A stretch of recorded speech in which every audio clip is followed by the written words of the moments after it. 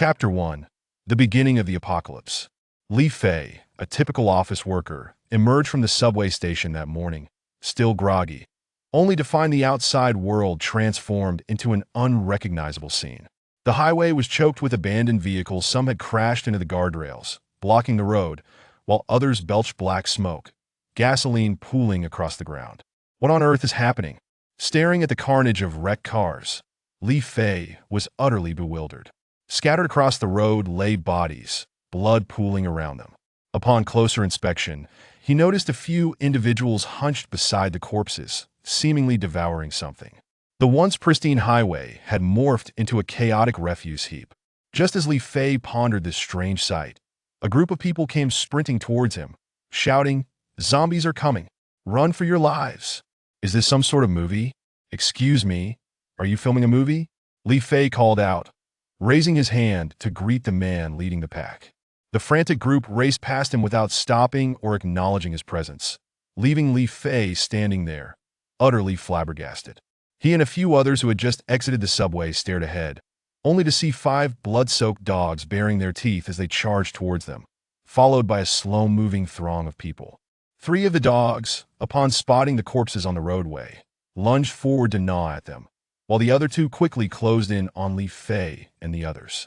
Before they could react, the 2 dogs pounced on a nearby individual, tearing into their flesh. "These are monsters! Run!" someone screamed in terror.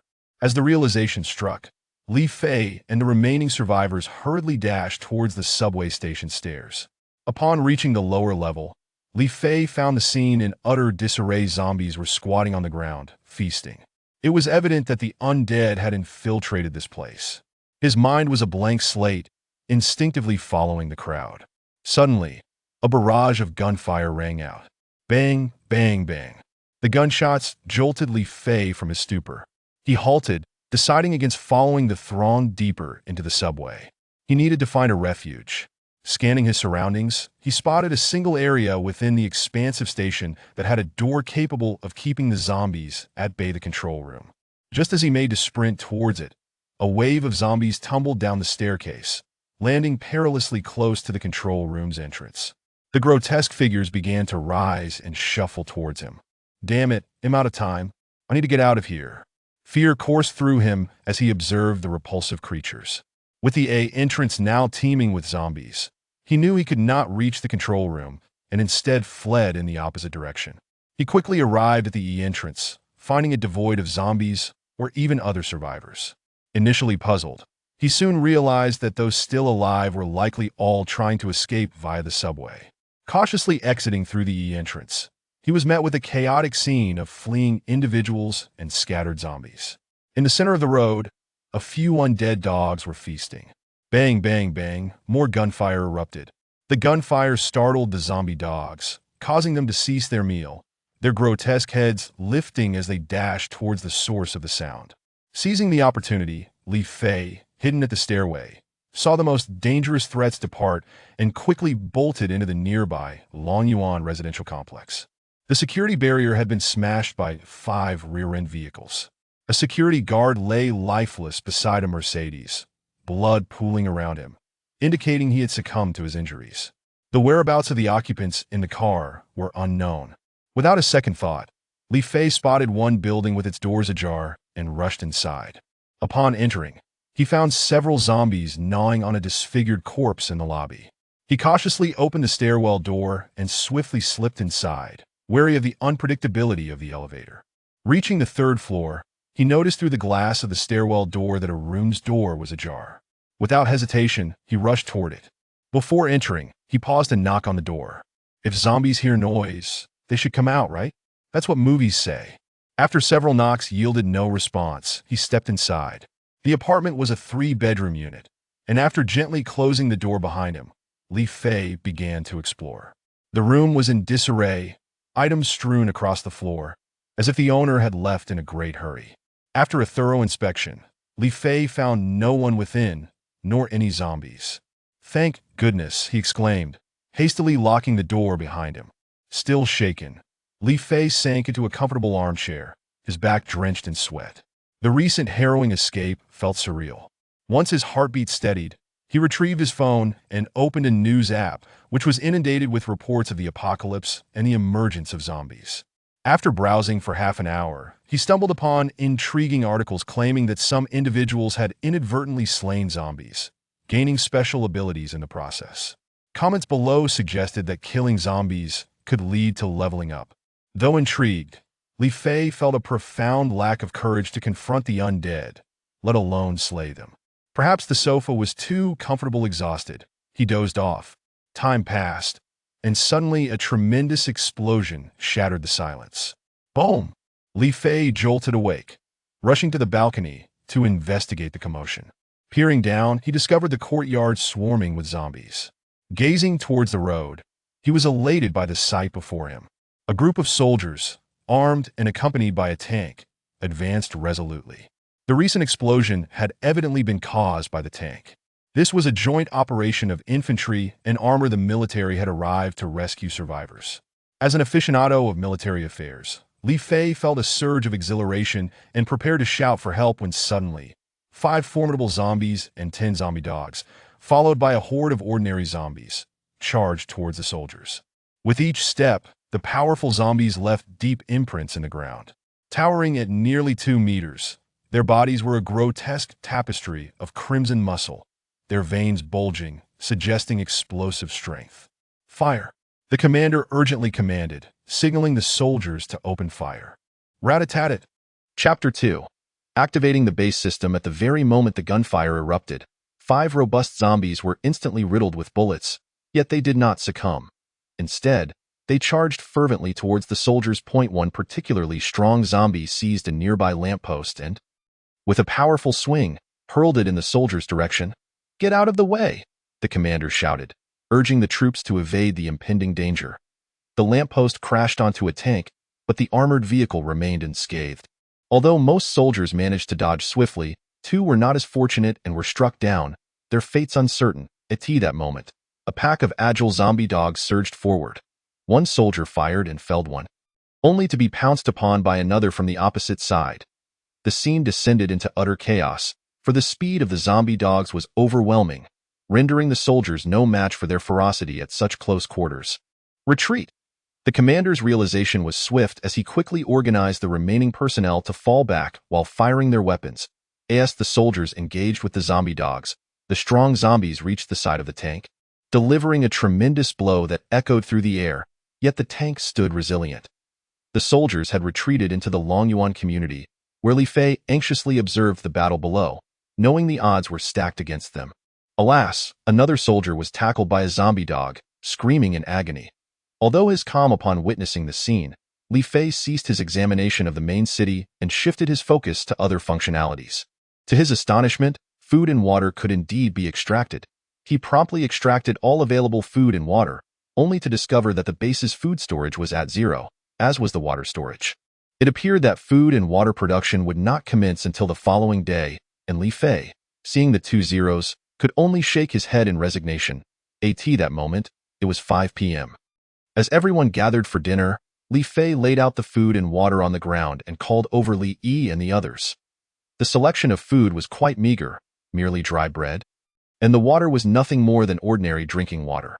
After Li Yi and the others finished their meal, Li Fei noticed that half of the food and water remained. It seemed there were provisions sufficient for 2 meals. So he collected the leftovers and stored them in the accompanying storage box. Once everyone had eaten and quenched their thirst, Li Fei began to study the map of the nearby area, as he needed to find an open space to place the main city.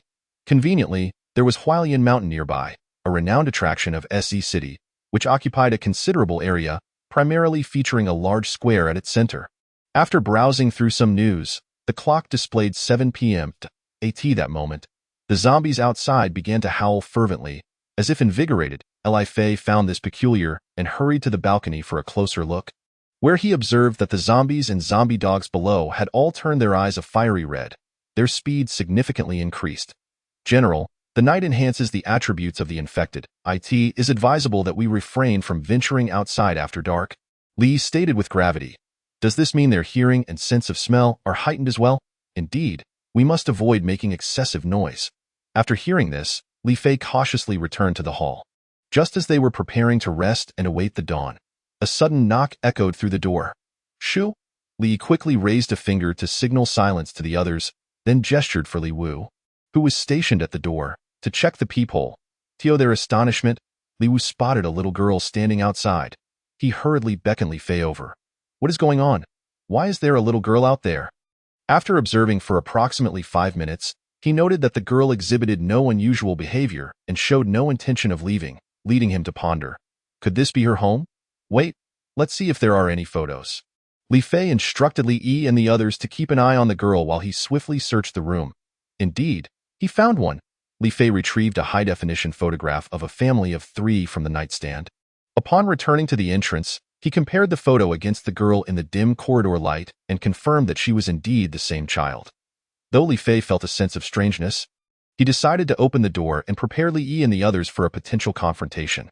When Li Wu opened the door, Li Si swiftly scooped the girl inside, and Li Wu promptly shut the door once more. Little one, why are you here all alone? Where are your parents? Li Fei inquired gently, offering the girl a piece of bread with a warm smile. This is my home. My parents hid me and told me to wait for them to return. But they haven't come back since they left. I was scared. So I came home, the little girl replied earnestly. The fact that her parents had not returned by nightfall suggested that, even if they were alive, their chances of survival were grim. Li Fei felt a pang of sorrow at the harshness of this apocalyptic world. Through their conversation, he learned that the girl's name was Kai Yi and that she was 5 years old. Li Fei tucked the photograph away and began to rest, as he planned to head to the square at Hualien Mountain the next day to establish the main city. Despite the terrifying sounds of zombies outside, Li Fei slept soundly, reassured by the presence of 10 archers guarding the perimeter. Early the next morning, Li roused Li Fei from his slumber. General, it is time for us to depart. After washing his face, Li Fei called out to Kai to wake her. Would you come with me to a safe place? Uncle, I don't want to leave. I want to wait for my mommy and daddy. Kai replied. Li Fei, with a gentle smile, reassured her, Uncle is a good person, there's no need to be afraid. Kai gazed at Li Fei's face with curiosity. Would you like to come with me to find your mommy and daddy?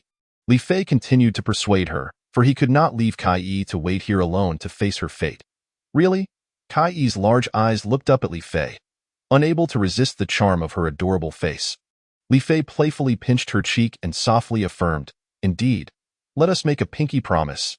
With earnestness, Li Fei and Kai linked pinkies. Damn it, why do I feel like a creepy uncle tricking a little girl? Li Fei sighed inwardly. After tidying up, he left a note to prevent Kai's parents from searching for their child in vain. As Li opened the door cautiously, Li Fei held Kai's hand and followed closely behind as they descended the stairs.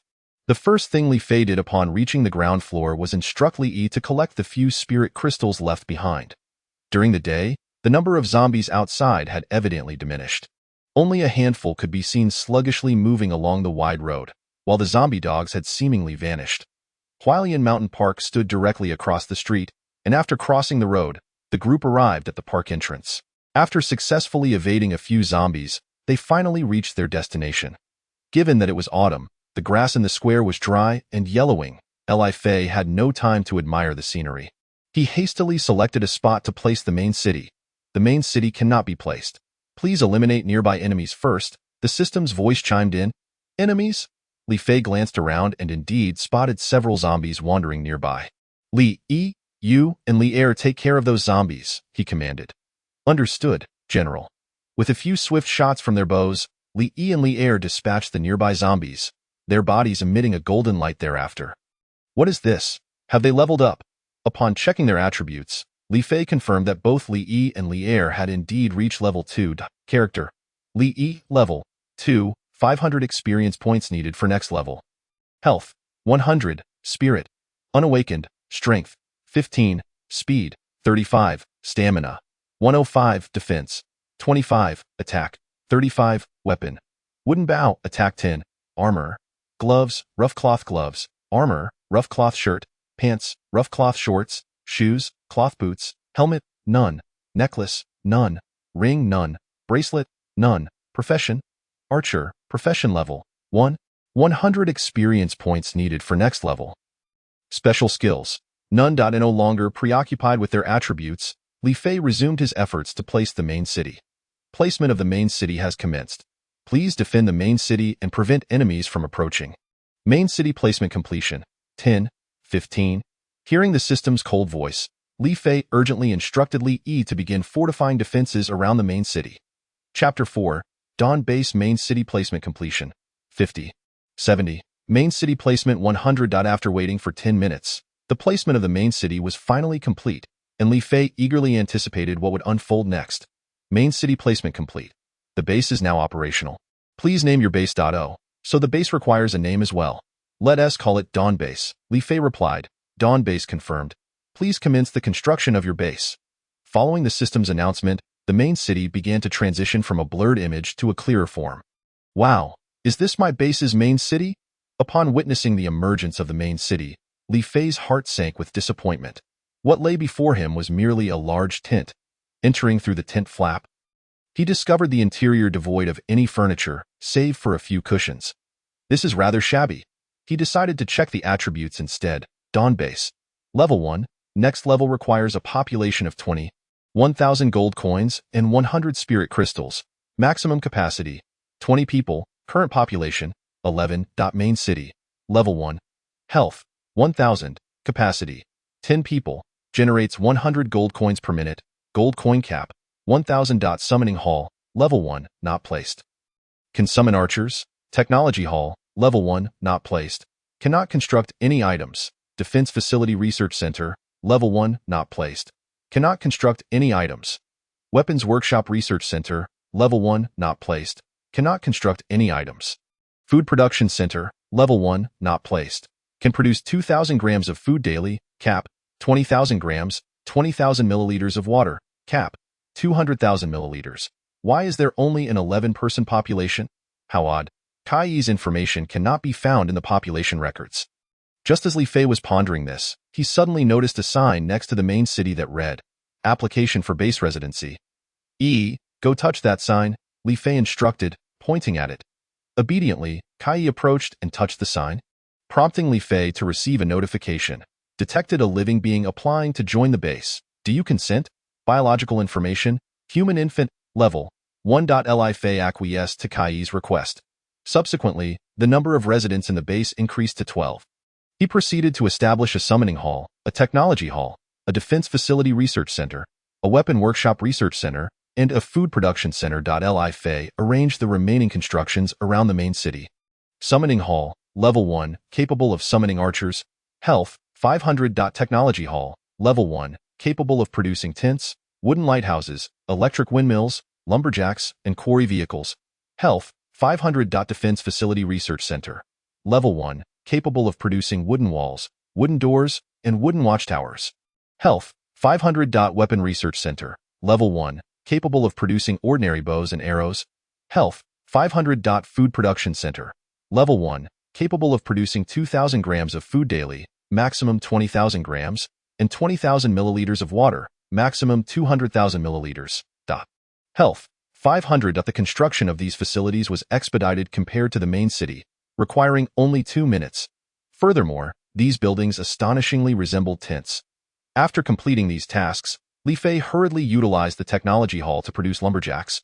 As he noticed that the Defense Facility Research Center and the Weapon Workshop Research Center were inoperative due to a lack of electricity, which was dependent on the electric windmill, requiring materials of 200 wood and 300 gold coins. Gold coins were generated from the main city, while wood was evidently needed from the lumberjacks. The operation of the technology hall required spirit crystals, and Li Fei inserted a spirit crystal into a diamond-shaped groove. The technology hall commenced its operations, prompting him to select production facilities. Constructing a lumberjack demanded 300 gold coins, and the main city currently produced 1,000 gold coins. Reaching its limit, he decided to construct 3 lumberjacks first. The lumberjacks were under construction. Li Fei discovered that the technology hall could only produce 1 item at a time, with each lumberjack requiring 5 minutes to complete, totaling 15 minutes for 3. With no alternative, Li Fei could only sit and wait. Fortunately, there were trees nearby to chop down, and Li Fei's eyes sparkled as he gazed at the trees in Hualien Mountain Park. Although indiscriminate logging was illegal, who would care in an apocalyptic world? The lumberjacks were completed, and he assigned the brand new lumberjack to Li Ba for logging. A minute later, Li Fei received a notification indicating that he had acquired 10 wood. So quick? It seemed this lumberjack was quite efficient. He then assigned the second and third lumberjacks to Li Jiu and Li Shi, respectively, for logging. First, he would construct the electric windmill, allowing the Defense Facility Research Center to commence operations, followed by building wooden walls to encircle the base. Soon after, 200 wood was acquired, and the construction of the electric windmill began. Time swiftly passed to noon. During this period, Li Fei activated both the Defense Facility Research Center and the Weapon Workshop Research Center, erecting numerous wooden walls to surround the Dawn base. Then, it was time for a meal. Li Fei called back those who were chopping wood and patrolling for lunch. After the meal, they resumed their tasks. He decided to summon 8 archers, meeting the requirement of 20 individuals to upgrade the base, while also having surplus troops available to hunt zombies for spirit crystals. The initial 10 archers were complimentary, but thereafter, summoning archers would require 120 gold coins and 100 wood. The archers also necessitated the continuous production of bows and wooden arrows from the Weapon Research Center, as the arrows had durability. He hoped for a few female archers. After a minute of fervent prayer from Li Fei, the 8 archers were successfully summoned. Ha, heaven helps me. Finally, there are women among them. Uncle, what's wrong? The curious Kai inquired, eyeing Li Fei, who was grinning foolishly. Realizing he had forgotten about Kai's presence, Li Fei quickly composed himself and replied, Uncle is overjoyed to see new companions joining us. Is that so? Kai responded, still bewildered, tilting her head to observe the 8 archers kneeling on one knee. Among the 8 archers, there were 3 males and 5 females, all clad in uniform attire with identical attributes. Li Fei named them sequentially from Li 11 to Li 18. With troops at hand, it was time to commence hunting zombies. Li Fei instructed Li Yi to lead the 8 individuals to slay zombies and level up, repeatedly emphasizing the importance of collecting spirit crystals. Once Li Yi departed, Li Fei went to the main city to access the omniscient surveillance, allowing him to observe the entire base's units and remotely command the soldiers. He watched the map where 9 green dots were moving. These were naturally Li Yi and his group, while the red dots surrounding them indicated zombies within their line of sight. Switching to Li Yi's perspective, the surveillance screen transformed to display Li Yi's individual view. Li Fei noticed a small horde of zombies before him, totaling 25. Through the screen, he could see the information of those zombies, all categorized as first-tier zombies. Chapter 5. Upgrading the base. Thanks to the speed enhancement from the archer class, Li Yi and his team swiftly eliminated the zombies. Li Fei noted that several archers had leveled up. Since the archers could directly access weapons from the storage box of the Weapon Research Center, Li Fei need not worry about their arrows depleting. The level 1 base could only accommodate 20 individuals, and it was no longer possible to summon new archers. Growing bored, Li Fei began constructing a 2-layered wall around the base, adding several watchtowers in each direction, given that the main city's gold had reached its limit and would be wasted if not utilized. Archers stationed atop the watchtowers would see an increase in attack power and shooting range, with each tower accommodating 4 individuals. After 3 hours, Li Fei received a notification that Li had reached level 5. Summoned creatures could not exceed a level difference of 3 with their master. He was advised to level up promptly. Would you like to activate experience sharing? By activating experience sharing, the experience gained by summoned creatures would be prioritized for the master. Such a function exists. This means I could level up while lying at home? Li Fei was elated and hurriedly activated experience sharing. Shortly after, he noticed his experience points rapidly increasing, leading to his level up. Upon reaching level 4, he gained a slight boost in attributes, and upon reaching level 5, a system notification informed him of new skills available for unlocking. The first skill, Morale Boost, enhancing the morale of all individuals in the base, increasing all attributes by 10, attack power by 10, and critical hit rate by 10. The second skill, Berserk State, granting himself a frenzy status, increasing all attributes by 20, attack power by 20, and critical hit rate by 20. Li Fei unhesitatingly chose Morale Boost. With his own base established, who would venture out to face zombies? The combat duties, of course, would be entrusted to his subordinates. This was not cowardice. It was wisdom. Wasn't it absurd for the Lord to engage in battle? After reaching level 5, the experience gained from ordinary zombies diminished significantly, prompting Li Fei to deactivate experience sharing, allowing the soldiers to level up instead. As dusk approached, all those who had ventured into battle reached level 5, and Li Fei instructed them to return to the base hastily. Have you learned a new skill? Li Fei noticed that Li had acquired a new skill, Flame Arrow. Flame Arrow, a basic skill for archers. enabling arrows to inflict fire damage. When did you learn this new skill? Li Fei exclaimed, his eyes wide with astonishment. Lie clasped his fists and explained solemnly, reporting to the general, upon reaching level 5. I was able to choose a professional skill to learn, I see, Li Fei acknowledged, realizing that his own professional level had indeed risen to level 5. It appeared that his lack of a profession explained the absence of a prompt regarding his professional level. Li Fei instructed everyone to rest before approaching the main city. Upgrade the base. A golden light radiated from the main city, instantly spreading throughout the entire base. Commencing base upgrade, the system announced. What is this? So beautiful, Kai Yi, playing nearby, was instantly captivated by the golden light. 5 minutes later, the base upgrade was complete. As the golden light faded, the main city transformed into a larger tent, now featuring a grand table and 50 chairs within. Li Fei, filled with excitement, hurriedly checked the attributes of the various buildings in the base. Dawn Base.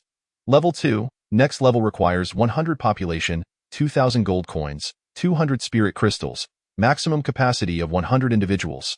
Currently housing 20 individuals. Main city, level 2. Health, 2,000. Capacity, 50 individuals.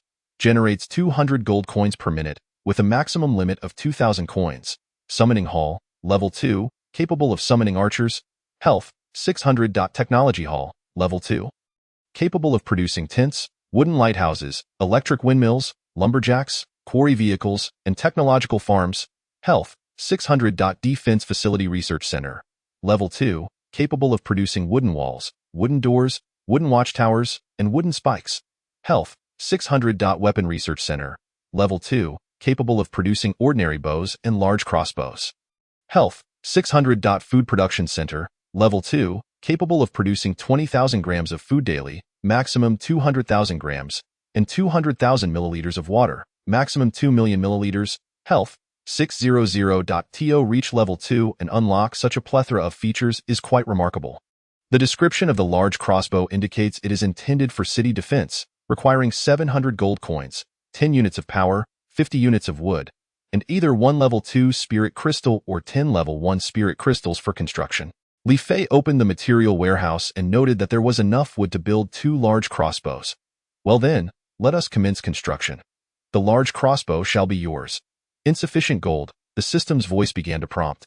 Ah, I see. I forgot that I used up all my gold when upgrading the base. We shall wait. The main city produces 200 gold coins per minute, so in 3 minutes, I can produce one. 3 minutes later, construction of the large crossbow begins. The large crossbow is under construction, requiring 5 minutes. The construction time seems a bit lengthy, perhaps due to it being a level 2 building. No matter. I shall have dinner first. Ever since the establishment of the food production center, soldiers can retrieve food from the food storage box themselves. Li Fei merely called Kai Yi over to dine together. At 7 p.m., the zombies outside began to rage once more. Roar, roar, roar. The air was filled with the frenzied cries of zombies surrounding the base. Li Fei positioned a large crossbow facing each direction, north, south, east, and west. The large crossbow requires 2 operators and has 2 shooting modes. Single arrow shooting, which inflicts significant damage and is specifically designed to target high-level zombies, and area shooting, which is intended for a wide-range assault on zombies. After setting these up, Li Fei believed he could pass the night peacefully, but at that moment, Li Yi approached. General, the visibility for the soldiers is too low at night. We need illumination. Illumination? How could I have overlooked that? I shall construct a wooden lighthouse immediately, Li Fei exclaimed, slapping his thigh. Before long, the entire base and a 100-meter radius around it were illuminated by a soft yellow light. After lulling Kai Yi to sleep, Li Fei entered the main city. Opening the all-seeing surveillance, he observed dozens of red dots rapidly approaching within the field of vision. They must have been drawn here by the base Lie. Take your men to the north gate and prepare for defense. Infected individuals are approaching from that direction. Understood, General. Li Yi responded through remote communication before leading 30 archers to the north gate. After completing the construction of the crossbows, Li Fei summoned another 30 archers, bringing the total population of the base to 50, though Li Fei wished to summon 80 at once to reach a total of 100. He realized that the daily food production was insufficient to support such a large population, thus he had to abandon that thought. Power levels were a bit low. Let us construct 2 wind turbines for electricity generation. Just as Li Yi and his men arrived at the northern city wall, Li Fei noticed 3 yellow dots approaching the western side of the base within the field of vision. Green indicates friendly units, red denotes enemy units, and yellow likely signifies neutral individuals, making it difficult to ascertain whether they were foes or allies. Chapter 6. Zombie Siege. Who are you, and what brings you here? Li Fei inquired from his elevated position on the western wall, gazing down at the 3 men below. We are military personnel, fleeing from zombies and happened to notice the lights here, so we came to investigate. One of them replied. Military personnel? Li Fei took out his phone and snapped a picture of them. The high resolution allowed him to discern even the blemishes on their faces. Upon recognizing their features, Li Fei was taken aback. They were the very 3 who had broken through the zombie horde today. Moreover, their uniforms were indeed characteristic of military personnel. Where is your main force? Why have you not contacted them? Li Fei furrowed his brows as he questioned them again.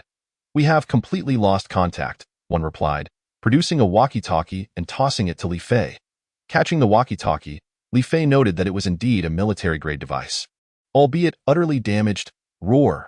At that moment, the cries of hordes of zombies echoed nearby. Young man, could you let us in? One of the men hastily drew his pistol, anxiously surveying the surroundings. Of course, Li Fei contemplated. Having more people would be beneficial for mutual protection. He instructed the archers guarding the gate to open the western city gate. Hello, young man. I am Lin Hao, their squad leader. May I ask your name? Lin Hao greeted Li Fei with a hearty smile, his dark complexion instilling a sense of reassurance in Li Fei. I am Li Fei. Please come in. It's too dangerous outside. Li Fei quickly ushered them inside. Inside the main city, through conversation, Li Fei learned that apart from Lin Hao, the other 2 were named Wang Mao and Zhong Zhenghai, all soldiers from the nearby military district. You may call me Li Fei. By the way, what abilities do you possess? The system should have granted you each a skill as well, Li Fei inquired, testing the waters. The 3 men, seeing Li Fei's willingness to shelter them, displayed their abilities without reservation. My skill is called Flame of Fury, Lin Hao stated, summoning a yellow flame in his hand. My skill is Berserk Beast Transformation, which enhances my attributes. Wang Mao added after Lin Hao's demonstration. My skill is Rapid Movement. Zhong Zhenghai declared, instantly appearing behind Li Fei. You all are truly formidable. These skills are essential for survival. Li Fei applauded enthusiastically after witnessing their displays. Li brother, what is your ability? Lin Hao suddenly asked with curiosity. As for mine, I can summon soldiers. Li Fei pointed towards Li Yi and the others. Regarding their inquiries, Li Fei only divulged part of the truth, omitting some details. That's quite impressive. You need not engage in battle yourself. Lin Hao remarked with an envious expression. The group then exchanged compliments for several minutes. General, the number of infected is alarming. They are increasing exponentially. Li Yi urgently contacted Li Fei. What? Let me check immediately. Li Fei hastily opened the all-seeing surveillance. This is... Lin Hao and the others were left speechless upon seeing the surveillance feed. Ignoring their astonishment, Li Fei observed a massive wave of zombies rapidly advancing towards the north gate, estimating there to be several hundred. Meanwhile, soldiers on the wall frantically shot arrows at them. Flame arrow. Li unleashed his skill, launching a fiery arrow that struck a zombie, instantly engulfing it in flames and incinerating several others nearby. This skill is quite impressive, capable of dealing extensive area damage to foes. Just then, 5 level 2 zombies emerged from the horde, pushing aside the obstructing level 1 zombies and charging menacingly towards the base. Unlike human levels, each increase in a zombie's level signifies a qualitative leap in power. Flame arrow. Once Li's skill was ready again, he aimed it directly at the level 2 zombies. Although the flames engulfed the level 2 zombies, they soon emerged unscathed from the fire. This is bad. Quickly switch the large crossbows to single arrow mode and prioritize the level 2 zombies. Li Fei urgently commanded the archers operating the crossbows. However, an even worse situation unfolded as 15 zombie dogs burst forth from the crowd, sprinting rapidly towards the base walls, where they began to assault the barricades frantically. The wooden walls sustained damage, health decreased by 5, remaining health, 95. Suddenly, Li Fei received a flurry of notifications, all indicating the wooden walls of the base were under attack. Li Fei, how long can the wooden walls hold? Lin Hao, seeing the dire situation, asked urgently. At most 5 minutes. Li Fei replied helplessly. There's no time to lose. Please allow us to join the fight, Lin Hao implored Li Fei, observing the hopeful expressions on their faces. Li Fei responded, very well, Please apply to join the base. Detected a life form applying to join the base. Do you consent? Life form information. Human, youth. Level 5. Consent.as. He watched Lin Hao and the others with their bows head towards the north gate. Li Fei suddenly snapped out of his daze. How could I have forgotten that I still have skills to utilize? Truly, my first battle against zombies has left me a bit unprepared. Morale boost. Once Li Fei and the three arrived at the north gate, he activated his skill. What just happened? I suddenly feel a morale boost.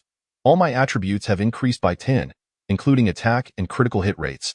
Lin Hao remarked, puzzled, as he stood atop the north wall.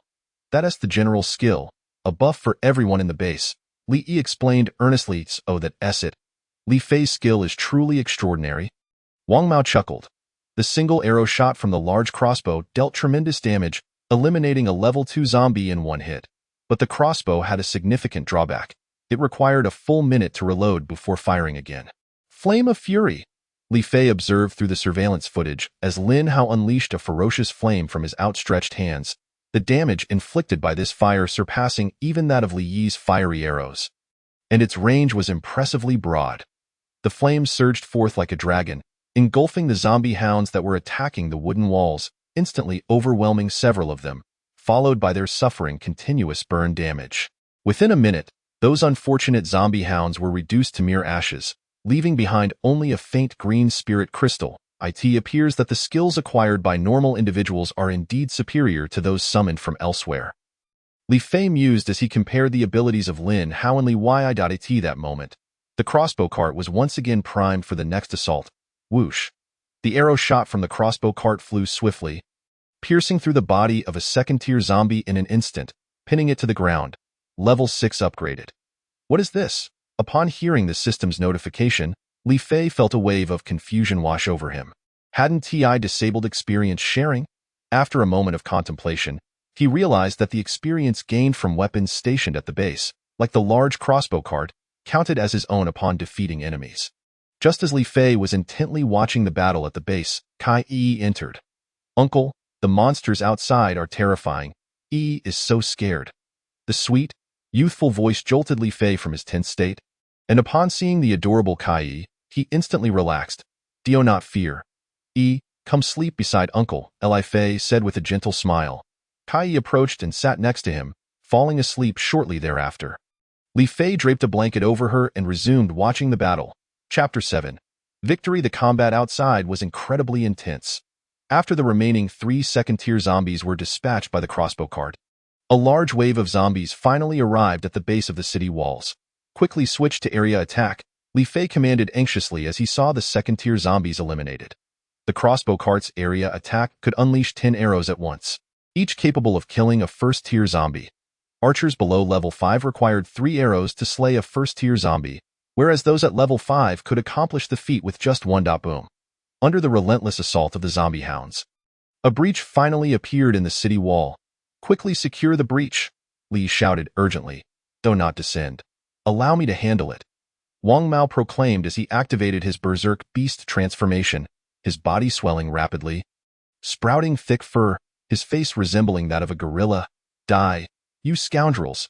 After transforming, Wang Mao leapt from the wall, crushing an incoming zombie hound beneath his massive foot, reducing it to a puddle of flesh. So powerful! Li Fei marveled at this scene. At that moment, Wang Mao stood like a heroic figure, staunchly defending the breach. I shall join you. Zhong Zhenghai brandished a dagger and jumped down, swiftly eliminating the zombies that had already entered with his rapid movements, his speed rendering him untouchable. Blazing flames. Lin Hao on the wall was equally unyielding, hurling a ball of fire into the mass of corpses at the breach, incinerating a dozen zombies to ashes. Boom! Just then, another zombie hound breached the city wall at a different location. Wang Mao, hold this side, I will attend to the other, Zhong Zhenghai declared, quickly moving to the new breach. At this juncture, Li Fei found himself unable to assist. As the enemies were too close for him to deploy any defenses, he could only continuously boost the morale of the soldiers engaged in battle. This is bad. My spiritual energy is depleted. Lin Hao shouted at this moment. Only 5 zombie hounds remained. Focus fire on the zombie hounds. As Li Fei commanded, he hurriedly redirected the archers stationed at other positions to provide support. That instant, Yet another zombie hound breached the wall. Concentrated fire. Dozens of arrows rained down upon the zombie hound, which had no chance to flee before being turned into a pincushion, dying on the spot. The crossbow cart could eliminate 10 zombies per minute, yet that was far from sufficient, as there were at least 600 zombies, some attacking the walls while others surged through the 3 breaches. At that moment, the archers arriving from other directions had all gathered, albeit only 7 in number. Li Fei ordered all the archers to support the northern gate. By the time all the zombie hounds were slain, the 3 breaches could no longer be held, and zombies began pouring in uncontrollably. Lin Hao's spiritual energy had been exhausted. Wang Mao had reverted from his beastly state, and his skills were temporarily unavailable. While Zhong Zhenghai was also utterly fatigued. Just as the situation on the battlefield turned dire for the defenders, several archers atop the wall leveled up to 5. Everyone, learn fire arrow, Li Fei bellowed, issuing the command. This is splendid news, truly a stroke of fortune. Li Fei suddenly burst into laughter, inadvertently waking the peacefully slumbering Kai beside him. Uncle, what's wrong? Kai squinted and inquired before drifting back to sleep. Nothing. Li Fei refrained from speaking further after seeing her fall asleep again. Fire arrow. A barrage of flaming arrows shot from the wall towards the horde, igniting them in a conflagration. How magnificent! It seems the base will withstand this siege.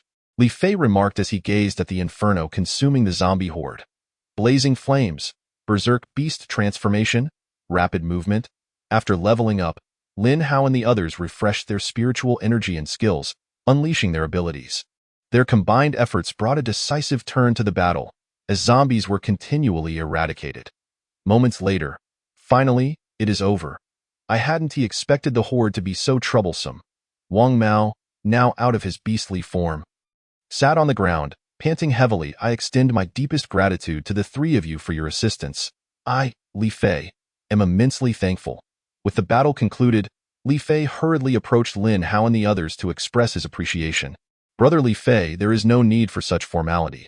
Had you not taken us in, we would still be fleeing. It is only right that we assist you, Lin Hao replied with a smile. Indeed, it is our duty to do so. Zhong Zhenghai concurred from the side.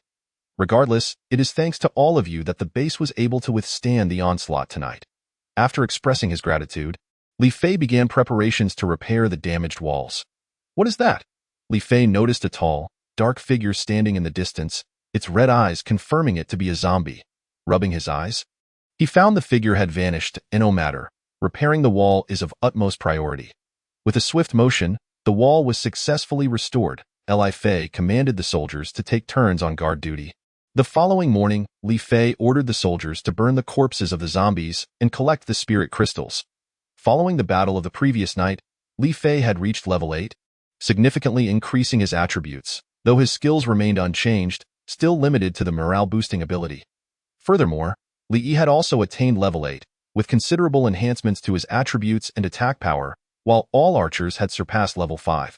The levels of Lin Hao and his companions had also risen to 8. It was time to tally the spoils of war. Last night, a total of 650 first-tier zombies, 5 second-tier zombies, and 15 zombie hounds had been eradicated. Since the zombie hounds counted as second-tier zombies, they had collectively yielded 20 second-tier spirit crystals and 650 first-tier spirit crystals. It was time to upgrade the base to level 3. Spirit crystals held significant value, as constructing large crossbow carts and technological farms required them. A technological farm could increase daily food production by 1,000 grams, requiring 700 coins, 50 wood, 1 second-tier spirit crystal, or 10 first-tier spirit crystals, and 10 units of electricity. First, I will construct 20 technological farms, boosting the daily food output to 40,000, allowing for the summoning of additional archers to address the population deficit. Brother Li, your base is truly remarkable, possessing farms that can automatically produce food. Lin Hao approached Li Fei, admiring the rows of technological farms ahead. Brother Lin, you jest.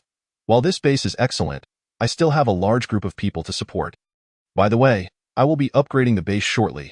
If you're interested, you may observe the process to— Oh? The base can be upgraded? I must certainly witness this. Do not rush.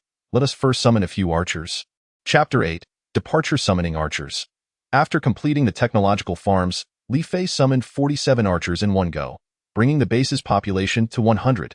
The sudden appearance of the archers left Lin Hao and his companions in stunned disbelief. This is astonishing. The ability to conjure people from thin air is akin to Nuwa creating humanity. Li Fei chuckled at their exclamations without addressing their astonishment. Upgrade the base. A golden light radiated from the main city, swiftly enveloping the entire base. The system's voice announced, beginning base upgrade. This golden light is dazzling. Zhong Zhanghai remarked, captivated by the brilliance covering the base. How beautiful! I absolutely adore it. At that moment, Kai Yi was running around the base, shouting joyfully. Who is that little girl? Wang Mao asked, delighted as he watched Kai Yi. Her name is Kai Yi. I found her abandoned by her parents, Li Fei explained. Li Fei gazed at Kai Yi with a loving glimmer in his eyes and replied. How adorable! May I embrace her? Well, if she is willing, I suppose, came the response. Upon hearing this, Wang Mao dashed excitedly to Kai Yi's side and, without uttering a word, scooped her up in his arms. When Kai Yi saw the dark-skinned stranger suddenly approaching her, she let out a wail and began to cry. Observing this, Li Fei hurried over to take her from the flustered Wang Mao. Don't cry. This Uncle Wang Mao is not a bad person. He is a soldier, Li Fei quickly reassured her. Really? Kai Yi ceased her tears, looking at the panicked Wang Mao standing nearby. Indeed. Then let us play with that. Kai Yi extended her arms towards Wang Mao. Seizing the moment, Wang Mao lifted her up with enthusiasm. I didn't expect Wang Mao to be so fond of children, Li Fei remarked while watching the pair frolic. I've known him for so long and had no idea. He truly surprises me, Lin Hao replied in astonishment. Just then, a voice from the system announced, base upgrade complete. Li Fei promptly checked the attributes of the base. Dawn base. Level 3, next level requires a population of 300. 4,000 gold and 400 spirit crystals. Maximum capacity of 300 individuals. Current population of 100. Main city. Level 3. Health. 4,000. Capacity for 100 individuals. Generates 400 gold per minute. Gold cap of 4,000. Summoning hall. Level 3. Capable of summoning archers, swordsmen, spearmen, farmers, and workers. Health. 1,000. Technology hall. Level 3. Can produce tents, wooden lighthouses, energy windmills, lumber machines, stone vehicles, technology farms, wooden houses, stone lighthouses, and mining vehicles. Health. 1,000. Defense facility research center. Level 3. Capable of producing wooden walls, wooden doors, wooden watchtowers, wooden spikes, stone walls, stone doors, and stone watchtowers. Health. 1,000. Weapon research center. Level 3. Capable of producing standard bows, large crossbows, standard stone spears, standard stone swords, and spirit crystal energy wave towers. Health. 1,000. Food production center. Level 3. Capable of producing 80,000 grams of food daily, maximum 800,000 grams, and 800,000 milliliters of water, maximum 8 million milliliters. Health. 1,000. Equipment research center. Level 3. Unplaced. Equipment processing center. Level 3. Unplaced. 0.2 new buildings have been added. Let us place the equipment research center first. Insufficient materials, lacking stone and iron ore. How could it require so many different materials? Let us examine the descriptions of the other facilities. Stone lighthouse. Provides a larger field of vision. Constructing buildings requires being within the coverage area of the lighthouse. The base must continuously build lighthouses at its boundaries to expand. It appears that it is time to expand the base, as the current area is overcrowded with various structures. Let us take another look at the others. Farmers. Each farmer can increase farm output by 10 food daily and randomly obtain a poultry each day. Workers. Each can increase the output of stone and mining vehicles by 10. Swordsmen. Possess exceptionally high single target damage. Spearmen. Capable of attacking 3 enemies in a straight line simultaneously. Wooden houses. Can accommodate 8 residents. Previously, all residents lived in tents, each housing only 4 individuals. With these wooden houses, more people can be accommodated. Mining vehicles. Can gather various ores. It seems iron is collected using these vehicles. Replication disk. Can gather data on target replicas and add them to the technology hall for future construction. This item is quite extraordinary. Can I collect data on aircraft and tanks and then construct them in the technology hall? I recall there being a tank on the road near Longyuan community that belonged to Lin Hao's team. I could go replicate that later. Spirit Crystal Energy Wave Tower. Generates powerful currents using spirit crystal energy to eliminate enemies within its attack range. This is truly a city defense artifact. With this tower, last night's horde could be dispatched with a single strike. However, the construction materials and spirit crystal consumption are exorbitant. Building the spirit crystal energy wave tower requires 2,000 gold, 100 wood, 100 stone, 100 iron, and either 100 first-level spirit crystals or 10 second-level spirit crystals. Each attack consumes 10 first-level spirit crystals or 1 second-level spirit crystal. This means I must replace the spirit crystals after every 10 attacks. It seems this can only be utilized during a horde assault. Just as Li Fei pondered the matter of the spirit crystal energy wave tower, Lin Hao and the others arrived with their packs. Brotherly, we have received orders from the higher-ups to assemble at the nearby GZ City. It is said that the government and military have established a temporary base there, and all scattered soldiers and officers must gather at GZ City. Lin Hao stated solemnly. Are we leaving now? I had hoped to fight alongside you for a while longer, Li Fei inquired, well aware that soldiers are bound to follow orders. As you know, we are soldiers. While we too wish to remain here, we must obey orders. I see. Then I shan't keep you any longer. Take some food and water for the journey. Uncle Wang, are you really leaving? Kai Yi asked. Clutching Wang Mao's clothing with reluctance, at that moment, Wang Mao was already in tears, crouching down to embrace Kai Yi while wiping his eyes, saying, I'll come back to see you. Take good care of yourself. Witnessing this, Li Fei couldn't help but feel a mix of amusement and sorrow. After all, they had fought together as good brothers. Outside the western gate of Dawn Base, goodbye. I will miss you. Wang Mao called back to Kai Yi as he walked away, waving, Goodbye, Uncle Wang. I will miss you too, Kai Yi shouted with all her might, her earnest expression appearing particularly endearing. Chapter 9. Expanding the base after Lin Hao and the others departed. The base's population dropped to 97, prompting Li Fei to summon 3 swordsmen to replenish their ranks. The next step was to expand the base. Li Fei made a gesture of encouragement and shouted, I am going to make great strides. Come, let us cheer together. Follow my lead. Oh. Although Kai Yi did not understand the meaning of oh, she joined in the cheer. First, let Li Yi and the others gather the data on that tank. When Li Yi returned, Li Fei began constructing stone lighthouses frantically to expand the base's area, dispatching soldiers to eradicate the surrounding zombies. The Weapon Research Center can now research tanks. Spirit Energy Tank, a replica modified from Earth's weapon tanks. Boasting an expansive attack range and robust defense. Construction requires 2,000 gold, 100 wood, 100 stone, 100 iron, and either 100 first-level spirit crystals or 10 second-level spirit crystals. Each attack consumes 10 first-level spirit crystals or 1 second-level spirit crystal. The Spirit Energy Tank. It seems the Technology Hall's function extends beyond mere replication. It can also facilitate modification. However, the material requirements are identical to those of the Spirit Crystal Energy Wave Tower, with Spirit Crystal consumption being the same. Currently, constructing the Spirit Energy Tank is not feasible, so Li Fei must set that aside for now. For the time being, the base will expand to this extent. Next, he will arrange the defense facilities. Summoning 10 farmers and 30 workers, he proceeded to produce 10 stone vehicles and 10 mining vehicles. With the workers in place, he could assign them to operate the lumber machines, stone vehicles, and mining vehicles, while the archers would solely be responsible for their protection. The mining vehicles and stone vehicles can automatically detect the locations of ore and stone, eliminating the need for a dedicated search for mines.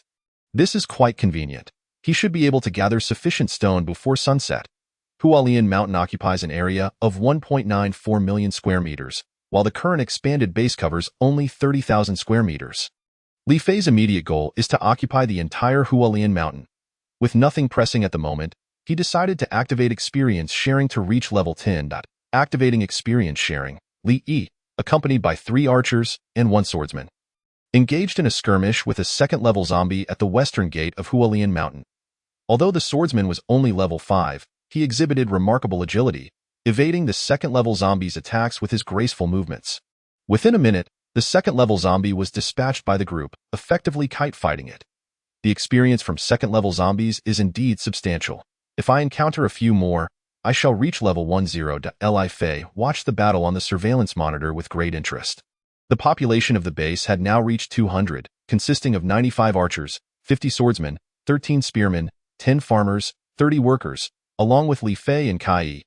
Each group comprised 4 archers and 1 swordsman, specifically tasked with clearing the zombies around Hualien Mountain. To ensure timely support, The distance between each group could not exceed 100 meters. As several groups continued to slay zombies, Li Fei's experience steadily increased. By 4 p.m., Li Fei finally reached level 10. He disabled experience sharing. Upon reaching level 10, Li Fei had the opportunity to select another skill. The first skill, Frost Spell, inflicts 10 points of ice damage to the enemy, with an additional slowing effect lasting 10 seconds. And a 10 chance to freeze the enemy for 10 seconds. It consumes 10 mana points and has a cooldown of 5 seconds. The second skill, Fireball, inflicts 10 points of fire damage to the enemy, with an additional burning effect lasting 10 seconds, causing the enemy to lose 10 health points per second, with a 10 chance to trigger explosive damage. Both skills were intended for his personal use. Suggesting a rhythm that required him to engage in combat, Li Fei opted for the first skill, Frost Spell. He reasoned that while the base's archers were not lacking in fire skills, what they truly needed was a controlling ice skill. Although the damage of Frost Spell was not high, its slowing effect and chance to freeze the enemy made it quite valuable for control. The swordsman at the base, upon reaching level 5, had chosen a skill called Flame Slash, which allowed their swords to inflict additional fire damage, unleashing a fiery sword energy to attack enemies. Li Fei had refrained from deploying the spearmen for the time being. As their slow movement rendered them unsuitable for hunting zombies, they were better suited for defense. Character, Li Fei level, 10 health, 1000 mana, 1000 strength, 50 speed, 50 attack power, 50 stamina, 100 defense, 50 weapon, not equipped skills, morale boost. Frost Spell. As night fell, this period marked a challenging time for many small survivor bases. The zombies' sense of smell and hearing became exceptionally acute at night. Merely passing by the entrances of survivor bases would alert them to human presence, prompting frantic assaults on the gates. Lu Urgu, before the apocalypse, had worked as a bouncer in a bar. After the outbreak, he had killed numerous zombies thanks to his bold nature and had received skills gifted by the system. Subsequently, he recruited the entire security team from the bar, clearing it of zombies and establishing himself as its ruler in his domain. Any survivor who dared to defy him would face ruthless punishment. Despite reaching level 10 and possessing 3 skills, Lu Urgu still did not dare venture out at night. The Night Emperor Bar was the name of Lu Urgu's refuge, where an unpleasant incident was unfolding. Lu Urgu's subordinate, Luo Fei, brandished a metal rod, pointing it at a young man huddled on the ground with his hands over his head, saying, "Lu Ming, don't push your luck. If it weren't for your status as an evolved being, I would have killed you already. The boss wants you to join us, yet you choose to play the hero. Look at that woman you saved. Isn't she currently lying in the boss's bed? Let me ask you again, will you join us or not?" Luo Fei questioned menacingly. "Bah, you scoundrels, I, young Master Lu, disdain to associate with the likes of you. Even if you beat me to death, I shall never join you." Lu Ming spat defiantly. "You think you're so grand as young Master Lu? Keep talking back, and I'll make you a eunuch," Luo Fei threatened, glaring at the remarkably handsome Lu Ming. "Enough, Luo Fei. Let me handle this." A robust man emerged from a room within the bar, his right arm adorned with a dragon tattoo. Lu Urgu. "Boss, you're out. Was it enjoyable just now?" Luo Fei changed his demeanor instantly, eagerly flattering Lu Urgu. "Not bad. After we deal with this punk, I'll let you have some fun," Lu Urgu replied nonchalantly, casting a sidelong glance at him. Hearing this, Luo Fei quickly handed the metal rod to Lu Urgu and gleefully stood aside, likely contemplating some nefarious thoughts. Chapter 10. Revenge. Lu Ming, think carefully. If you refuse to agree, tonight you will be thrown out to feed the zombies. Lu Urgu crouched down, gripping Lu Ming's hair while glaring at him fiercely. "Don't you wish to join us and share those beauties?" Lu Urgu gestured towards a group of scantily clad women lounging on the couch behind him. "Or do you prefer to be tossed out to the zombies like those worthless scum?" He then pointed to a group of men cowering in the corner. "Scum, I'm not afraid of you. Go ahead and throw me out. Even if I'm eaten by zombies, I refuse to become one of your trash." Lu Ming retorted defiantly, staring unwaveringly at Lu Urgu. "Hemph, you're asking for it. Luo Fei, make your move. The zombies are about to come. Break his limbs and tie him to a lamppost," Lu Urgu commanded Luo Fei. The reason Lu Urgu's refuge had managed to survive was not due to his prowess, but rather his particularly cruel method of luring nearby survivors with food and alcohol. The women were kept for his and his subordinates' amusement, while the men were incapacitated by having their legs and arms broken, only to be tied to lampposts nearby after nightfall. This way, the zombies would be drawn to the unsuspecting victims instead of attacking the bar. Crack! Ah! Lu Ming cried out in agony as his limbs were shattered. You shall not have peace. I curse you to be devoured by zombies tonight, he shouted, bound to the lamppost. Shout all you want. Your cries will only serve to lure the zombies away from us, ensuring our safety, Luo Fei chuckled, addressing Lu Ming with a grin. After Luo Fei returned to the bar, Lu Ming began to employ his skill. Healing Wind, which he had learned upon reaching level 5. With his physical condition significantly enhanced at level 5, Lu Ming possessed a degree of self-healing ability. Coupled with Healing Wind, his shattered limbs swiftly mended. Blazing Fire. This was a skill granted to him by the system at the outset. A surge of flames severed the ropes binding him, and Lu Ming fell to the ground. Prepare for my revenge. I, young Master Lu, am not to be trifled with, he seethed, glaring at the bar's entrance before swiftly making his way toward the building across the street from the bar. Inside the bar, Lu Ergu and his subordinates, believing they would enjoy another uneventful night like the previous two, began drinking and reveling with women. Little did they know, death was slowly creeping closer to them. Tonight was unexpectedly tranquil. Li Fei sat in the main city, observing the monitor's view, noting that no red dots approached his base. Could it be that all the zombies had been cleared out during the day? Li Fei gazed, filled with curiosity, at the desolate main city, which had now transformed into wooden structures rather than tents, providing ample space for 100 individuals. At the Night Emperor Bar, the revelers were in high spirits, with Luo Fei shamelessly riding atop a woman. Just then, a fireball shot from a window of the building across from the bar, crashing against the bar's entrance and exploding. The powerful blast attracted several second-tier zombies, who began to assault the bar's door furiously. Damn it! Who did this? I will take their life. Lu Ergu hurled his cards to the ground, rising to kick Luo Fei, who was lost in ecstasy, to the floor. Liu Ming, witnessing the increasing horde of zombies from the window. 10, 20, and within 10 minutes, 300 zombies gathered at the bar's entrance, realized the gravity of the situation. Among them, 20 were second-tier zombies and 50 were zombie dogs, a bunch of scum. Let's see how you escape this time. To those women, I truly apologize. The fragile door was smashed open by a blow from a second-tier zombie, and soon, all the zombies surged in, filling the bar with screams of despair. Who the hell did this? I swear I will not let them go even in death. Lu Ergu punched a second-tier zombie to the ground, then rushed towards the entrance. The unevolved women inside the bar were instantly overwhelmed by the ravenous zombies, none surviving the onslaught. After watching for 5 minutes, Lu Ming was about to leave when, to his surprise, 2 figures suddenly burst out of the bar. Lu Ergu and Luo Fei. How is this possible? Those 2 brutes are still alive. The escaping Lu Ergu and Luo Fei dared not linger, fleeing frantically into the distance. Brother, where are we going? It's too dangerous outside at night. We need to find a place to hide. Do you see that? I sensed something was off there yesterday. Lu Ergu pointed towards the lighthouse in the direction of Hualien Mountain, which was illuminated. That is Li Fei's dawn base. There must be survivors there. We will seize it. Lu Ergu spoke insidiously. Boss is wise. With our strength, we are bound to seize that place. After hearing this, Luo Fei hastily urged his steed onward. In truth, the apocalypse had only commenced 3 days prior. And with Lu Ergu at level 10 and Luo Fei at level 8, their combined combat prowess was sufficient for them to thrive in this new world. Unbeknownst to them, a figure trailed behind, Lu Ming.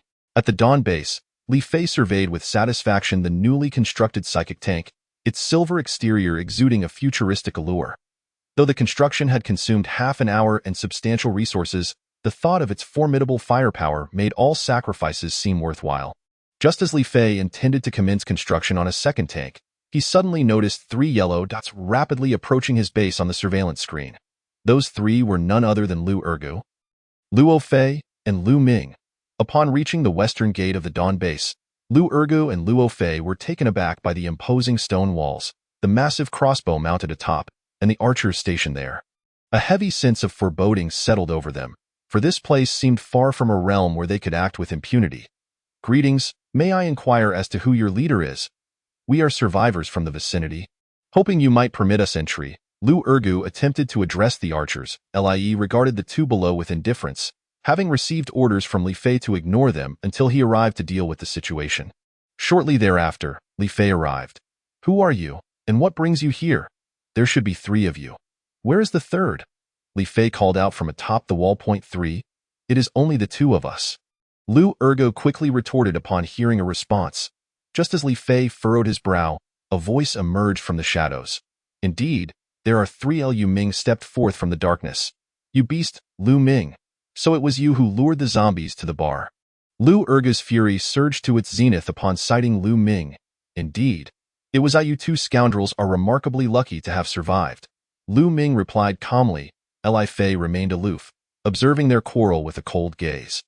Chapter 11. Slaying the scoundrels. "You seek death?" Lu Ergu roared in anger, charging at Lu Ming. Whoosh! An arrow whizzed through the air, embedding itself in the ground between Lu Ergu and Lu Ming. "Gentlemen, I implore you not to engage in combat here.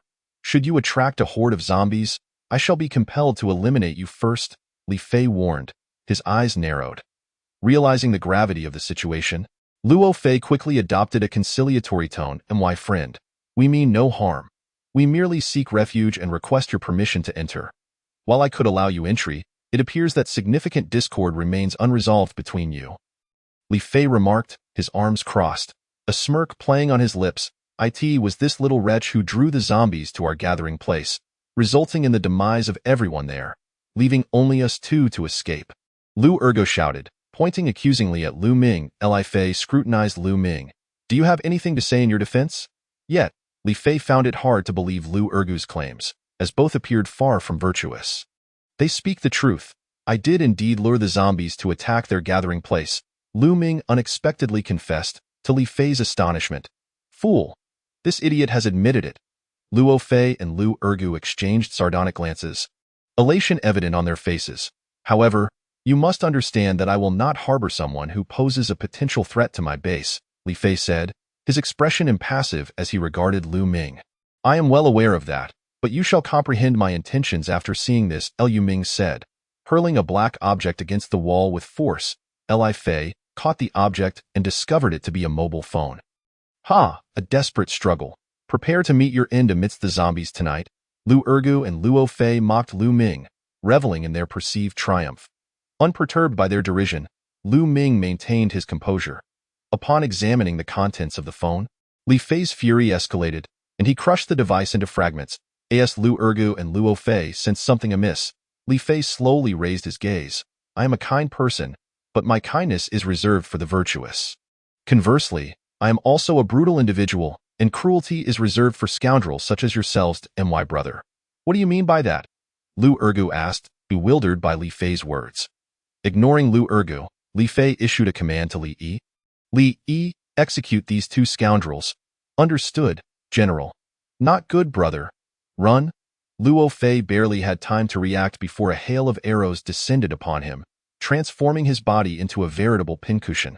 Simultaneously, dozens of level 10 archers loosed their arrows, and Luo Fei's defenses crumbled instantaneously. Lu Ergu watched in horror as Luo Fei, bloodied and faltering, collapsed before him. He quickly activated his defensive shield, a skill that had previously allowed him to escape a horde of zombies. Whoosh, whoosh, whoosh. The sound of arrows slicing through the air filled the atmosphere. Lu Ergu's shield absorbed only a fraction of the projectiles, while the majority pierced his flesh. "I refuse to accept this," Lu Ergu began. But his words faded as he succumbed to unconsciousness. Witnessing this scene, Lu Ming was profoundly shaken. The damage inflicted was staggering. Lu Ergu and Luo Fei, one at level 10 and the other at level 8, were formidable in their own right. It was unfathomable that they could be so swiftly dispatched by arrows. "Come inside. It is perilous outside." Li Fei's voice snapped Lu Ming from his stupor, prompting him to hastily enter through the now open gate. Upon stepping into the Dawn base, Lu Ming was rendered speechless by the sight before him. A farm consistently producing food, vehicles mining ores and stones, and various wooden constructions of unknown utility. Li Fei escorted Lu Ming to the main city. "Who are you, and what is your current level?" Li Fei inquired directly as he settled into a wooden chair. "I am Lu Ming, currently at level 5. Lu Ming replied, regaining his composure. Through their subsequent conversation, Li Fei learned that Lu Ming was the son of a major corporate tycoon from SZ prior to the apocalypse, often referred to as Young Master Lu. Following the onset of the apocalypse, Aided by bodyguards, he managed to endure the tumultuous early days. He later acquired the skill blazing fire after dispatching a zombie, and subsequent conflicts arose with Lu Urgu and others while attempting to rescue a woman. Who would have thought you were a gallant hero, saving fair maidens? I imagine you were never short on admirers before the apocalypse, Li Fei remarked, eyeing the dashing Lu Ming. With wealth, good looks, and a height exceeding 6 feet. He was undoubtedly the quintessential Prince Charming for many young women. Li Fei couldn't help but feel the injustice of the world. Actually, I am still a virgin, Lu Ming admitted bashfully. What? Surely my ears deceive me. Li Fei exclaimed, questioning his own hearing. Brother, please do not mock me. My father was quite strict, fearing I would engage in reckless behavior and contract some illness, thus prohibiting me from dating, Lu Ming responded. A hint of annoyance in his tone. Apologies, that was rather. Li Fei began but abruptly halted, a dreadful realization dawning upon him. He too was a virgin, rendering him unqualified to ridicule Lu Ming. Brother, what troubles you? Lu Ming asked, noticing Li Fei's sudden loss of focus and despondence. Nothing of consequence. It is late. I shall arrange for you to rest. We can continue our discussion tomorrow. Li Fei quickly diverted the topic. Ah, love? I too yearn for a chance at romance. Li Fei shook his head, deciding to dismiss such thoughts. After ensuring Lu Ming was settled, Li Fei returned to the main hall, having just received news from Li Yi. A dense fog had arisen not far from the base, and within it loomed the silhouettes of buildings. Through the surveillance feed, Li Fei confirmed the presence of the fog and the indistinct outlines of structures. Though the details remained obscured. What is that? As if zombies weren't enough. Now some even more terrifying entities are emerging? Roar, roar, roar. As Li Fei stared vacantly at the black mist, terrifying roars resounded from within, akin to a monstrous beast bellowing. Moments later, figures began to emerge from the fog. Zombies. A horde, dark and ominous, their red eyes glimmering menacingly. Li Fei's expression turned ashen. This is dire. The horde is too close, and they will undoubtedly assault my base. With over 100 soldiers within the base, we cannot withstand such an onslaught. Chapter 12. The zombie tide approaches. Attention. The northern zombie tide is surging. Attention. The northern zombie tide is surging. Attention. The northern zombie tide is surging. The system's alerts echoed thrice. Li Fei understood that this was no trifling matter. The situation appeared exceedingly grave, as the main city was enveloped in an ominous atmosphere. A sign materialized above, emblazoned with the crimson Arabic numeral 7. Could this 7 signify the impending invasion of the zombie horde? Soon, the system alleviated Li Fei's uncertainty. 7 days remain until the zombie tide commences. Host, please commence preparations for defense. Remarkably, 7 days from now would mark the 10th day since I acquired the base system. No, this is not the time for slumber. I must hasten the construction of my base. Li Fei hurriedly reinforced 3 layers of stone walls to the north, followed by the installation of 3 spirit crystal energy wave towers. Subsequently, he meticulously arranged stone watchtowers within, which, unlike their wooden counterparts, could accommodate 8 individuals, boasting superior attack power and accuracy. Construct spirit crystal energy wave towers. However, the resources were insufficient. Gold and spirit crystals were lacking. Damn it. This moment, Li Fei finally understood the agony of insufficient materials and the significance of time. No, I must remain composed. I still have 7 days. Taking a deep breath to steady his nerves, Li Fei prioritized the placement of the Equipment Research Center and Equipment Processing Center. Fortunately, he still possessed 6 second-tier spirit crystals. Yet both centers required 3 each. Tonight, Li Fei planned to work through the night to further fortify his base. It seemed that the ambition of gradually developing the base was destined to be dashed. This damned apocalypse was driving him to madness. Place the Equipment Research Center. Place the Equipment Processing Center. 2 hours later, Li Fei gazed in disbelief at the slowly materializing structures. It took 2 hours for them to complete. Damn it, with a level 3 base, buildings now required hours for placement. What about higher level structures? Would they take days? My heavens! This could very well be the end of me. Equipment Research Center. Level 1. Next level requires 3,000 gold, 200 iron ore, 200 stone, 200 wood, 100 first-tier spirit crystals, or 10 second-tier spirit crystals, or 1 third-tier spirit crystal. Health. 1000. Li Fei felt a wave of nausea at the sight of this. Upgrading required spirit crystals. He decided to examine the functions first. Available equipment list. Refined soldier cloth armor, refined soldier pants, refined soldier wrist guards, refined soldier boots, refined soldier cap, refined soldier cloth armor, 50 physical defense, 50 magic defense, strength 1. Refined soldier pants, 50 physical defense, 50 magic defense, strength 1. Refined soldier wrist guards, 30 physical defense, 30 magic defense, stamina 1. Refined soldier boots, 30 physical defense, 30 magic defense, speed 1. Refined soldier cap, 30 physical defense, 30 magic defense, magic 100. Refined soldier set effect, 5 chance to trigger soldier's will, with soldiers will granting 5 strength, 5 stamina, and 5 speed. This set of equipment is quite impressive. Li Fei nodded in satisfaction. Next, he turned his attention to the Equipment Processing Center. Equipment Processing Center, Level 1, next level requires 3,000 gold, 200 iron ore, 200 stone, 200 wood, 100 first-tier spirit crystals, or 10 second-tier spirit crystals, or 1 third-tier spirit crystal. Health, 1,000. The materials required for upgrading were identical to those of the Equipment Research Center. Available processing equipment list. Black iron bow, materials. Common bow 1 iron ore 5, gold 100, physical attack 50, magic attack 50, accuracy 1.5, critical rate 2, movement speed 2. Black iron sword, materials. Common stone sword 1 iron ore 5, gold 100, physical attack 60, magic attack 40, accuracy 3, critical rate 1, movement speed 1.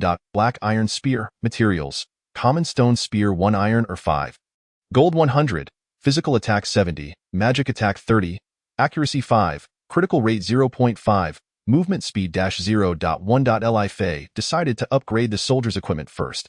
He spent the entire night enhancing their gear. As dawn broke, "Brotherly, what have you been up to?" Lu Ming exclaimed, taken aback by Li Fei's disheveled appearance and pronounced dark circles under his eyes. "Lu Ming, you've arrived.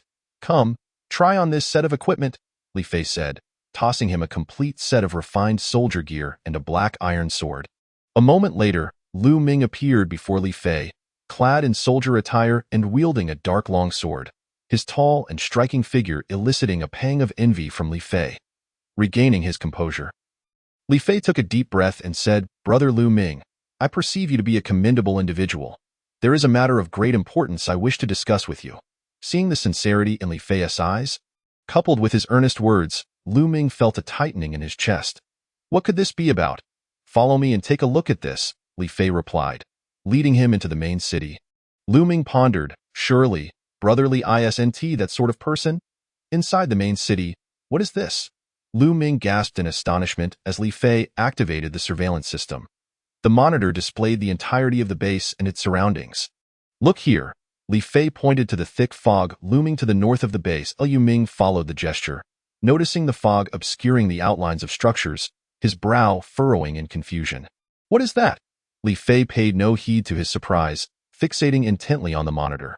Suddenly, a look of terror flickered in Lu Ming's eyes as he discerned a massive movement within the fog. "Could it be zombies?" Lu Ming queried, fear evident in his voice. "Indeed, the fog conceals nothing but zombies. By nightfall, their red eyes will be visible." Lu Ming, to be candid, the system has alerted me. In 7 days, the zombies within that fog will launch an all-out assault on our base. The impending battle will undoubtedly be arduous. I shall remain behind to confront the horde. Should you wish to depart, now is the time. Consider this equipment a gift. It is rare to find someone as noble as you in this apocalypse. Lu Ming, gazing into Li Fei's weary yet resolute and sincere eyes, fell silent. Was he afraid of death? Of course, he was terrified. Confronting such a multitude of zombies was no trivial matter. Yet here stood a man who spoke of resisting the tide of the undead without fear. "Are you not afraid of dying?" Lu Ming finally asked. Chapter 13. The zombie disturbance. Of course, I fear death, yet I have faith in my base and my soldiers. My dream is to construct a base capable of ending this apocalypse. If I falter now, my dream will be shattered. Perhaps I could establish a new base elsewhere, but what if the next wave of zombies is even larger? Should I flee again? A life without dreams is no different from that of a zombie. Thus, I choose to confront this challenge. Lu Ming observed the young man before him, only a few years his senior, and realized he was remarkably responsible. After a moment of contemplation, Lu Ming inquired, "Brother Li, how confident are you in achieving victory?" 10%, Li Fei replied without hesitation. "I truly cannot argue with you. Since I currently lack a goal, I shall stay and aid you in resisting this wave of zombies." Lu Ming stated with a smile, hands raised in surrender. "Lu Ming, you need not feel obligated. Brother Li, listen closely. Lu Ming, do not favor being indebted to others. You assisted me in eliminating Lu Ergo and Luo Fei, and now I shall return the favor. Very well, since you insist, I shall not chase you away. However, I must stipulate that should the base be breached, you must flee immediately." Agreed. Just as Li Fei intended to elaborate further, a message from Li Yi arrived. "General, a wave of minor zombies is advancing towards our base." "What? ISNT, there's still 7 days left." Li Fei turned to the monitor, only to see hundreds of zombies approaching the northern gate of the base. So it's not the horde yet. What a relief. A few hundred zombies hardly warranted Li Fei's concern. It was merely a matter of activating the energy tower. However, the leading zombie appeared to be formidable. The foremost zombie was drenched in blood-red hues, with dark patterns marring its skin, and its physique was more robust than that of a second-tier zombie, towering at least 2.5 meters tall. Considering the walls stood at only 3 meters, it could easily reach the top with a mere stretch of its arm. Could this be a third-tier zombie? Li Yi, prioritize the attack on that leading zombie. Switch all crossbows to single-shot mode against it. Understood, General. The leading zombie halted 10 meters from the wall, seizing a nearby first-tier zombie and, to the bewilderment of the onlookers atop the wall, hurled it with great force. The first-tier zombie was flung directly into the wall. Whoosh! Li swiftly dispatched the first-tier zombie that was preparing to rise. Having completed his attack, he notched another arrow and aimed for the third-tier zombie. To his astonishment, the third-tier zombie extended its right hand and caught the swiftly flying arrow, effortlessly twisting it around to point the arrowhead back at Li Yi before flinging it with great force. Li hastily dropped to the ground, narrowly evading the projectile aimed at him. "How formidable!" Li Fei exclaimed in shock, observing the third-tier zombie. At that moment, other archers and large crossbow machines commenced their assault. The third-tier zombie, displaying remarkable intelligence, did not charge through the rain of arrows. Instead, it seized a first-tier zombie and used it as a shield. The powerful arrows shot from the crossbow machines tore the first-tier zombie in half, causing the third-tier zombie to stumble slightly. Although the first-tier zombie was utterly defeated, it managed to block the majority of the arrows, with only a few striking the third-tier zombie. It removed the arrows embedded in its body and discarded them on the ground. Watching as its wounds healed rapidly, it then embraced a second-tier zombie, placing it in front of itself as a shield. This creature had seemingly gained sentience, understanding how to evade arrow attacks. Li Fei furrowed his brow as he scrutinized the advancing third-tier zombie. "Let us not concern ourselves with the third-tier zombie for now. All archers focus on the first-tier zombies, while the electric tower prepares to engage the approaching second-tier zombies and the zombie dogs." Li Fei rapidly adjusted their battle strategy on the walls. There were 100 archers, and over 100 flaming arrows cascaded down upon the horde like a dragon of fire, engulfing the undead in flames. The archers were equipped with finely crafted soldier gear and black iron bows, their levels having risen to 10, resulting in a significant increase in attributes compared to their previous encounter with the horde. Their flaming arrows could eliminate 10 first-tier zombies in a single shot. Just as the last of the first-tier zombies fell, the second-tier zombies, zombie dogs, and the third-tier zombie reached the base of the wall. The electric tower activated. Beep, beep, beep. The charging time for the electric tower was an excruciating 10 seconds. Damn, why does it take so long? What a blunder, Li Fei muttered in frustration as he observed the charging tower. Boom! The third-tier zombie struck the stone wall, which had 200 hit points, causing it to lose 100 hit points. This, due to the linear arrangement of the walls. The crossbow machines were unable to attack the enemies already at the base of the wall and could only rely on the archers for support. Boom!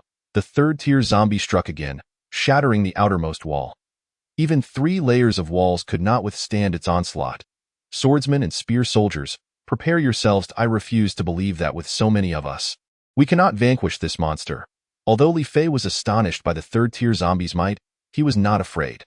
The third-tier zombie maintained a striking frequency of 1 punch per second, breaching the wall in just 6 seconds before roaring and charging through the opening. The 20 swordsmen stationed at the breach unleashed their flame slashes upon the newly entered third-tier zombie, engulfing it in flames. Yet, it still stood. The spear soldiers moved in. Li Fei understood that the damage from the flame slash alone would not suffice to slay the third-tier zombie. At that moment, the electric tower completed its charging. Zzz. The tower's attack left Li Fei in awe. The transparent orb atop the tower emitted a brilliant beam of light, a concentrated surge of electricity that, despite the short distance of only 10 meters, had an expansive range of 50 meters. The powerful current incinerated the second-tier zombies and zombie dogs beneath the wall, leaving only a handful of second-tier spirit crystals behind. "Incredible!" exclaimed Lu Ming, equally astonished. Meanwhile, 10 spear soldiers plunged their black iron spears into the charred body of the third-tier zombie, filling the air with the scent of roasting meat. The third-tier zombie roared in fury, attempting to break free from the spear formation, but the archers above had already begun their barrage. The third-tier zombie, riddled with arrows, collapsed to the ground, yet it was not entirely dead. A swordsman approached and raised his black iron sword, decisively severing its head. The third-tier spirit crystal was now in hand. After the battle concluded, Li Fei commanded the soldiers to clear the battlefield and repair the damaged walls. Although this zombie incursion had not cost them many resources and had even yielded a slight profit, it had significantly hindered the progress of their base construction. If such disturbances were to occur frequently, their efforts to build the base would be thwarted. Li Fei pondered silently. "Fei Gu, have you ever played a game called Certain Conquest?" Lu Ming asked in response. "Certain Conquest? I have not played that game. I was only familiar with XX Fireline." Li Fei replied, "That's just it. Fei Gu, you haven't played that game, so you don't understand how to break the current deadlock." "Let me explain it to you," Lu Ming said, his expression brimming with excitement. "Oh, really? Please, enlighten me. In games where two sides are opposed, we cannot solely focus on defense. We must occasionally send troops to harass the enemy. Otherwise, if we merely sit back and defend, we will never be able to construct our base peacefully, only passively enduring attacks." As soon as the topic of games arose, Lu Ming became animated. After hearing Lu Ming's words, Li Fei quickly grasped the concept. "So you're suggesting that I should dispatch troops to disrupt the zombie horde's encampment, just like they did to us?" "Exactly, Fei Gu. You understand perfectly. If you trust me, I can lead the charge," Lu Ming replied confidently. "You leading the charge? But you're only level 5. Li Fei hesitated momentarily, but upon recalling Lu Ming's skills, he acquiesced. "It is not out of the question. I remember you possess a healing skill, which indeed seems quite suitable." That afternoon, after joining the base, Lu Ming, having finished his meal, set forth with 20 archers, 10 swordsmen, and 10 spear soldiers, cautiously making their way toward the direction of the thick fog through the northern gate. "First, let us enhance the technology farm to increase our population," Li Fei mused. Though he was eager to witness Lu Ming's battle, the construction of the base took precedence. Half an hour later, Li Fei successfully raised the base's population to 300. At this moment, the population composition of the base consisted of 3 non-summoned individuals and 297 summoned ones. Non-summoned: Li Fei, Kai Yi, Lu Ming. Summoned: 120 archers, 100 swordsmen, 30 spear soldiers, 17 farmers, 30 workers. Upgrade the base. Once Li Fei accumulated 4,000 gold coins, he chose to upgrade the base, instantly depleting 400 first-tier spirit crystals and 4,000 gold coins. The familiar scene unfolded as the system began to notify him. Base upgrading. Subsequently, golden light enveloped the entire base. "Uncle, look, the golden light is back." Kai Yi, who had been riding her bicycle, quickly abandoned it and dashed toward the source of the light. "What is it with this girl and her fascination with golden light?" Li Fei chuckled, shaking his head. "It seems the progress bar will take some time. I should check on Lu Ming's situation." During the base upgrade, Li Fei was still able to utilize the functions of the main city. He sat on a wooden chair and opened the omniscient view monitor. On the screen, he could already see Lu Ming and the soldiers' positions. He noticed 41 green dots ahead of an innumerable number of red dots, likely the horde's nest. Switching to Lu Ming's perspective, Li Fei beheld a large, dilapidated castle ahead, its primary colors being green and black. So this is the world within the fog. Surrounding the castle were countless zombies, including third tier, second tier, and the majority being first tier zombies. What is that creature? As Li Fei's gaze settled on an extraordinarily rotund zombie, standing 2 meters tall, he was taken aback. The quantity of these zombies was limited, but their enormous bellies indicated high health, formidable defense, and a difficulty to kill. True tank-like frontliners. Liu Ming's battle strategy was straightforward. The archers would unleash flaming arrows toward the horde and then swiftly retreat. With so many zombies clustered together, it was an ideal opportunity for the flaming arrows to shine. Before long, dozens of zombies, led by a third-tier zombie, erupted from the castle with furious roars. Liu Ming's ambush point was a narrow path, where they split into two groups, crouching in the grass on either side. As the third-tier zombie passed through the narrow path, 10 spear soldiers simultaneously attacked, thrusting their black iron spears into the third-tier zombie's body. Roar! The immobile third-tier zombie was caught off guard and had its skull shattered by a volley of 20 arrows. Shortly thereafter, a swordsman rushed forward to sever its head. It must be noted that the spear formation devised by Li Fei proved exceptionally effective against the formidable third-tier zombies. Following this, Liu Ming and the soldiers swiftly dealt with the remaining undead. After 2 hours, Liu Ming had dispatched 10 waves of zombies using this strategy, amassing a substantial number of spirit crystals, and he himself leveled up to level 10. Upon reaching level 10, Liu Ming acquired a new skill, Whirlwind Slash, which unleashed 3 tornadoes of sword energy to assault his foes. Although he initially contemplated further harassment, his attention was drawn to a large, corpulent figure hastily fleeing towards the base's main gate, accompanied by soldiers.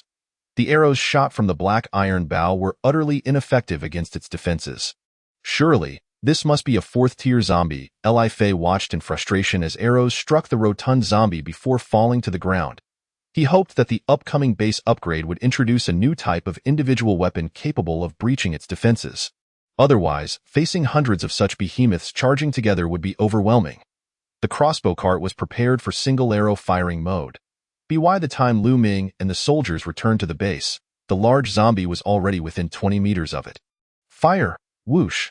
It must be said that the single-arrow firing mode of the large crossbow cart inflicted tremendous damage, piercing straight through the corpulent zombie's body.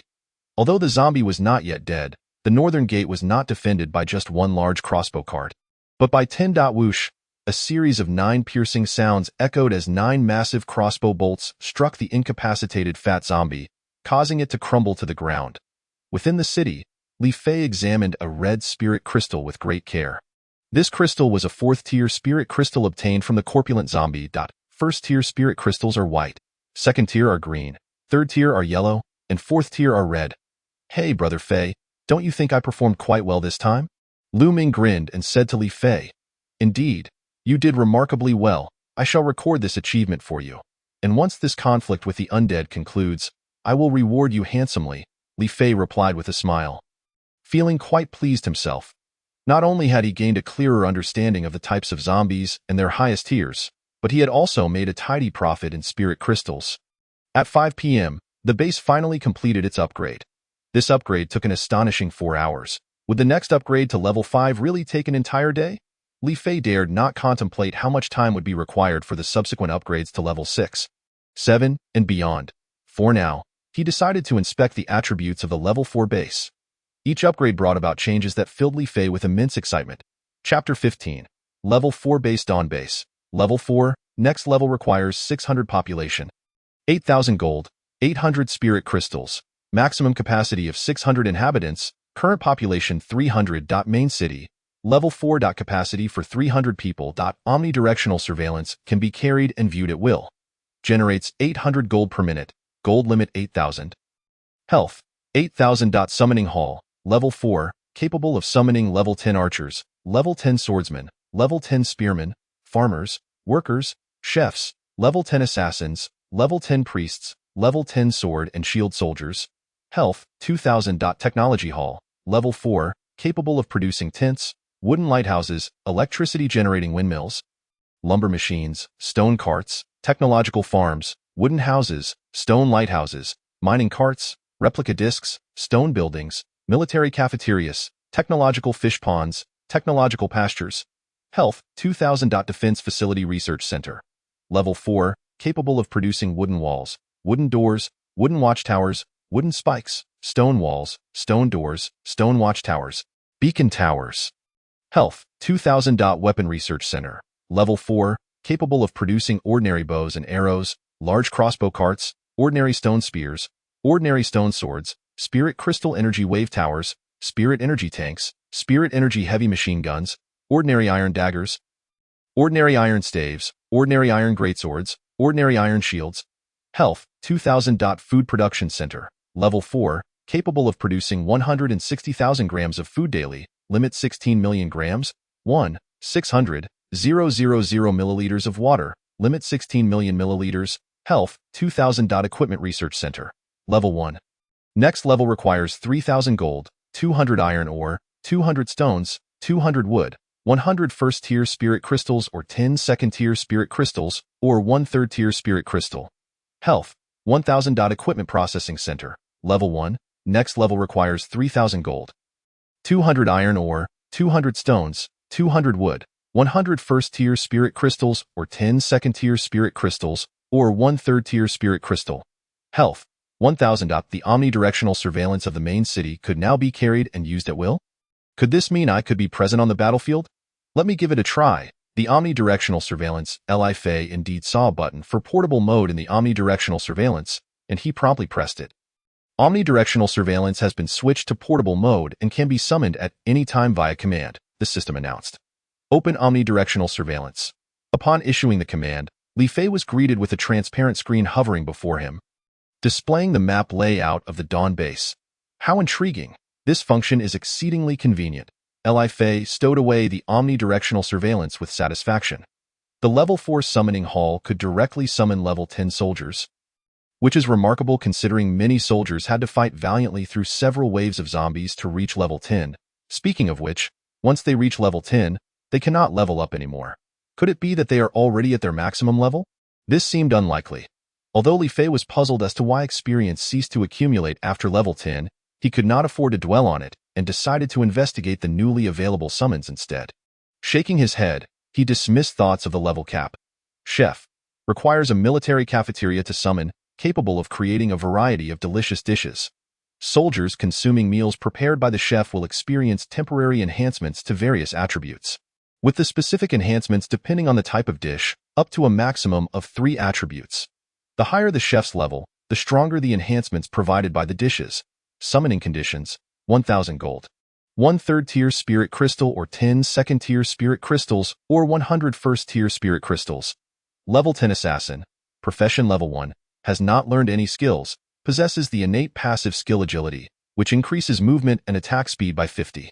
The Assassin boasts exceptional speed, making them suitable for eliminating enemy leaders. Summoning conditions, 1,000 gold, 1 third-tier spirit crystal or 10 second-tier spirit crystals or 100 first-tier spirit crystals.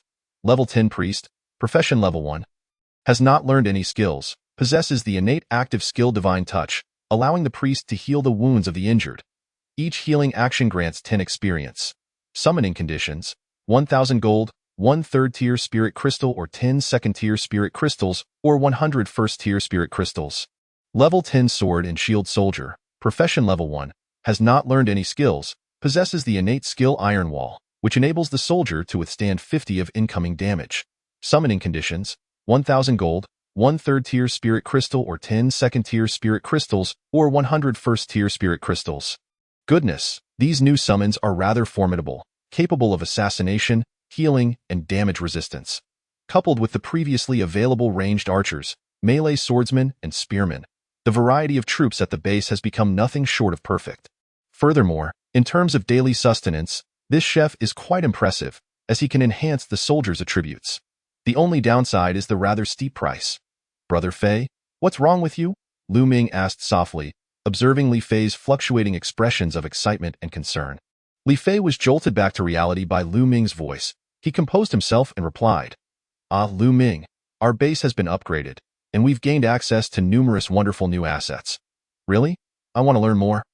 Lu Ming said, his interest piqued. You should probably rest first. I'll go over everything once I've organized it all tonight, Li Fei suggested, seeing how exhausted Lu Ming appeared.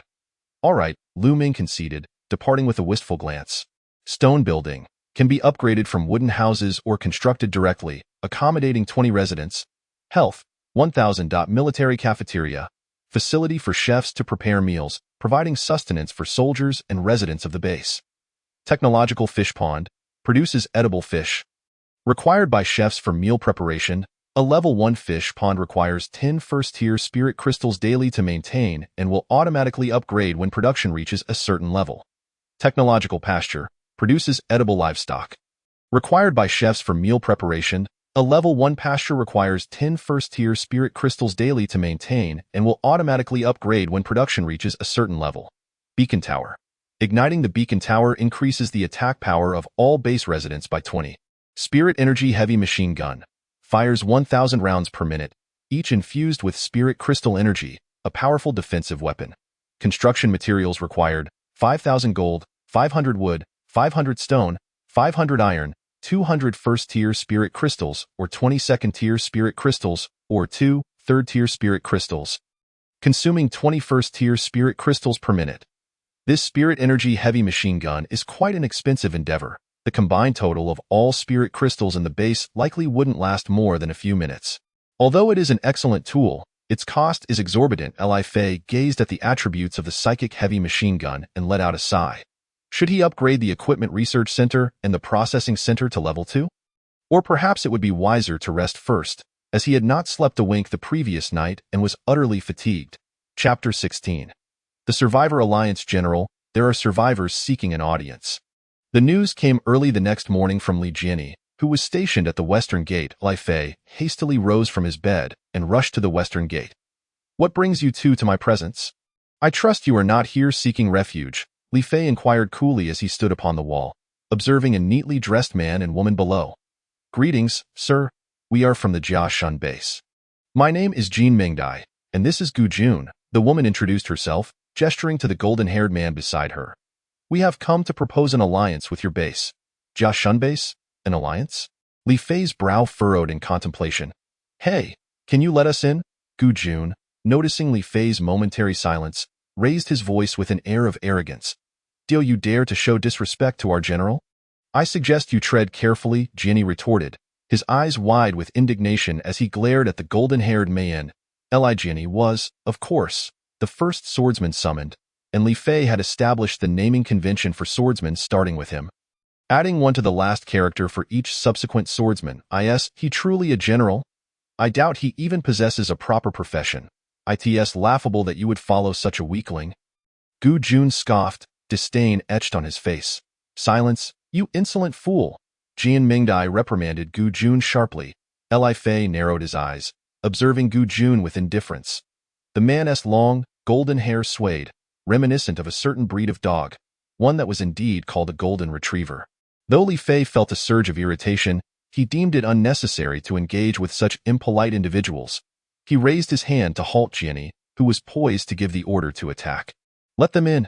Seeing that Li Fei exhibited no signs of displeasure, Gu Jun grew more confident, swaggering into the city. In contrast, Jin Mingdai appeared considerably more cautious, carefully surveying the soldiers clad in uniform and wielding spears. Disregarding Gu Jun, Li Fei approached Jin Mingdai directly. "Miss Jin, this way please. Let us discuss matters in greater detail." As they proceeded, both Jin Mingdai and Gu Jun were left utterly astounded by the fantastical facilities of the Dawn base. Li Fei, keenly observant, noted their expressions. While he could not fathom their lack of astonishment at the stone walls of the base, he was certain that the various constructions and amenities would leave any visitor awestruck. Li Fei allowed Gu Jun to wander about the main city at his leisure before leading Jin Mingdai into the heart of Li Gu. "This place is truly remarkable. I can only imagine how safe it must be here," Jin Mingdai exclaimed as she gazed at the stone structures. "Remarkable indeed, but safety is a relative term," Li Fei replied, choosing not to elaborate further as he entered the main city. "Safety? What a jest! The northern front is still besieged by a horde of zombies, and we are frequently harassed by small groups of them." Within the main city, Li Fei and Jin Mingdai conversed for half an hour, during which he gleaned a wealth of information from her. It turned out that the residents of Jia Shun base had been covertly observing the Dawn base. Jia Shun base was founded by a man named Li Jiashuan, who, prior to the apocalypse, was a fitness coach. His robust physique allowed him to dispatch numerous zombies shortly after the world fell into chaos. Upon reaching level 5, he discovered a structure known as the Job Change Hall, which he then used as the nucleus to construct Jia Shun base. The existence of this hall attracted many evolved beings to his base, and it was said that the number of evolved individuals under his command had exceeded 300, alongside many others lacking combat capabilities. Following Jean Mengdia's guidance, Li Fei indeed discovered her professional information. Swordsman, he noted, recognizing that Gu Jun held the same profession. Upon completing their evolution, individuals acquire a passive and an active skill unique to their class, and advancing their professional level allows them to learn additional class-specific skills. Are you suggesting that we provide food and shelter for the people of Jiashun Base, relying on their evolved members to protect our residents? Li Fei inquired, his eyes narrowing into slits as he maintained a composed expression. This is a partnership, Li Gu. Having witnessed the extraordinary facilities of your base, I assure you that our collaboration will pose no issues. Jian Mingdai replied with a smile. Li Gu, to be frank, we have established a survivor alliance, comprising 15 various survivor bases. We support one another. They supply us with food while we ensure their safety. Jian Mingdai continued as Li Fei fell silent. Do you believe I require your protection? Li Fei's patience was beginning to wear thin. It was utterly shameless for Jiashun Base to demand protection fees from smaller bases while clearly facing food shortages themselves.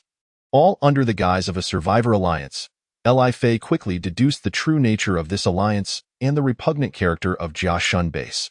Although your base may be self-sufficient, you have yet to witness the true threat posed by zombies. The greatest peril does not lie with the higher-tier zombies, but rather with the overwhelming waves of lesser ones.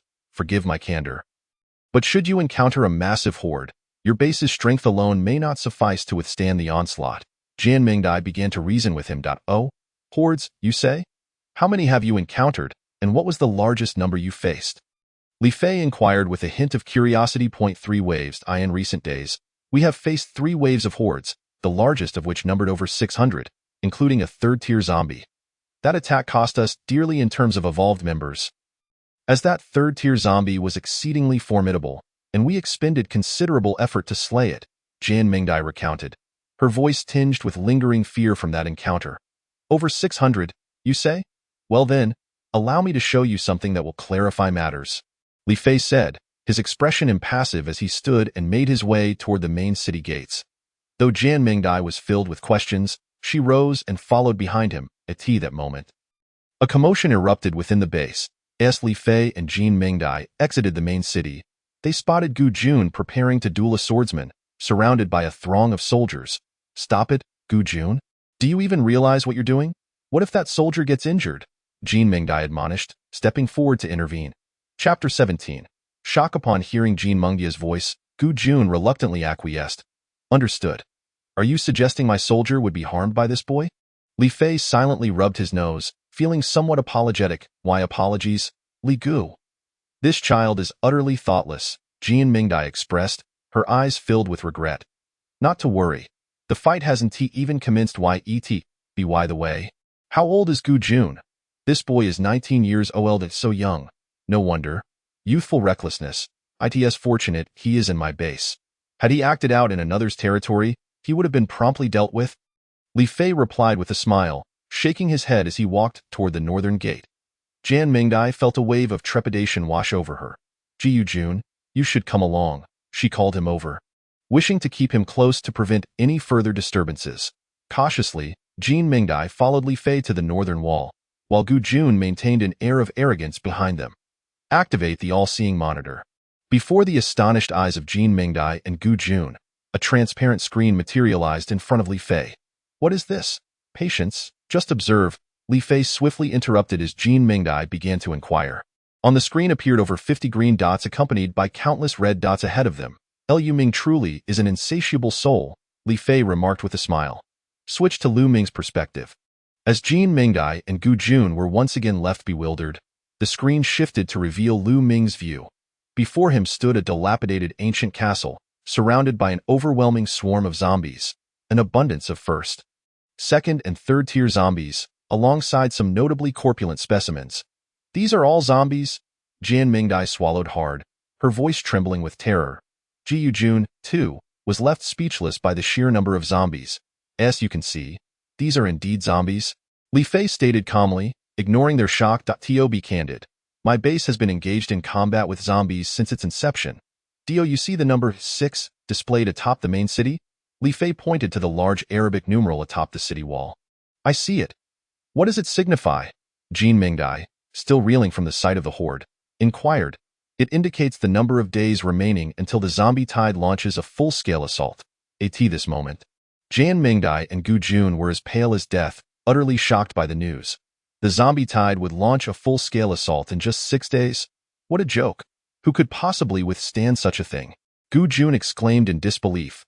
While he was confident in his own abilities, he certainly did not possess the audacity to believe he could fend off such a horde of zombies alone. This is the truth. Now you understand what my base is contending with.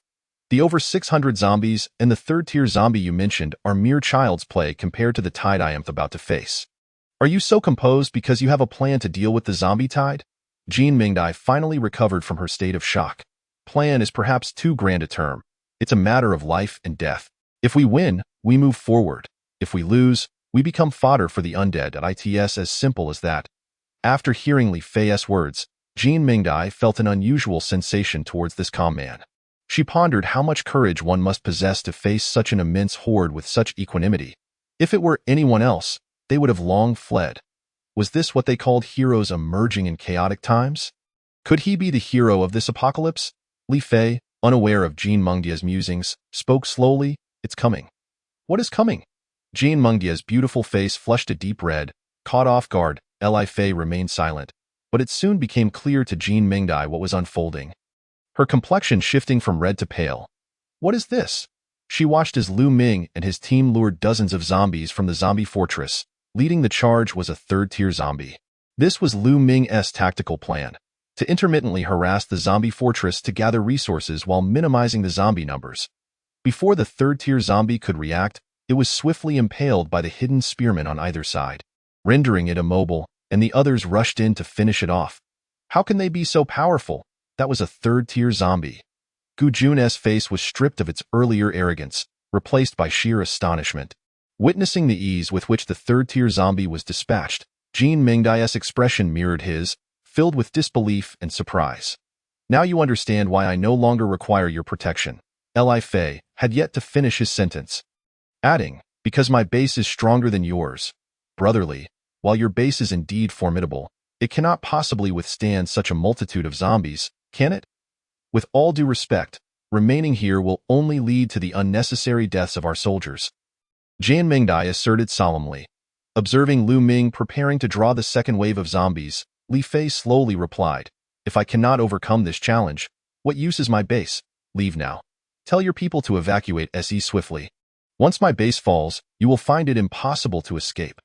Jan Mingdai scrutinized the man beside her, then shook her head and called Gu Jun down from the city wall. Brotherly, take care. Until we meet again, Jin Mingdai called out loudly from below the wall, before she and the still stunned Gu Jun departed. Until we meet again. Perhaps I shall not live to see that day. Li Fei murmured with a bitter smile. In the conference hall of the Joshuan base. What? Thousands of zombies? Mingdai, are you jesting? Upon hearing Jin Mengdia's report, Li Joshuan sprang from his seat, utterly astounded. The senior officials of Joshuan base wore similar expressions of disbelief. Lord City Master, I witnessed it with my own eyes.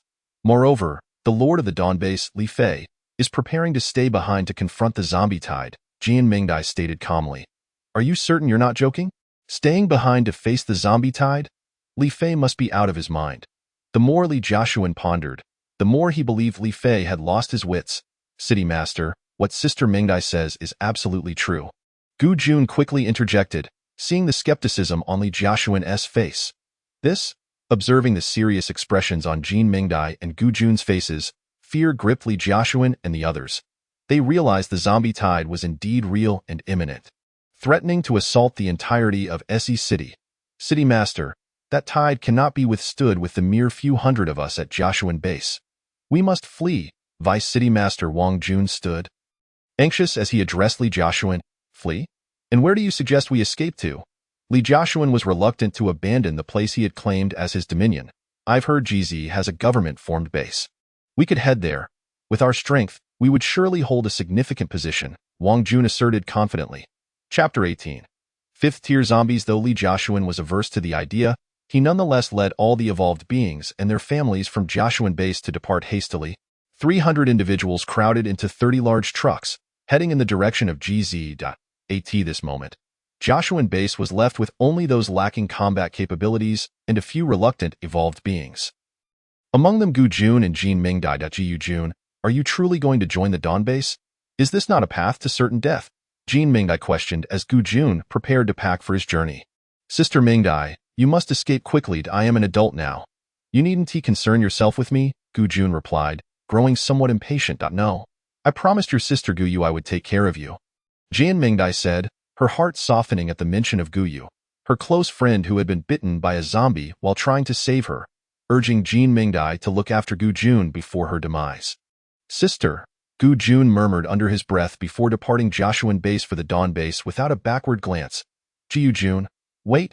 Jin Mingdai attempted to call out, but seeing he had already left, she could only shake her head and follow. On the GS highway from SZ to GZ, a convoy of 30 trucks sped along, the fronts of the trucks reinforced with thick steel plates. As the trucks passed, any zombies wandering on the road were crushed into a pulp. A gruesome mixture of red and white splattered across the ground. Hey there, little zombie brats, taste my wrath. Lu Feng, the driver of the lead truck, shouted menacingly out the window. Suddenly, a flash of red light appeared, and Lu Feng's head vanished in an instant. Before Wang Yu, the passenger, could react, the out-of-control truck crashed into the ROA. A sharp-eyed young man with yellow hair pointed towards a dark shadow on the mountain beside the road and shouted.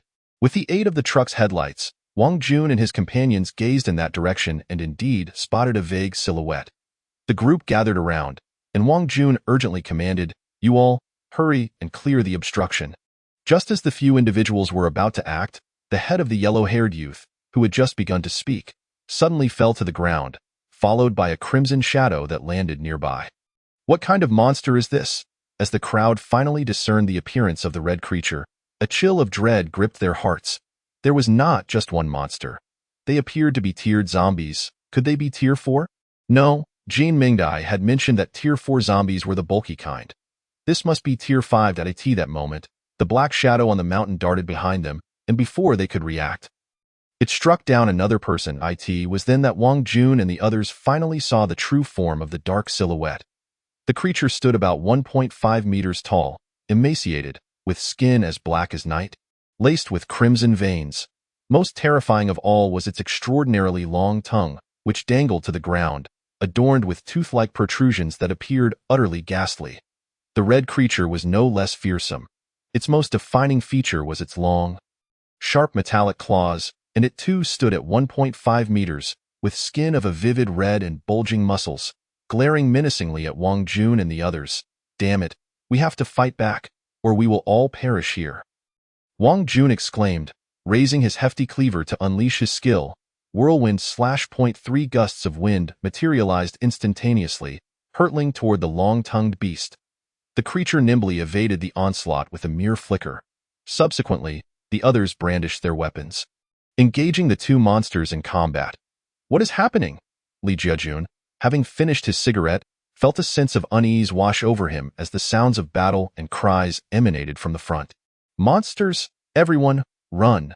Just as Li Jiajun was consumed by his worries, he noticed a continuous stream of people fleeing past his vehicle.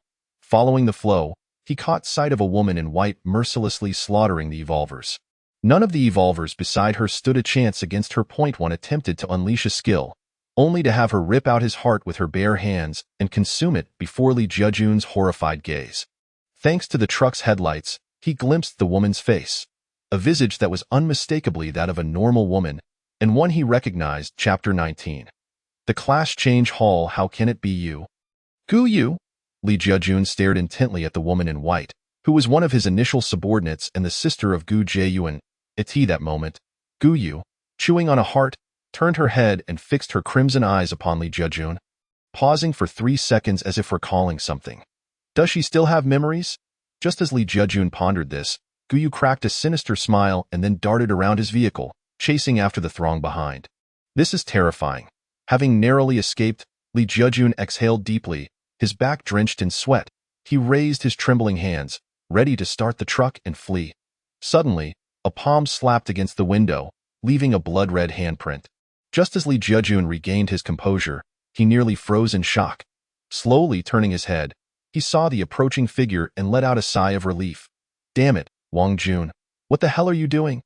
Li Jejun cursed vehemently. City Lord, run. Everyone is dead. Wang Jun's face contorted in pain as he managed to utter. Before Li Jejun could respond, he witnessed Wang Jun's head being severed before his eyes. Blood spurting from the cleanly severed neck. Once again jolted with terror, Li Jejun could no longer withstand the horror. He screamed and swiftly started the truck, crashing into the opposite lane before veering back toward SE. The long-tongued zombie, the red-clawed zombie, and Guyu, now transformed into a zombie clad in white, stood motionless as Li Jejun drove away, their crimson eyes glowing brighter in the darkness. Iti the western gate of the Dawn base. So you wish to join my base? Li Fei gazed quizzically at the two individuals below the wall.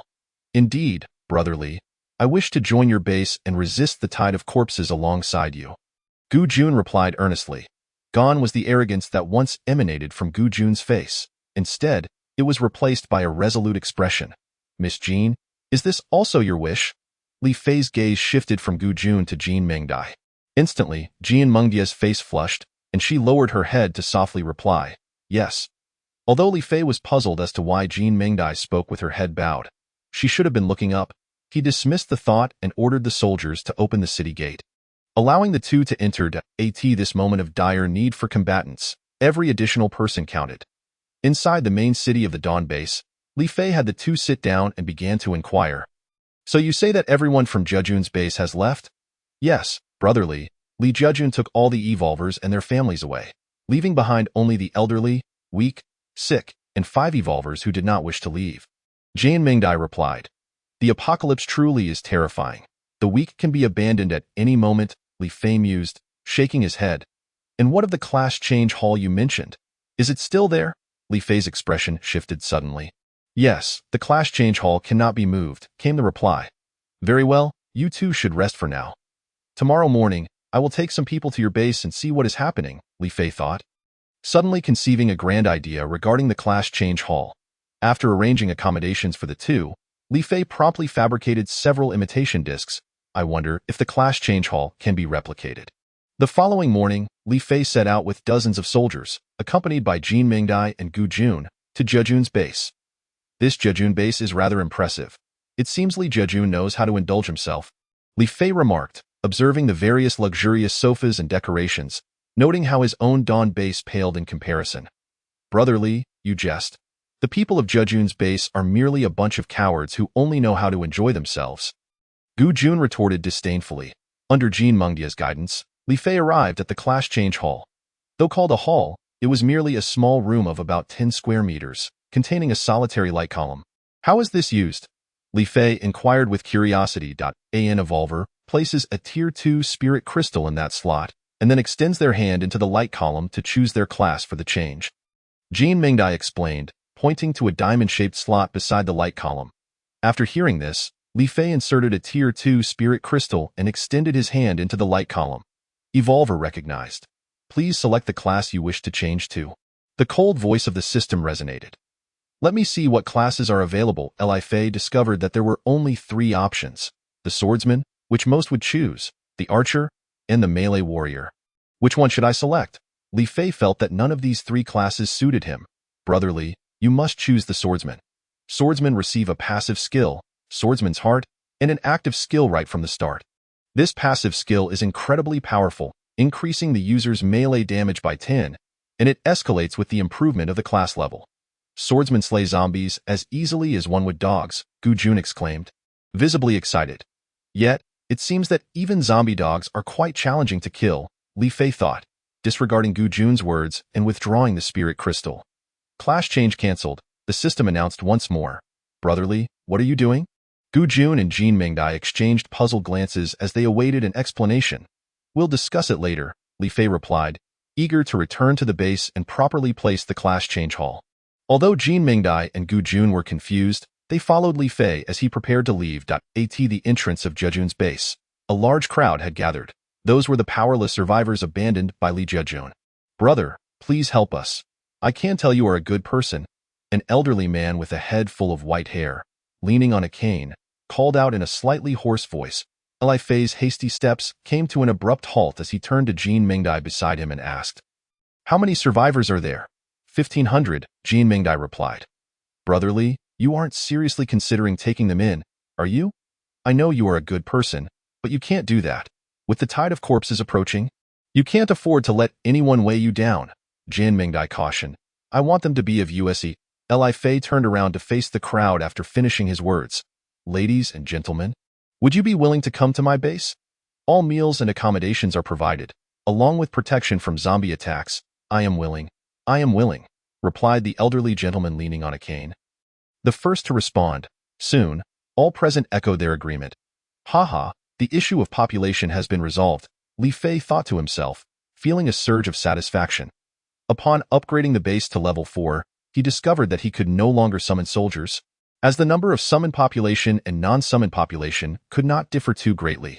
With the recent additions of Jin Mingdai and Gu Jun, the non-summoned population totaled only 5, while the rest were summoned beings. Chapter 20.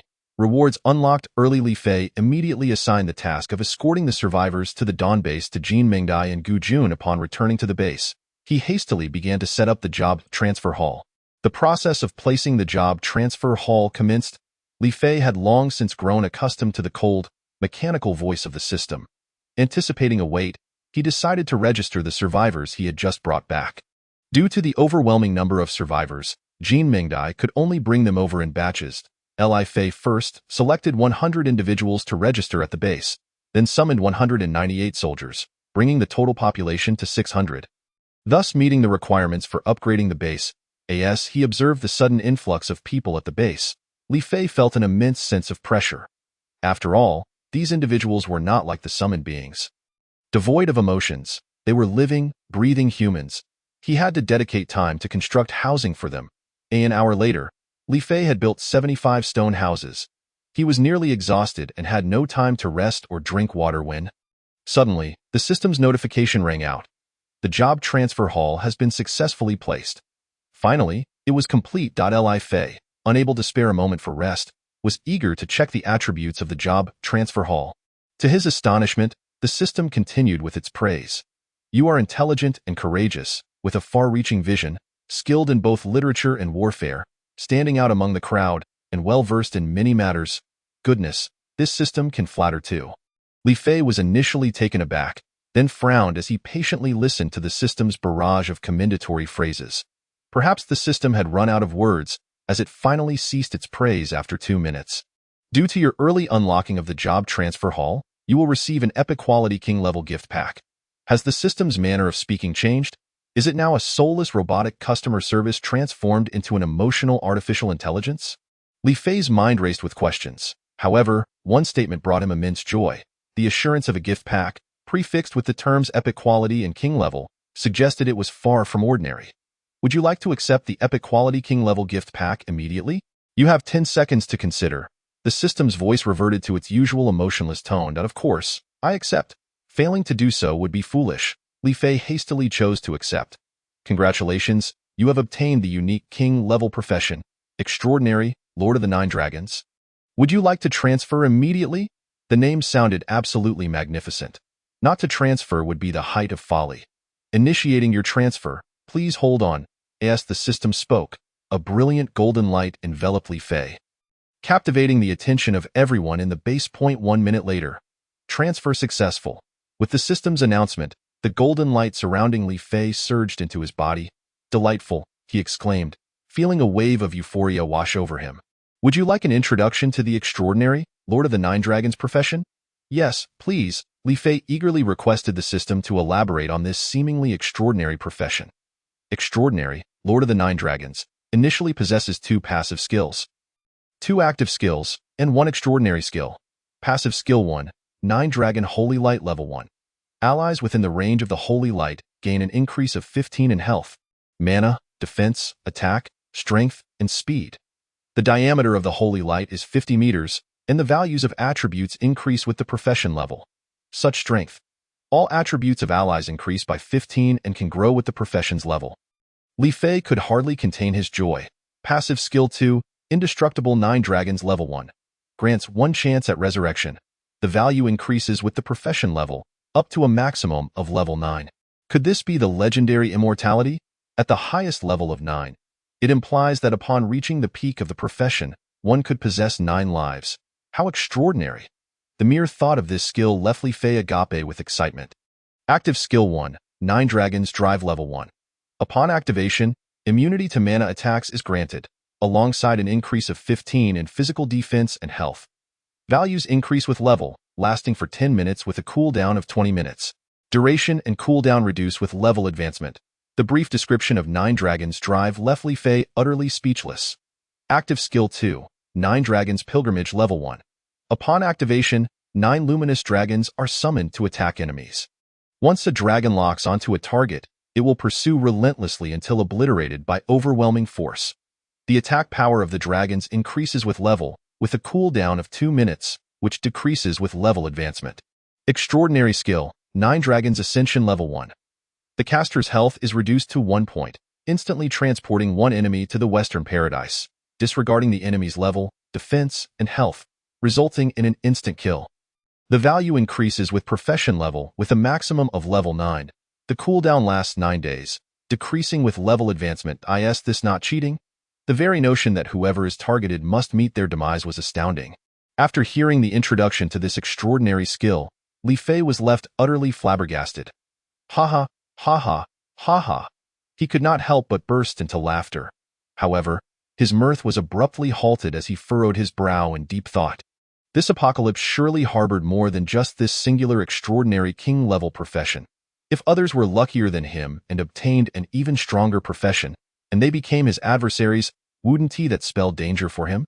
Contemplating this, Li Fei quickly reined in his inflated ego, resolving to keep any information about his profession confidential in the future. In these times, prudence was paramount. What? Is it not over yet? Li Fei awaited the system's notification with bated breath. Congratulations, you have obtained the epic quality artifact, Orb of Sacrifice. The Orb of Sacrifice is a base artifact, activated only within a base.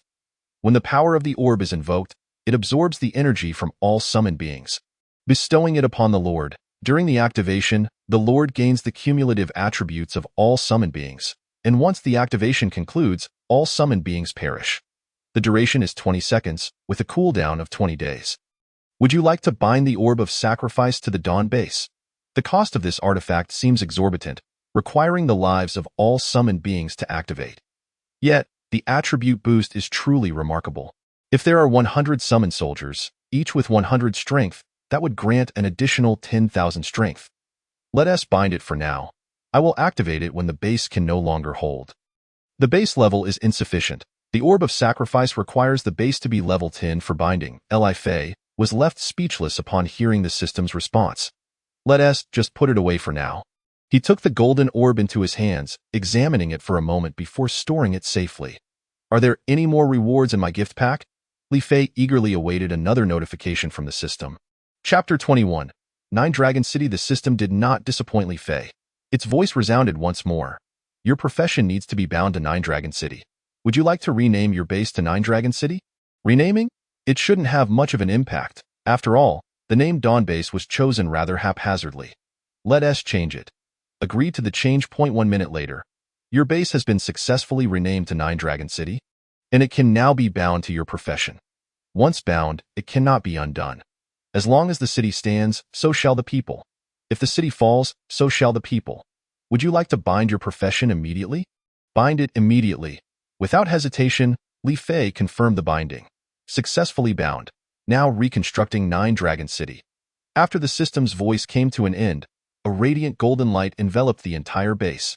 Subsequently, 9 golden dragons soared out from the main city, gradually converging above the base before vanishing into thin air.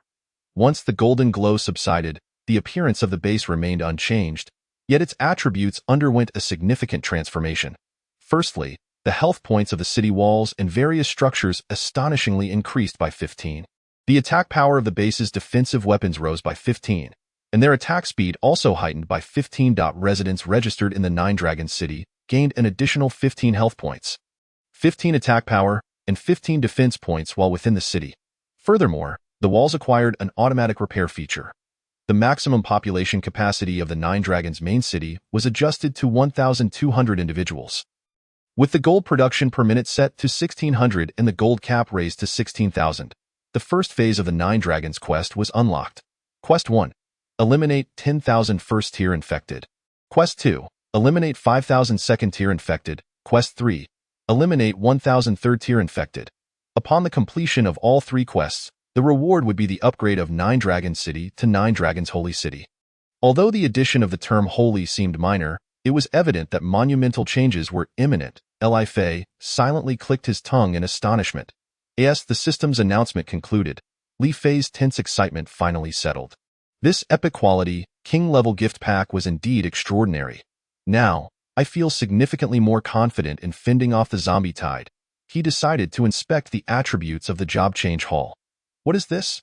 Nine Dragons, Job Change Hall? Could it be that after transforming into Nine Dragons City, all buildings have adopted the Nine Dragons prefix? Li Fei hurriedly examined the attributes of other structures. Indeed, all buildings bore the Nine Dragons prefix. Nine Dragons, Job Change Hall Level 1. 2 job change options are available. The first option allows one to select a preferred job from 5 available choices: swordsman, assassin, archer, warrior, and priest, requiring 1 second-tier spirit crystal. The second option involves the Job Change Hall formulating the most suitable job for you, necessitating 1,000 second-tier spirit crystals. This second option demanded an astonishing 1,000 times the crystals of the first. It seemed rather exploitative. Upon seeing the requirement of 1,000 second-tier spirit crystals, Li Fei's expression darkened with despair. Fortunately, higher-tier spirit crystals could be used as substitutes.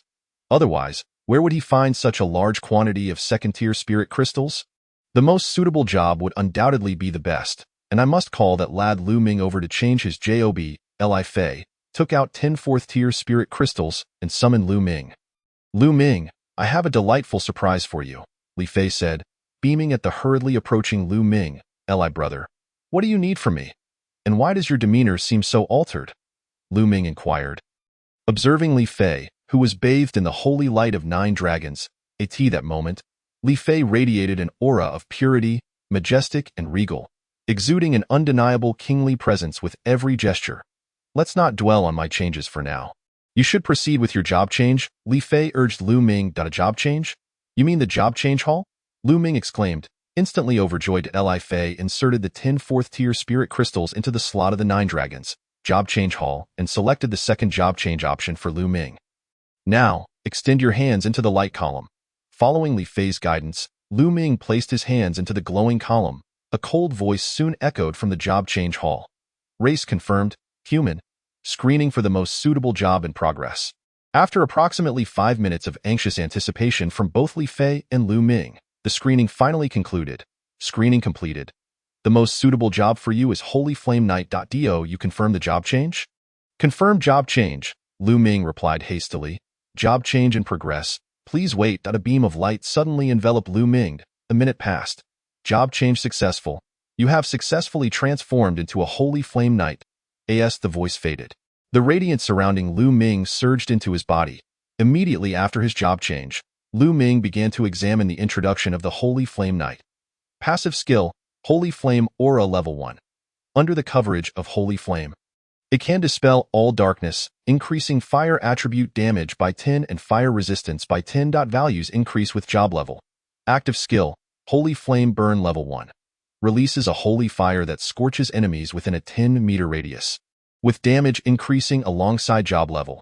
After hearing Lu Ming's introduction, Li Fei felt that the Holy Flame Knight was vastly inferior compared to his own Nine Dragons Holy Master. However, he would not let this sentiment show on his face.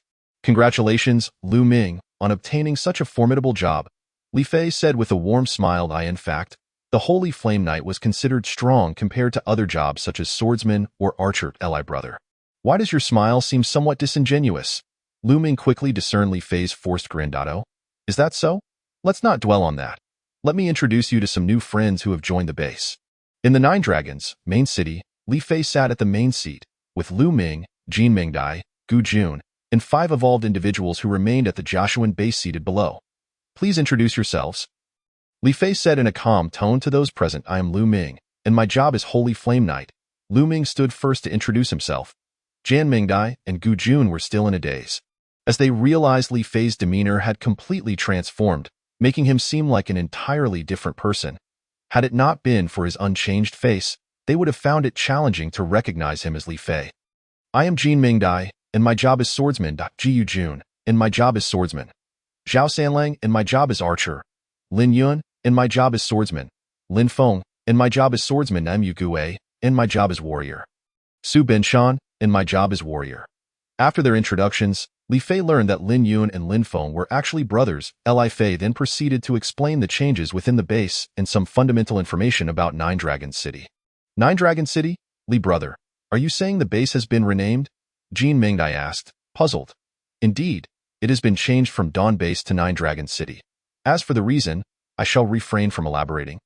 Li Fei replied. Chapter 22. Recruiting evolved individuals. We need to find a way to recruit more evolved individuals, Li Fei discussed with Jin Mingdai. How many people are there in those smaller bases you mentioned earlier? Li Fei began considering the SZ smaller bases. There are over 100 in the larger ones, while the smaller ones have only about a dozen.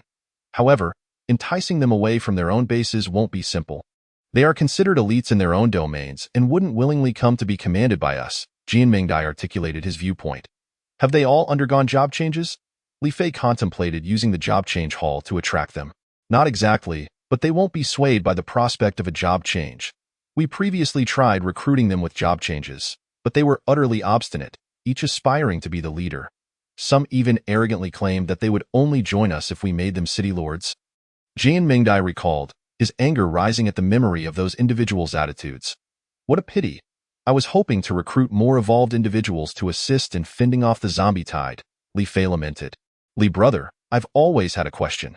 Can't the soldiers you summon fight? Why not summon more? Jin Mingdai expressed his doubts. The summoned soldiers possess significantly lower combat power compared to evolved individuals. And they lack any emotions. They won't initiate attacks on their own and can only defend passively. They require someone to issue commands, and that person must be authorized by me, which is quite troublesome. My intention is to form an army comprised of evolved individuals. Li Fei shared his plans with Jin Mingdai. Jin Mingdai pondered for a moment before speaking. While it may be impossible to have these evolved individuals stay here long-term, I do have a method to bring them over to fend off the zombie tide. Oh, Miss Mingdai, what is your plan? A hint of displeasure crossed Jin Mingdai's face. Li brother, your constant address of me as Miss Mingdai makes it seem as though you regard me as an outsider. Li Fei was taken aback and touched his nose. How should I address you then? Just call me Mingdai, Jin Mingdai replied with a smile. All right, Mingdai, please share your plan. Upon hearing Li Fei call her Mingdai, her face flushed a deep crimson, leaving Li Fei utterly puzzled. Jin Mingdai quickly composed herself and slowly explained. We can recruit them in a mercenary format. Our base can produce equipment and weapons. So if they come to help fend off the zombie tide, we can promise them a set of equipment. Currently, they are using weapons that appear to have been scavenged from who knows where, some knives or metal rods. That's a brilliant idea, Li Fei exclaimed, slapping his thigh in delight. He then assigned Jin Mingdai to oversee the entire operation and allocated some soldiers for her use. First, let us upgrade the Nine Dragons job change hall.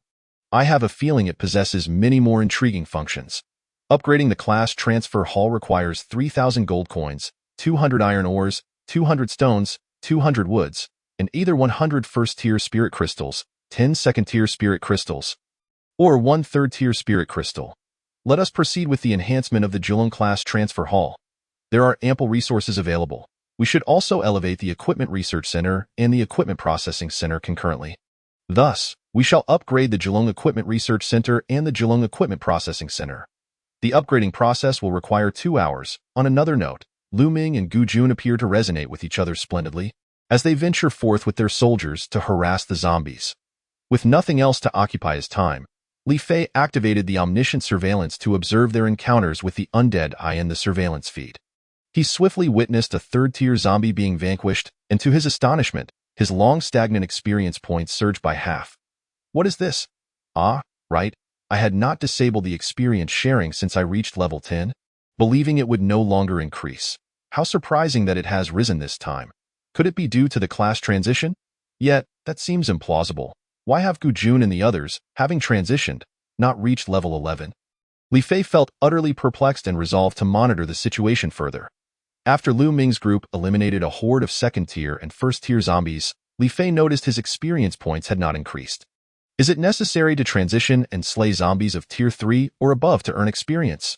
Li Fei refrained from disabling the experience sharing and continued to wait for Lu Ming to confront another third-tier zombie. 5 minutes later, yet another third-tier zombie felled. As the creature was dispatched, Li Fei's level ascended to 11. Ha. It truly is as I suspected. He hastily disabled the experience sharing, realizing he must expedite the leveling of Lu Ming and his companions. For they were the primary combatants against the zombies, not he himself. Meanwhile, Jian Mingdai arrived with 30 soldiers at a small outpost known as the Min's Gang, led by a robust man named Nan Xiong, who had been a security guard prior to the apocalypse. With his exceptional physical prowess, he successfully eradicated zombies and evolved, subsequently founding this organization with his brothers. Is that not the stunning Jean? What brings you here? Perhaps you intend to engage in a more intimate encounter with me. Nan Xiong leered at the statuesque and alluring Jian Mingdai, his face displaying a distinctly lascivious expression. Boss, you're magnificent, little beauty, do accept. Our boss is formidable, shouted Nan Xiong's lackeys in raucous approval. Jin Shi, silence them. Jian Mingdai coldly commanded a swordsman behind her. Jin Shi unsheathed his black iron sword, ready to charge at Nan Xiong. Spare them their lives, Jian Mingdai quickly added. Jin Shi sheathed his sword and sprinted forward, delivering a punch directly to Nan Xiong's face, who was caught entirely off guard. How dare you strike our leader? Nan Xiong's subordinates, enraged, seized their weapons and prepared to retaliate against Jin Shi. Suddenly, dozens of soldiers in matching uniforms emerged behind Jian Mingdai, some wielding black bows and others brandishing black swords. Seeing this, Nan Xiong's subordinates hesitated, their bravado waning in the face of such formidable opposition. What do you intend to do? Is it not enough that the Shun base exploits us so ruthlessly? Nan Xiong, rising painfully, glared at Jian Mingdai and shouted in fury. The Shun base? Apologies, but I am no longer affiliated with them, Jian Mingdai replied, handing Nan Xiong a sheet of A4 paper. Should you be interested? Feel free to seek us out in Julong City to enlist. As she departed, she left behind a message. Due to the impending assault of a massive zombie horde on Julong City, we are recruiting capable evolvers to assist in repelling the invasion. During the battle, each evolver will receive a set of equipment and a weapon, along with assistance in transitioning their class. The document detailed the attributes of a refined soldier's set and various black iron weapons. Along with the location of Julong City, the attributes of these weapons and equipment are quite formidable. No wonder that individual managed to defeat me so easily, Nan Xiong pondered, contemplating the watermelon knife in his hand and the paper's contents. Damn it, I'll risk it all. Should the horde attack if we cannot win, I can still escape, and this way, I can obtain a full set of equipment. What a bargain! He grinned maliciously. Chapter 23. Non-combat professions. City Lord. The influx of survivors into the base has become overwhelming. We struggle to manage them, and they possess no combat capabilities, merely consuming resources. I fear Julong City will inevitably be dragged down by them. Su Binshan expressed his concerns to Li Fei. Despite being a warrior by profession, Su Binshan despised combat, primarily due to his age of 45, having long surpassed the fervor of wielding a massive blade from the south of the city to the north. Prior to the apocalypse, he was an assistant general manager at a company. Relishing in management tasks, Li Fei had entrusted him with personnel management in Julong City precisely for this reason. Fear not. Let us explore this, Li Fei stated as he led Su Binshan to the class transfer hall, which had recently completed its upgrade. What purpose does this class transfer hall serve? These individuals have no combat abilities. Do you intend for them to transition merely to become fodder? Su Binshan hesitated, casting a doubtful gaze at Li Fei, struggling to reconcile the image of the seemingly divine and imposing figure before him with the notion of such cruelty and hypocrisy.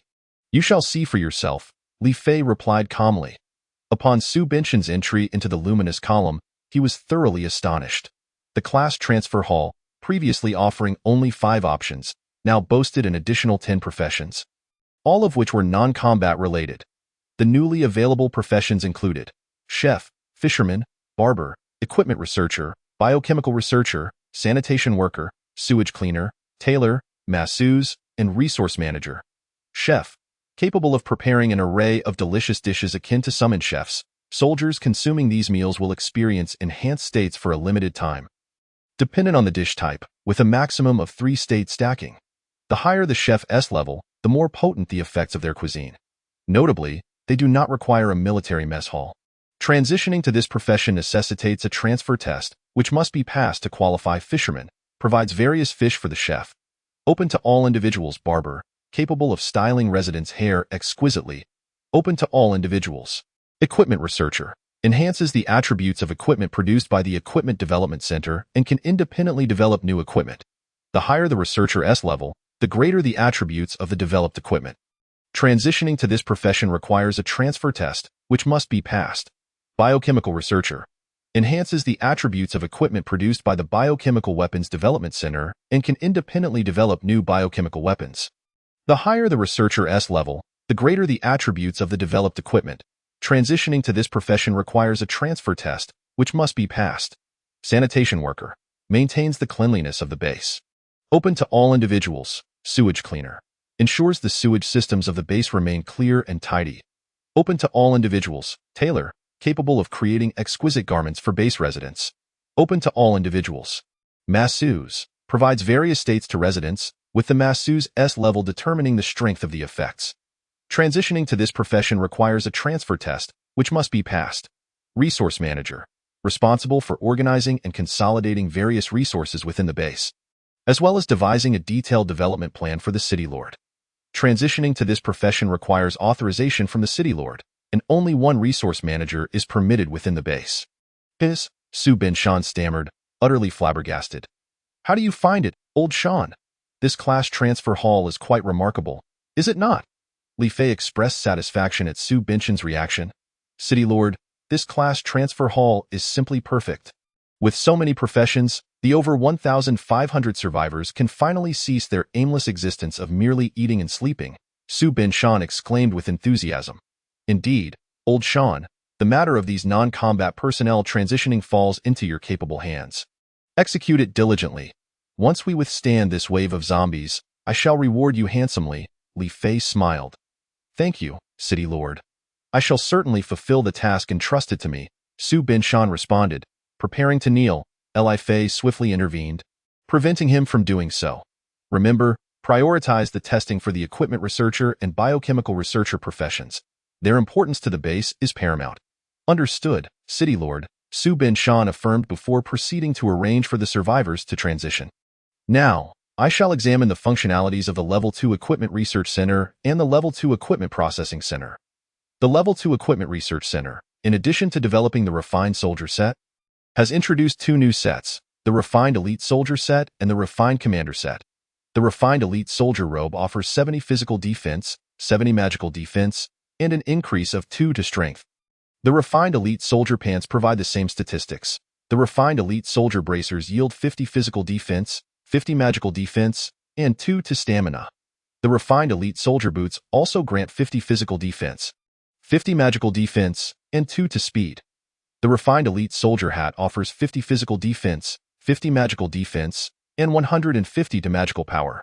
The set effect for the Refined Elite Soldier set gives a 10 chance to trigger the Elite Soldier will, which, when activated, increases strength, stamina, and speed by 10 each. The Refined Commander robe boasts 100 physical defense, 100 magical defense, and 3 to strength. The Refined Commander pants share identical defensive stats. The Refined Commander bracers provide 80 physical defense, 80 magical defense, and 3 to stamina. The Refined Commander boots also yield 80 physical defense, 80 magical defense, and 3 to speed. The Refined Commander hat grants 80 physical defense, 80 magical defense, and 200 to magical power. The set effect for the Refined Commander set gives a 10 chance to trigger the Commander's Roar, which enhances attack, defense, and health by 10 each when activated. These two sets of equipment are quite impressive, albeit somewhat costly, especially as the Commander set requires 10 Tier 3 Spirit Crystals to craft a single set. I shall first create a Commander set for Jin Mingdai, Lu Ming, Gu Jun, Zhao Sanlang, Lin Yun, Lin Feng, and Su Binshan, Li Fei resolved after some contemplation. The Level 2 Equipment Processing Center is now capable of crafting new weapons.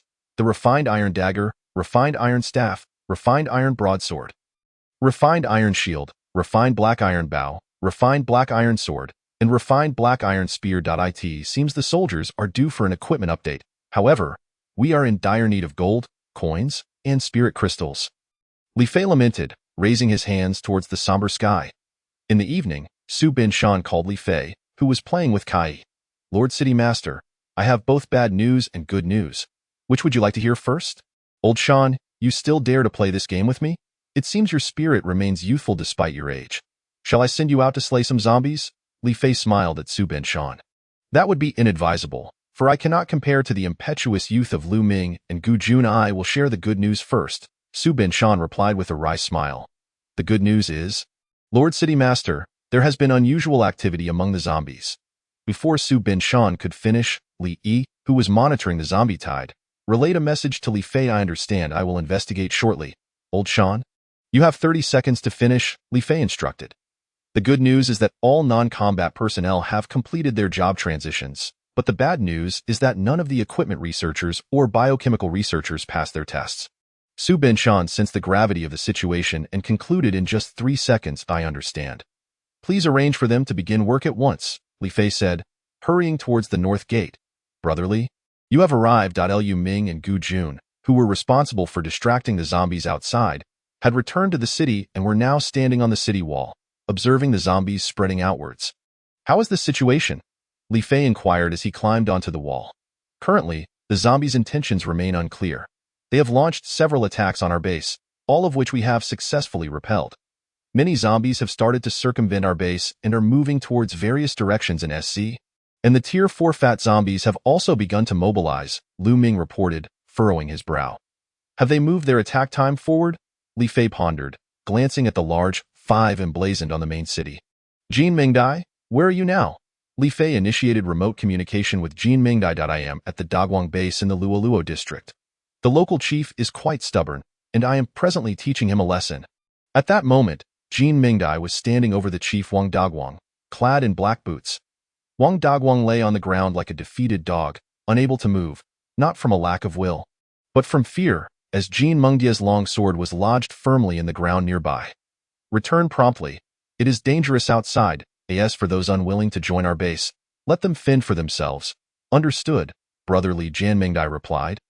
Removing her leg from Wang Dagwang's body, we are heading back to the base. Jan Mingdai signaled to the soldiers, hastily departing the Dagwang base. Wang Dagwang's subordinates quickly rushed to assist him. Damn it. What does that vile woman mean by this? She came over and without a word, started beating me up. Was it really necessary just because I teased her a bit? Wang Dagwang's face, swollen with anger, expressed his frustration. In Jilong City, Li Fei commanded Lin Feng and Lin Yun. You two must quickly venture out to investigate the zombies' movements. Prioritize safety, and if anything seems amiss, return to the base immediately. Do not engage unnecessarily. Understood, Lord City Master. Dressed in the refined commander set and wielding the refined black iron sword, Lin Feng and Lin Yun swiftly exited the city. Nightfall arrived swiftly, and the zombies, seemingly frenzied, began their assault under the leadership of a Tier 4 fat zombie, launching an attack on the northern gate of Jilong City with approximately 500 zombies. The fortified Jilong City was not easily breached by a mere 500 zombies. Li Fei and Lu Ming stood atop the city wall, observing the scene without taking action. 10 enhanced large crossbows were equipped, 5 set to single-shot mode, and the other 5 to area effect shooting.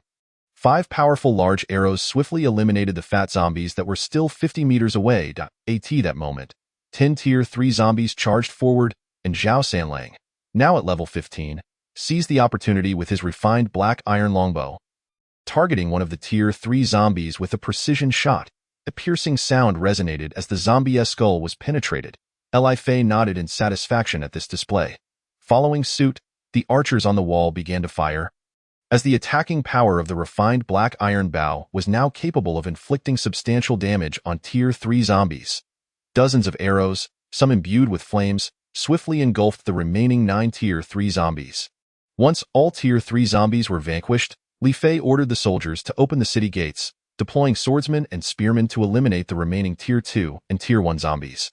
Facing a mere 500 zombies, Jilong City achieved a swift and effortless victory. Li Fei instructed everyone to maintain their posts, anticipating multiple waves of zombies to attack that night. He activated the omniscient surveillance and switched to Jin Mengdia's view.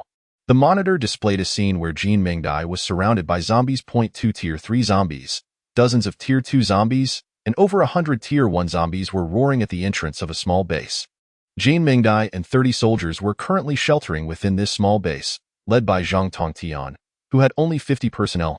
Mingdai, you must hold your ground. I will come to your aid immediately, Li Fei declared, not waiting for Jean Mengdia's response as he hurriedly set out with 30 soldiers. A minute later, the door of the small base was shattered by a powerful blow from a Tier 3 zombie. The inhabitants quickly found themselves clashing with the red-eyed zombies. Blade of Light. Jean Mingdai unleashed her skill, enveloping her long sword in a brilliant white light. She thrust forward with great force at the Tier 3 zombie. The light-infused attack left only a shallow wound, proving non-fatal. Damn it, it seems today is my day of reckoning. After 3 swift attacks, Jean Mingdai hastily retreated, relying solely on her black iron sword without having had the chance to upgrade her weapons and equipment. While Jean Mingdai and her 30 soldiers managed to evade the Tier 3 zombies due to their equipment advantage, Zhang Tongtian and his group were not as fortunate. A young man with yellow hair was unable to dodge and was torn in half by a Tier 3 zombie, his entrails spilling onto the ground in a gruesome display. Run! Someone shouted, and suddenly, Zhang Tongtian's group scattered in all directions. The Tier 3 zombie discarded the yellow-haired corpse and turned, delivering a powerful punch to a long-haired youth attempting to slip past. The youth's head shattered like a watermelon, blood and brains splattering the ground. Are you all foolish? Jean Mingdai did not spare him even a glance. Damn it, what a conceited fool, thinking he is so important. Once I escape, who will care about your so-called Julong City? Although Zhang Tongtian harbored deep resentment in his heart, his face was still painted with sycophantic smiles. Over here, thanks to the extraordinary coordination of the soldiers, the third-tier zombies could not be breached, while the second-tier and first-tier zombies rushing in were swiftly annihilated. Meanwhile, on another front, the third-tier zombies were ruthlessly slaughtering the panicked populace. 10 minutes later, the entrance of a corpulent zombie sent Jean Mengdia's face to a pallid shade. As soon as the obese zombie arrived, it clasped the middle-aged man in front of it with both arms. The middle-aged man let out a loud, anguished scream. A crunch echoed as bones shattered. He attempted to cry out again, but the obese zombie offered him no respite, promptly opening its gaping maw to devour his head. A scene of unspeakable horror unfolded as the obese zombie feasted on the spot. Those nearby could hear the grotesque sound of its chewing. The creature grunted and snorted as it munched. Chapter 25. The Return. Once the gluttonous zombie had finished its meal, it cast a glance at Jean Mingdai and charged at her frantically. The soldiers valiantly resisting the third-tier zombies were caught unawares and were sent flying by the obese zombie.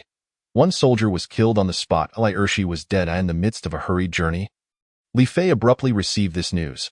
This is bad. We need to hurry. Li Fei was compelled to quicken his pace. The small base. Jean Mengdia's black iron sword struck the obese zombie with no effect. The creature, leveraging its tremendous force, sent both Jean Mingdai and her sword flying. Though she fell to the ground, still alive, her throat tasted sweet, and she soon spat a mouthful of fresh blood onto the earth.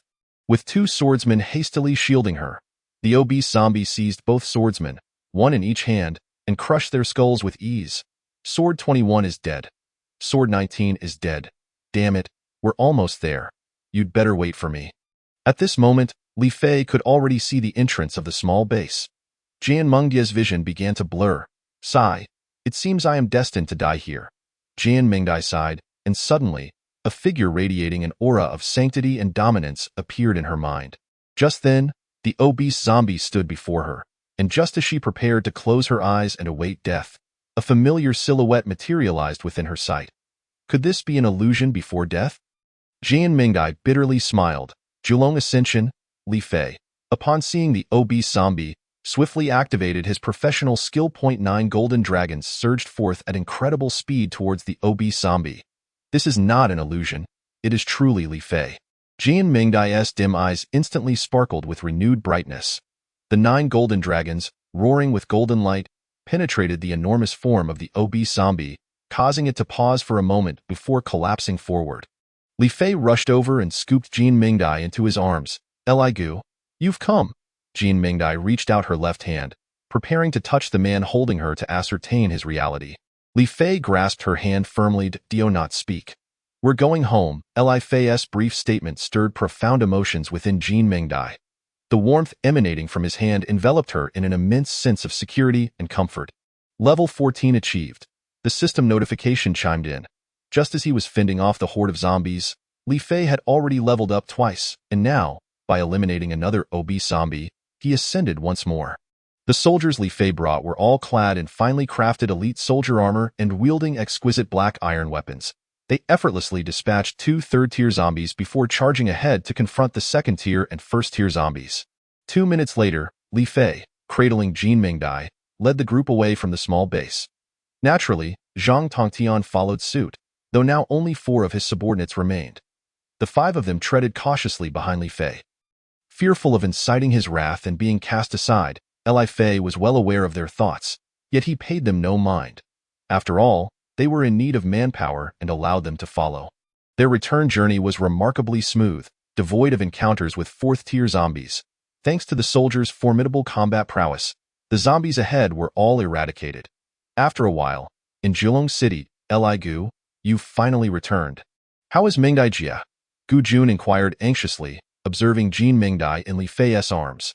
She has sustained some injuries, but they are not life-threatening. Liu Ming, come here and tend to her. Li Fei waved to Liu Ming, who stood nearby. Healing Wind. Liu Ming unleashed the Healing Wind, enveloping Jin Mingdai in a soft, greenish light. Moments later, her pale complexion gradually regained its rosy hue. Li Gu, Mingdai Jia is fine now. She just needs to rest a bit to awaken. Liu Ming informed Li Fei. Thank you, Liu Ming. Li Gu, it's no trouble at all. Liu Ming replied with a smile, waving his hand. What is the situation with the zombies now? Li Fei inquired, concerned about the erratic movements of the undead. After you left the city, the zombies attacked once more, but we swiftly eliminated them. Liu Ming responded. It seems we'll have to stay vigilant tonight. Though Jilong City is quite safe, other bases are not as fortunate. Many have quickly succumbed to the onslaught of zombies. Run.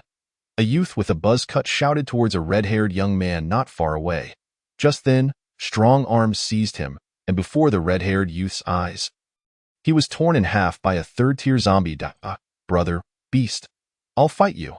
The red-haired youth charged at the 3rd-tier zombie, wielding a metal pipe. The outcome was brutal. The 3rd-tier zombie crushed the red-haired youth's skull into a pulp, his bloodied remains collapsing to the ground. Countless such scenes unfolded throughout SC, marking the night as one of sleepless dread. Within Jilong City, Kai Yi was kept awake by the howls of zombies outside the city, her terrified eyes betraying her fear. City Lord, it seems there are survivors among us who specialize in soothing children. Perhaps we might enlist their help. Su Binshan suggested to Li Fei, who was comforting Kai Yi. City Lord, may I give it a try? Zhang Tongtian interjected eagerly from the side. You? Li Fei regarded him with skepticism. Don't be fooled by my appearance. I was quite adept at entertaining children before the apocalypse. Zhang Tongtian boasted, patting his ample belly. Very well. With no better options at the moment, Li Fei relented. Come, Yi, look at me. Zhang Tongtian's rotund figure quickly captured Kai Yi's attention. Then, much to everyone's bewilderment, he began to sway his body and rhythmically pat his belly. What an eyesore! Just as Li Fei was about to stop this ridiculous display. Ha, ha, ha! To everyone's surprise, Kai Yi burst into laughter. Could it be that today's children enjoy such dances? The onlookers were left in utter confusion. Come, Yi, let us wiggle our bottoms and twist our necks together. Zhang Tongtian not only moved his body but also began to sing. Kai Yi found it amusing and quickly joined in, wiggling her little frame. Much to everyone's delight. 10 minutes later, having played herself out, Kai Yi promptly fell asleep, and Zhang Tongtian ceased his antics. City Lord, may I remain in Jilong City? Zhang Tongtian asked Li Fei with a smile. Of course. From now on, the task of entertaining Yi will fall to you. By the way, why don't you let your 4 subordinates join Jilong City as well? Thank you, City Lord. The 5 of them chorused. Li Fei made his way to the main city. Inspecting the existing quantities of spirit crystals and various materials in the base, it is time to upgrade the base. Chapter 26. The Zombie Siege. Upgrading the base. The resources stored in Jilong City were instantly depleted. Base upgrading in progress. Seeing the time required for the upgrade, Li Fei felt like he could bleed. It would take a whole day. Roar, roar, roar. This night was destined to be sleepless throughout SC, as an increasing number of zombies began to assault the shelters and bases within the city. Places that had been attacked would soon yield new zombies. With nothing better to do, Li Fei organized the soldiers to eliminate another wave of attacking zombies. Seemed that many would fall victim to the zombies' wrath tonight in SC. Li Fei stood atop the city wall, observing the relentless tide of undead pouring into the city. The Wanche Hui was a large base housing over 2,000 survivors, including 800 evolved individuals. Its ruler was Lin Yu, who had acquired a system called the Vehicle Modification System at the onset of the apocalypse. With this system, he continuously transformed encountered vehicles into machines of formidable offense and defense. Armed with modified vehicles, he rose to prominence, gathering a large following and establishing the Wanche Hui. Whoosh, a modified green sports car sped through, crushing the clustered zombies on the street into a fine mist. What a thrill! Lu Shui, seated in the driver's seat, played upbeat DJ dance music while a comely girl in the passenger seat leaned over his lap. Engaged in some unspeakable activities, suddenly, Lu Shui spotted a monstrous creature bristling with spikes standing ahead. Heh, what a peculiar little thing! You blind fool, don't blame me for being ruthless. Remember not to turn into a zombie so quickly in your next life. An excited and cruel grin spread across Lu Shui's face as he slammed the accelerator, propelling the car like a bolt of lightning towards the spiky monster. Just as Lu Shui's vehicle was about to collide with the creature, he felt an impending climax in his loins. This is the feeling, I'm coming. Perish! Lu Shui's face flushed with exhilaration. Oh! He suddenly shouted. The creature's crimson eyes brightened at the sight of the speeding car, as if sensing prey rushing toward it. When the car was merely 10 meters away, the monster extended its right hand towards Lu Shui, and astonishingly, its hand elongated. The tip of the stretching hand was a sharp spike. A second later, the spiked creature's hand pierced through Lu Shui's head, who was lost in ecstasy. Upon impact, the car split in two. One half contained Lu Shui, impaled through the head, while the other half held the unfortunate girl in the passenger seat. Lu Shui was unceremoniously lifted from the vehicle by the monster, while the remaining half of the car, losing balance, soared half a meter into the air before another buzzcut guard pointed at the spiky monster that had appeared at the entrance, exclaiming, "Zombies are here!" Before the buzzcut and the blonde could raise the alarm, the elongated hands of the spiky creature pierced through their bodies. At that moment, the spiky monster was filled with exhilaration, for it was surrounded by humans. Cries of agony echoed throughout the Wanche Hui base. Minister Sun Jia hurriedly led a group of people towards the source of the screams. It's zombies. Upon seeing the spiky monster, everyone felt a sudden jolt of fear. Sun Jia drew the large machete strapped to his back, preparing to launch an attack, but the creature's right hand swiftly pierced through his skull. Minister! Du Buxin cried out in terror as he witnessed Sun Jia's instant demise. Just as he realized what had happened and turned to flee, a black, sharp object pierced through his chest, in the distance. The spiky monster retracted its arm. A monster! Run! Seeing their minister and deputy minister fall in an instant, the others from the United Front Department quickly scattered in all directions. The spiky creature did not pursue them. It merely stood still, its muscles bulging slowly, before unleashing a barrage of spikes that shot towards the fleeing individuals, killing them instantly. An evolved human without any defensive equipment stood no chance against a level 5 zombie, falling victim in an instant. Observing this scene on the monitor, Wang Shengmao and Hong Tyson exchanged glances before hastily making their way to the parking lot. They understood all too well that encountering that monster meant certain death, but as long as they could reach their vehicle, they still had a chance to escape. Meanwhile, the spiky monster reveled in its carnage, claiming one head after another, turning the Wanche Hui into a hell on earth, littered with corpses. Vroom, vroom, vroom.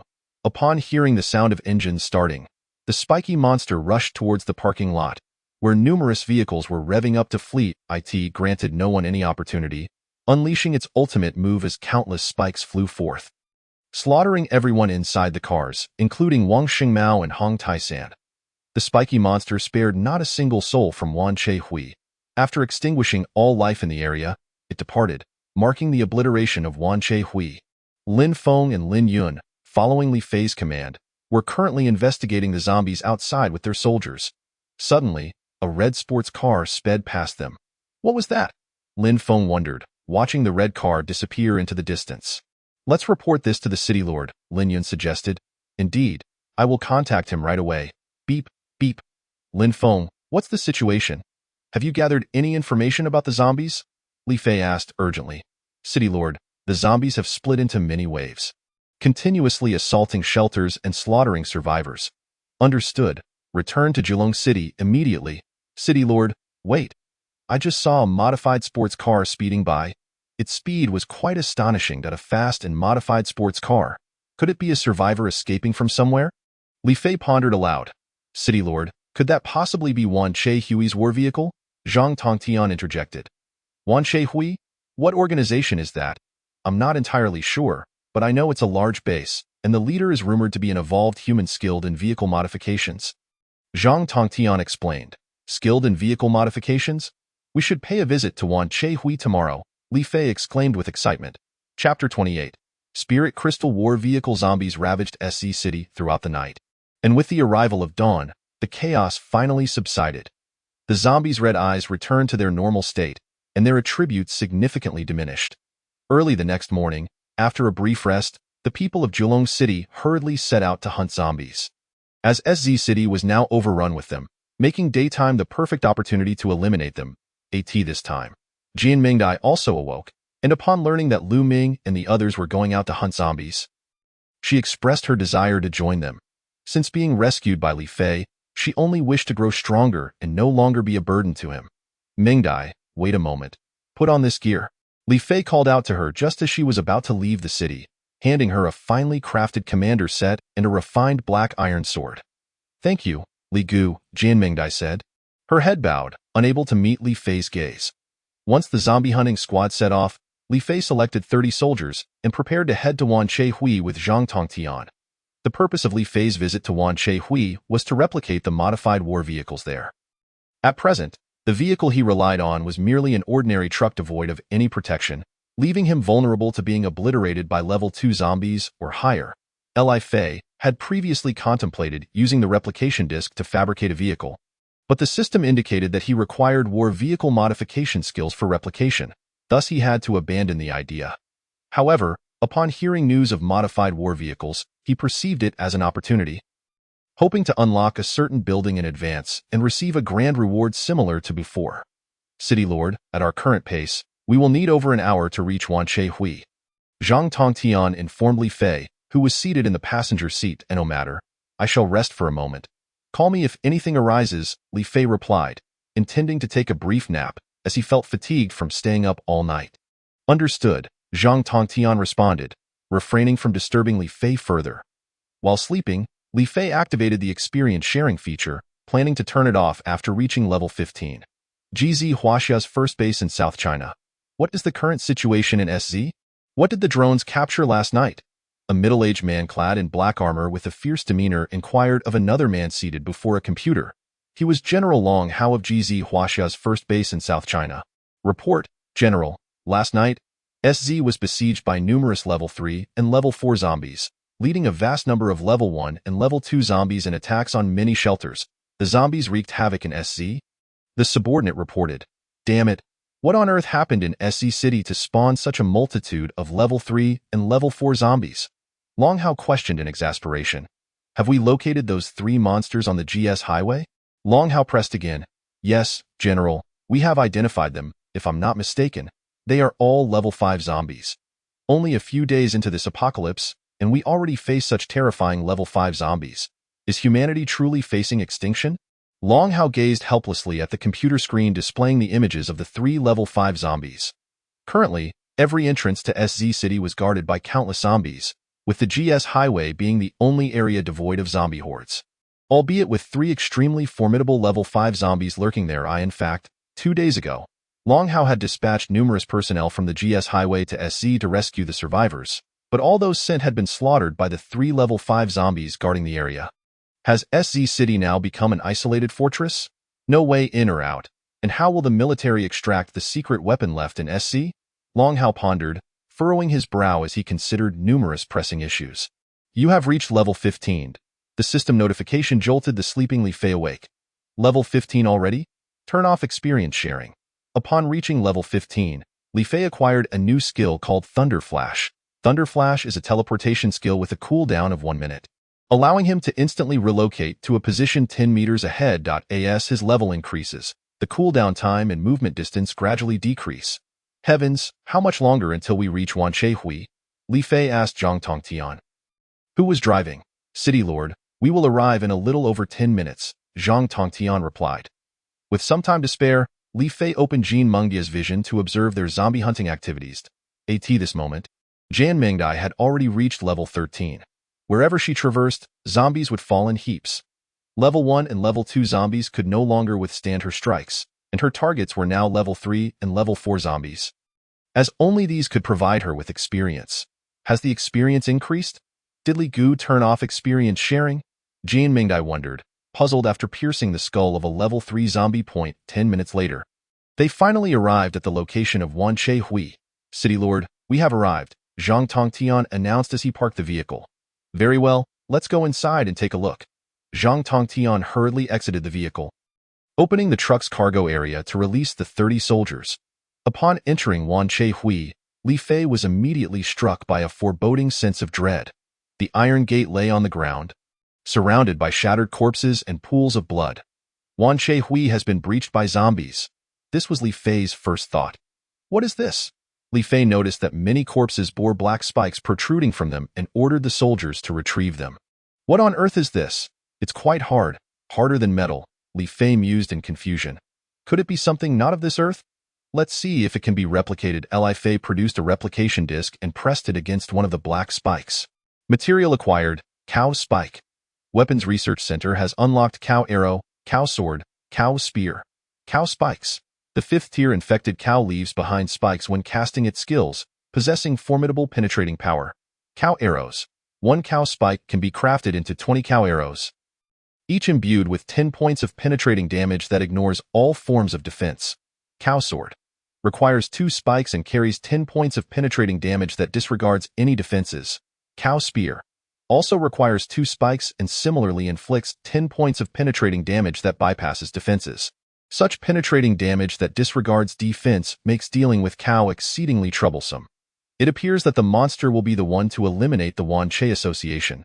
I wonder if I could raise a few cow at the base, allowing me to continuously produce cow spikes? Li Fei mused, his imagination running wild. After dispatching several wandering first-tier zombies, Li Fei and his companions arrived at the parking lot of the Wanchei Association.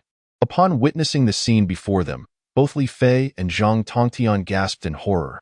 The sight was grotesquely bloody and brutal, strewn with corpses, while the armored vehicles resembled coffins holding the lifeless bodies, many of which bore gaping holes in their heads. Alas, it could be considered a form of relief that they did not succumb to becoming zombies. Li Fei sighed at their tragic fate. He produced a replica disc and placed it on a blue sports car. The Spirit Crystal War vehicle has been replicated. However, the vehicle modifications remain locked and cannot produce the Spirit Crystal War vehicle. Due to the premature unlocking of the Spirit Crystal War vehicle, you will receive a rare quality platinum level gift pack. Upon hearing the system's announcement, Li Fei's heart skipped a beat. This visit promised great rewards.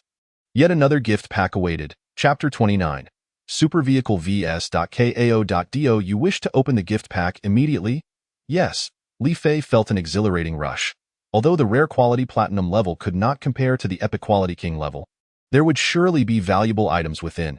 You have obtained a super vehicle, Platinum, Phantom Legend, a light blue super sports car materialized before Li Fei, its exterior impressively sleek. Truly, it was a super vehicle. Radiating such coolness, Li Fei beamed at the Platinum Phantom Legend. Let's examine its attributes. As Li Fei attempted to open the car door, an artificial intelligence voice emanated from within the vehicle. Please bind your identity first. After the AI spoke, a transparent disc adorned with a palm print design emerged from the left door, indicating that Li Fei should place his hand upon it. Following the instruction, Li Fei placed his hand on the disc. After a minute, the AI announced, "Your identity has been bound, and you may now use the Platinum Phantom Legend normally. I am your intelligent steward. Please provide me with a name and select a voice type. Let's name it Xiao AI, and the voice type must be a lowly voice." After making his selections, Li Fei awaited the AI's response. "Greetings, Master. Xiao AI is now at your service. How may I assist you?" Upon hearing Xiao AI's words, Li Fei hastily requested, "Please introduce the performance features of this vehicle. As you wish, Master. I will now begin to introduce the Platinum Phantom Legend. Platinum Phantom Legend, Super Vehicle. Boasting exceptional defense, speed, and collision power. equipped with 3 skills that require spirit crystal activation. Skill 1, Invisibility. When activated, the vehicle's exterior and sound vanish from the enemy's sight for 10 seconds, with a cooldown of 1 minute. Skill 2, Super Acceleration. The vehicle instantly reaches supersonic speed for 5 seconds, with a cooldown of 2 minutes. Skill 3, Super Grenade. The vehicle can launch grenade attacks, with a total of 10 grenades available, a cooldown of 2 minutes, requiring spirit crystal charging to convert into grenades. After detailing the skills, Xiao AI continued to introduce some basic functions of the vehicle, such as movies and music. Xiao AI, may I ask you a question? Where is the steering wheel? Li Fei searched for the steering wheel in the driver's seat but found none. Master, the vehicle is entirely controlled by artificial intelligence. Upon hearing Xiao AI's explanation, Li Fei was overjoyed. By the way, Xiao AI, could you explain the meanings of the terms super vehicle and platinum? Li Fei inquired, slightly puzzled by those terms. ASU command. Master. A super vehicle is a title for a type of vehicle, with even more powerful classifications above it, such as ultimate vehicle and supreme vehicle, while below it are ordinary vehicle and substandard vehicle, ranked in succession as ordinary, substandard, super, ultimate, and supreme. Platinum denotes the quality of the vehicle, with the quality hierarchy ascending from bronze, silver, gold, platinum, diamond, purple crystal, to radiant crystal. It seems this vehicle is fairly standard. Just as Li Fei prepared for a test drive, a creature covered in spikes appeared in his line of sight. 5th-tier zombie Cow. Prepare for battle. Li Fei quickly commanded his soldiers. 30 soldiers swiftly dispersed, aiming their weapons at Cow. Cow stood still, its muscles beginning to bulge ominously. Caution, it is about to unleash a powerful attack, Li Fei shouted from within the vehicle. Soon, hundreds of black spikes hurtled toward the soldiers. 1 soldier, unable to evade in time, was instantly pierced by a spike. Despite the refined elite soldier set mitigating much of the damage, the spikes penetrating damage disregarding defenses pierced through his body. Priests, heal him quickly. Li Fei had only brought 3 priests along, the rest being swordsmen and archers. Noticing that no one had perished, Cow raised its right hand and swiftly extended it toward one of the swordsmen. Xiao AI, ram into it, Li Fei commanded, pointing toward Cow. The vehicle instantly transformed into a bolt of blue lightning, crashing into Cow. The force of the Phantom Legend's powerful impact sent Cow flying, causing its extended arm to miss its target. Just then, the archer's attacks arrived, with all 10 finely crafted black iron arrows striking Cow. Roaring in apparent agony, Cow quickly regained its footing, its wounds healing rapidly as it absorbed the arrows, transforming them into a part of its being. Xiao AI, activate invisibility. The Phantom Legend instantly became invisible. Seeing the vehicle vanish, Cow momentarily lost focus, its right hand raised in midair, unable to strike. In that fleeting moment of distraction, the Phantom Legend rushed toward it at supersonic speed. Cow, unable to evade, was struck and propelled out of the parking lot, crashing through the wall and creating several human-shaped holes. Xiao AI, deploy Super Grenade and lock onto Cow for launch, Li Fei ordered, having recovered from invisibility. Super Grenade ready. A 200mm grenade barrel extended from the roof of the sports car, which then fired 10 grenades in rapid succession toward the human-shaped wall holes. Boom! The explosive power of the grenades was profoundly shocking. I wonder if it is alive or dead. Xiao AI, do you have any means of detecting whether Cow is still alive? Li Fei inquired. Master, if your experience has not increased, it indicates that it is still alive. Upon hearing Xiao AI's response, Li Fei felt rather foolish for not noticing such an obvious detail. After waiting 2 minutes without seeing Cow approach, he said, take me to KAO. No sooner had Li Fei spoken than the Phantom Legend surged forward. 10 seconds later, he spotted Cow lying on the ground, barely clinging to life, its lower half completely missing. This is bad. It is recovering, Li Fei observed as Cow's wounds twitched, indicating it was attempting to regenerate its lower half. Xiao AI, flatten it into a meat patty. The Phantom Legend then drove over Cow. You have leveled up to level 16. Hearing the system's notification, Li Fei was momentarily stunned. A 5th-tier zombie had directly caused him to level up. Open the door. Upon disembarking from the vehicle, Li Fei saw Cow, now a meat patty, its body pressed tightly against the ground. This Phantom Legend is overwhelmingly powerful, though it has one significant drawback. It consumes spirit crystals excessively. Li Fei picked up the 5th-tier spirit crystal that Cow dropped. It was a purple crystal. What is this? Li Fei noticed a long spike lying beside Cao's corpse. He picked it up and placed the replica disc on it. You have obtained Cao's main spike? The Equipment Research Center has now unlocked Cao's counter-armor. Cao's counter-armor requires Cao's main spike X1, Cao's spikes X10. Can utilize the skill Cao's spike rain, increasing penetrating damage by 15 that ignores all defenses, and reflects 50 of damage received back to the attacker. This Cao's counter-armor is exceptional, Li Fei exclaimed with delight. He ordered the soldiers to collect all the Cao spikes from the ground before driving away in the Phantom Legend, while Zhang Tongtian followed closely behind in the truck he had arrived in. Chapter 30. The 5th-tier zombies have arrived. As Li Fei returned to Jilong City, an ominous premonition suddenly washed over him. Li Gu, come quickly to the northern gate. Lu Ming urgently contacted Li Fei via long-distance communication. Li Fei hastily parked the Phantom Legend in a random spot before rushing to the northern gate. What happened? Li Fei began to inquire as soon as he set foot on the northern wall. Li Gu, look over there.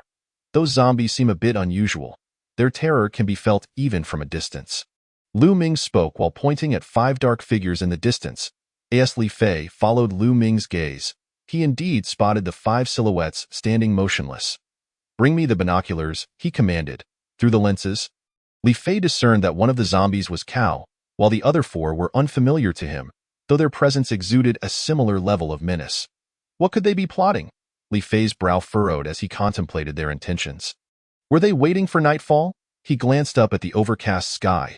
It was already 1 o'clock in the afternoon. It was time to test the might of the psychic tank. Li Fei promptly instructed the Lin brothers, Lin Feng and Lin Yun, to operate a psychic tank and venture out of the city. With a thunderous roar, the tank's cannon was aimed at the 5 zombies and fired. The psychic shell detonated at their location, resulting in an earth-shattering explosion from which a thick cloud of smoke billowed upwards. Brotherly, the power of this psychic tank is astonishing, Gu Jun exclaimed, his eyes wide with shock. Although the others did not express their astonishment as overtly, they too were deeply impressed. As the smoke cleared, the 5 5th-tier zombies had vanished without a trace, leaving behind only a massive crater. Could they have been obliterated? Jian Mingdai pondered aloud. No, they are not dead. I am certain of it, for my experience has not increased, Li Fei remarked solemnly, knowing well from his previous encounters with Cao that 5th-tier zombies were far from easy to kill that as anticipated. The 5 figures suddenly surged towards the psychic tank with alarming speed. You two, quickly exit the tank and head into the city, Li Fei shouted. It's too late. Stay inside and do not come out. The 5 5th-tier zombies swiftly approached the front of the tank, causing Lin Feng and Lin Yun to watch in terror as the menacing creatures loomed before them. Ignite the beacon and prepare for battle. Li Fei ordered the soldiers, boosting their morale in an instant. The atmosphere transformed as the soldiers, bolstered by the beacon and the power of the 9 dragons' holy light, became imbued with newfound strength. Brotherly, I feel capable of taking them on one-on-one, Lu Ming exclaimed, his face alight with excitement. The others, including Gu Jun, mirrored his eagerness. They moved too swiftly. The large crossbows cannot hit them. Be cautious, Li Fei cautioned. Resigning to the fact that the combatants needed to endure the crucible of battle to grow stronger, I shall join as well. Li Fei unsheathed the newly forged Cao sword and, along with the others, exited the city. The 5 5th-tier zombies initially intended to assault the tank, but upon spotting Li Fei and his companions emerging, they charged towards them with fervor. Cao led the charge, extending its elongated right arm. A sword and shield soldier raised his finely crafted black iron shield in a futile attempt to block Cao's strike, only to be sent flying by an overwhelming force, prompting a priest to rush over to administer healing. Li Fei recognized this as penetrating damage. Liu Ming's sword was engulfed in flames as he swiftly lunged at a diminutive black-tongued monstrosity. Now at level 17 and a 4th-tier profession, Lu Ming was incredibly fast. Yet the black-tongued creature evaded his attack with a deft twist of its body. Diu Jun charged at another creature with skin as red as blood and sharp metallic claws. Meanwhile, Jian Mingdai engaged a female zombie clad in white. The visage of this zombie astonished her, for it bore an uncanny resemblance to a normal human. If not for its lifeless eyes, one might mistake it for an ordinary individual. Mu Gue grappled with a zombie exuding green fumes. Resembling a 1st-tier zombie with its decaying form, the sole distinction being the noxious vapors it emitted, which poisoned him upon proximity. Liu Ming, switch opponents with Mu Gui, Li Fei suggested. The soldiers at the north gate now emerged to join the fray. Activating the Nine Dragons drive, Li Fei charged toward Cao. Thunder Flash, Nine Dragons Pilgrimage. He unleashed two skills in quick succession. Cao, unable to evade in time, was struck by the Nine Dragons Pilgrimage and collapsed. A gaping wound appearing in its chest, from which dark blood flowed profusely. Yet it was not finished yet. The wound on Cao's chest began to heal rapidly, prompting Li Fei to deny it any chance of recovery and rush forward to deliver a finishing blow. Just as Li Fei raised his sword, a fissure split open on Cao's mouthless face, and a long, monster-headed tongue lashed out. Caught off guard, Li Fei hastily invoked the ice spell, while the spell did not trigger a freezing effect. The accompanying deceleration successfully slowed the tongue's velocity, allowing Li Fei to evade. Seizing the opportunity, he struck down with his sword, severing the protruding tongue. Writhing in agony, Cao lay on the ground, its tongue twitching feebly before losing all vitality. Having dispatched Cao, Li Fei turned to assist his comrades, only to be taken aback by the sight before him. Liu Ming, Jin Mingdai, Gu Jun, and the others stood quietly, gazing at him. "Oh, it seems you have already dealt with your opponents." He realized. "You all are quite formidable," Li Fei remarked, observing the corpses beneath their feet. "Brotherly, you are simply concealing your true abilities. You managed to single-handedly slay a fifth-tier zombie." Gu Jun and Liu Ming approached him with smiles. "Heh, it was merely luck." Li Fei attempted to deflect the praise. "Enough with the modesty, brotherly. You are the strongest here," Liu Ming exclaimed loudly. "Come, everyone, shout with me, 'All hail the city lord.'" Gu Jun shouted, reveling in the chaos. "All hail the city lord." The soldiers echoed in unison. Li Fei's expression darkened. After the battlefield was cleared, Li Fei collected numerous materials from the 5 fifth-tier zombies, simultaneously learning their names. From Cao, he acquired Cao Spike, Cao Main Spike. From the Green Poison Ghost, he obtained Poison Heart, Venom Bag. The Green Poison Ghost was the zombie enveloped in green fumes. From the White-Clad Corpse Bride, he received Wailing White Cloth, Howling Gemstone. The White-Clad Corpse Bride was the zombie dressed in white. From the Metal Blade Zombie, he secured Fatal Red Skin, Red Steel. The Metal Blade Zombie sported red skin and metallic claws. From the Long-Tongue Gnome, he procured Fatal Black Skin, Black Tongue. The Long-Tongue Gnome was the creature with the long tongue. The Poison Heart unlocked the Poison Ghost Dagger, while the Venom Bag unlocked the antidote. The Wailing White Cloth unlocked the Wailing Cloak, which does not occupy gear slots. And the Howling Gemstone unlocked the Gemstone Bracelet, Gemstone Ring, and Gemstone Necklace. The Fatal Red Skin unlocked the Red Fatal Armor Set, and the Red Steel unlocked the Red Steel Weapon Series. The sudden influx of unlocked equipment and weapons left Li Fei somewhat flustered, unsure of how to proceed. With just one fifth-tier zombie, he could hardly craft much. It seemed he needed to hunt more fifth-tier zombies. Through this battle, Li Fei gained a clearer understanding of the combat capabilities of his base's fighters. Currently, only he could take on fifth-tier zombies solo, while the others required the support of several summons above level 15 to achieve a kill. Suddenly, a grave realization struck Li Fei. The state of the base was far from his expectations. He had envisioned himself commanding battles from within the safety of the base, yet he found himself growing stronger and venturing outside increasingly. This was hardly a favorable habit. Li Fei frowned, sighing inwardly. One Howling Gemstone could craft a complete set of gemstone jewelry, which Li Fei immediately entrusted to Jin Mingdai to wear. The gemstone jewelry set's effect was to negate 10 points of psychic damage while enhancing Li Fei's own psychic damage by 10. Upon receiving the gemstone jewelry, Jin Mingdai's heart raced. Did Brotherly harbor feelings for her? After vanquishing the fifth-tier zombies, the clock struck 3 in the afternoon. Li Fei urged his subordinates to hunt zombies and elevate their levels, aiming to raise the primary combatants to level 20 before the impending zombie tide. Although this battle against the fifth-tier zombies did not elevate Li Fei's level, it did enhance his profession level by 2. It seemed that he needed to engage in more combat to progress. Otherwise, he would struggle to advance his profession level. Once Li Fei crafted the Wailing Cloak, he donned it, noting its speed-enhancing properties.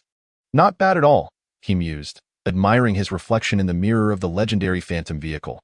"Uncle, are you going out?" At that moment, Kai was tugging at Zhang Tongtian's plump hand. "Yes, come give me a hug." Li Fei strode directly over to embrace Kai Yi, affectionately rubbing his head against her delicate face, which elicited a cascade of laughter from her. On this occasion, Li Fei ventured forth accompanied only by a single pastor. He drove out through the west gate, mercilessly crushing any zombies he encountered along the way. Neither the third-tier nor the fourth-tier undead stood a chance against the legendary Phantom's tires. Upon discovering an area teeming with third-tier and fourth-tier zombies, Li Fei dismounted and commenced a brutal slaughter. Within 10 minutes, dozens of zombie corpses littered the ground. Thus, Li Fei alternated between assaulting and retreating, ramming his vehicle into any two fifth-tier zombies he encountered. While opting for a swift escape if faced with 3 as dusk approached, it was time to return, for the base was on the verge of completing its upgrade. Xiao AI, turn back to the base. He commanded. The legendary Phantom executed a graceful drift before swiftly redirecting towards Julong City. Upon returning to Julong City, the sky had completely darkened. The quiet zombies outside the city began to have their eyes glow a sinister red, followed by a chorus of growls. It seemed that tonight would once again be a sleepless night, and Li Fei pondered how many survivor sanctuaries remained in Essie. He gazed silently at the inky sky. Lost in thought. At the headquarters of the 100 Guns base, the president, Zhao Baiqiang, was a ruthless and domineering figure, known for his stringent treatment of subordinates. He refused to shelter any survivors lacking combat prowess. Save for the families of evolvers. Following the apocalypse, he acquired a firearm manufacturing system, which enabled him to produce an array of formidable weapons, thereby asserting control over the entire BA district. He commanded an army known as the 100 Guns Army, whose overwhelming firepower rendered third-tier and fourth-tier zombies utterly doomed. All factions, large and small, surrounding the BA district had to align themselves with the 100 Guns base, for their survival hinged on procuring powerful firearms from him. Paid for with spirit crystals, an essential currency for firearm production.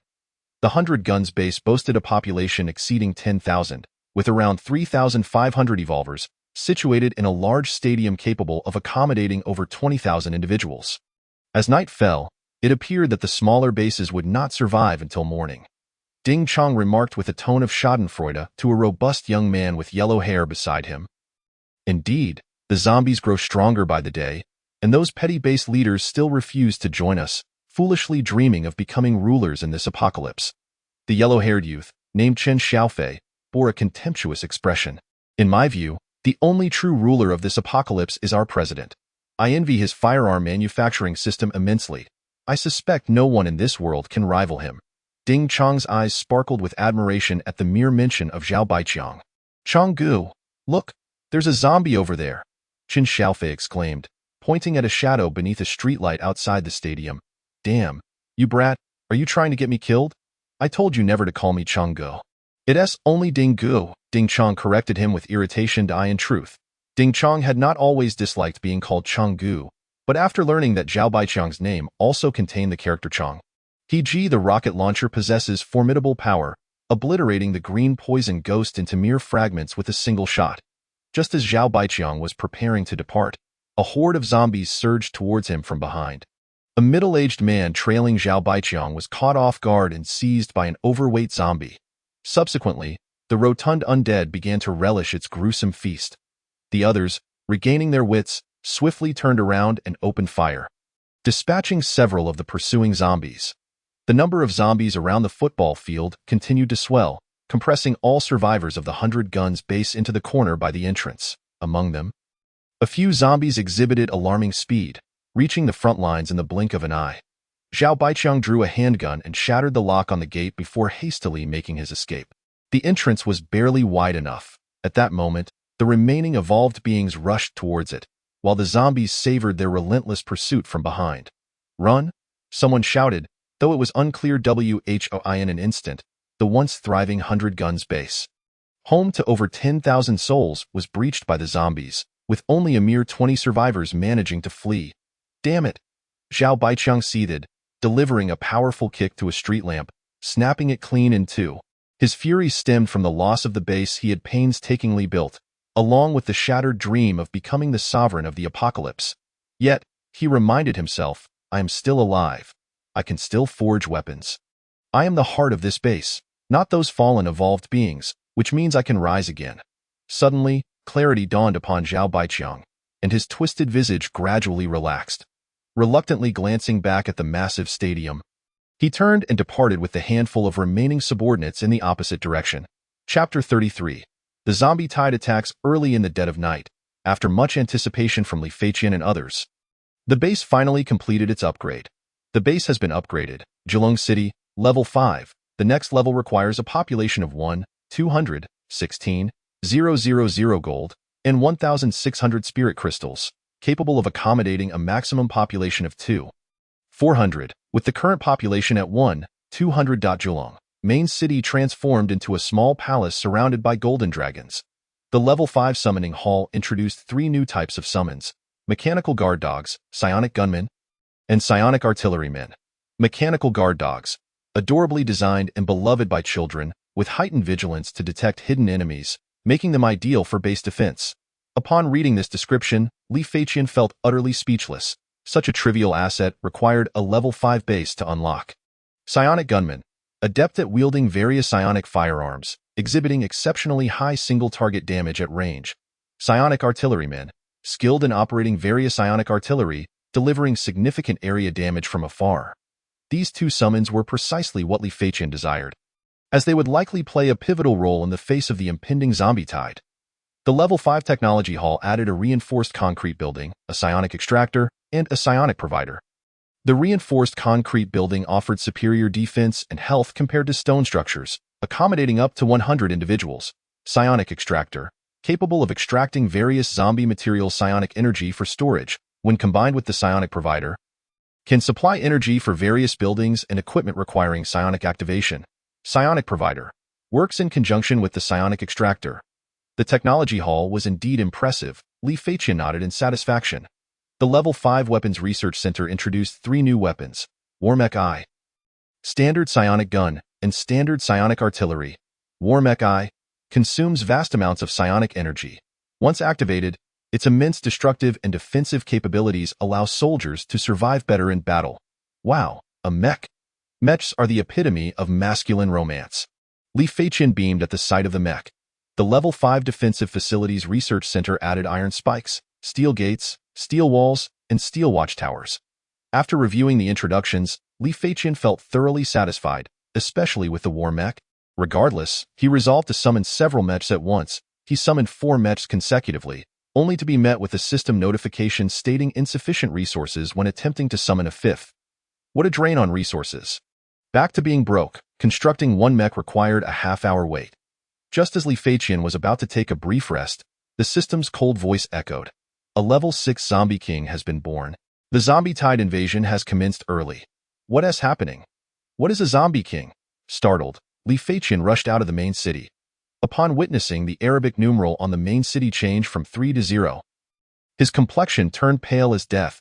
The zombie tide would assault in 1 hour. The system's voice jolted the dazed Li Feiqian back to reality. Damn it, now is not the time to be lost in thought. I must mobilize everyone at once.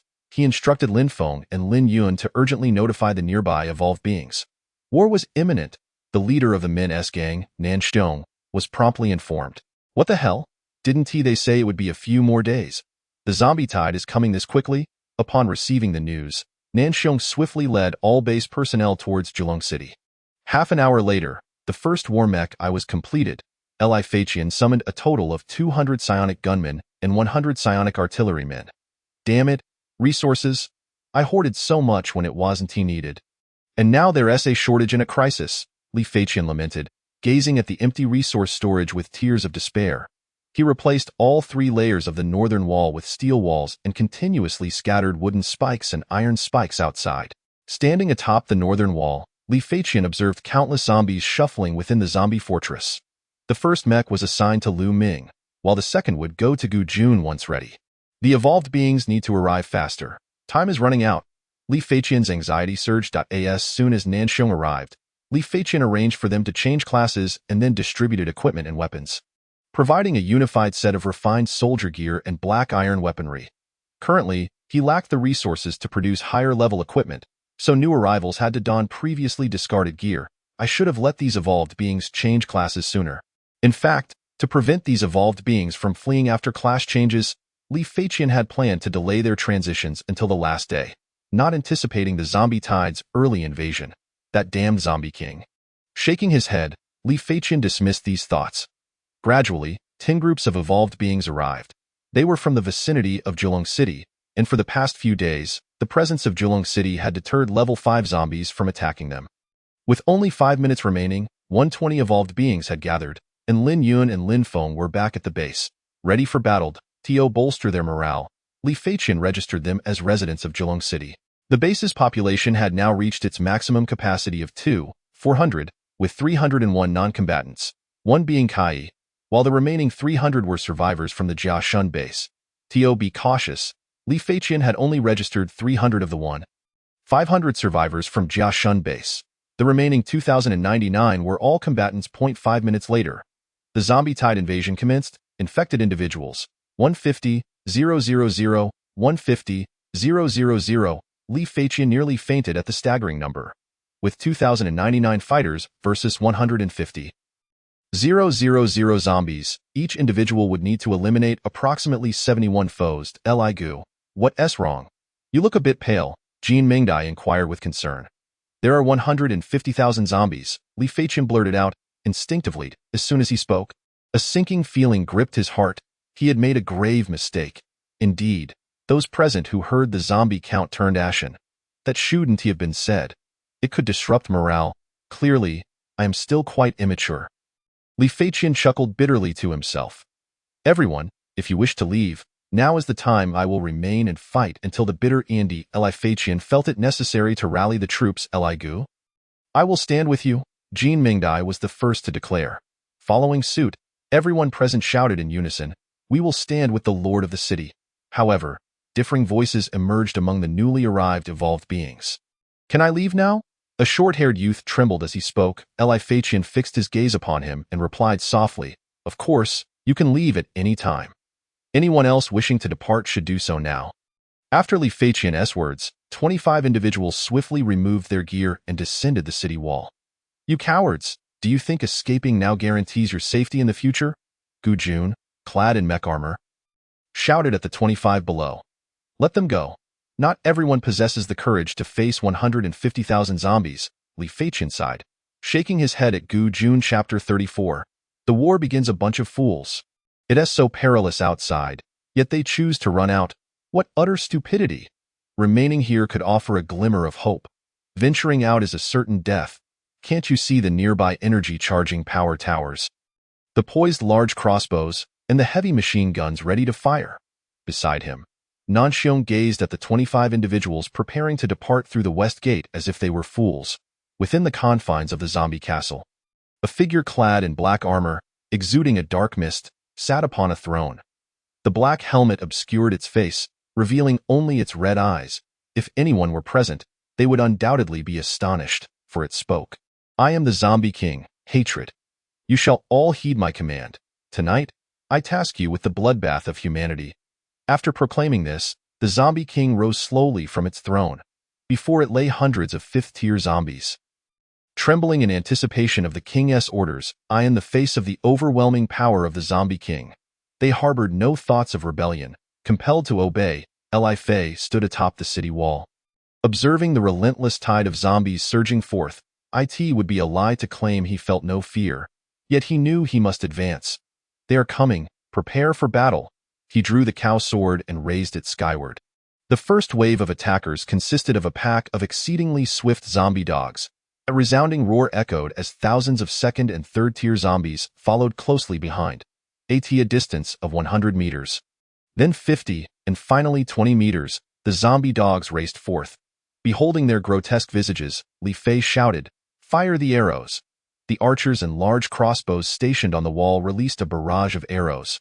The rain of arrows instantly engulfed the zombie dogs. Meanwhile, the psionic gunners and artillery targeted the more distant third and first-tier zombies. The sounds of gunfire erupted. After this wave of assault, the zombies suffered heavy casualties. However, the sheer number of them rendered these losses negligible. As the rear ranks swiftly filled the gaps, wave after wave of zombies ferociously charged towards the walls. At that moment, the count of the undead reached 145,000. This round of attacks eliminated 5,000 zombies, predominantly the numerous first and second tier ones. The third tier zombies, trailing behind their first tier counterparts, commenced their strategy of hurling zombies, with thousands of third tier zombies lifting individual first tier zombies and flinging them towards the walls. Having anticipated this tactic, Li Fei had stationed most of the melee soldiers at the base of the walls. Many first-tier zombies were dispatched before they could even rise. Even those that did manage to stand were swiftly cut down by the swordsmen. Fire arrows, flame barrage, spirit fire arrows. The archers incessantly unleashed fiery projectiles upon the third-tier zombies. The third-tier zombies, undeterred by the rain of arrows and flames, continued to hurl their undead brethren toward the walls. At that moment, the first-tier zombie army reached the base of the walls, and the spikes began to take effect. Before the zombies could mount an assault on the walls, many were impaled by the spikes. Yet, the overwhelming number of zombies allowed those in the rear to trample over the fallen corpses of their predecessors. Although the walls boasted formidable health and defenses, they could not withstand the relentless assault of the countless zombies. The undead surged forward, with one wave falling only to be swiftly replaced by another. Gazing upon the seemingly endless horde, Li Fei furrowed his brow deeply. Prepare the electric towers, he resolved to utilize the electric towers. For the congregation of zombies below was too great, and it was time to clear a path. With a crackle, 10 psionic electric towers discharged simultaneously, enveloping the entire base of the wall in a storm of lightning. The zombies below, struck by the blue electricity, were instantaneously reduced to fragments. The remaining count of zombies stood at 120,000. Boom. At this moment, the third-tier zombies had approached the walls, capable of inflicting 1/5 of the health of the iron barrier with a single blow. The large crossbows, now switched to single-shot mode, unleashed their fire alongside the electric towers, targeting the third-tier zombies. Just as the first and second-tier zombies had perished in droves, so too did the third-tier zombies meet their demise. Suddenly, a chorus of grunts heralded the approach of the fourth-tier fat zombies, who charged forth, sending lower-tier zombies flying. With a deafening crash, thousands of fat zombies collided against the walls, causing the health of the structure to plummet by half. The damage inflicted by the electric towers was insufficient to obliterate the stout fat zombies, whose thick health and defenses proved formidable. The archers and psionic gunners hastily concentrated their fire upon the fat zombies. While the psionic artillery continued to bombard the vast numbers of lower-tier zombies, before the fat zombies could be neutralized, another wave of third-tier zombies erupted from the horde to in desperation. Li Fei opted to deploy the resource-intensive psionic heavy machine guns. The thunderous roar of 5 heavy machine guns unleashed torrents of fire, swiftly engulfing the third-tier zombies before they could react. Rows of third-tier zombies collapsed, blood and flesh scattering in the air. 10 minutes later, the psionic crystals of Gelong City were exhausted. At this juncture, only 60,000 zombies remained. Despite the elimination of 60,000, the psionic towers and heavy machine guns were now in standby mode, leaving the large crossbows and ranged soldiers to fend off the remaining undead. The ground outside the walls was littered with layers of zombie corpses, stacked at least 2 meters high. The archers ignited the corpses with fire arrows, creating a burning barrier. Each step the zombies took incurred immense fire damage, causing some to turn to ashes before they could approach the walls. The acrid stench of burnt flesh mingled with the foul odor of the undead filled the battlefield.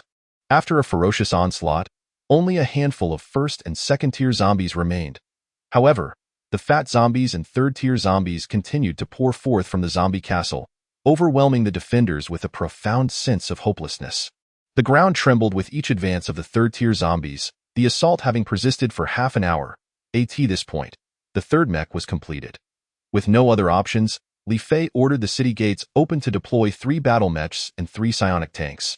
He issued the command to open the gates. "Lord, we are out of psionic crystals. The mechs and tanks cannot launch attacks," Mu Gue, who was just about to don the 3rd set of battle armor, inquired with confusion. "Psionic crystals? Look, aren't there plenty on the ground?" Li Fei pointed at the heaps of zombie corpses. "Are we to replenish our psionic energy while fighting?" Mu Gue, now clad in battle armor, seemed to awaken to the realization, his eyes widening. "Precisely. We must venture out and engage the zombies. Otherwise, we will merely remain cooped up within the city, depleting our resources." Li Fei observed the slowly opening gates and solemnly declared, We shall sustain ourselves through battle. Excellent idea, Li Gu. I'm heading out now, Lu Ming exclaimed before hastily descending. Leading the charge were the 3 battle mechs and 3 psionic tanks, followed closely by melee soldiers and evolved warriors. They dared only to linger near the gates. Some soldiers were tasked with collecting psionic crystals, while others provided protection. Before long, the battle mechs found themselves encircled by 3rd-tier zombies. However, their formidable strength allowed them to shatter a 3rd-tier zombie with a single punch. Chapter 35. The brutal war. Suddenly, dozens of 4th-tier fat zombies charged in unison, sending an entire squad flying and resulting in several fatalities. The soldiers on the walls hurriedly concentrated their fire on the fat zombies. Damn it, these fat ones are too threatening. They can endure and deal damage. They are practically invincible, Zhao Sanling exclaimed as he loosed an arrow, his level 18 prowess and skillful strike dealing a lethal blow to a fat zombie. Die, you bastards, ancient army, now equipped with sufficient psionic crystals, replenished the mech's energy and unleashed the skill battle tornado. From the wall, Li Fei observed a red mech spinning rapidly, gradually forming a tornado that shattered both 3rd and 4th-tier zombies upon contact. Unbelievably powerful, Li Fei was momentarily astonished by the combat prowess of the battle mechs. Battle tornado, battle tornado. Meanwhile, Lu Ming and Mu Gue began to unleash their skills as well. 3 tornadoes swept across the battlefield, leaving devastation in their wake. Boom, boom, boom. The sounds of 3 consecutive explosions resonated, revealing that the replenished psionic tanks were now firing upon the distant horde of zombies. Although the battle mechs were immensely powerful, they had just replenished their energy and had only fought for 2 minutes before they were once again low on psionic energy. Damn it, I was just starting to feel it, Ancient Army grumbled, glancing at the mech's energy level, which had dwindled to 5%. Yet now was not the time for distraction. They needed to find psionic crystals to recharge their energy, or the mechs would cease to function. On the other side, Lu Ming and Mu Gue faced the same dire energy depletion. Just as Lu Ming was replenishing his psionic energy, 20 fat zombies barreled toward him simultaneously. Watch out, Li Fei shouted loudly. But his warning was drowned out by the roars of the zombies. Boom. Lu Ming was abruptly sent flying by a formidable impact.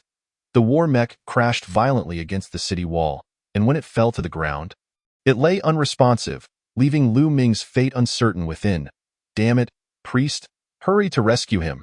Li Fei, no longer hesitating, swiftly descended from the city and maneuvered the legendary phantom to shield Lu Ming. Xiao AI, deploy the super grenade. Following Li Fei's command, the turret atop the legendary phantom extended, unleashing 10 grenades that hurtled towards the horde of zombies. Boom. A series of 10 explosions created a vacant space amidst the dense throng of undead, reducing many to mere fragments, while some were left limping, their legs obliterated. However, the gap was quickly filled as more zombies surged forth, as if nothing had transpired. Damn it, the legendary phantom is out of energy too. Li Fei had no choice but to disembark and engage in hand-to-hand combat with the zombies. At that moment, the priest managed to extricate Lu Ming from the mech. Seeing him alive, Li Fei felt a temporary relief and focused on fending off the undead. Bang! Somewhere along the city wall, a hefty zombie smashed through the last layer of iron barricade. Roar! The corpulent zombie swiftly squeezed through the breach. Stop it! A swordsman raised his sword and charged at the fat zombie, only to be swatted away effortlessly. Jian Mingdai hurriedly led the soldiers to confront the 4th-tier zombie and soon dispatched it. Yet, the breach continued to teem with invading zombies. The battle against the undead had now persisted for an hour, with soldiers suffering grievous losses. Jian Mingdai stood guard at the breach, her mind clouded with fatigue as she lost track of how many fat zombies she had slain. Suddenly, she felt an overwhelming weariness. Her vision blurring. At that moment, an unexpected event unfolded. A diminutive figure rushed to her side. Metal blade. With no time to evade, Jian Mingdai could only watch helplessly as the metallic blade was raised. Despair washed over her as she shut her eyes. Yet, 3 seconds later, she realized she was still alive. Opening her eyes, she found Li Fei standing before her, the metallic blade lying defeated on the ground beside him. Li Gu, thank you, Jian Mingdai said, her cheeks flushed as she rose to her feet. Save your gratitude until we've won this war, Li Fei replied, drawing his sword and charging at a fat zombie attempting to breach the gap. Can we win? Perhaps, Jian Mingdai mused, gazing at Li Fei's back, then shook her head and rejoined the fray. The gaps in the city wall multiplied, and more soldiers fell. Just then, the energy tower completed its charging. Everyone, inside! Li Fei piloted the legendary Phantom, clearing a path for all. Once everyone was inside, he commanded the soldiers to seal the city gates. Zing! As soon as the last person entered, the energy tower began its assault.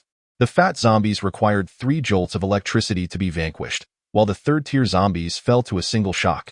With the energy tower's protection, Li Fei and his men swiftly eradicated the remaining zombies within the city. At this point, only 20,000 remained. The first and second-tier zombies were finally cleared. Meanwhile, the number of soldiers and evolved beings dwindled to 800, with the melee fighters, swordsmen, and spear wielders on the brink of extinction. A testament to the ferocity of the battle, as the breaches in the city wall multiplied and more zombies pressed in, the system's voice echoed. The Nine Dragons Holy City upgrade is complete. We are now reconstructing the Nine Dragons Holy City. What? Li Fei pondered for a moment, recalling that the system had hinted at this earlier, as if indicating the completion of the first phase of the Nine Dragons mission. While Li Fei was lost in thought, a golden light enveloped the entire base, and 9 golden dragons emerged from the main city. They ascended above the base before slowly merging into one and vanishing. With the disappearance of the golden light, so too did the zombies within the base and those within 50 meters of the city wall. Upon closer inspection, Li Fei noticed that the previously breached city wall had been fully restored. Now, only 8,000 zombies remained, meaning that the upgrade of the Nine Dragons Holy City had directly annihilated over 10,000 undead. This is incredible, Li Fei marveled, astonished to discover such a capability within the Nine Dragons City. The Nine Dragons City had evolved into the Nine Dragons Holy City, with enhanced power for the large crossbows and energy towers, as well as elevated defenses and vitality for the walls. At that moment, Li Fei beheld the second phase of the Nine Dragons City mission. Task 1. Eliminate 100,000 first-tier infected. Task 2. Eliminate 50,000 second-tier infected. Task 3. Eliminate 10,000 third-tier infected. Task 4. Eliminate 5,000 fourth-tier infected. Task 5. Eliminate 100 fifth-tier infected. Completing all 5 tasks would yield 3 rewards. Reward 1. Upgrade the Nine Dragons Holy City to the Transcendent Nine Dragons Holy City. Reward 2. Acquire the exclusive set for the Nine Dragons Lord. Reward 3. Obtain the exclusive weapon for the Nine Dragons Lord.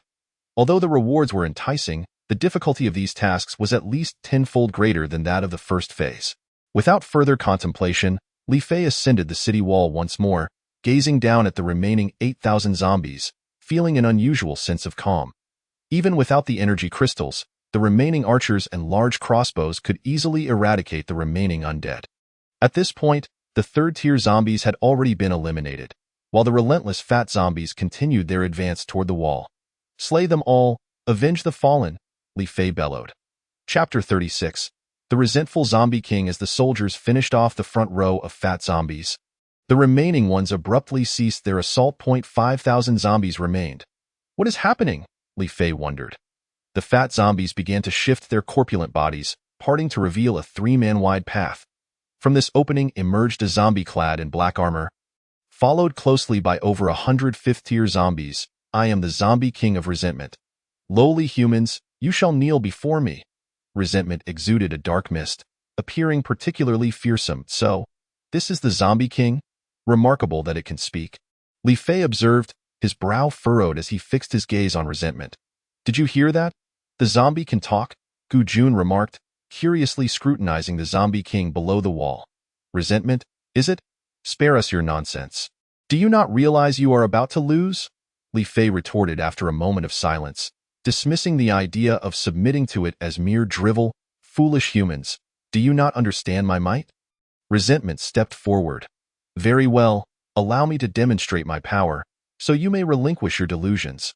The zombie king of resentment began to crouch. Roar. It let out a mighty roar, and the previously thin black mist thickened significantly, causing the ground beneath it to crack under the pressure. In 10 seconds, you will witness the strength of a king. A black lightning sphere materialized in resentment's hand, which it hurled toward the wall with great force. Die! The black lightning sphere hurtled toward Li Fei's position. Get out of the way, Li Fei exclaimed, leaping from the city wall. Boom! The black lightning sphere detonated above the wall, killing several soldiers instantly. Ji Jun, unable to evade, was struck by the shockwave and plummeted from the sky like a broken kite. Ji Jun. Jian Mingdai sprang to her feet and rushed toward Gu Jun's direction. Though Gu Jun survived, he sustained severe internal injuries, prompting the priest to carry him for treatment. A substantial section of the fortified, three-layered steel wall was obliterated, reducing the previously towering wall by half. Ha ha ha! Resentment cackled, its crimson eyes fixated on the severely wounded soldiers. Zing! From the half-destroyed wall, Li Fei witnessed Resentment conjuring another black lightning sphere in each hand. Can it cast this infinitely? Li Fei sprinted toward the undamaged section of the wall. Boom, boom. Two black lightning spheres exploded simultaneously, further compromising the wall and causing more soldiers to perish. Li Fei cried out in anguish as he saw the first 10 archers he had summoned fall lifelessly. You beast! How dare you commit such atrocities? Today, I shall tear you apart. Li Fei's eyes burned with fury as he rose from the ground, kneeling beside Li Yi's body to gently close his eyes. Ha ha ha! Do you see? Before me, you stand no chance. Resentment laughed once more. Li Fei carefully laid Li Yi's body down, standing up to face Resentment with a predatory glare. Resentment. I should have killed you sooner, Li Fei spoke in a chilling tone. What? Did you just say you could kill me? Surely, you jest. How absurd it is that you would harbor such thoughts. It is utterly laughable. Resentment gazed at Li Fei as if he were a fool. Li Fei coldly met his gaze in silence. Humph, arrogant and ignorant humans, I stand here inviting your attacks, yet you cannot harm me. After declaring this, Resentment stood motionless, offering no further action. Supernatural skill, 9 dragons ascend. Li Fei resolved that it was time to employ this cheat skill, which inflicted 1,000 points of damage upon the enemy, while costing him 800 in an instant. Li Fei's health plummeted to a mere 1 point. And to his horror, it was revealed to be a negative status, signifying that for 9 days, his health would remain at 1 point, and he would be unable to recover through potions or skills during this period. Li Gu, what about your body? Jian Mingdai looked at Li Fei in astonishment. At that moment, Li Fei was enveloped in a golden light, and from his body, 9 1-meter-long golden dragons slowly emerged. What on earth is this? Resentment, who had initially felt at ease, now sensed an ominous turn of events. The 9 golden dragons hovered above Li Fei's head, their golden eyes fixed upon Resentment, just as Resentment prepared to unleash a skill to kill Li Fei. The 9 golden dragons surged towards him with astonishing speed. Damn it, get away from me! Resentment shouted, hurling lightning orbs at the golden dragons. Boom, boom, boom. The lightning orbs exploded against the dragons, yet their speed remained unimpeded. Exploding spirit hell! The dark mist surrounding Resentment coalesced into a mass 10 meters ahead. As the golden dragons collided with the dark mist, it erupted in a series of explosions, resembling a hellscape in chaos. 2 seconds later, the golden dragons pierced through the mist, rapidly closing in on Resentment. Get away!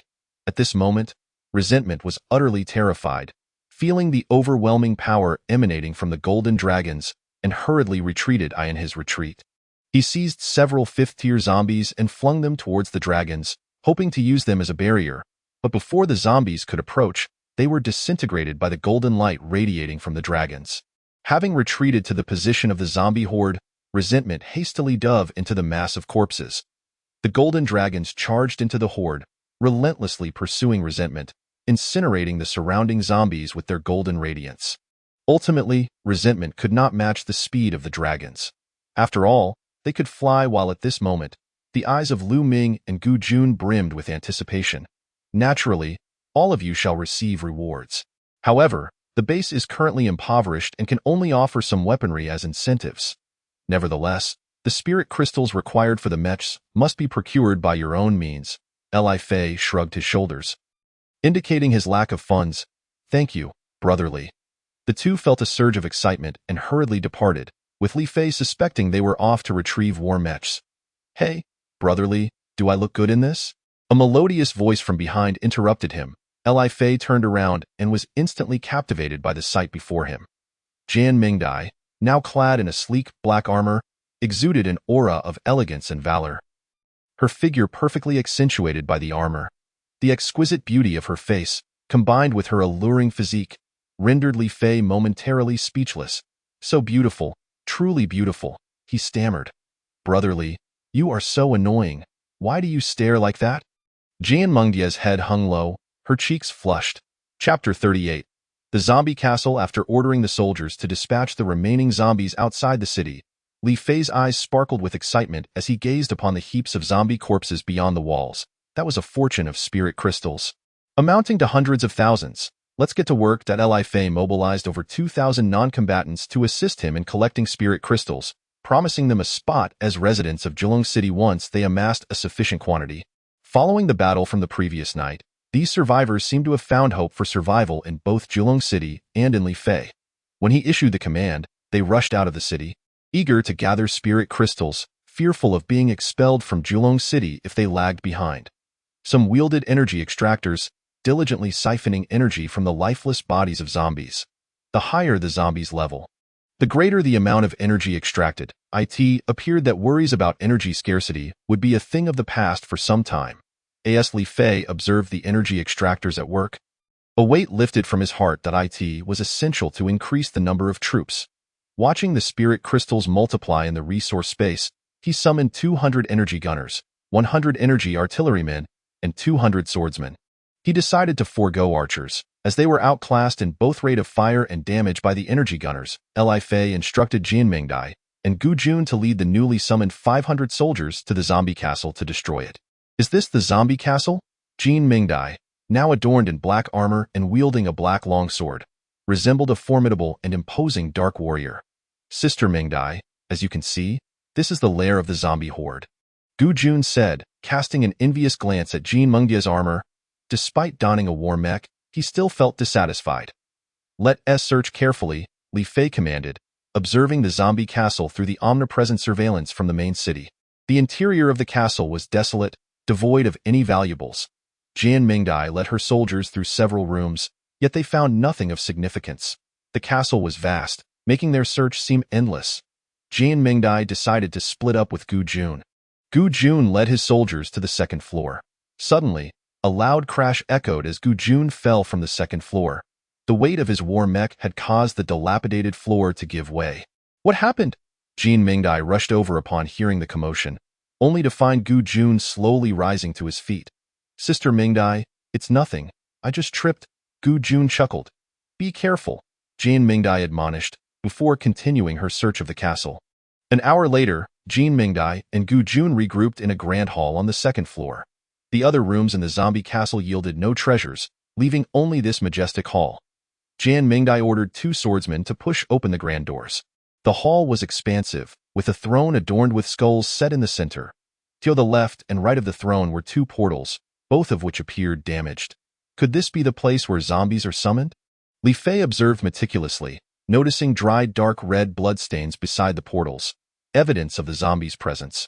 Mingdai, try using the imitation disc on the throne and the portals, Li Fei suggested after a moment of contemplation. Following Li Fei's directive, Jian Mingdai instructed her soldiers to affix the imitation discs to the Zombie King's throne and the portals. 5 seconds later, the discs emitted a brilliant white light. The system's voice chimed in promptly. Unlocking special item, King-level Zombie King's throne. Unlocking special item, King-level zombie portal. Li Fei realized that the technology hall could now manufacture these 2 items. He began examining their attributes. King-level Zombie King's throne, the seat of the Zombie King, which, when combined with the King-level zombie portal, forms the Zombie King dungeon, with a maximum level of 6-tiered Zombie Kings. King-level zombie portal, a portal capable of summoning zombies below the Zombie King rank, which, when paired with the King-level Zombie King's throne, creates the Zombie King dungeon. A Zombie King dungeon. Could it be akin to a game dungeon where treasures can be obtained? Li Fei felt a flicker of anticipation. Blow that castle up. For reasons unknown, Li Fei harbored a visceral aversion to the castle. Boom. The energy artillerymen and gunners began their relentless assault on the zombie castle. The already dilapidated structure quickly became riddled with holes under the barrage. Wait, are we gaining experience from attacking the castle? Li Fei marveled at the soldiers whose experience points were steadily increasing. Mingdai, order everyone to attack the castle. Understood, Brother Li. Although puzzled, Jian Mingdai led the melee soldiers to the opposite side of the castle to commence their assault. What is this? Experience is rising. Jian Mingdai suddenly grasped Li Fei's intention. Ji Yujun, realizing this as well, immediately unleashed the full firepower of his war mech. Huh, this feels great. Gu Jun slammed his fist against the castle wall, creating a massive breach and shattering the surrounding structure. With the aid of the energy extractor, he no longer had to worry about depleting his energy reserves. Black Spirit Lightning Balls. Jian Mingdai swung her sword, unleashing 10 black orbs of lightning. Boom! The black lightning balls detonated upon contact with the castle, obliterating a significant portion of it. Black Spirit Lightning Balls. 5 seconds later, Jian Mingdai cast the skill again, which was a unique ability of her black armor, with a cooldown of merely 5 seconds, inflicting substantial damage, albeit at a high energy cost. Behold my war rocket launcher. A rocket launcher appeared on the back of Gu Jun's war mech, launching 10 projectiles rapidly toward the zombie castle. Boom! The castle was struck once more, losing a considerable section. An hour later, the zombie castle lay in ruins, and Jian Mingdai and Gu Jun collapsed from exhaustion. At this juncture, both had reached level 30, having gained 5 levels from the destruction of the castle. The soldiers, initially at level 10, had now ascended to level 20. The experience from the zombie castle was astonishing. Were it not for his own health being reduced to a mere point, Li Fei would have been tempted to join them in the fray. Congratulations! Your base has successfully destroyed the king-level zombie castle, and you will receive 1 rare quality king-level gift pack. Congratulations! Your base is the first in the world to destroy a king-level zombie castle, earning 1 brave quality king-level gift pack. Congratulations! Your base is recognized as the first in the world to destroy a king-level zombie castle and will be announced as a model to the world. Congratulations! Your base is the first in the world to destroy a king-level zombie castle. As the Lord, you will receive the title of Slaughterer of the Zombie King. Li Fei was utterly astounded. The system's sudden barrage of notifications left him in a daze. After 10 seconds of bewilderment, his heart soared with joy at the prospect of receiving 2 substantial gift packs, his favorite rewards. Chapter 39.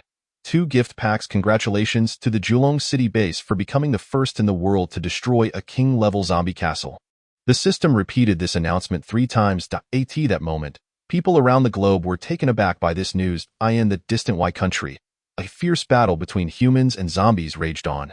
Julong City base. What on earth is that? A golden-haired man clad in resplendent armor strikes down upon a 2-headed, 4-armed monstrosity with a single, decisive swing of his sword, cleaving the creature cleanly in half.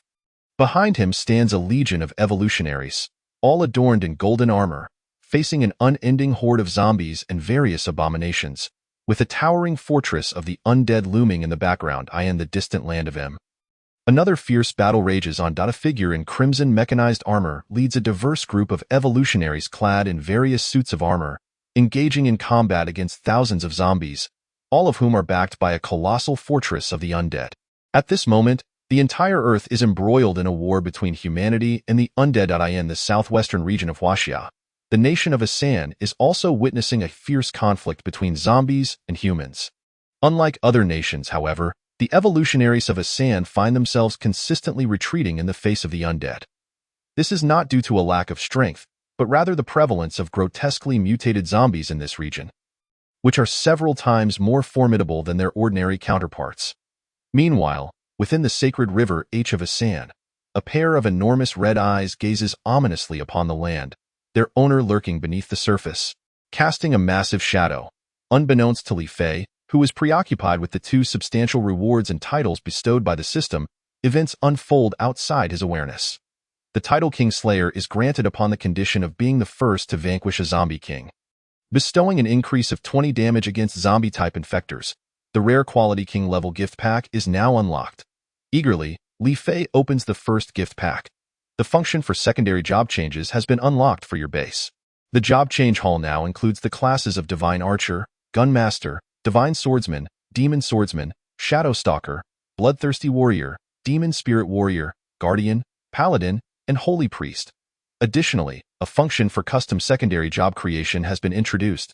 Divine Archer, Archer Secondary Job, Gunmaster, Psionic Gunner, Psionic Cannoner Secondary Jobs, Divine Swordsman, Demon Swordsman, Swordsman Secondary Jobs, Shadow Stalker, Assassin Secondary Job, Bloodthirsty Warrior, Demon Spirit Warrior, Warrior Secondary Jobs, Guardian, Spearman, Sword and Shield Soldier Secondary Jobs, Paladin, Holy Priest, Priest Secondary Jobs. Custom Secondary Job Creation. Requires a significant amount of spiritual crystals to craft the most suitable secondary job for you. A minimum level of 30 is required for secondary job changes. After detailing the secondary job functions, the system continues to prompt. The Profession Dungeon Hall has been unlocked for you. Please place it at your earliest convenience. Li Fei selects a vacant area to establish the Profession Dungeon Hall. The establishment is in progress and will take 2 days. To his dismay, Li Fei nearly suffers a fit upon seeing the lengthy duration required. The rare quality king-level gift pack has been fully opened. Is this it? Li Fei feels a tinge of dissatisfaction. He proceeds to open the hero quality king-level gift pack. I hope this does not let me down. Li Fei gazes expectantly at the glowing green gift pack before him. Shortly thereafter, the system announces, opening the hero quality king-level gift pack for you. He receives the hero-grade weapon, the Assassination Star Pistol. Assassination Star Pistol. Hero quality, grants the skill weakness indicator when equipped, with a 50 chance to instantly kill an enemy by striking their weakness, and adds 30 penetrating damage that ignores enemy defenses. Usable by all professions. Wow, this pistol is absolutely astounding, Li Fei exclaims in excitement, brandishing the gleaming silver firearm. He also receives a hero-level pet egg. Hero-level pet egg, 100 chance to hatch into a hero pet, 50 chance to hatch into a superhero pet, 10 chance to hatch into a legendary pet, 1 chance to hatch into an epic pet, 0.01 chance to hatch into a sky-level pet, 0.001 chance to hatch into a starry sky-level pet, and 0.0001 chance to hatch into a legendary divine beast. It is merely an egg. I wonder if it can yield a worthy pet. As for the divine beast, Li Fei dares not even hope, for he perceives those probabilities as mere tricks. He also acquires the Lord's Throne. When placed in the base, it enhances the resident's damage by 10, defense by 10, and health by 10. The Lord gains the King's aura, which grants immunity to fear-based attacks. The throne can summon 10 King's guards. The attributes of these King's guards are truly remarkable. With their presence, my survival is virtually guaranteed. The only drawback is that they cannot engage in battles outside the city, which is quite regrettable. Li Fei shakes his head. The hero quality king-level gift pack has been fully opened. This pack is rather commendable. Li Fei gazes contentedly at the gradually disappearing gift pack. Next, he places the throne within the main city. Quite satisfactory. Seated upon the throne, Li Fei feels a sense of dominion wash over him. Let us summon the King's guards. Please select the gender of the King's guards. We can choose their gender. Li Fei is taken aback by the system's prompt. Then let us select all females. The King's guards have been generated. As the system announces this, a ripple spreads through the air, and before Li Fei's eyes, 10 valiant female King's guards materialize, all clad in red armor trimmed with gold, adorned with crimson capes, and wielding sharp swords at their waist. We salute you, my lord. The King's guards kneel in unison before Li Fei. This scene reminds Li Fei of the 10 initial archers under Li Yi, who are now no longer present. What are your names? Li Fei inquires. We have yet to receive names. Please bestow them upon us, my lord. The 10 King's guards respond in unison. So synchronized, Li Fei muses before pointing to the foremost guard. Then you shall start with Wang Xiao Yi and continue to Wang Xiao Tin. Thank you, my lord, for the names. You may rise now. Li Fei has grown accustomed to having soldiers kneel before him. At your command. My lord, Li Fei appears before the crowd with his 10 stunning female guards. Jian Mengdia's heart shatters. Li Gu, have you been hiding such beauties all along? She remarks with a hint of jealousy. Cough, cough. Mengdai, do not speak carelessly. They are merely my guards, Li Fei hastily explains, clearing his throat. Who knows if that is the case? Jian Mengdai turns her head away, refusing to acknowledge Li Fei. He can only helplessly scratch his nose. Li Gu, this is where you are at fault. Being too flirtatious is unwise. Lu Ming teases with a grin from the side. Ji Yujun nods in agreement, dazedly supporting him. Chapter 40. Mutation. Currently, the registered combatants and non-combatants of Julong City number 619 in total. Li Fei randomly selects 581 of the remaining non-combatants, all of whom possess the highest spiritual energy, to register in Julong City. Once the numbers reach 1200, the base will be upgraded. Upgrade the Equipment Processing Center. Upgrade the Equipment Research Center. Upgrade the Job Change Hall.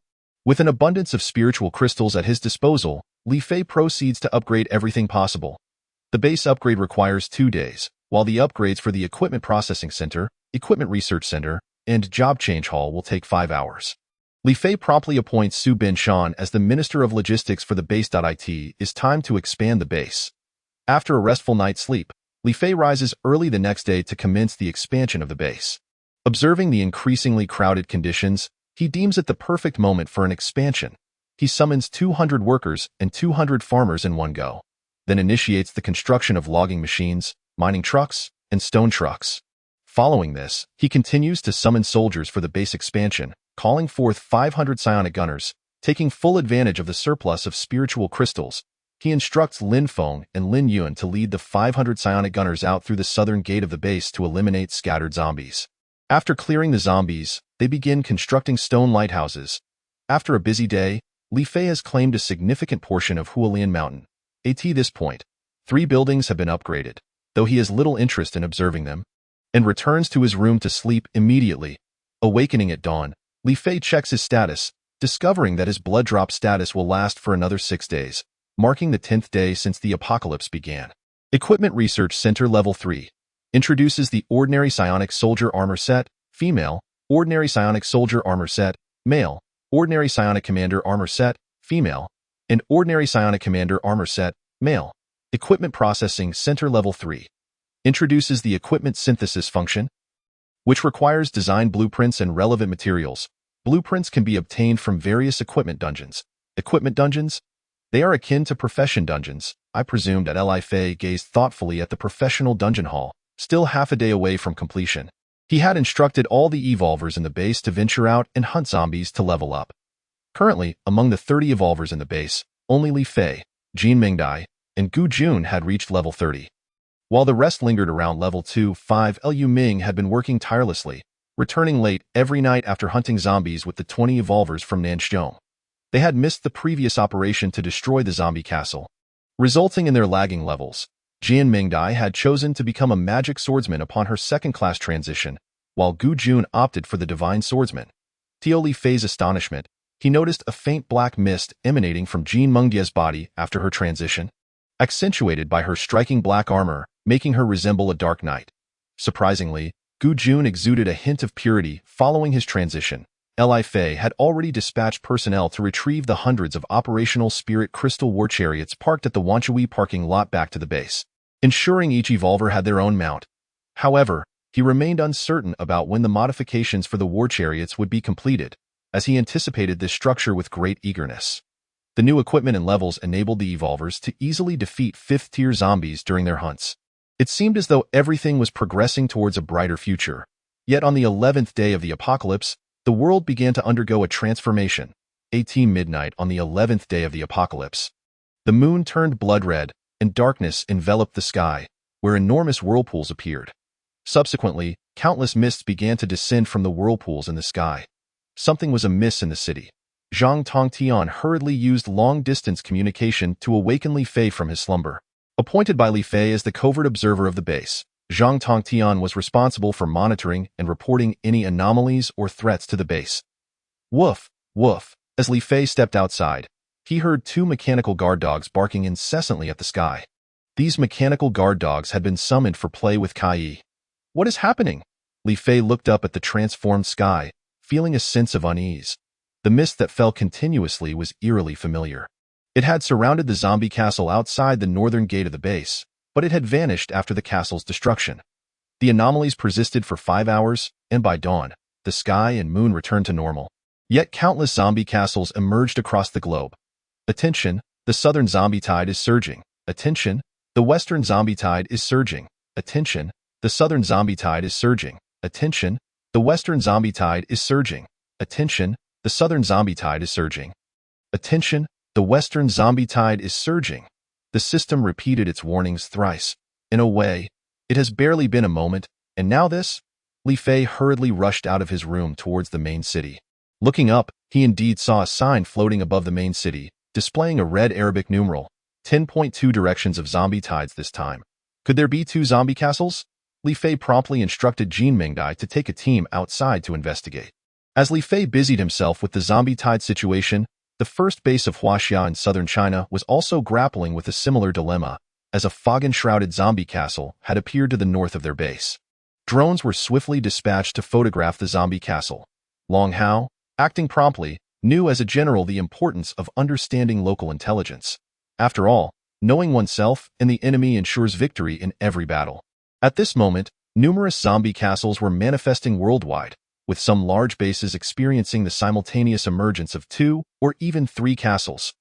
Larger bases were relatively secure, as they typically housed a considerable number of evolvers, while unfortunate smaller bases fled under the cover of night upon receiving notifications of an impending zombie tide. In the capital of a Sand Country, XDL, the Shilong base reigned supreme in this city. All smaller bases in XDL were required to pay tribute of spirit crystals to the Shilong base, AT. This time, XDL was besieged by zombies, with no means of escape. The evolvers of the Shilong base were too lethargic to hunt zombies, as they received tributes from the smaller bases, only sending out teams when urgently low on spirit crystals. The Shilong base boasted a terrifying population of 100,000 evolvers, alongside over 200,000 non-evolvers, all encircled by thick layers of concrete walls. Shilong was the lord of the base. Following the outbreak of the apocalypse, he unexpectedly acquired immunity to the zombie virus after his first kill, and through continuous evolution, his ranks swelled. Later, he discovered a tent surrounded by beams of light in XDL, which, when supplied with spirit crystals for upgrades, unlocked various miraculous structures, such as the Job Transfer Hall, Biochemical Research Lab, and Pharmaceutical Processing Plant within the Shilong base. Relying on these extraordinary buildings, Shilong successfully constructed the Shilong base. Chapter 41. Professional Dungeon Hall. What is this zombie tide? And what of the northern zombie castle? Shilong, seated high atop the Lord's throne, surveyed the people below. Beside him, 2 beautiful women clad only in undergarments fanned him with fans. My lord, a 10 has appeared above the temple. I believe it indicates the remaining days until the zombie tide launches its assault. We cannot ascertain the situation within the zombie castle due to the overwhelming number of zombies on the way there, reported Capper, kneeling on one knee before Shilong. Enraged, Shilong rose and bellowed, "Incompetence! I command you to dispatch personnel immediately to investigate the circumstances of the zombie castle. Furthermore, what is the progress on the production of the zombie immunity serum?" After speaking, Shilong turned his gaze towards Galeva, who stood nearby. My lord, the pharmaceutical processing plant reports that the production line for the zombie immunity serum is completed and is currently organizing personnel for production. We expect to provide it for soldiers' injections by tomorrow, Galeva reported, also kneeling before Shilong. Excellent. Once the soldiers have received their injections of the zombie immunity serum, we shall no longer fear these damn zombies. Shilong was eagerly anticipating this newly unlocked serum. In the morning, the Professional Dungeon Hall was finally completed. Professional Dungeon Hall Level 1 provides access to exclusive professional equipment and skills. A Level 1 Dungeon Hall can only yield refined level exclusive professional equipment and basic professional skill books. A blue portal stood at the entrance of the Professional Dungeon Hall. Stepping through it would lead to a special space. With only a single drop of blood remaining, Li Fei naturally refrained from entering and instructed Jin Mengdai to take 100 soldiers inside for exploration. Upon Jin Mengdai's entry, Li Fei monitored through the omniscient view and discovered that she was situated inside a cavern. Li Gu, can you hear me? Yes. What is happening? Li Fei inquired, puzzled. Only professional skills can be used here. Skills learned through leveling up are unusable, Jin Mengdai replied, glancing around with a worried expression. Be cautious. Retreat immediately if anything seems off, Li Fei said, anxious as he watched the large door behind Jin Mengdai. Understood. After Jin Mengdai instructed the soldiers to pick up a piece of wood to ignite as a torch, they proceeded forward.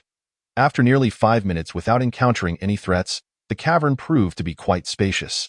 With the occasional sound of dripping water from the rocks above, they continued walking. A fork in the path appeared ahead, dividing into 2 routes. Let's take the left path, Li Fei suggested, uncertain of what lay ahead.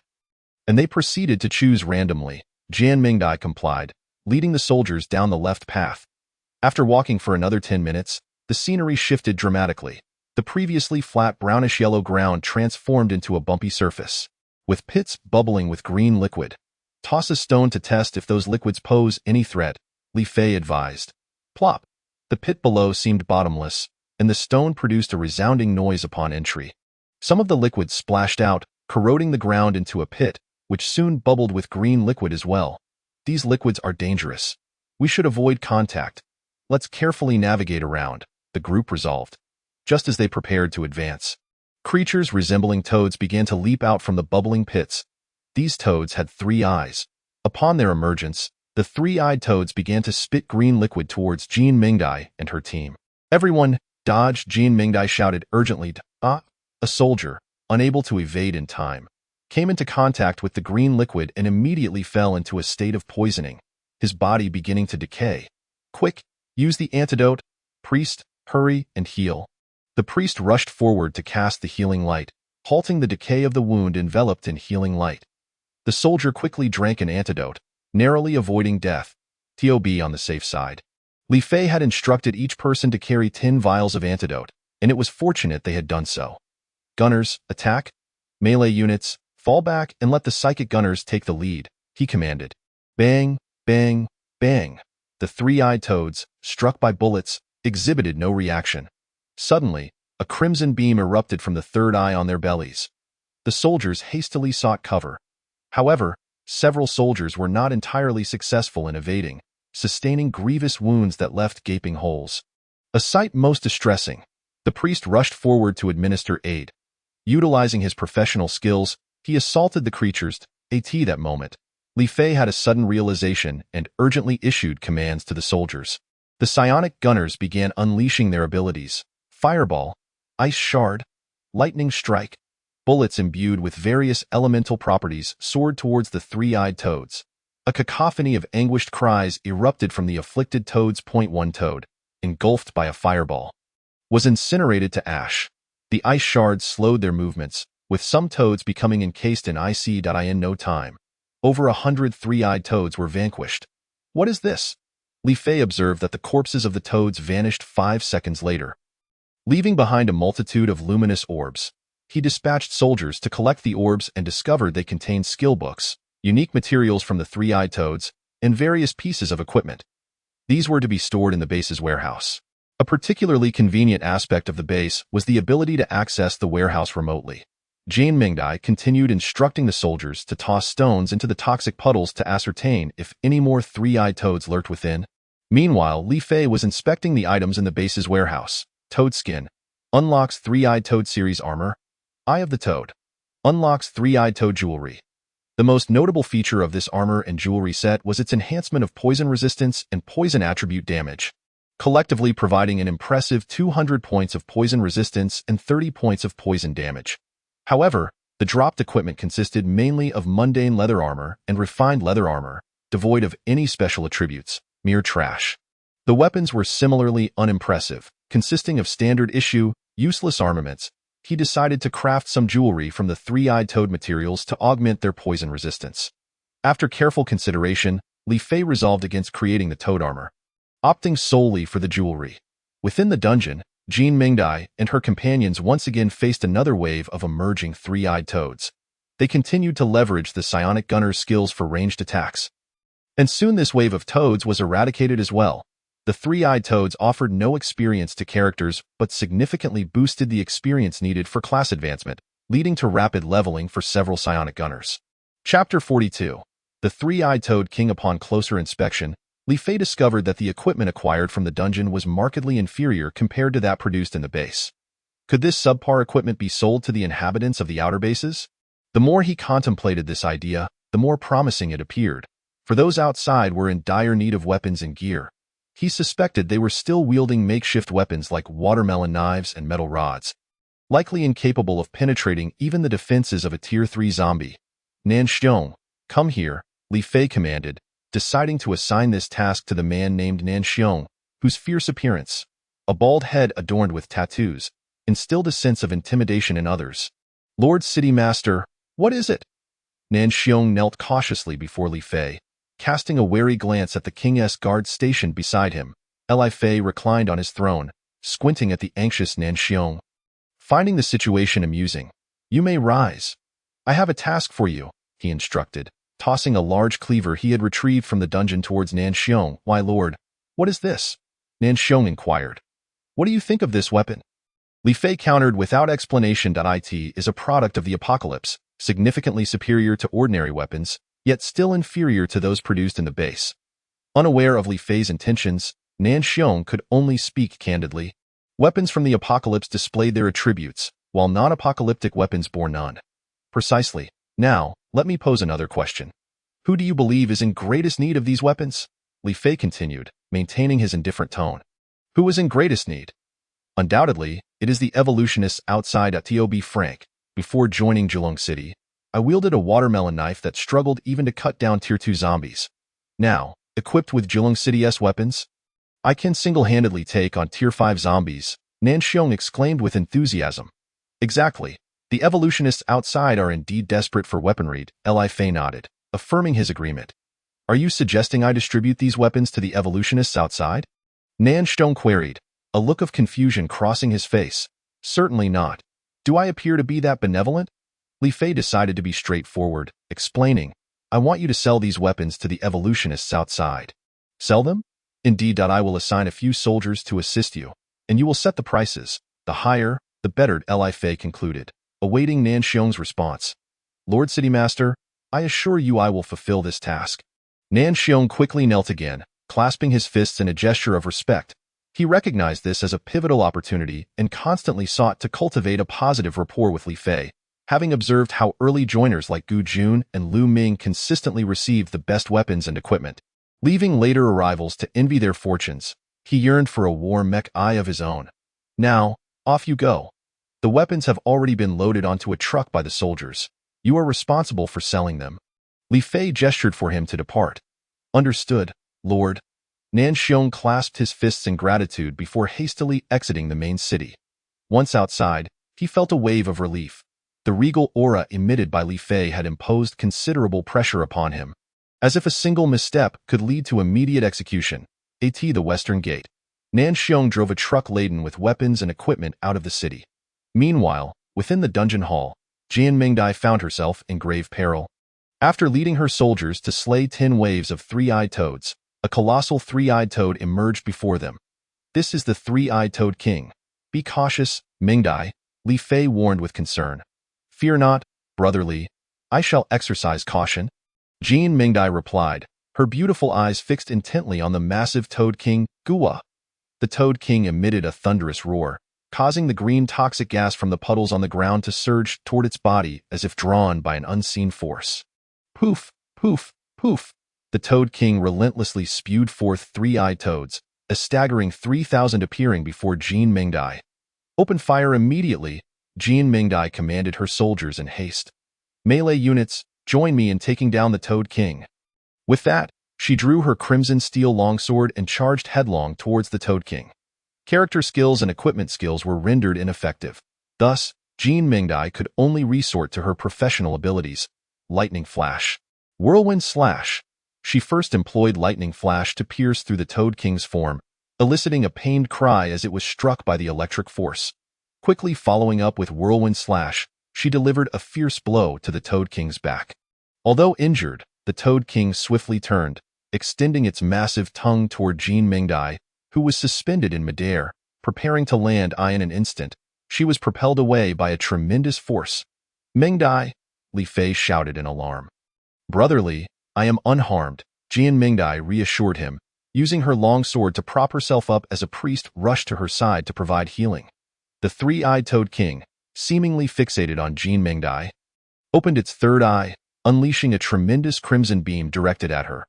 Having anticipated the attack, Jian Mingdai pushed the priest aside and rolled away just in time. The red beam struck the ground, creating a gaping 5-meter-wide crater. Guwa, realizing its attack had missed, the Toad King became enraged. At that moment, 20 swordsmen had closed in on it. Swift Wind Slash, Triple Strike, Frenzied Lunge. The swordsmen unleashed their skills upon the Toad King. 20 consecutive strikes landed upon its form. The Toad King's already low defenses crumbled, and it collapsed to the ground, emitting cries of agony. Guwa. The small orifice on the Toad King's back began to spew forth green liquid. Some swordsmen, caught off guard, fell into a state of poisoning, their skin beginning to rot. Quick, drink the antidote, Jian Mingdai ordered urgently. All the priests on the battlefield rushed to assist in treating. Li Fei was determined not to let a single soldier perish in such a place, especially after painstakingly nurturing them to level 20. It would be a tremendous loss to see them die here, as they would have to start anew from level 10 upon resurrection. At that moment, the three-eyed Toad King rose again, its yellow eyes glaring menacingly at Jin Mingdai. Chapter 43. Profession-specific weapons. The strength of the three-eyed Toad King lay between the 5th and 6th tiers of zombies, suggesting that Mingdai and her companions could indeed defeat it. Through combat, Li Fei swiftly assessed its capabilities. The three-eyed Toad King, seething with rage, unleashed red lasers from the eyes on its belly. The crimson beams swept across the ground, their terrifying power piercing the earth and creating a 5-meter-deep crater. Jin Mingdai evaded the red light and swiftly approached the three-eyed Toad King, Devil's Fiery Slash. This skill was Jin Mingdai's exclusive ability following her second-class advancement. With her red steel sword, imbued with a surge of black flame, she struck down heavily upon the three-eyed Toad King. Upon impact, the black flames not only inflicted a tremendous amount of damage, but also inflicted a lingering burn status that lasted for 10 seconds. Ugh! The three-eyed Toad King fell to the ground in agony once more. The swordsmen surged forward, unleashing their skills in a frenzied assault against it. They deftly dodged the king's red light attacks. Jin Mingdai felt her stamina waning after using the fiery slash. On another part of the battlefield, the psionic gunners had successfully eliminated all 3,000 three-eyed toads. Seeing this, Li Fei finally felt a sense of relief. It seemed the battle was nearing its conclusion. Death's quintuple stab. As expected, Jin Mingdai raised her red steel sword and thrust it fiercely towards the third eye of the three-eyed Toad King. The creature, still foolishly attempting to rise, was severely wounded by Jin Mingdai's relentless stabs, collapsing to the ground, unable to move. At that moment, the psionic gunners began their assault on it. The king's injuries deepened. Whirlwind explosive slash. Jin Mingdai, observing the nearly defeated three-eyed Toad King, executed her final move to bring it to an end. Jin Mingdai's profession level surged by 3 levels, now standing at level 8, the highest in the entire base. Moments later, the corpse of the three-eyed Toad King vanished, and dozens of luminous orbs erupted from the ground, among which 2 blue lights stood out prominently amidst the multitude of white lights. "This is splendid loot," Li Fei exclaimed, rising from his throne with excitement. Jin Mingdai commanded the soldiers to collect all the luminous orbs and place them in the base's warehouse. Suddenly, a system notification alerted her. "You have completed 50 of the profession dungeon progress. You may reset the dungeon 3 more times today." Jin Mingdai relayed this information to Li Fei. "Mingdai, you all retreat for now." After a moment of contemplation, Li Fei decided to let them rest before re-entering. Exiting the main city, he approached the profession dungeon hall and confirmed its attributes, indeed noting the 50 progress. With Jin Mingdai emerging, Li Fei instructed her to rest first, opting instead to send Lu Ming and Gu Jun down another path for exploration. After summoning Lu Ming and Gu Jun, he explained the situation. The two hurriedly donned their war mechs and charged inside. Li Fei could only shake his head in resignation. These two were undeniably enthusiastic about such ventures. Li Fei examined 2 red orbs he had retrieved. To his surprise, they were 2 weapons. Refined General's Poison Cannon. Exclusive weapon for gunmasters, grants an additional 20 poison attribute damage. It appeared this weapon could only be wielded by a gunmaster. Realizing he was unable to equip it himself, Li Fei decided to hand the General's Poison Cannon to a gunmaster who had already reached level 30. Refined Poison Blade. Exclusive weapon for Shadow Sneakers. Grants an additional 20 poison attribute damage. It was, in fact, a dagger. Li Fei called for Lin Lulu, recalling that she was an assassin. Over the past few days, while hunting zombies with Lu Ming, Lin Lulu had reached level 30 and had transitioned into a Shadow Sneaker. "Lord of the city, did you call for me?" Lin Lulu asked cautiously, eyeing Li Fei. Noticing her nervous demeanor, Li Fei felt a wave of helplessness.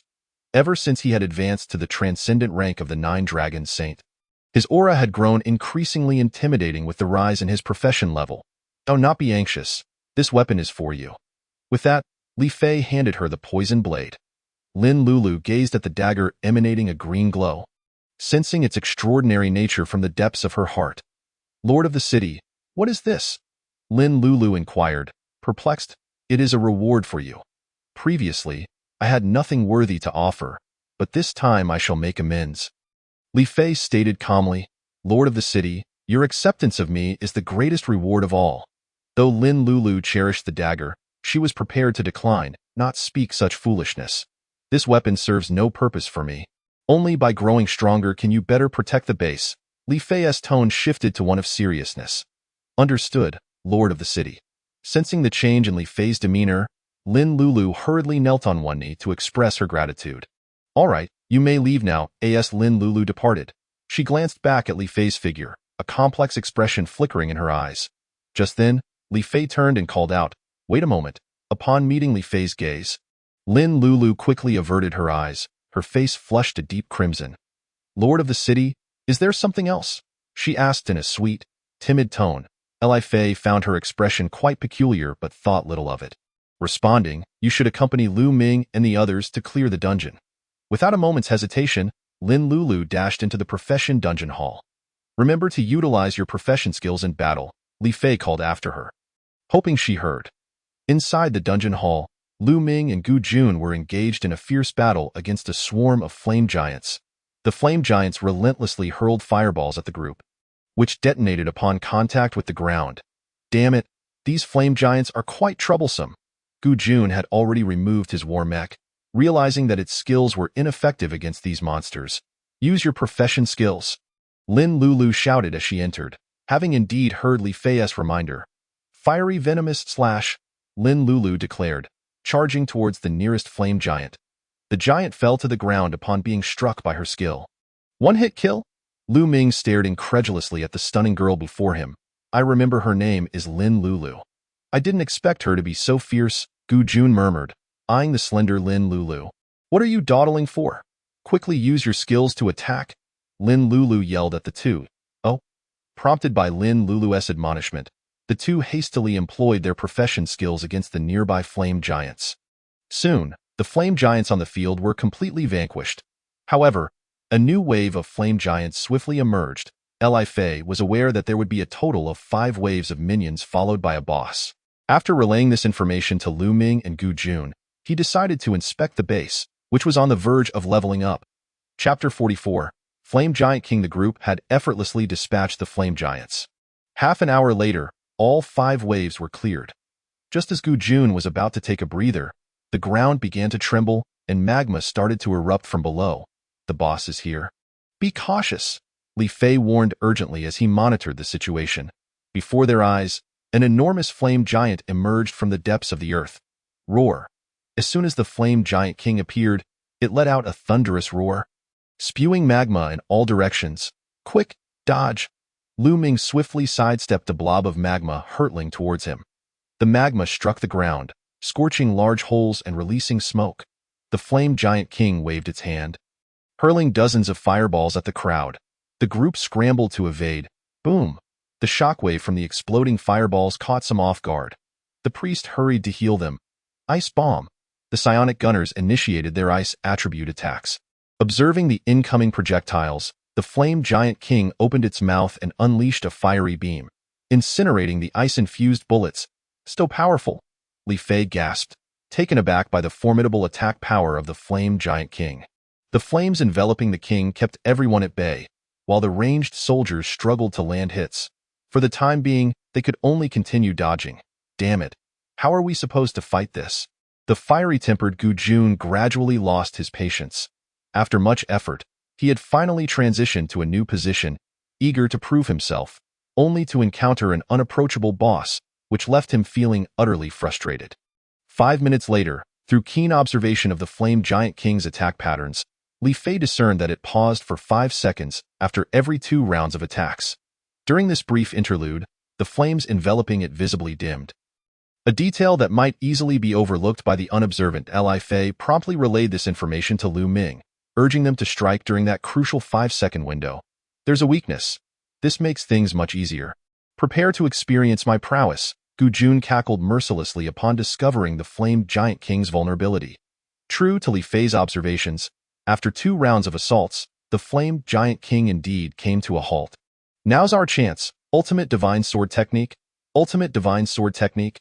Shadow Blade. 3 figures surged towards the flame giant king, executing their skills with remarkable speed. These were Gu Jun, Lu Ming, and Lin Lulu. Boom. The combined damage of their 3 skills struck true. Roar. The flame giant king collapsed to the ground, howling in agony. Now, Concentrate your fire and attack. Lu Ming commanded the soldiers with urgency. Ice Shard, Mist Bomb, Ice Splitting Slash. The soldiers unleashed a flurry of skills. A torrent of damage rained down upon the Flame Giant King. Roar! In an instant, the Flame Giant King's health was reduced to mere drops. Turns out you're quite fragile. I expected you to be formidable. Ice Splitting Slash, Gu Jun declared, raising his sword to deliver the final blow, ending the Flame Giant King once and for all. 10 seconds later, boom.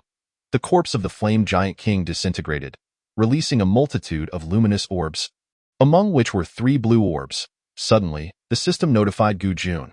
You have completed 100 of the Profession Dungeon's progress. You can reset the dungeon 3 more times today, after storing the luminous orbs in the base's warehouse. Lu Ming led them out. 3 blue orbs. Not bad. Li Fei immediately picked up the 3 blue orbs to examine them. Refined Demon Scythe. Exclusive weapon for demon warriors. Li Fei intended to give this weapon to Nan Xiong, the only demon warrior in the base. Refined Flame Hammer. Exclusive weapon for warriors. This weapon was handed to the towering Mu Gue, who, upon receiving his exclusive weapon, knelt before Li Fei in excitement. Refined Holy Light Sword. Exclusive weapon for guardians. Among the evolvers, the only guardian was a woman named Kai Meng, so Li Fei naturally entrusted this sword to her. In addition to the equipment, there were numerous ordinary skill books. Li Fei glanced through them and found most of them useless for himself, taking only a book on the escape skill, while giving the rest to his subordinates for study. The Flame Giant dropped 2 types of materials, Flame Giant Core and Flame Giant Metal, which unlocked a set of armor and jewelry. The Flame Giant Armor set and Flame Giant Jewelry set primarily enhanced fire attribute attacks and fire attribute resistance. With 3 resets remaining for the dungeon today, they could not afford to waste the opportunity. Next, Li Fei organized the evolvers into 2 teams to venture back into the dungeon. Meanwhile, Nan Xiong's business was thriving. After transporting equipment from the base, he was immediately met with eager buyers from nearby bases, returning with a truckload of spirit crystals. The base's warehouse was incredibly convenient for storage, but retrieving items remotely required a special item known as a warehouse owl, which Li Fei had yet to encounter. Thus, Nan Xiong had to drive the truck back to the base each time to collect weapons and equipment. Nah, Xiong, business is booming, huh? Here, this is a reward for you. Li Fei beamed with joy at the sight of the overflowing spirit crystals, tossing the refined demon scythe to him. Lord City Master, what is this? Nan Xiong stared incredulously at the scythe emanating dark energy. You've done well. This is merely a small token of appreciation. Greater rewards will follow, Li Fei said with a smile. Thank you, City Master, I will certainly give my all, Nan Xiong replied, immediately kneeling on one knee. Rise. Keep up the good work. I have faith in you, Li Fei encouraged, patting his shoulder. Thank you, City Master. After loading the latest batch of weapons and some unused skill books onto the truck, Nan Xiong set off again, this time venturing to the more distant LH district. Upon arriving in the LH district, Nan Xiong was taken aback by the horrific scene before him. The streets were littered with corpses, all of them not of zombies, but of normal people, their innards and brains removed, leaving behind only skin and bones. The eerie sight of these bodies piled together made even Nan Xiong, who had witnessed a horde of corpses before, nearly retch. Brother Xiong, what in the world is this? It's terrifying. Lu Yin, seated in the passenger seat, was visibly shaken. Lu Yin was one of the evolvers who survived the zombie tide, and Nan Xiong had requested Li Fei to allow him to accompany him in selling equipment. He had been following Nan Xiong since their time at the man's gang base. Stay calm. We've faced zombie tides before. We can't be afraid of these. Thin Nan Xiong extended his hand to shake his. Mr. Nan, may I have a look at these weapons? He inquired. Of course, came the reply as Nan Xiong gestured for him to proceed. Wang Jianan casually selected a large blade and struck it against a nearby iron plate. In an instant, the plate shattered into 2 pieces, causing Wang Jianan to gasp in astonishment. He was taken aback by the weapon's formidable power, especially considering that even a gun couldn't penetrate that iron plate. I want all these weapons and equipment, Wang Jianan declared boldly, gazing at the truckload of gear. Boss Wan, these weapons do not come cheaply, and I only accept spirit crystals. Are you sure you want them all? Nan Xiong confirmed. I am fully aware that you deal in spirit crystals, as the individuals selling firearms to us also trade in spirit crystals, Wang Jianan responded, instructing his men to retrieve the spirit crystals. Since you are so generous, I shall offer you a 20% discount, As a gesture of friendship, Nanxiong laughed heartily. Agreed, Wang Jianan replied, and they shook hands once more. As the soldiers loaded the spirit crystals onto the truck, the transaction was deemed complete. Nanxiong prepared to depart, needing to return to Jilong City before nightfall. Mr. Nan, are you in such a hurry to leave? It would likely be too late to return to the FT district now. The sky is darkening. Why not stay here for the night? Wang Jianan suggested. That sounds reasonable, Nanxiong replied after glancing at the dimming sky, acknowledging the dangers of being outside at night. He then instructed Lu Yin to drive the vehicle into the shelter. That night, Wang Jianan invited Nanxiong for a few drinks. Declining the accommodation Wang Jianan had arranged, Nanxiong opted to sleep in the vehicle, in the dead of night. The soldier assigned to watch duty abruptly woke him. Xiao Yin, wake up quickly, there's a situation. Nanxiong vigorously nudged the snoring Lu Yin. Brother Xiong, what is happening? Lu Yin exclaimed upon waking. Xiu. Nanxiong gestured for silence. Peering through the vehicle window into the night, he spotted a woman in a black robe slowly approaching, cradling an infant. It's the corpse woman. Open fire. Someone yelled from a distance, followed by a barrage of gunfire. To Nanxiong's astonishment, the bullets passed clean through the corpse woman's body. Tap, tap. Someone knocked twice on Nanxiong's window. He looked up to see Wang Jianan. Mr. Nan, you must flee. This corpse woman is Tu Pao. Wang Jianan was captivated by Li Fei's regal aura and hurriedly knelt on one knee. In truth, upon entering Jilong City, Wang Jianan and his companions were astonished by the grandeur of the architecture and the formidable defenses, which were in stark contrast to the rudimentary shelter they had previously known. Thus, he genuinely desired to join this place. Very well, I accept your inclusion, Li Fei declared. Kai Ming, Mu Gue, come here for a moment. Li Fei summoned the two. Greetings, City Lord. Mu Gue and Kai Ming chorused in unison. You will divide these individuals into two groups belonging to your squads. Over the next few days, you must elevate their levels to 30, Li Fei stated with an authoritative tone. Understood, City Lord. Now, take a moment to get acquainted. Li Fei called Wang Jianan and the others over to facilitate their introduction. By the way, ensure they are equipped with new gear first, Li Fei instructed, eyeing Wang Jianan's shabby attire. Chapter 47. Involuntary Emotions. The base has successfully upgraded. The system informed Li Fei that the base had reached level 6. Jilong City. Level 6, requiring a population of 2,400 for the next upgrade, with a maximum capacity of 4,800, currently housing 2,000 inhabitants. The main city of Jilong transformed into a medium-sized palace encircled by golden dragons. The level 6 summoning hall introduced a new type of summon, the Dizong, a bald monk possessing formidable martial arts. With exceptional speed and explosive power, and a passive skill named Compassion, which instantly restores full health when health drops below 10, the active skill, Dezang Tianlong, inflicts significant damage. For the second job change, one may choose between Longzong and Mazong. This profession is quite commendable, suitable for battling bosses. The Level 6 Technology Hall added two new facilities, Super Technology Farm and Super Technology Ranch, both producing food at double the previous rate. The Level 6 Weapon Research Center introduced four new weapons, Spiritual Energy Compression Cannon, Spiritual Energy Landmine, Spiritual Energy Grenade, and Shaolin Staff. The Spiritual Energy Compression Cannon serves as a formidable city defense artifact, creating a powerful projectile through compressed spiritual energy, inflicting extensive area damage upon detonation. The Shaolin Staff is the weapon of the Dizong. The Level 6 Defense Facility Research Center added three new defensive structures, Spiritual Energy Shield, Super Steel Wall, and Super Steel Gate. The Spiritual Energy Shield grants a protective barrier of 3,000 health within a 50-meter diameter. Li Fei upgraded the southern and western walls and gates to Super Steel Walls and Super Steel Gates. Adding protective shields, he positioned Spiritual Energy Compression Cannons along the walls and filled the exterior with Spiritual Energy Landmines, subsequently crafting a substantial quantity of Spiritual Energy Grenades. Quite impressive, Li Fei smiled contentedly at the fortified walls. He then proceeded to construct 50 super technology farms and 50 super technology ranches, summoning 200 Dizangs. The sudden appearance of 200 bald monks startled Li Fei. Let us name them sequentially from Dizong 1 to Dizong 200. As night fell, to welcome the newcomers, Li Fei hosted a banquet, where everyone gathered in the square in front of the main city of Jilong, indulging freely in food and drink. Come, City Lord, I raise a toast to you. Wishing you dominance in the apocalypse, Zhang Tongtian, ever the flatterer, was the first to lift his glass before Li Fei. With Zhang Tongtian leading the way, others soon followed suit, offering toasts to Li Fei.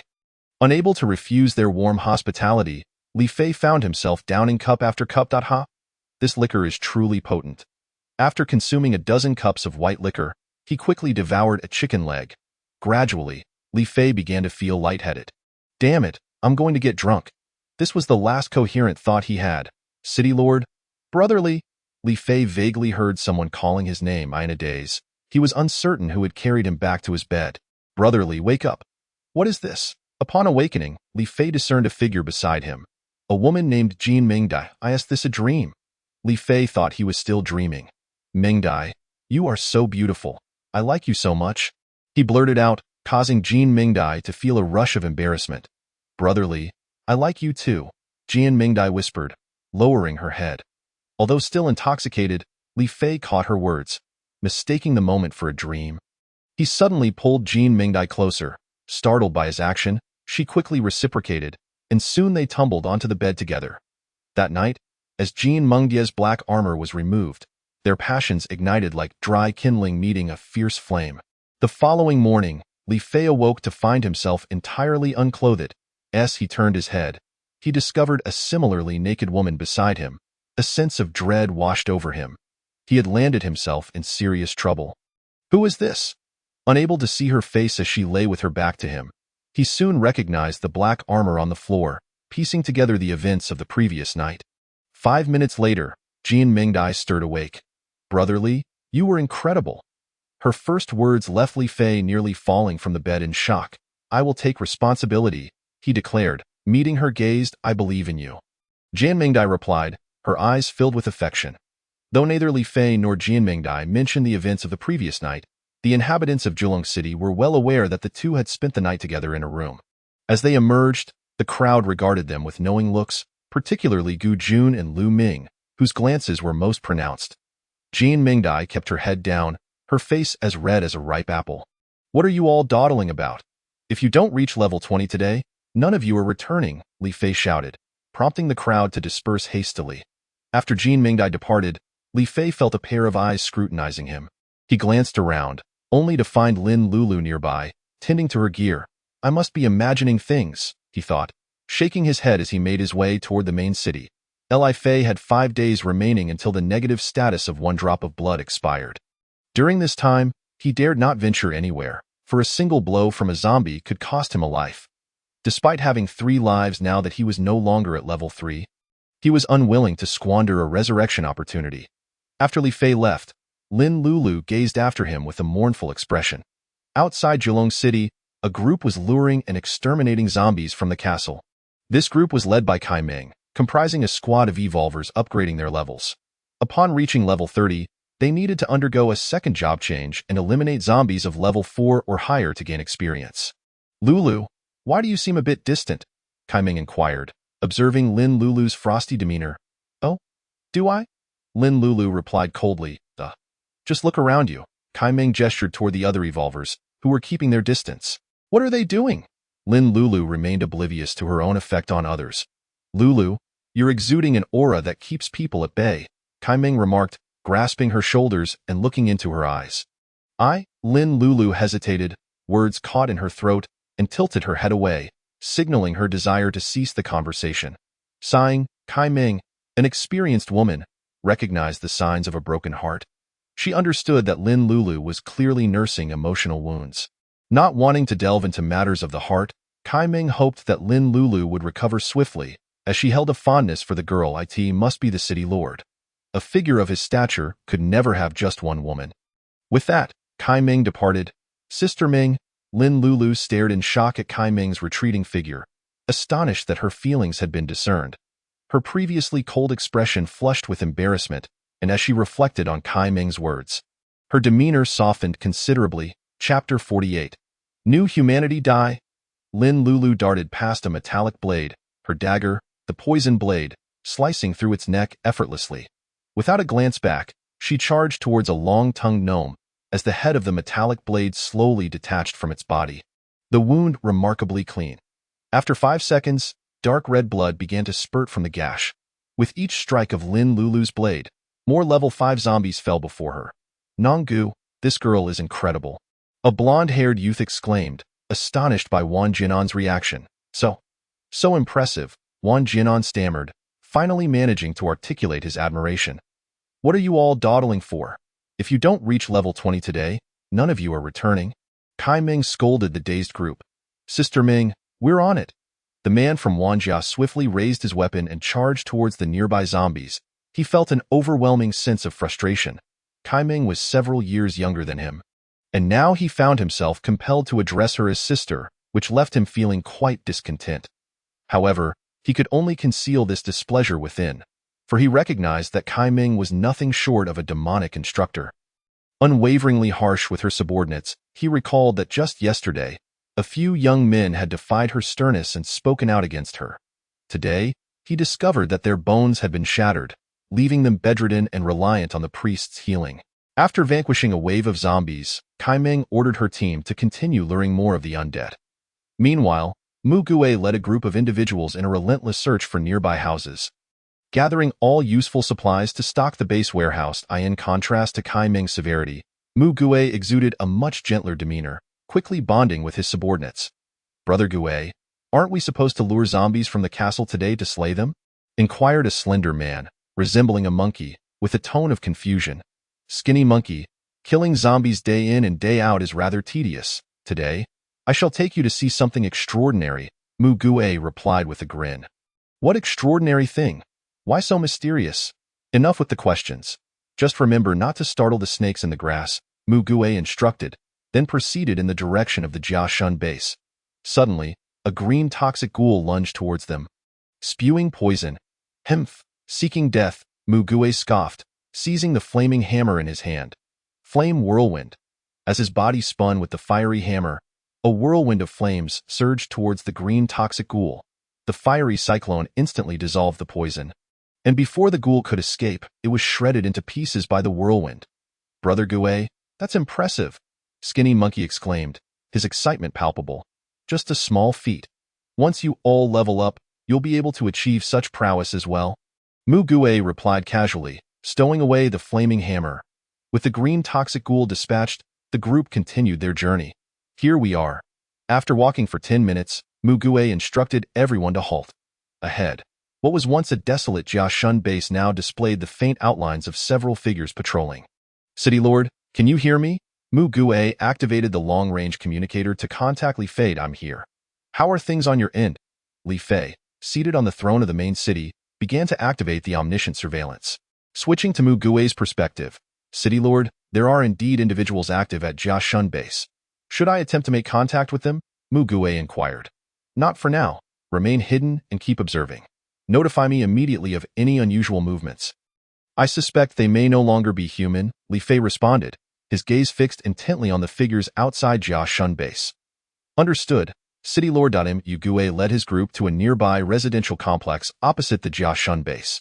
Selecting a building with a favorable view, Brother Guo, what are we doing here? Skinny Monkey eagerly asked as they ascended to the 5th floor. This is the task assigned by the City Lord, to investigate the situation at the base ahead. After saying this, Mu Guo retrieved several binoculars from his backpack. You will take turns observing. He distributed the binoculars and moved to the window to begin his watch. Looking through the binoculars, Mu Guo clearly discerned the situation at the entrance of Jiashun base. Upon seeing the appearance of those individuals, he was utterly astonished. The others, also peering through the binoculars, were equally stunned. Though these figures possessed limbs and vibrant skin akin to humans, their features diverged drastically from humanity. Their eyes bulged unnaturally, their noses resembled those of pigs, and most unsettlingly, their teeth were entirely exposed, revealing rows of jagged edges that sent chills down Mu Guo and his companions' spines. Furthermore, they were all bald, devoid of any hair. If only one person appeared this way, Mu Guo might have found it less peculiar. However, with all 6 figures at the entrance sharing such grotesque traits, it was undoubtedly abnormal. Brother Guo, we have a situation, Skinny Monkey called out to Mu Guo. Using the binoculars to follow Skinny Monkey's indication, Mu Guo observed 2 deformed individuals carrying a normal human male, bound with ropes. Towards the squared eye in the square, a grotesque man clad entirely in black sat upon a throne. Mu Gue recognized him as Li Jiashun, the master of Jiashun Base. Despite his features having become deformed, Mu Gue still identified him by his overall silhouette. At that moment, a multitude of deformed individuals surrounded the square. Li Gu, I have something to report. Mu Gue quickly contacted Li Fei. Speak. Yu Gue relayed the situation he had witnessed. Deformed individuals? Li Jiashun? What on earth has transpired at Jiashun Base? Li Fei began to furrow his brows in contemplation. Before Mu Gue and his companions, the deformed figures lowered the bound man into a large cauldron at the center. Li Jiashun then stood, gazing skyward, raising his hands as he murmured incantations. Mu Gue was too distant to hear the words clearly. Brother Gue, he is expressing gratitude to the heavens for granting them new life, proclaiming that they shall cleanse this filthy world on behalf of the divine. A buzzcut youth quickly informed Mu Gue. You can hear what he is saying. Mu Gue looked at the youth incredulously. Recalling his name was Yong'an. To be honest, I learned to read lips previously, Yong'an said, scratching his buzz cut with a sheepish grin. Yu Gue's eyes brightened with excitement. Yong'an, you're about to achieve something great. The deformed individuals then began to circle the large cauldron, dancing and chanting as they went. What are they saying? Mu Gue urgently inquired of Yong'an. They chant. New humans, ruling the world. New humans, cleansing the world. New humans, saving the world. Yong'an translated the deformed individual's words. Isn't this reminiscent of a cult performing a ritual? Mu Gue reported Yong'an's translation to Li Fei. New humans? Li Fei's mood soured significantly. For this accursed apocalypse had birthed yet another threat.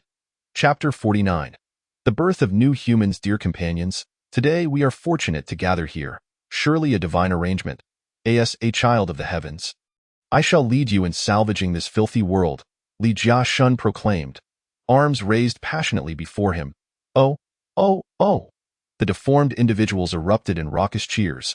Now, I shall share with you the sustenance bestowed upon us by the heavens. Having said that, Li Jiashun approached the cauldron and tore the tape from the mouth of the writhing man inside. To hell with you, you dog of a deformity! Let me go! The man yelled furiously as soon as he could speak. Li Jiashun ignored the man's cries, turning back to address the crowd of deformed beings. Look upon this. This is the vile visage of the old humanity. We must purify him on behalf of the heavens. Purify him, purify him, purify him. The deformed throng began to chant in unison, as if spurred by some unseen force. Silence. Li Jiashun gestured for quiet, and an immediate hush fell over the crowd. Though this old human is repugnant, as representatives of the heavens, we must offer him a chance for complete purification. Do you all agree? Li Jiashun's expectant gaze scanned the deformed crowd. Yes, they replied in unison. Now, let us invite this old human to accept our purification. Li Jiashun slowly approached the man in the cauldron. My friend, can you abandon your identity as an old human and sincerely join us, the new humans? Together, we can save this filthy world. Li Jiashun extended his arms, adopting a welcoming posture. Go to hell. The man retorted vehemently. My friend, do you not see the filth of this world? Come, join us. Li Jiashun continued his persuasion. You bastards. Let me go. If I escape, I will make you wish you were never born. The man threatened. My friend, are you rejecting our invitation to join the new humans? Li Jiashun's gaze burned with intensity. I refuse to become one of your grotesque kind. Let me go. The man resolutely declared. Li Jiashun disregarded the man's protest and turned to the crowd. Do you see? This friend has succumbed to despair. We must employ another method to purify him. Do you agree? Yes. The deformed crowd responded with fervor. Li Jiashun returned to his throne, his eyes now cold and detached. Light the fire, he commanded in a frigid tone. The deformed individual standing by the cauldron exhaled a stream of flame, igniting the wood beneath. What are you doing? Let me go. The man in the cauldron began to panic. Silence. Cut out his tongue. Li Jiashun said, casting a disdainful glance at the man. No. I am willing to join you. Please, let me go. At this moment, the man suddenly realized the gravity of the situation, and he frantically began to plead for mercy. One deformed figure seized his mouth with one hand while the other hand pulled his tongue out. Then, another deformed creature transformed its hand into a pair of scissors. The man groaned weakly. Snap! The scissor hand instantly severed the man's tongue, and blood erupted forth. The deformed creature casually tossed the severed tongue into a pot. Ah! The man cried out in agony. By this time, the water had reached a boiling point, and the man's skin began to rot away. Mu Gue and the others, observing through binoculars, witnessed this horrific scene unfold. How could Li Jejun have become so cruel? A chill ran down Mu Gue's spine. The fire blazed intensely, and soon the man fell silent, followed by the enticing aroma of cooked flesh wafting into the pig-like nostrils of the deformed beings. Add some seasoning, Li Jejun said nonchalantly as he reclined on his throne. The deformed creatures began to add various spices to the pot. As the fragrance spread, they started to swallow in anticipation. Damn it, these grotesque beings actually consider humans as food. Mu Gue angrily struck the wall with his fist. Your Majesty, please taste it first, one deformed creature respectfully suggested to Li Jejun. Li Jejun stood up and slowly walked to the pot, then reached out to take a knife offered by one of the deformed beings. He directly excavated the heart from the corpse and devoured it. Once Li Jejun finished eating, the scene descended into a gruesome spectacle of cannibalism. To consume humans yet possess their own consciousness. What on earth are these creatures, zombies or something else entirely? Upon hearing Mu Gue's report, Li Fei began to analyze the identity of these monsters. Could they be akin to sixth-tier zombies? However, their physical characteristics were clearly not those of zombies. Li Fei decided not to dwell further on the matter, as these deformed beings were undoubtedly his enemies. In an instant, hundreds of deformed creatures devoured the man's corpse, carelessly discarding the bones on the ground. Soon, a second man was brought forth, also a male. Li Jejun continued to brainwash him using the same method. The man saw one of the deformed beings crazily licking a severed head and felt a chill run down his spine. For he recognized the head's owner. They had both been captured by the deformed creatures. I am willing. The man was not a fool. He certainly understood the consequences of refusing to comply, namely, being devoured by these hideous beings, as evidenced by the large pot in the center and the bones strewn about nearby. Good, very good, my friend. Welcome to our new family of humanity. You shall gain supreme power. Li Jejun's face lit up with excitement. Friend, please open your mouth, Li Jejun said with a smile. Though the man's stomach turned at the sight of Li Jejun's grotesque visage, he complied for the sake of his own life. In his bewildered gaze, Li Jejun's abdomen suddenly split open, and a 10-centimeter-long black worm wriggled out. The black worm immediately burrowed into his mouth. Before he could react, the worm had already entered his belly. Do not resist. Accept the powerful force, Li Jejun said, patting his shoulder. The man ignored Li Jejun's words, as his abdomen felt as if it were about to rupture, inflicting immense pain. Everyone, are you ready to welcome our new friend? Li Jejun turned to address the crowd of deformed beings. Friend, friend. The deformed creatures roared in unison. The man screamed in agony, arching his back. His body became covered in black markings, and then an astonishing transformation occurred.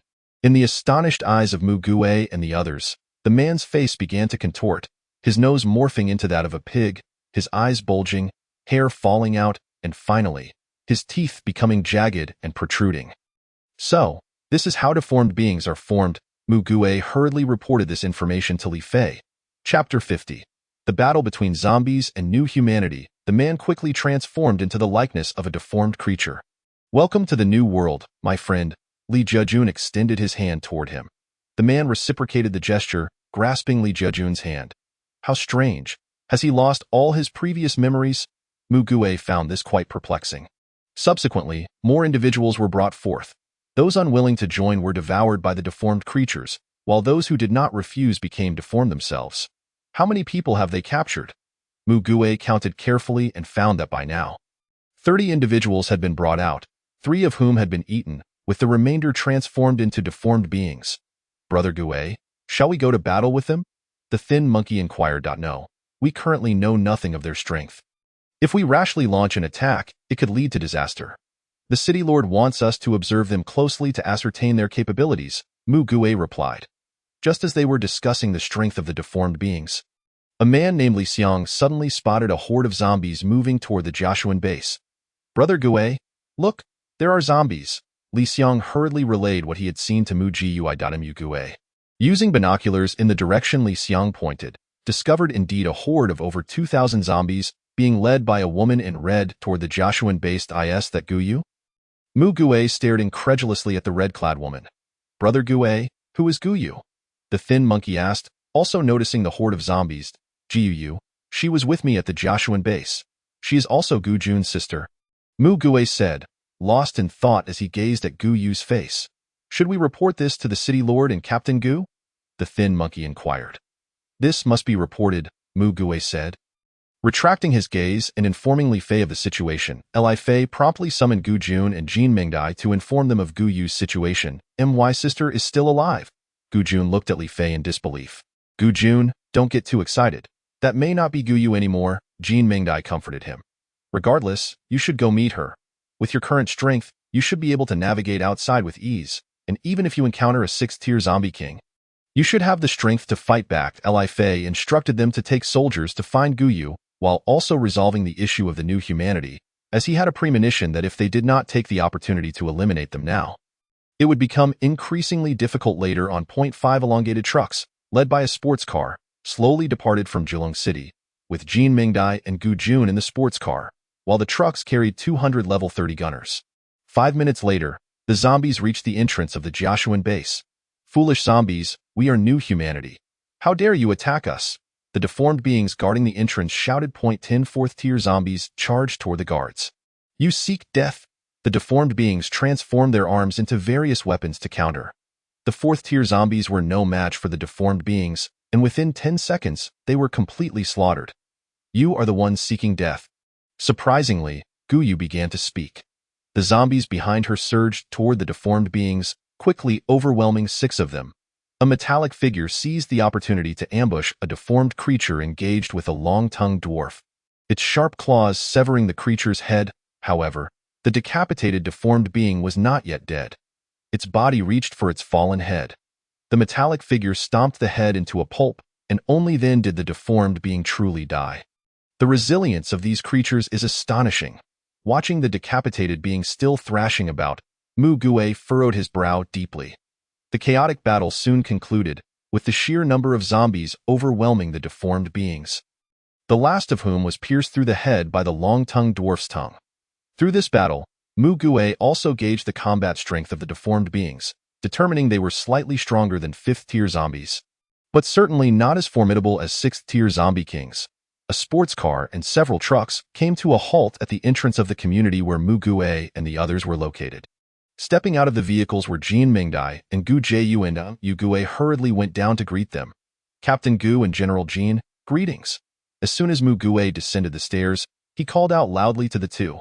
Captain Mu, you have worked hard, Jin Mingdai smiled and replied. Without further ado, let us hurry to see my sister, Gu Jun said anxiously. This way, please. Mu Gue, understanding Gu Jun's urgency, refrained from saying more. Upon arriving at the entrance of the Joshuan base, they found that the zombies had already breached the premises. A fierce battle was underway, with the grotesque deformed beings and the equally repulsive, decaying zombies locked in a brutal struggle. Roar! A metallic blade-like arm was severed by the twisted appendage of a deformed being, while on the other side, a long-tongued dwarf had its tongue wrenched from its mouth by another grotesque creature. A green poison specter exhaled a toxic mist that instantaneously dissolved the two deformed beings into a puddle of viscous liquid. However, in the next breath, it found its own cranium pierced by one of the abominations. As Jin Mingdai and her companions entered, they discovered that the battle had escalated to a fever pitch, with severed limbs and organs flying about, while viscera mingled with blood continuously plummeted to the ground. Meanwhile, Li Jiajun and Guyu stood in opposition to one another. Jiyu, it has been a long time. Li Jiajun initiated the exchange. Is that you, the boss? How have you become so unsightly? Guyu retorted, suddenly erupting into laughter. Ha ha ha. What are you laughing at? You are hardly better off, Li Jiajun replied coldly, his gaze fixed upon him.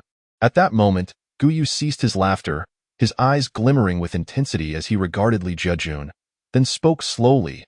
I should not have let you go back then, then I suppose I owe you my gratitude. Li Jiajun quipped, flicking a cloak he had scavenged from who knows where. You indeed should thank me, for now is the time for you to repay your debt. Become my sustenance, Guyu declared. Suddenly lunging toward Li Jiajun, clang clang, Guyu's claws collided with Li Jiajun's arms, which had transformed into dual blades, producing a resounding metallic clash. 6th-tier Corpse King. As they engaged, Jean Mingdai and her companions instantly discerned their formidable prowess. Guyu, how many lives have you consumed to evolve from a white-clothed corpse bride to a red-clothed corpse bride? Li Jiajun shouted after pushing Guyu away. That, you can inquire of Yama in hell.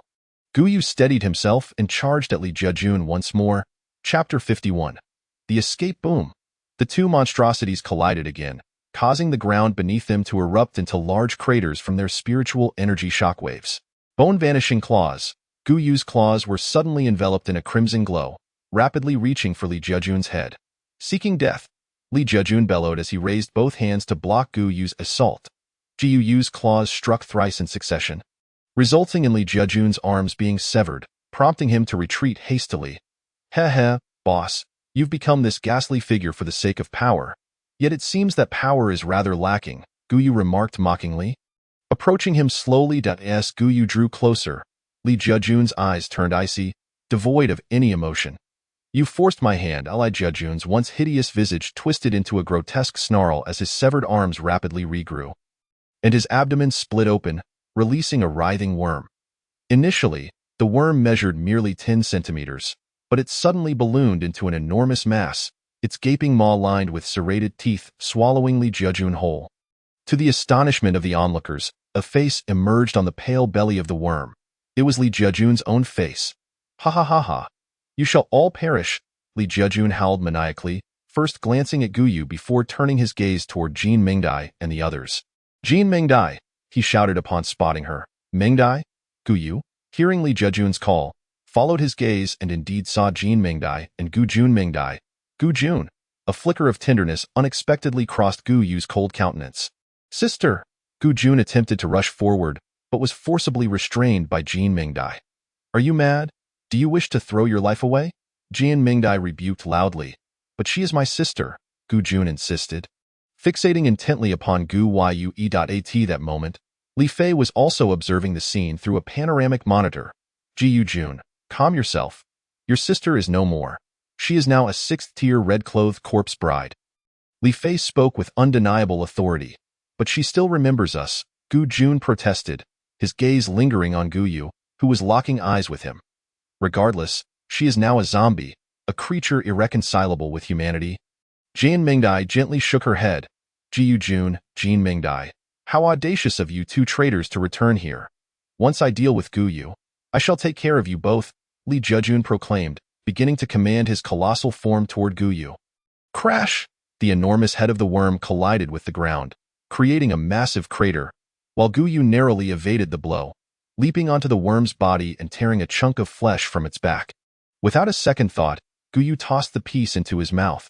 Upon chewing for a moment, he realized something was amiss. Is it to your liking? Li Jiajun asked, a cruel grin spreading across his hideous face. Pa! Guyu hastily expelled the flesh, which began to writhe as if alive, transforming into hundreds of 10-centimeter-long worms that surged toward him. Jiyu leapt from Li Jiajun's back to the ground. With the tiny worms hot on his heels, humph! Frenzied danced, Jiyu snorted, launching a relentless barrage of attacks, swiftly obliterating all the wriggling creatures. Before Guyu could fully process the situation, a gigantic worm tail lashed out, striking him forcefully. Boom!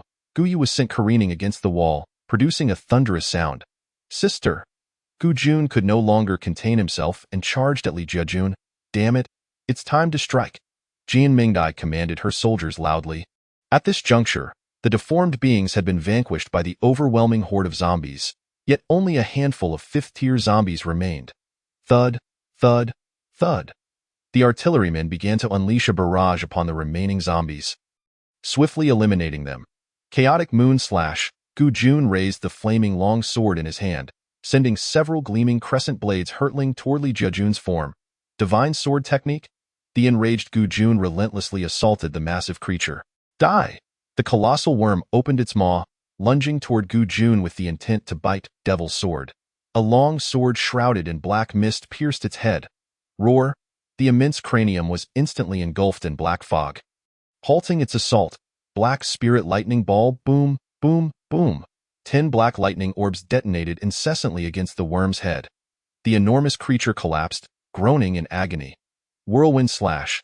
Flame Hammered. Ji Yujun and his allies commenced a frenzied assault on the prostrate Li Jiajun. How is this possible? Why are you all so powerful? Li Jiajun gazed incredulously at Gu Jun and his companions. You might as well ask Yama. Gu Jun, with eyes of flame, drove the long sword into Li Jiajun's grotesque face. Flames erupted from the sword, igniting his visage. Ha ha ha ha! Do you believe you have secured victory? Li Jiajun's countenance grew increasingly sinister as he utilized his massive tail to sweep the group aside. Then his immense form unexpectedly shrank to a mere 2 meters. In an instant, a head emerged from the worm's body. It was Li Jiajun's head, followed by his arms and legs stretching out from the worm's formed out a creature, with a worm's mouth on its abdomen yet human limbs materialized before them. We knew humans are invincible, Li Jiajun proclaimed, then expelled thousands of repulsive little worms from the maw of his belly. Disgusting. What a bothersome creature, Jean Mingdai exclaimed as she swiftly dispatched dozens of the worms with her sword. Damn it, these little worms possess the strength of 4th-tier zombies. Mu Gue raised his fiery hammer, smashing dozens of worms into a pulp. Not good. It's attempting to flee. Li Fei, attentively monitoring the battle, realized that Li Jiajun was retreating in the opposite direction of the exit. Damn it, that wretched worm! Jean Mingdai felt a surge of urgency but could only watch helplessly as Li Jiajun escaped. After 10 minutes, the group finally eradicated the remaining worms. Damn it, Gu Jun cursed loudly, crushing a worm's corpse underfoot. Brother Li, I'm sorry for allowing Li Jiajun to escape. Jian Mingdai expressed her remorse. Not to worry, as long as you are safe, Li Fei reassured her. By the way, sister, Gu Jun hurriedly dashed toward Gu Yu. Lying on the ground, Gu Yu suddenly rose and leaped onto the wall. Ji Yujun, Mingdai. After casting a deep glance at the two, Gu Yu turned and leapt down the opposite side of the wall. Sister, don't go. As Gu Jun climbed onto the wall to look down, he found that Gu Yu had already vanished without a trace. Sister, Gu Jun called out desperately, searching for Gu Yu's silhouette. Chapter 52. Application for Resource Administrator. One morning, Gu Jun sought out the massage therapist within the base for a soothing massage. Ah, delightful. Gu Jun stretched luxuriously after rising from the massage table. It's time to stand guard at the city wall. The ancient soldier helplessly shook his head. In truth, standing guard atop the city walls was exceedingly tedious, requiring him to gaze outward for an entire day. Having previously violated orders and acted independently, he was punished by Li Fei to stand guard for 2 days, a fate that felt akin to a living death for the fiercely combative Gu Jun. As the conditions concerning materials and population were met, Li Fei resolved to upgrade the base to level 7. The upgrade would take 3 days. Upon hearing the system's notification, Li Fei shook his head in resignation. Acutely aware that with zombies approaching, only 5 days remained, and the upgrade would consume 3 of those. Should the horde attack prematurely, he could only wonder if they would be prepared in time. Captain Gu, you have arrived, a voice called out. Yesterday, a man named Lu Ergo had been on guard at the west gate, and Gu Jun had come to relieve him. You may go and rest, Gu Jun said, observing the exhausted Lu Ergo and feeling an unexpected wave of anxiety about how he would endure the next 2 days. Li Fei watched as Kai played with 2 robotic guard dogs. The charming scene lifting his spirits and dissipating the gloom he felt from Li Jiashun's escape. If only this were not the apocalypse, he mused, captivated by the warmth of the moment. At the west gate, Gu Jun was aimlessly pacing atop the walls, glancing this way and that. I'm going to lose my mind, he muttered, glancing at his watch and realizing that only 2 hours had passed. Just as he teetered on the brink of boredom, a modified vehicle filled with people came to a halt before the west gate, a horde of zombies trailing behind. Damn it, finally something to do. Attack the zombies, Gu Jun commanded, excitement sparkling in his eyes as he directed the energy gunners stationed on the walls. Swordsman, follow me out to hunt the zombies. He hastily descended from the wall, vowing not to let a single one escape, declaring, Zombies, it's your misfortune. My hands are itching for action. As the gate swung open, Gu Jun, with his eyes reddened from excitement, brandished his sword and was the first to charge out. Gu Jun, what the hell are you doing? Is this how you stand guard? Li Fei's furious voice thundered in his ears. Boredom had prompted Li Fei to observe Gu Jun's guard duty, but upon activating the full vision surveillance, he was appalled to see Gu Jun rushing outside to engage the zombies. Seething with anger, Li Fei realized the base housed many non-combatants. Should a zombie slip in and infect them, the entire base would be doomed. Brother Li, I'm here to save people. Gu Jun hastily defended himself. Save people? Is this your idea of saving? Have you mistaken the defensive weapons on the walls for mere decor? Don't think I'm unaware of your intentions. Your guard duty is extended by 2 days, Li Fei replied coldly. No. Brother Li. Gu Jun's face darkened at the words. No more excuses, hurry and save people, or I'll make it 10 days on guard duty. Li Fei roared. I understand, Brother Li. I will comply, Gu Jun conceded, recognizing the seriousness of Li Fei's anger. In no time, over 100 zombies had been dispatched by the increasingly irritable Gu Jun. As he turned to speak with the occupants of the truck, he noticed their astonished expressions fixed upon him. Impressive, the people inside the vehicle murmured in awe. Who are you? Stop playing games and get down here. Gu Jun tightened his grip on his sword and approached the truck. Soon, the occupants began to disembark, and Gu Jun counted a staggering 200 individuals. Who was the leader among you? Under Li Fei's directive, Gu Jun began to interrogate them. I am. A beautiful woman clad in athletic wear stepped forward from the crowd. What is your name? What brings you here? Gu Jun inquired. I am Jin Yuan, here seeking refuge. Our base was overrun by zombies last night, and we fled here, she replied, her expression tinged with despair. We need to register your occupations and health statuses.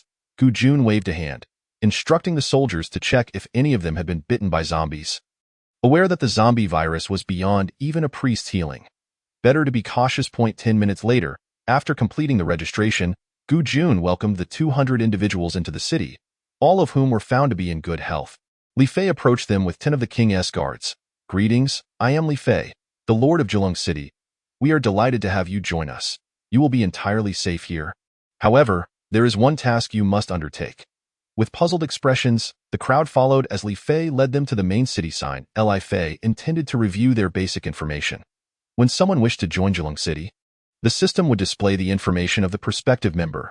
Jane Yuan, human adult female, age 25, level 10. As Li Fei scrutinized the information of the 200 individuals, he was astonished to discover that among them were 50 unclassed level 10 evolvers.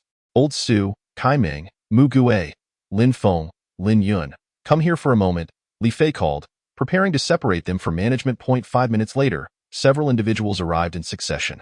Greetings, Lord, they greeted him. Li Fei nodded and spoke. Old Su, you will oversee these 150 individuals and take them to transition into non-combat roles. Also, see if there are any suitable equipment researchers and biochemical researchers among them. Understood, Lord, Su Binshan replied, taking the 150 individuals with him. As for the 4 of you, each select a few from these individuals to take them for advancement. Li Fei gestured toward the 50 evolvers. Understood, Lord. In no time, the 50 evolvers were selected, with Jin Yuan being chosen by Kai Ming. Although Jin Yuan felt disgruntled at being treated like an object, she knew she had to comply under the circumstances. As they proceeded, the evolvers were awestruck by the various buildings and facilities. Soon, they arrived at the transition hall.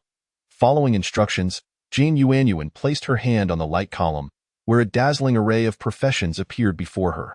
Momentarily at a loss, Jin Yuan, who did not favor combat, prepared to select a profession at random when she suddenly spotted a non-combat role. In an instant, she found clarity and chose to become a resource manager. Just then, while seated upon the throne, Li Fei received a notification of an application. Someone wished to become the base's resource manager. Jin Yuan, Li Fei recalled the striking girl as the leader of this group. Since there was an application, he resolved to take a closer look, assuring himself that it was not merely her beauty that prompted his interest. Kai Ming, bring Jin Yuan to see me, Li Fei instructed. Kai Ming, who had been watching Jin Yuan transition, was left bewildered, her mind racing with thoughts. Could the Lord have taken an interest in Jin Yuan?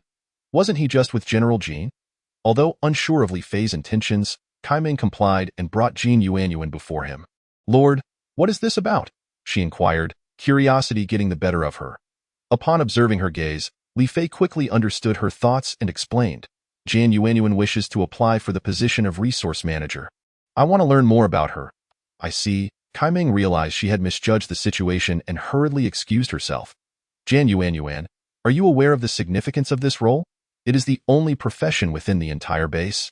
Li Fei asked, his eyes glimmering with intensity as he focused on her. Of course, Lord, and I am aware, as I have previously held a similar position.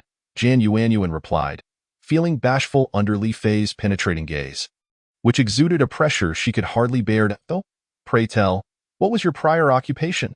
Li Fei inquired, concealing his surprise behind a facade of calmness.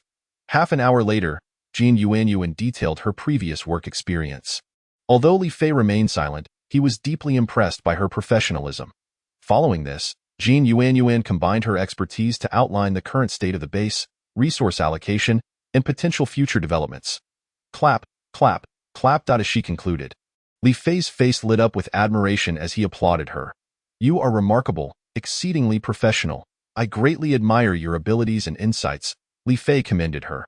Hearing this, Jan Yuanyuan felt a rush of elation and eagerly asked, "Then, Lord, have I passed?"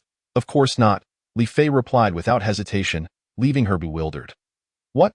Jan Yuanyuan was taken aback, expecting a straightforward approval. Noticing her confused expression, Li Fei calmly stated, "Resource management is of utmost importance. I must observe you for a few days." Understood. At this moment, Jan Yuanyuan felt a twinge of disappointment. With merely 5 days remaining until the zombie tide strikes, Lin Feng and Lin Yun had been dispatched to eliminate the undead in the south, while Kai Ming and Mu Gue were sent to the west for the same purpose. From the surveillance footage, it was evident that the zombie fortress to the west was twice the size of that in the south. Li Fei had reason to believe that the western fortress likely harbored zombies even more formidable than the 6th-tier zombie kings. Shortly after Jan Yuanyuan and her companions arrived at Zhilong City, another group approached the western gate. Just days prior, not a single soul had been seen, yet today 2 groups arrived in quick succession. One couldn't help but marvel at the fortuitousness of the ancient army. Zhilong City was in dire need of manpower at present. Although some scoundrels may be mixed among them, the essence of a person's heart cannot be discerned by mere sight. Unless there is direct evidence, Li Fei would not hastily dismiss anyone.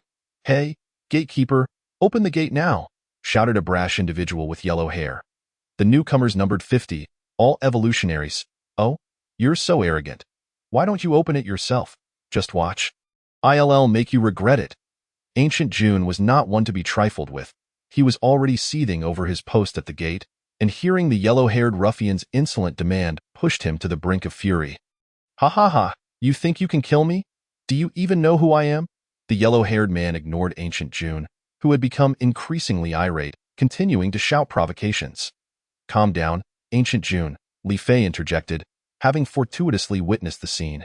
Upon hearing Li Fei's words, Ancient June took a deep breath and asked, "Who are you? What brings you here?" "Listen well, I'm a level 20 psychic gunslinger," declared the yellow-haired man, brandishing a weapon that glowed with a green hue. Recognizing it as the shoddy weapon sold by Nan Xiong, Ancient June's eyes filled with disdain. "Not only am I level 20, but all my brothers here are as well." After his declaration, those behind him brandished an assortment of weapons. "And do you see this? This is a top-tier weapon, far superior to your scrap metal," the yellow-haired man boasted, glancing at Ancient June's weapon. "Oh, really? Then how about you take a look at mine?" Ancient June retorted, pulling out a finely crafted flame sword. The sight of the sword enveloped in flames drew gasps from the yellow-haired man and his companions. "How about that?" Ancient June taunted, observing the flustered yellow-haired man, which slightly lifted his spirits. "Humph, what good is a fancy weapon if your strength is lacking? I bet you just stumbled upon that weapon by chance. You can only rely on the city's defensive mechanisms to survive the zombie onslaught." Unwilling to be outshone by Ancient June, the yellow-haired man swiftly shifted the focus to the evolutionary's inherent strength. "Li Gu, permit me to teach him a lesson," Ancient June requested of Li Fei. Granted. Li Fei reclined on his throne, quietly observing the surveillance feed, while the guardian of the king beside him popped a grape into his mouth. Jan Yuanyuan watched Li Fei in silence, having been instructed to stay close to him since applying for the resource administrator position. Ancient June quickly commanded the soldiers to open the gate. Damn it, finally something to do. His face was lit up with excitement. The city gate creaked open, and Ancient June charged out with his sword unsheathed.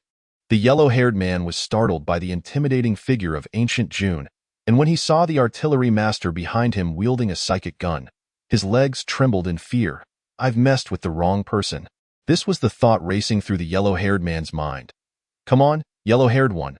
I've heard you wish to duel with me," Ancient June shouted, preparing to rush at him. I want to let you think that the people of Julong City are cowards. What? You say this is Julong City? The yellow-haired man froze in place, struck dumb by the revelation.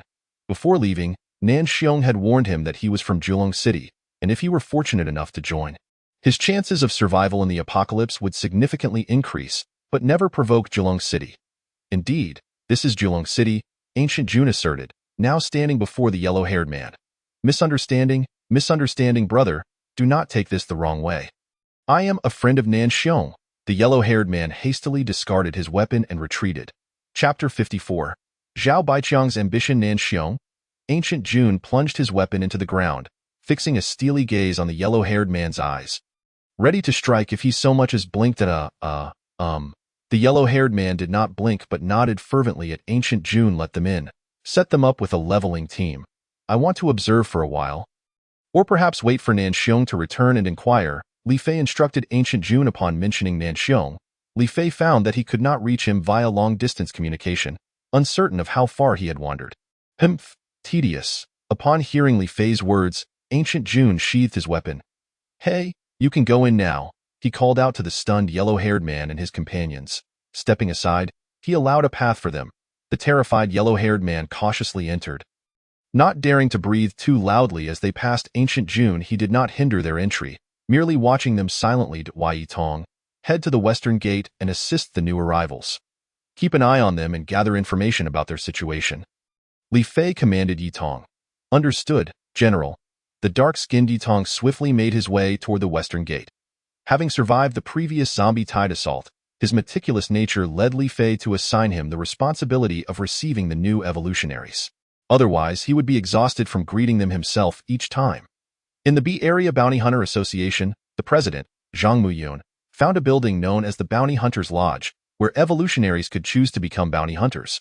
Once one became a bounty hunter, their zombie kills would be tallied, referred to as military merit, which could be exchanged for various items within the lodge, including job changes, equipment, weapons, skills, and summons.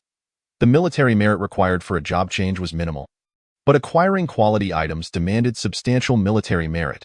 For instance, obtaining a finely crafted psychic weapon required the slaying of 500 third-tier zombies, an impossible feat for evolutionaries incapable of breaching even the defenses of third-tier zombies.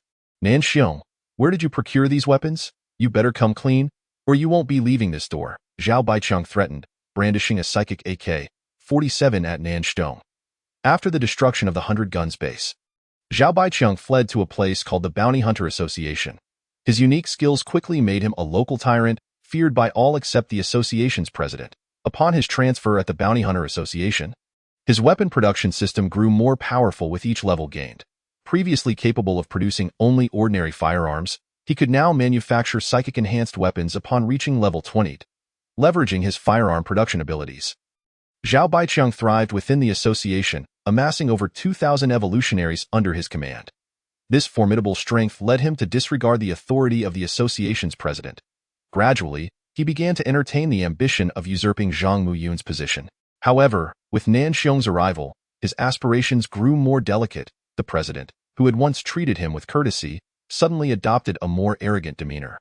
Zhao Baiqiang, do you truly believe you can hold me back with those few shabby guns? Nan Xiong didn't even spare him a glanced eye. In truth, upon his arrival, Nan Xiong had discerned the current state of the base. Humph. Zhao Baiqiang dared not provoke Nan Xiong, knowing that although he had only brought 11 individuals from Julong City, they were all above level 30, equipped with finely crafted weapons and armor. Once Zhao Baiqiang departed, Zhang Muyun quickly approached. Nan Xiong, what is the matter? What did Zhao Baiqiang want with you? He inquired. Nan Xiong shot him a sidelong glance and replied mockingly. Enough, President Zhang, I will not violate our agreement, so do not worry too much. I have no interest in your association. Ha, brother Nan, you jest. I certainly trust your character, Zhang Muyun replied with a laugh. Zhang Muyun awkwardly jested. Upon arriving in this place, Nan Xiong fortuitously encountered Zhang Muyun, who felt that he had finally chased away Zhao Baiqiang, thus reigniting his hopes of retaining the presidency of his association.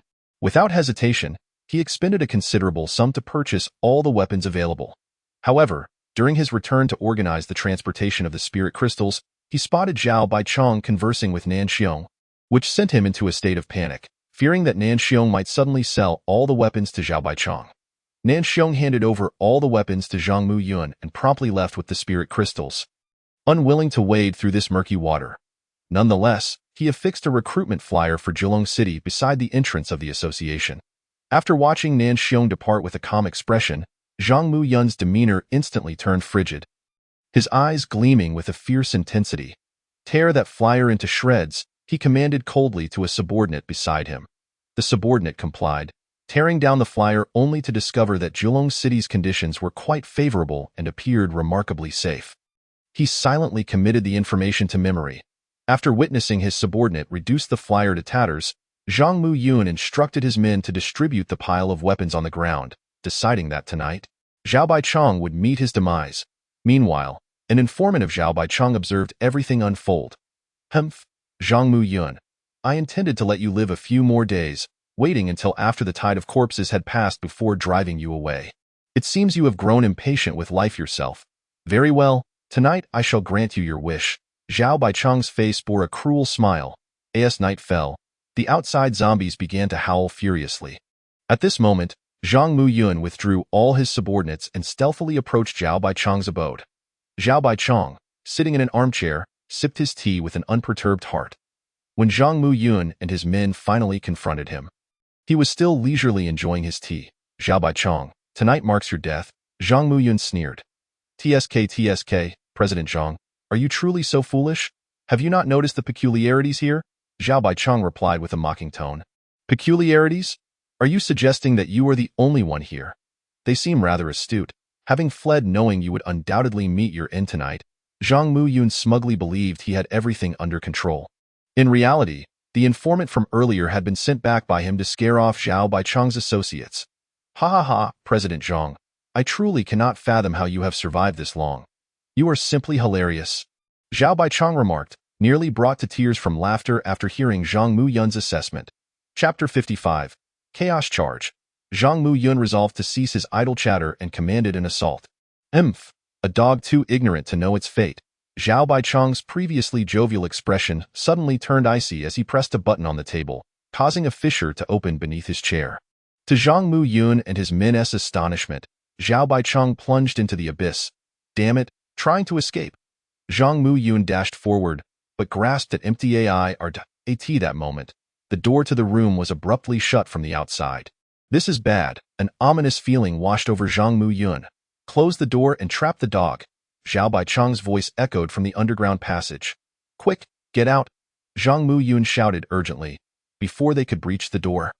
The ceiling suddenly revealed over 100 gun barrels. Zhang Mu Yun instantly realized that the roof had long been set as an ambush by Zhao Baichong. Bang, bang, bang, in their horror-stricken eyes. Bullets erupted from the barrels. Among the crowd, several were instantly transformed into a mass of flesh and blood. "I don't want to die," a red-haired youth screamed as he dashed towards the tightly shut door.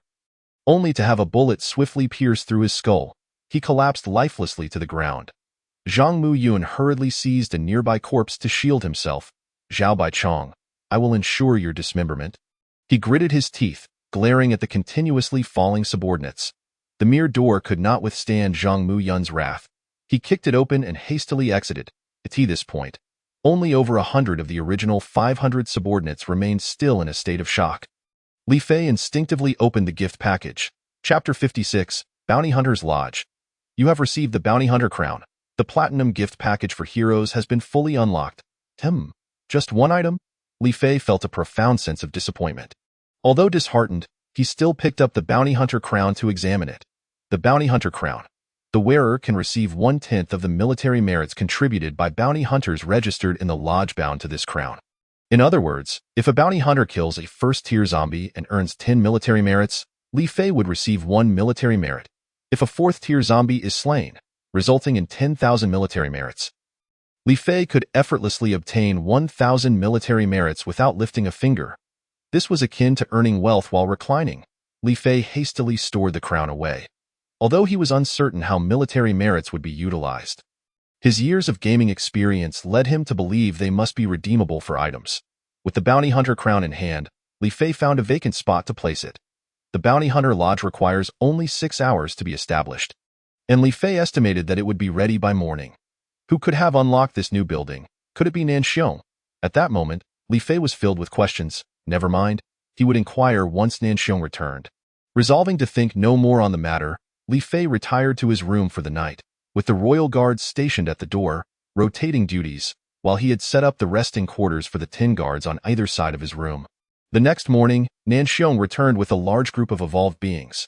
Had it not been for Gu Jun recognizing Nanxiong's vehicle, he would have nearly issued a level 1 alert to the base. At that moment, Li Fei was inspecting the already established Bounty Hunter Lodge when he received a report from Nanxiong and immediately decided to pay a visit personally. After all, this influx of 1,000 evolved beings was no trivial matter, surpassing the current number at the base. With only 4 days remaining until the impending zombie tide, the arrival of these 1,000 evolved beings was fortuitously timely for Li Fei. Jane Mingdai, Lu Ming, Lin Feng, Lin Yun, Mu Gue, Kai Ming, Lin Lulu, Zhao Sanlang, and over 20 squad leaders were brought by Li Fei, who intended to distribute these evolved beings among each squad leader. "Greetings, Lord of the City," Nanxiong exclaimed upon seeing Li Fei. "Nanxiong, you have finally returned. Quickly tell me, was it your doing that unlocked the Bounty Hunter Lodge?" Li Fei inquired with a smile. "Lord of the City, is there a problem with the lodge?" Nanxiong's heart raced, fearing he had caused trouble. "Not at all. I merely wish to express that you have done an exceptional job. Speak, what reward do you desire?" Li Fei's words immediately eased Nanxiong's worries. He cautiously responded, "Lord of the City, what about the war mecha?" Nanxiong did not elaborate further, but Li Fei naturally understood that he was referring to the war mecha type 1. "Very well, consider it yours," Li Fei replied joyfully. "Moreover, since you have brought back so many evolved beings, I must reward you with something else." After a moment of contemplation, Li Fei retrieved a finely crafted spirit armor from the base's warehouse. A rare drop from a professional dungeon, though he was unsure why such armor was exceedingly difficult to acquire. "This, Lord of the City, serving Julong City is my duty, and this war mecha is already a splendid reward in my eyes." Nanxiong attempted to decline. "Just take it," Li Fei insisted, tossing the armor to him. "Thank you, Lord of the City." Aware that he could not refuse, Nanxiong accepted the armor. Li Fei nodded and then scrutinized the 1,000 evolved beings before him. All at level 20, they merely required 2 more days to reach level 30 and complete their second transformation, making it a breeze to resist the zombie tide. "By the way, Yitong, bring Huang Mao and the others over." Li Fei suddenly recalled a group that had come by yesterday, saying they were introduced by Nanxiong. Before long, Yitong returned with Huang Mao and his companions. "Nanxiong, do you recognize these individuals?" Li Fei inquired. Upon seeing Huang Mao, Nanxiong immediately stated, "I remember them. They are from a small base in Area BA. They purchased weapons from me, and I indeed suggested they come to Julong City when I departed. Since you introduced them, I shall not make it difficult for them. From today onward, join the 1,000 others in leveling up." Li Fei nodded in agreement. As before, the new arrivals, alongside the 1,000 evolved beings, were left in awe by Julong City's various buildings and defensive structures. Prior to their arrival, they had harbored some concerns, but now they felt they had made the right choice. After organizing the individuals, Li Fei proceeded to introduce the Bounty Hunter Lodge to the evolved beings at the base. Julong, Bounty Hunter Lodge Level 1. After registering as a Julong Bounty Hunter, evolved beings can slay infected individuals to earn corresponding military merits. Killing a first-tier zombie yields 10 military merits, a second-tier zombie grants 100 merits, a third-tier zombie results in 1,000 merits, a fourth-tier zombie provides 10,000 merits, a fifth-tier zombie rewards 100,000 merits, and a sixth-tier zombie offers 1,000,000 merits. Currently, the Bounty Hunter Lodge only accounts for military merits from zombies of level 6 and below. To track higher-level zombies, a 7th-tier spirit crystal is required to upgrade the lodge. Item redemption list for Bounty Hunter Lodge Level 1. Julong, Junior Bounty Hunter title. Increases skill attack power by 20. Enhances damage against zombies by 20, and grants immunity to zombie viruses from up to level 6 zombies. Requires 10 million military merits for redemption. Refined Professional Weapon Box. Choose one weapon corresponding to your profession. Requires 500,000 military merits for redemption. Refined Professional Armor Box. Choose one piece of armor corresponding to your profession. Requires 1 million military merits for redemption. Refined Professional Jewelry Box. Choose one piece of jewelry corresponding to your profession. Requires 2 million military merits for redemption. Class change. provides a first-class profession for evolved beings, requires 10,000 military merits for redemption, speed potion, increases speed by 10 for 1 minute, requires 200 military merits for redemption, strength potion, increases strength by 10 for 1 minute, requires 200 military merits for redemption, defense potion, increases defense by 10 for 1 minute, requires 200 military merits for redemption, antidote, removes poisoning status, requires 200 military merits for redemption, burn remedy, removes burning status, requires 200 military merits for redemption, slow remedy, removes slowing status, requires 200 military merits for redemption, bleeding remedy, removes bleeding status, requires 200 military merits for redemption, psychoactive world device, removes all abnormal statuses and grants immunity to all abnormal statuses for 10 seconds, requires 2,000 military merits for redemption. Upon seeing the military merit requirements, Li Fei finally understood why those evolved beings brought from the Bounty Hunter Association were so impoverished. They likely labored tirelessly for days, only to earn a single opportunity for a class change. To redeem weapons and equipment, one must eliminate higher-tier zombies, such as 6th-tier zombies. This title is impressive, yet it astonishingly requires 10 million military merits, equivalent to slaying 10 6th-tier zombies. How exorbitant, Li Fei thought to himself, tongue-clicking in disbelief. Chapter 57, Duel Among 6th-tier Zombies. Having assigned the individuals, Li Fei instructed them to register as Julong bounty hunters and promptly urged the squad leaders to take them out for leveling. With the base still 2 days away from completion, Li Fei found himself idle, wandering about with the royal guards and Jin Yuanyue. This wretched state of a single drop of blood. Li Fei dared not entertain any thoughts of venturing out while in such a precarious condition. As the residents of Julong City intensified their efforts in hunting zombies to level up, an unimaginable battle was unfolding at the zombie castle to the west. The zombie castle harbored a duel arena, which was currently filled with countless zombies, with over 2,000 6th-tier zombie kings in attendance. Naturally, the main characters were these 2,000 zombie kings. The types of zombie kings included the resentful, bone, dark, giant fat, witch, scarlet corpse bride, double-tongued gnome, metal blade king, green poison king, and red card O. The scarlet corpse bride evolved from the white corpse bride. The double-tongued gnome evolved from the long-tongued gnome. The metal blade king evolved from the metal blade. The green poison king evolved from the green poison ghost. The red cardo evolved from the cardo. And the giant fat evolved from the fat zombie. Had Gu Jun and Jin Mingdai been present, they would have undoubtedly noticed that Gu Yu was also among them. Roar! The undead encircled the arena, their roars echoing through the AI art. At this moment, the more than 2,000 corpse kings were poised to engage in combat, with the ultimate victor set to claim the prize upon the podium, an artifact capable of elevating a 6th-tier corpse king directly to the status of a 7th-tier corpse emperor.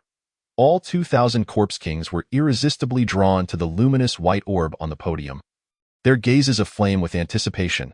As the duel commenced, the multitude of corpse kings surged onto the stage, resulting in a chaotic melee. The arena was vast, comfortably accommodating the throng of over 2,000 without a hint of congestion. The rules of engagement dictated that any who fell from the platform would be deemed defeated, or should they meet their demise. The number of corpulent corpse kings was strikingly low, merely 10 in total. Yet their massive forms charged forth in a straight line, sending several unsuspecting corpse kings hurtling off the stage. The audience below erupted in frenzied cheers.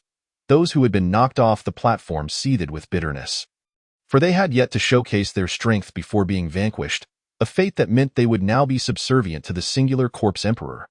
The intellect of the corpse kings had developed to a level comparable to that of ordinary humans. With memories of their former lives still flickering in their minds, united in purpose, they resolved to eliminate the greatest. Lulu stood quietly before the threshold of a room. She entered and emerged a mere 10 seconds later, her hand bearing a severed head, blood dripping from the smooth, clean incision. Casually, she passed the head to a soldier beside her. There were 3 in total. With an expression devoid of emotion, Lulu proceeded within. Just like that, she traversed one room after another, dispatching 10 traitors' heads in less than 10 minutes. These 10 traitors had met their demise in their slumber, none being alerted during the swift executions. Each one struck down in a single blow. Subsequently, Lulu, accompanied by 5 assassin soldiers, made her way towards the western city gate, each soldier carrying 2 blood-dripping heads in their hands. Ji Jun, come out immediately. Lulu called as she arrived at the western gate. "What is it, Sister Lulu?" "I'm rather irate at the moment," Gu Jun replied, looking at her with confusion. "What is this?" he exclaimed upon noticing the 10 severed heads. Blood seeping onto the ground. Lulu promptly recounted the events concerning the traitors. "I see. Then they certainly deserve a grim fate." "Leave this matter to me," Gu Jun declared, taking the banner from Lulu and commanding the soldiers to prepare for hanging the heads upon the city walls. "I shall entrust this to you. I'm off to get some sleep," Lulu stated before departing with her soldiers. Sighing, Gu Jun reflected, "How has this woman become as cold-hearted as Sister Mengdai? No, she is even more ruthless than Mengdai." He pondered her retreating figure, musing whether all women would transform into such beings in the apocalypse. Shaking his head, he resolved not to dwell on it further. The following morning, Li Fei gathered all the captains for a meeting. He spoke of but one imperative. Upon encountering Zhang Muyun, they were to kill him without hesitation. As the evolved beings prepared to set forth from the western gate to hunt zombies. They beheld the 10 heads hanging upon the walls, along with the ominous inscription. Expressions of astonishment, fear, trepidation, calmness, and indifference manifested among the evolved beings. At this juncture, only 3 days remained until the impending tide of corpses. Across the globe, massive zombie fortresses were embroiled in a fierce struggle for supremacy among the zombie monarchs. The decisive battle at the zombie fortress west of Julong City had reached a boiling point, with only 2 witch zombie kings remaining on the battlefield.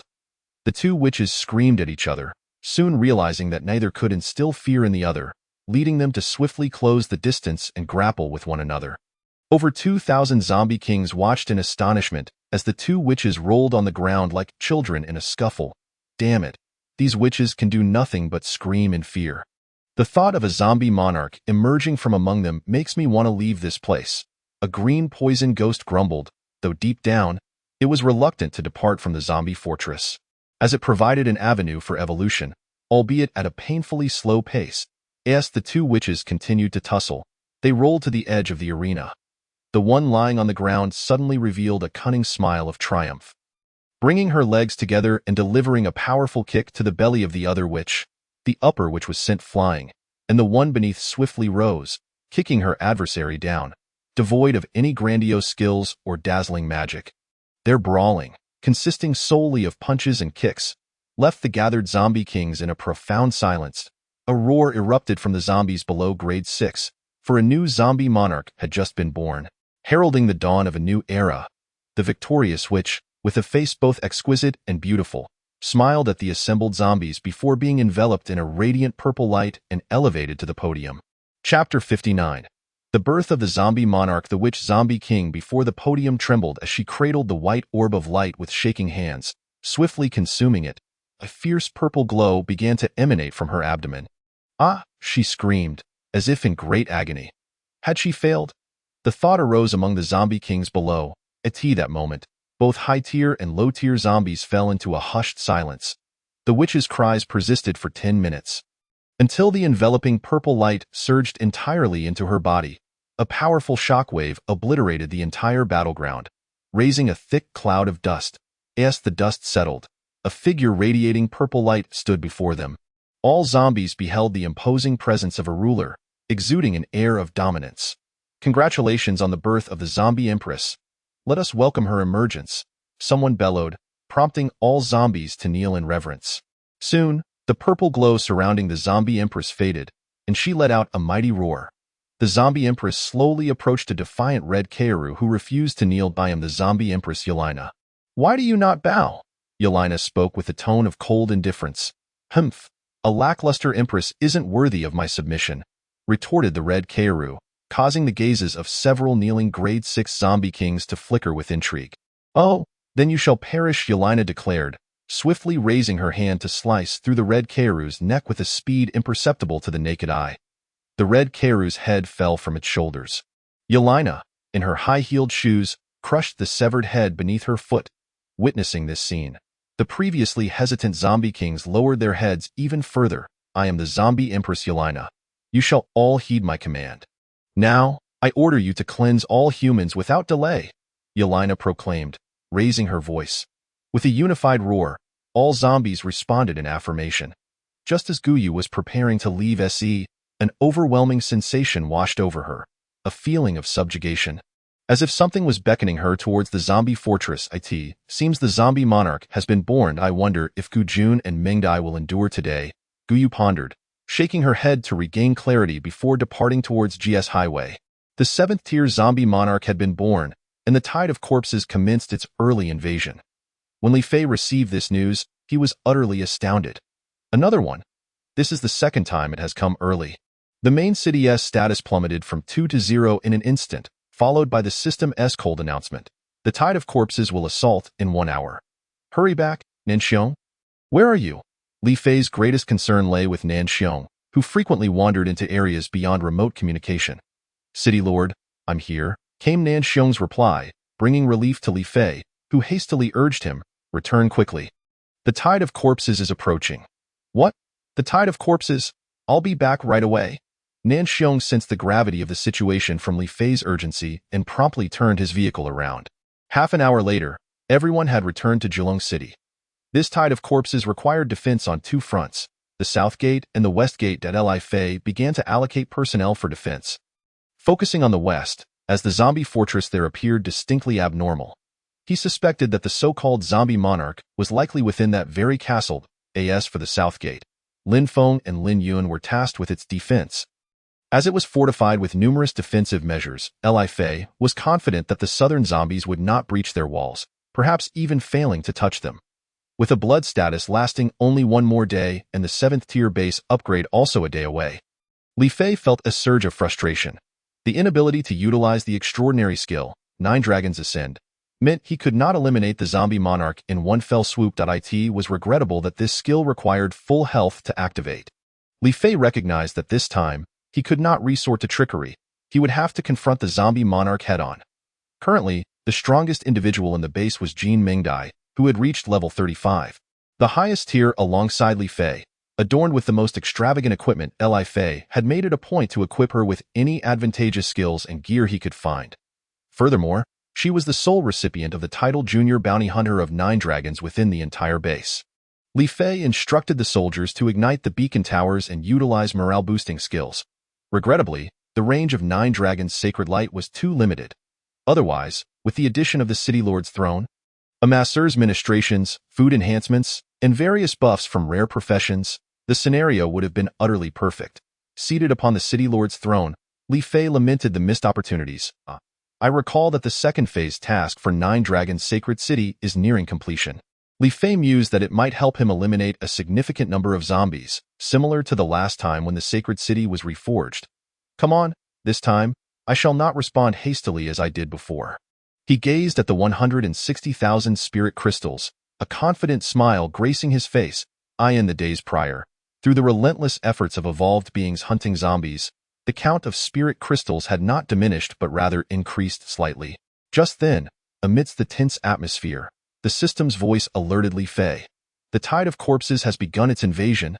Number of infected, 2 million. What? 2 million? Li Fei was startled, nearly rising from his throne. As the smile on his face gradually faded. Your base protection period has ended prematurely, and all your negative statuses have been lifted. Lifted prematurely? Li Fei gazed at the restored health bar, and the smile that had vanished began to reappear on his face. Attention all units, the zombie tide is approaching. Although the sheer number of zombies was daunting, Li Fei could not afford to show fear in front of his subordinates. Damn it, it has finally arrived after making me wait so long. Gu Jun was undoubtedly the most exhilarated and excited on the battlefield. Having refrained from action for several days, his hands itched to engage. The nearby evolvers looked at Gu Jun with confusion, pondering, is this what it means to have seen the world? As survivors of a previous zombie tide, Gu Jun and his companions were undoubtedly regarded as remarkable by the newly joined evolvers. Boom, boom, boom. A massive horde of zombies began to advance towards Zhilong City, a dark mass that instilled a sense of despair, the sound of their feet trampling the ground echoing like an earthquake. Gulp. Wang Zijuan, once arrogant, swallowed hard, now assigned beneath Mu Gue. What, are you scared? Mu Gue approached and patted his shoulder. Brother Gue, do you really think we can win? Wang Zijuan asked, gazing doubtfully at the looming zombie tide. Of course, you must trust our city lord, trust Zilong City. Upon hearing this, Mu Gui's eyes grew resolute, instantly reassuring Wang Zijuan. Shouldn't we form an assassination squad to take out that zombie king first? Li Fei pondered as he monitored the horde. Over the past few days, he had diligently absorbed knowledge about strategy games, even reviewing materials on the most popular pre-apocalyptic MOBA games, League of Legends and Honor of Kings. He noted that many game videos featured assassins targeting the enemy's main damage dealers. Yet, upon seeing the dark mass of zombies, he shook his head. Chapter 60. The battle begins since my health has been restored. It is time for me to engage in battle. Li Fei promptly led the royal guards to the west gate. Standing beneath the western gate, he observed the 10 severed heads displayed on the wall, quietly contemplating how this apocalypse had altered his character. Previously, Li Fei was a trusting individual. For instance, he had believed Lin Hao and others were soldiers upon seeing their military uniforms. Now, reflecting on it, he found it terrifying. Had Lin Hao harbored ulterior motives, he would not have survived to this day. I never imagined I could become so ruthless and cold-blooded. Perhaps such a disposition is what allows one to endure in the apocalypse. If that is the case, what harm is there in becoming that kind of person? Shaking his head to dispel such thoughts, he began to ascend the city wall. Brotherly, how many zombies are there? Gu Jun asked, his eyes gleaming with excitement as he gazed at the approaching horde. Not many, just around 2 million, Li Fei replied calmly. Oh, 2 million? Gu Jun, momentarily taken aback, suddenly leaped up and exclaimed, Brotherly, you not joking, are you? 2 million zombies? Yes, indeed, 2 million, Li Fei reiterated with a steady demeanor. The people around him began to murmur amongst themselves. 2 million. Can we handle that? Yeah, what's the difference between this and a death wish? Should we leave now? As Li Fei observed the discussions of the newly arrived evolvers, his expression gradually turned cold. Those who do not wish to fight can leave, but know this, if you depart now, Zilong City will never welcome you again. His indifferent voice silenced the murmurs. Noticing their quietness, he continued, I feel it necessary to inform you that there is no safe place left in the world. If you run now, you will only find yourself fleeing again later. Have you trained tirelessly just to escape? Those who had just contemplated fleeing suddenly fell silent. Mu Gue walked over and patted the shoulders of a few individuals. Li Fei ignored them, as he could now clearly see the faces of the zombies approaching. It seemed essential to provide every newly joined evolver with an understanding of the zombie tide. Otherwise, he would be endlessly troubled by those who fled at the last moment, he thought to himself. Roar. The sounds of the zombies grew increasingly distinct. The zombies attacked in the same old manner, with Tier 3 zombies throwing Tier 1 zombies into the city, while the fast-moving zombie dogs charged ahead. Boom, boom, boom. The buried psychic landmines detonated as zombie dogs triggered them, instantly claiming the lives of over 10,000. The remains and entrails of the zombie dogs scattered across the ground. Tier 2 zombies followed closely behind the zombie dogs, reaching within 100 meters of the city wall. Open fire! The artillery masters and psychic gunners began their assault. Bullets of various attributes poured from the city walls towards the horde. Boom, boom, boom. The zombie horde suffered grievous losses, with body parts raining down from above. This wave of attacks eliminated 30,000 zombies. However, Li Fei felt no joy, knowing they were merely low-tier zombies. No matter how many fell, it was ultimately inconsequential. The zombie dogs and Tier 2 zombies continued their charge for 10 minutes, and finally, all the landmines Li Fei had buried detonated. A total of 50,000 zombies were annihilated by the Li Fei began to issue orders. We cannot squander our spiritual energy on the corpulent zombies. Dealing ranged damage is too challenging to eliminate them swiftly. It is far more efficient to utilize melee units to dispatch them. He proceeded to elucidate his strategy to the others before descending from the city with his blade in hand. It had been quite a while since he last engaged in battle, and he was eager to test his current combat prowess. After speaking, Li Fei grasped a formidable blade radiating an aura of coldness. This weapon, known as the Refined Frost Blade, had been exchanged from the Bounty Hunters Guild using military merit. To his astonishment, Li Fei discovered he could equip a multitude of weapons across various professions, such as swords, knives, and guns, a unique trait of his vocation. As the city gates swung open, a horde of corpulent zombies surged into the city. Ice Blade. Li Fei charged forward, his blade slicing through the air. unleashing powerful ice-infused damage that shattered 5 of the zombies into frozen fragments. Witnessing Li Fei's ferocity, the others' confidence surged, and they eagerly seized their weapons to join the fray against the zombies. Gale Slash, Triple Strike, Rampant Thrust. A myriad of skills cascaded toward the corpulent zombies, with average-level combatants, equipped with superior gear, effortlessly dispatching 4th-tier zombies in an instant. "Now this is more like it," Li Fei exclaimed. His spirits lifted as he beheld the zombies being systematically harvested. Great Celestial Dragon. Suddenly, while engaged in combat, Li Fei was startled by the appearance of 2,000 flying dragons.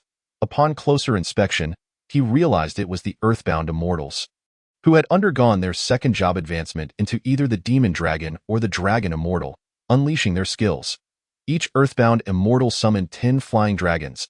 The dragons from the Demon Dragon were purple, while those from the Dragon Immortal shimmered in gold. As the dragons emerged, they swiftly annihilated the rushing horde of corpulent zombies. Damn, are the Earthbound Immortals this formidable? Li Fei was taken aback by their prowess. Had I known, I would have summoned more Earthbound Immortals. A pang of regret washed over him. Yet, moments later, he dismissed the thought upon recognizing a glaring weakness in the Earthbound Immortals. Regardless of whether they were Dragon Immortals or Demon Dragons, they were required to remain stationary while casting their skills, which could not be interrupted, leaving them exposed until the spell concluded. The relentless tide of zombies continued to surge forth, but they were soon eradicated by the evolved combatants and the base's soldiers. At this point, the zombie count still stood at 800,000. Lord of the City, the southern gate has been secured. ASU predicted. 150,000 zombies could not even touch our walls. Lin Feng reported to Li Fei. Understood. Mobilize your team to the western gate for reinforcements, Li Fei commanded. As you wish, Lin Feng replied, exchanging glances with Lin Yun at the multitude of zombie corpses outside before swiftly leading the soldiers to the western gate, leaving only 10 artillerymen behind. Meanwhile, Gu Jun, Lu Ming, Nan Xiong, and several others had donned their battle mechs. Ha ha ha, this feels exhilarating, Gu Jun shouted with enthusiasm while battling the zombies, relishing the thrill after enduring the tedium of standing guard. The 10 crimson mechs charged into the horde of corpulent zombies, commencing a massacre. After half an hour of relentless fighting, the number of corpulent zombies dwindled significantly. Li Fei cleaved a corpulent zombie in half with a single strike and then bellowed. That should suffice. Close the city gates. Observing the ground littered with the corpses of the zombies, Li Fei commanded the soldiers to employ fire-based skills to incinerate them. As the soldiers unleashed their fiery spells, flames engulfed the battlefield. By combining ranged and melee attacks, they successfully eliminated 150,000 corpulent zombies. The remaining count now stood at 650,000. Li Fei led the others back up to the city walls. Strange, what is happening with the zombies? Li Fei observed the once aggressive zombies had ceased their assault, forming 2 lines and leaving a path wide enough for 10 individuals to traverse. Wait a moment. This seems oddly familiar. Is a boss about to emerge? Li Fei suddenly recalled the moment the vengeful Corpse King had made its entrance. Soon, amidst the bewildered gazes of the crowd, a stunning woman clad in a red gown approached, accompanied by a throng of 6th-tier Corpse Kings, slowly making her way down the path. The enchanting woman halted 100 meters from the city wall. I am the Zombie Queen, Yelena. When will you submit to me? Do you truly believe you can prevail? Yelena called out to the individuals atop the walls with her sultry voice. Is this really a zombie? Gu Jun, filled with youthful vigor, gazed at Yelena with fervent eyes. Li Fei observed that many present were similarly captivated by her allure, their eyes fixated on the sensuous and enchanting Yelena, practically yearning to rush over and claim her. Humph, a bunch of lecherous fools. Lin Lulu scoffed derisively. What do you think would happen if one were to engage in such activities with a zombie? I have no idea. It sounds utterly ridiculous, but if the partner were her, it would undoubtedly be exhilarating. The evolved beings began to openly discuss, entranced by Yelena. You are nothing but a wretched creature, neither human nor ghost. The last time, that abominable Corpse King demanded my submission. Yet it has vanished into oblivion, Li Fei retorted, taking a deep breath before raising his voice in defiance. Possessing the extraordinary vocation of the 9-Dragon Saint, Li Fei radiated an aura of sanctity, dignity, and dominance, impervious to Yelena's charms. Jian Mingdai cast a knowing glance at Li Fei, relieved to see him remain unaffected like the other male evolved beings. "Are you the leader of this city?" Yelena inquired, her seductive eyes locking onto Li Fei as she playfully licked her luscious lips, her gaze suggesting an insatiable desire to devour him repeatedly. "Yes, I am indeed the lord of this city. I would appreciate it if you refrained from regarding me in such a manner," Li Fei responded with a tone of disgust. "Humph, rest assured, once I breach your walls, I shall capture you and attend to your every need," Yelena declared, her gaze laced with seduction. Li Fei felt a shiver run down his spine. "Giant fatty, come forth." With a commanding voice, Yelena summoned 10 giant corpulent corpse kings from the mass of bodies. "What the hell is this? They are enormous." Lu Ming, regaining his composure, was taken aback by their colossal size.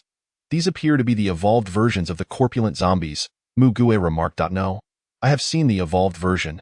The big fatty.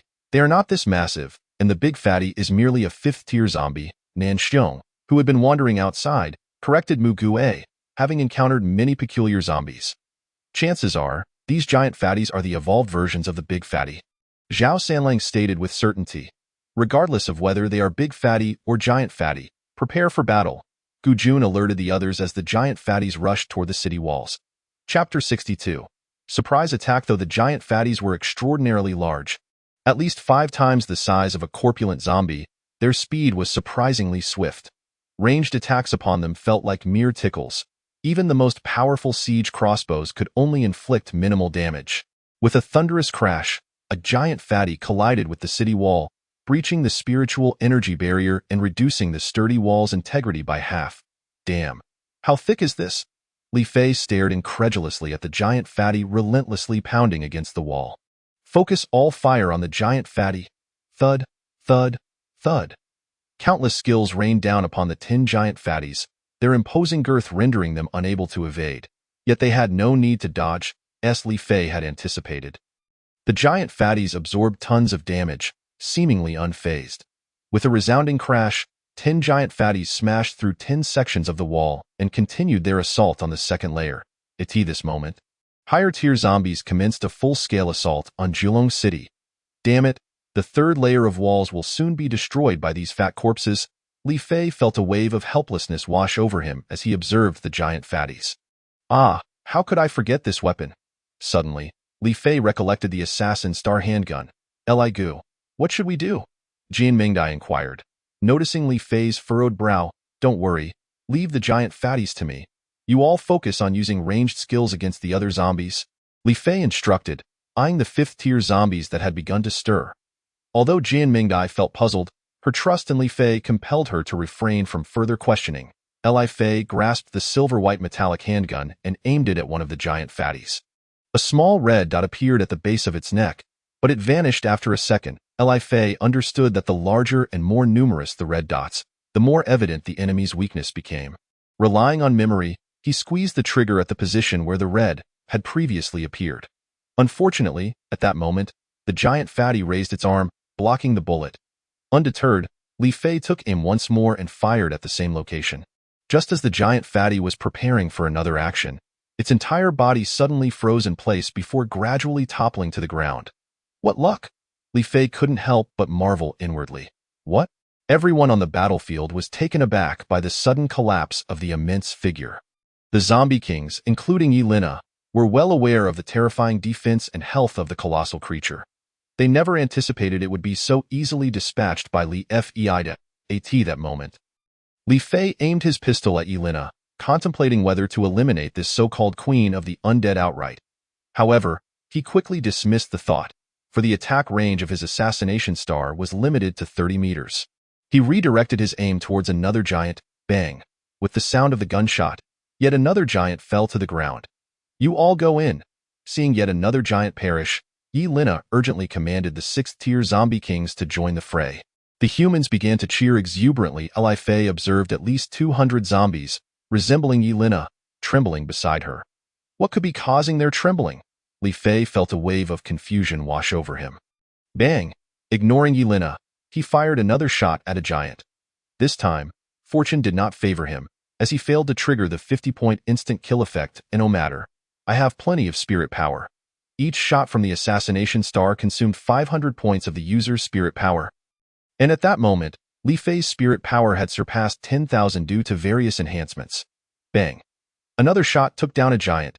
As Yelena watched the hefty body of the giant slowly topple.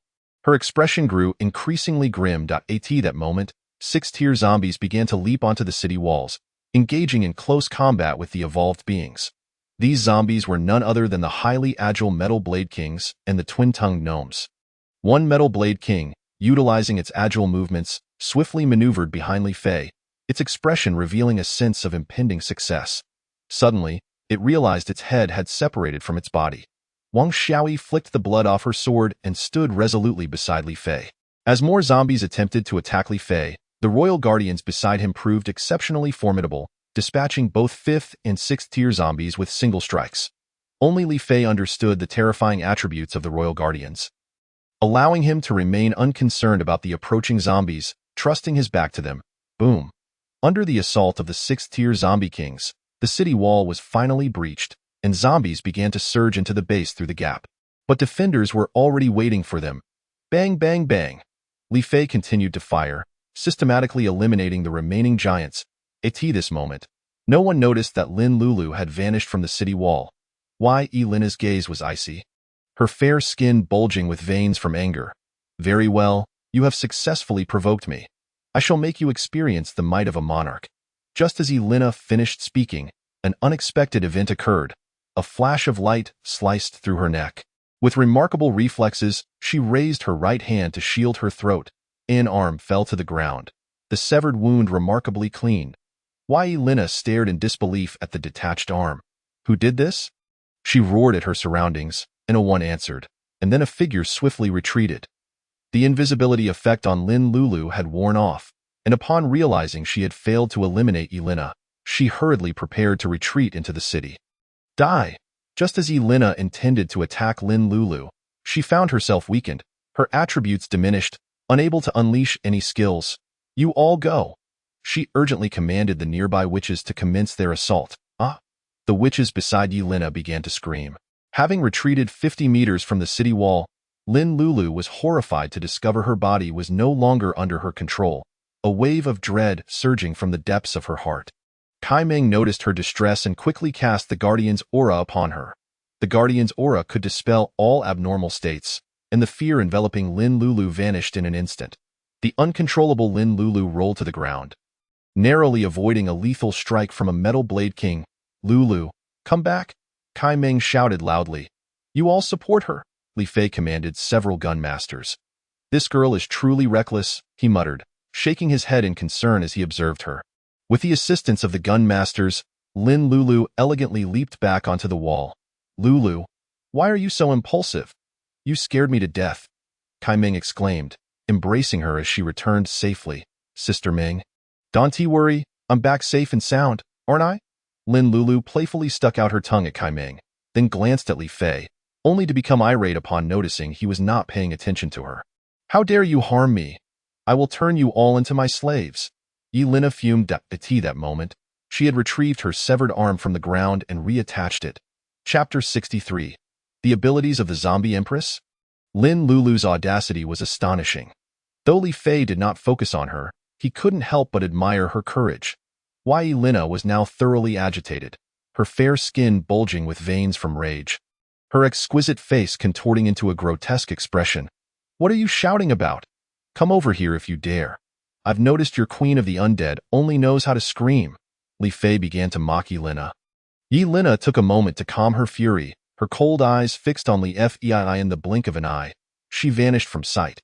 Not good. As Li Fei prepared to retreat, a crimson figure appeared before him.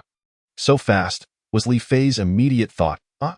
Yelena roared at Li Fei, a profound sense of fear welled up within those surrounding him, both humans and zombies alike, causing their bodies to uncontrollably scurry about in panic. Yelena ignored everyone else and focused on seizing control of Li Fei's body, only to find that he remained unaffected. Li Fei stared blankly at Yelena, perplexed. Why wasn't this zombie empress attacking him? Impossible! How are you not overcome with fear? Yelena exclaimed, her voice tinged with panic. Fear? Li Fei suddenly recalled something. Yelena screamed once more, But to her dismay, Li Fei still showed no signs of fear. I don't believe it. Ah! Yelena repeatedly unleashed her fear-inducing scream, convinced that her power as the queen of the undead had increased at least tenfold. There was no reason Li Fei should remain unscathed. Ah! Ah! Yelena continued to scream, and those within 100 meters around her succumbed, collapsing to the ground, including even the exceptionally high attribute royal guardians. Yet Li Fei remained unperturbed, watching her coughed. Why Yelena, defying fate, prepared to scream again but coughed up a mouthful of blood instead. She dared not continue, instead staring at Li Fei in terror. Have you screamed enough? Li Fei shrugged, looking at her with a mix of resignation and amusement. Cough, who exactly are you? Why are you not affected by fear? Yelena inquired, spitting another mouthful of blood as she questioned him. I don't know either. You ask me, and I want to ask you. Li Fei replied innocently. In truth, he had already surmised that the aura of the king bestowed upon him by the city lord granted immunity to fear-based attacks, due to the multitude of effects on him. It took him a while to locate the status of the king's aura. Cough, very well, even without fear. I can still kill you. Yelena declared, extending her fingers by 10 centimeters before charging at Li Fei with alarming speed. Li Fei hastily raised his blade to shield his head. Clang! The sound of metal clashing echoed as the finely crafted frost blade was effortlessly sliced in two by Yelena's sharp claws. Without a weapon, let us see how you meet your demise. Yelena's rage against Li Fei peaked, for he was immune to her fear. Oh, is that so? I have more than one weapon, Li Fei retorted, retrieving a finely crafted flame sword from his weapon storage space and downing a vial of acceleration potion. Humph! What does it matter if you have weapons? I shall tear you apart. Yelena lunged at Li Fei once more. After consuming the acceleration potion, Li Fei barely managed to keep pace with her speed. The two engaged in a fierce battle, neither able to gain the upper hand. 9 Dragons Pilgrimage. 9 luminous dragons surged towards Yelena, only to be obliterated in an instant by her formidable attacks. 9 Dragon's Body. After invoking 9 Dragon's Body, Li Fei achieved temporary immunity to spirit attacks while also enhancing his physical defense and health by 25. Faced with the powerful Yelena, Li Fei activated all his abilities, not daring to let his guard down. In truth, he had considered using 9 Dragons Return to swiftly eliminate her, but the preparation time for that skill was too lengthy, and Yelena would never grant him a moment's respite. He even contemplated having the Royal Guardians stall Yelena. Yet all 10 Royal Guardians were currently incapacitated by fear, collapsed on the ground in a state of unconsciousness. Death Spiral Claw. Yelena raised her claws and swiped at the air like a burrowing rodent. Then 2 black whirlwinds intertwined with lightning surged toward Li Fei. A spiritual power attack? Li Fei regarded the 2 lightning whirlwinds with a slight smile. He did not flinch or evade, charging directly toward Yelena. Seeking death? Are you unaware of the meaning of the word death in this skill? Yelena taunted. The one seeking death is you? The lightning whirlwind struck Li Fei, yet caused him no harm. At that moment, he had already reached Yelena's front. Not good, As Yelena braced herself to witness Li Fei's grim demise, she instinctively unleashed a scream of terror. Cough. A mouthful of blood erupted from her lips, splattering onto the ground. Perish. Unfazed by fear, Li Fei raised the fiery arrow in his hand and struck down fiercely. Yelena swiftly sidestepped to the right, narrowly avoiding a fatal blow. However, her left hand and shoulder were severed by the flaming sword, her wound igniting with flames. Why? Why is this happening? Why are my attacks always ineffective against you? Faced with Li Fei's repeated immunities to her assaults, Yelena's composure shattered completely. Yelena, is it?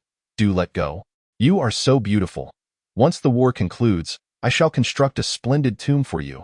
Li Fei remarked with a smile in his eyes. The zombie queen was already as good as dead. Humph, do not assume victory is yours. Take a look around. Yelena steadied her anger and spoke coolly to Hm. Li Fei cast a glance around, and indeed beheld a scene decidedly unfavorable for humanity. Over 2,000 corpse kings were forcing the evolved back, and only a few captains could contend with the 6th-tier corpse kings. The remaining evolved were utterly outmatched. A skeletal corpse king executed a bone-shattering strike, fracturing an evolved's bones, then used its bony claws to extract and consume his heart. A vengeful spirit hurled 10 lightning orbs into a crowd engaged with the metallic Knife King, the immense destructive force instantly scattering the group, with several perishing outright and others collapsing, their fates uncertain. A prime opportunity.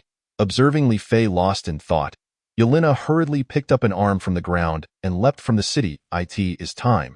Li Fei paid no heed to Yelena's escape. He understood her singular focus on fleeing, and he could not detain her. He turned his cold gaze back to the battlefield, where, aside from 200 witches, all the zombies had gathered beneath the wall, which was already riddled with holes, as zombies continued to surge inside. Chapter 64. The Zombie Queen has fled. The extraordinary, the Nine-Dragon Holy City has been reconstructed. The system's voice echoed. Just then, a golden light enveloped the entire base, and 9 golden dragons emerged from the main city, soaring above the base before merging slowly into one, then disappearing from sight. All zombies covered by the golden light vanished without a trace. The previously battered wall was now fully restored. The second phase of the mission has been completed. You will receive the 9 Dragon Lords exclusive set and weapon, unlocking the third phase of the 9 Dragon City mission for you. Mission 1. Eliminate 1 million first-tier infected. Mission 2. Eliminate 500,000 second-tier infected. Mission 3. Eliminate 100,000 third-tier infected. Mission 4. Eliminate 50,000 fourth-tier infected. Mission 5. Eliminate 10,000 fifth-tier infected. Mission 6. Eliminate 1,000 sixth-tier infected. Mission 7. Eliminate 1 seventh-tier infected. Completing all 7 missions grants you 3 rewards. Reward 1. The extraordinary 9 Dragon City upgrades to 9 Dragon Celestial City. Reward 2. The City Lord can change class to 9 Dragon Celestial Lord thrice. Reward 3. Obtain 1 9 Dragon Elixir. What a pity. The third phase of the mission has only just been unlocked. Otherwise, I could have completed missions 4 and 5. Li Fei shook his head, glancing at Yelena, who had retreated back to the witches' horde, feeling a sense of regret. Everyone present stared in astonishment at the vanishing zombies. At that moment, both 6th-tier and 5th-tier zombies had disappeared without a trace. Were it not for the shimmering piles of spiritual crystals on the ground, they might have thought it all an illusion. How is this possible? What was that golden light? Yelena gazed in horror at the now repaired wall. Yelena, there is much you do not yet know, Li Fei calmly replied. At this moment, only 200 zombies remained. Aren't the Corpse Kings counted? Li Fei looked at Yelena in confusion. Open the gates. Everyone, charge forth and slay the enemies. Li Fei raised his fiery sword and shouted loudly, Charge! Annihilate the zombies, Gu Jun excitedly yelled. Following that, everyone began to roar as if fueled by adrenaline, as the city gates swung open, witnessing the oncoming humans. Yelena's resolve began to waver. Everyone, advance! Yelena commanded the 200 witches by her side. At this moment, Li Fei led the evolved, charging toward Yelena. He had no intention of letting this so-called zombie queen escape, for he was the only one in the entire base capable of contending with her. Bang, bang, bang. The 200 witches, already possessing low health and defense, were swiftly slaughtered under the gunfire of the gunners. The witches' combat style was extremely extreme. Should they instill fear in humans, the humans would surely perish, but ranged evolved were their nemeses. As the 200 witches fell, Li Fei suddenly realized that Yelena had vanished. He hastily commanded everyone to halt and remain vigilant. 5 minutes passed, yet Yelena still did not reappear. Could it be that she has fled? Li Fei suddenly entertained this possibility. Ding! Your base has successfully withstood the zombie tide, earning a rare quality king-level gift package. The battle has concluded, Li Fei pondered, gazing at the corpses of the 200 witches on the ground. Right, there's still the zombie castle. We must destroy it. Li Fei had no time to open the gift package. He needed to hurry to obliterate the zombie castle, for he recalled that the experience gained from it was substantial. At this moment, the enormous zombie castle was devoid of zombies, and even the thick fog had dissipated. Observing the dilapidated yet massive zombie castle, Li Fei commanded, Attack! He initiated the assault with the skill 9 Dragon Pilgrimage. 9 golden dragons struck, demolishing a significant section of the castle's wall. Subsequently, everyone began their assault on the castle. Various skills and artillery rained down upon the castle. Boom! The castle was so immense that Li Fei and the others bombarded it for over an hour, only managing to destroy half. At this moment, Li Fei noticed his experience skyrocketing. his level soaring 3 ranks in a row, and his class level rising to 5 upon reaching a class level of 5. Li Fei acquired a new professional skill, 9 Dragon Flash. 9 Dragon Flash. Upon casting, move a considerable distance with incredible speed and attack the enemy upon completion of the movement, remaining invulnerable during the movement. Attack swiftly, Li Fei ordered everyone. At this moment, everyone's levels had increased significantly. This was far more effective than hunting zombies for leveling up. Liu Ming had reached level 35 and gleefully exclaimed. While this is indeed the case, the zombie castle can only be attacked after successfully repelling the zombie tide, a condition many would find difficult to meet. Jian Mingdai raised her weapon and struck fiercely at the castle's wall, her immense strength shattering it into fragments. Another hour passed, and only a small portion of the castle remained. What is this? Li Fei wondered at the sight of 2 objects ahead. These are the zombie throne and the teleportation portal. Jian Mingdai explained as she approached Li Fei. Li Fei suddenly recalled that these 2 items could combine to form a dungeon, but he had been too preoccupied to create it earlier. Especially since no one could contend with the Corpse King back then. He affixed the imitation plates to the zombie throne and the teleportation portal, and 5 seconds later, both imitation plates emitted radiant white light. The system's voice promptly echoed. Unlocking special item, Royal Grade Zombie Throne. Unlocking special item, Royal Grade Zombie Teleportation Portal. Both can be combined to form the Zombie Emperor dungeon, with the highest zombie level being the 7th tier Zombie Emperor. Boom, boom, boom. With the last wall reduced to rubble, the zombie castle that could spawn the zombie queen was declared destroyed. Congratulations! Your base has successfully destroyed the Royal Grade Zombie Castle, earning a rare quality king-level gift package. Congratulations! Your base has become the first in the world to destroy a Royal Grade Zombie Castle, earning a brave quality king-level gift package. Congratulations! Your base has become the first in the world to destroy a Royal Grade Zombie Castle, and will be recognized globally as a model. Congratulations! Your base has become the first in the world to destroy a Royal Grade Zombie Castle. As the City Lord, you shall receive the title of Zombie Emperor Slayer. Indeed, it is once again these familiar rewards. Li Fei listened quietly to the system's notifications. By this time, both Li Fei and Jian Mingdai had ascended to level 40, the highest in the entire arena, while the others lingered around level 3-5. Li Fei meticulously searched the vicinity, only to discover that Yelena was nowhere to be found. It appeared she had truly escaped, leaving him with a tinge of regret. Return to the city, Li Fei bellowed as he began to lead his followers back in a grand procession. Chapter 65. Jin Yuanyuan. Congratulations to the Julong City base for becoming the world's first to destroy a royal-level zombie castle. The system repeated this announcement 3 times. Is it really Julong City again? Does it possess such formidable strength? At that moment, the entire world received this message from the system, igniting fervent discussions among the populace.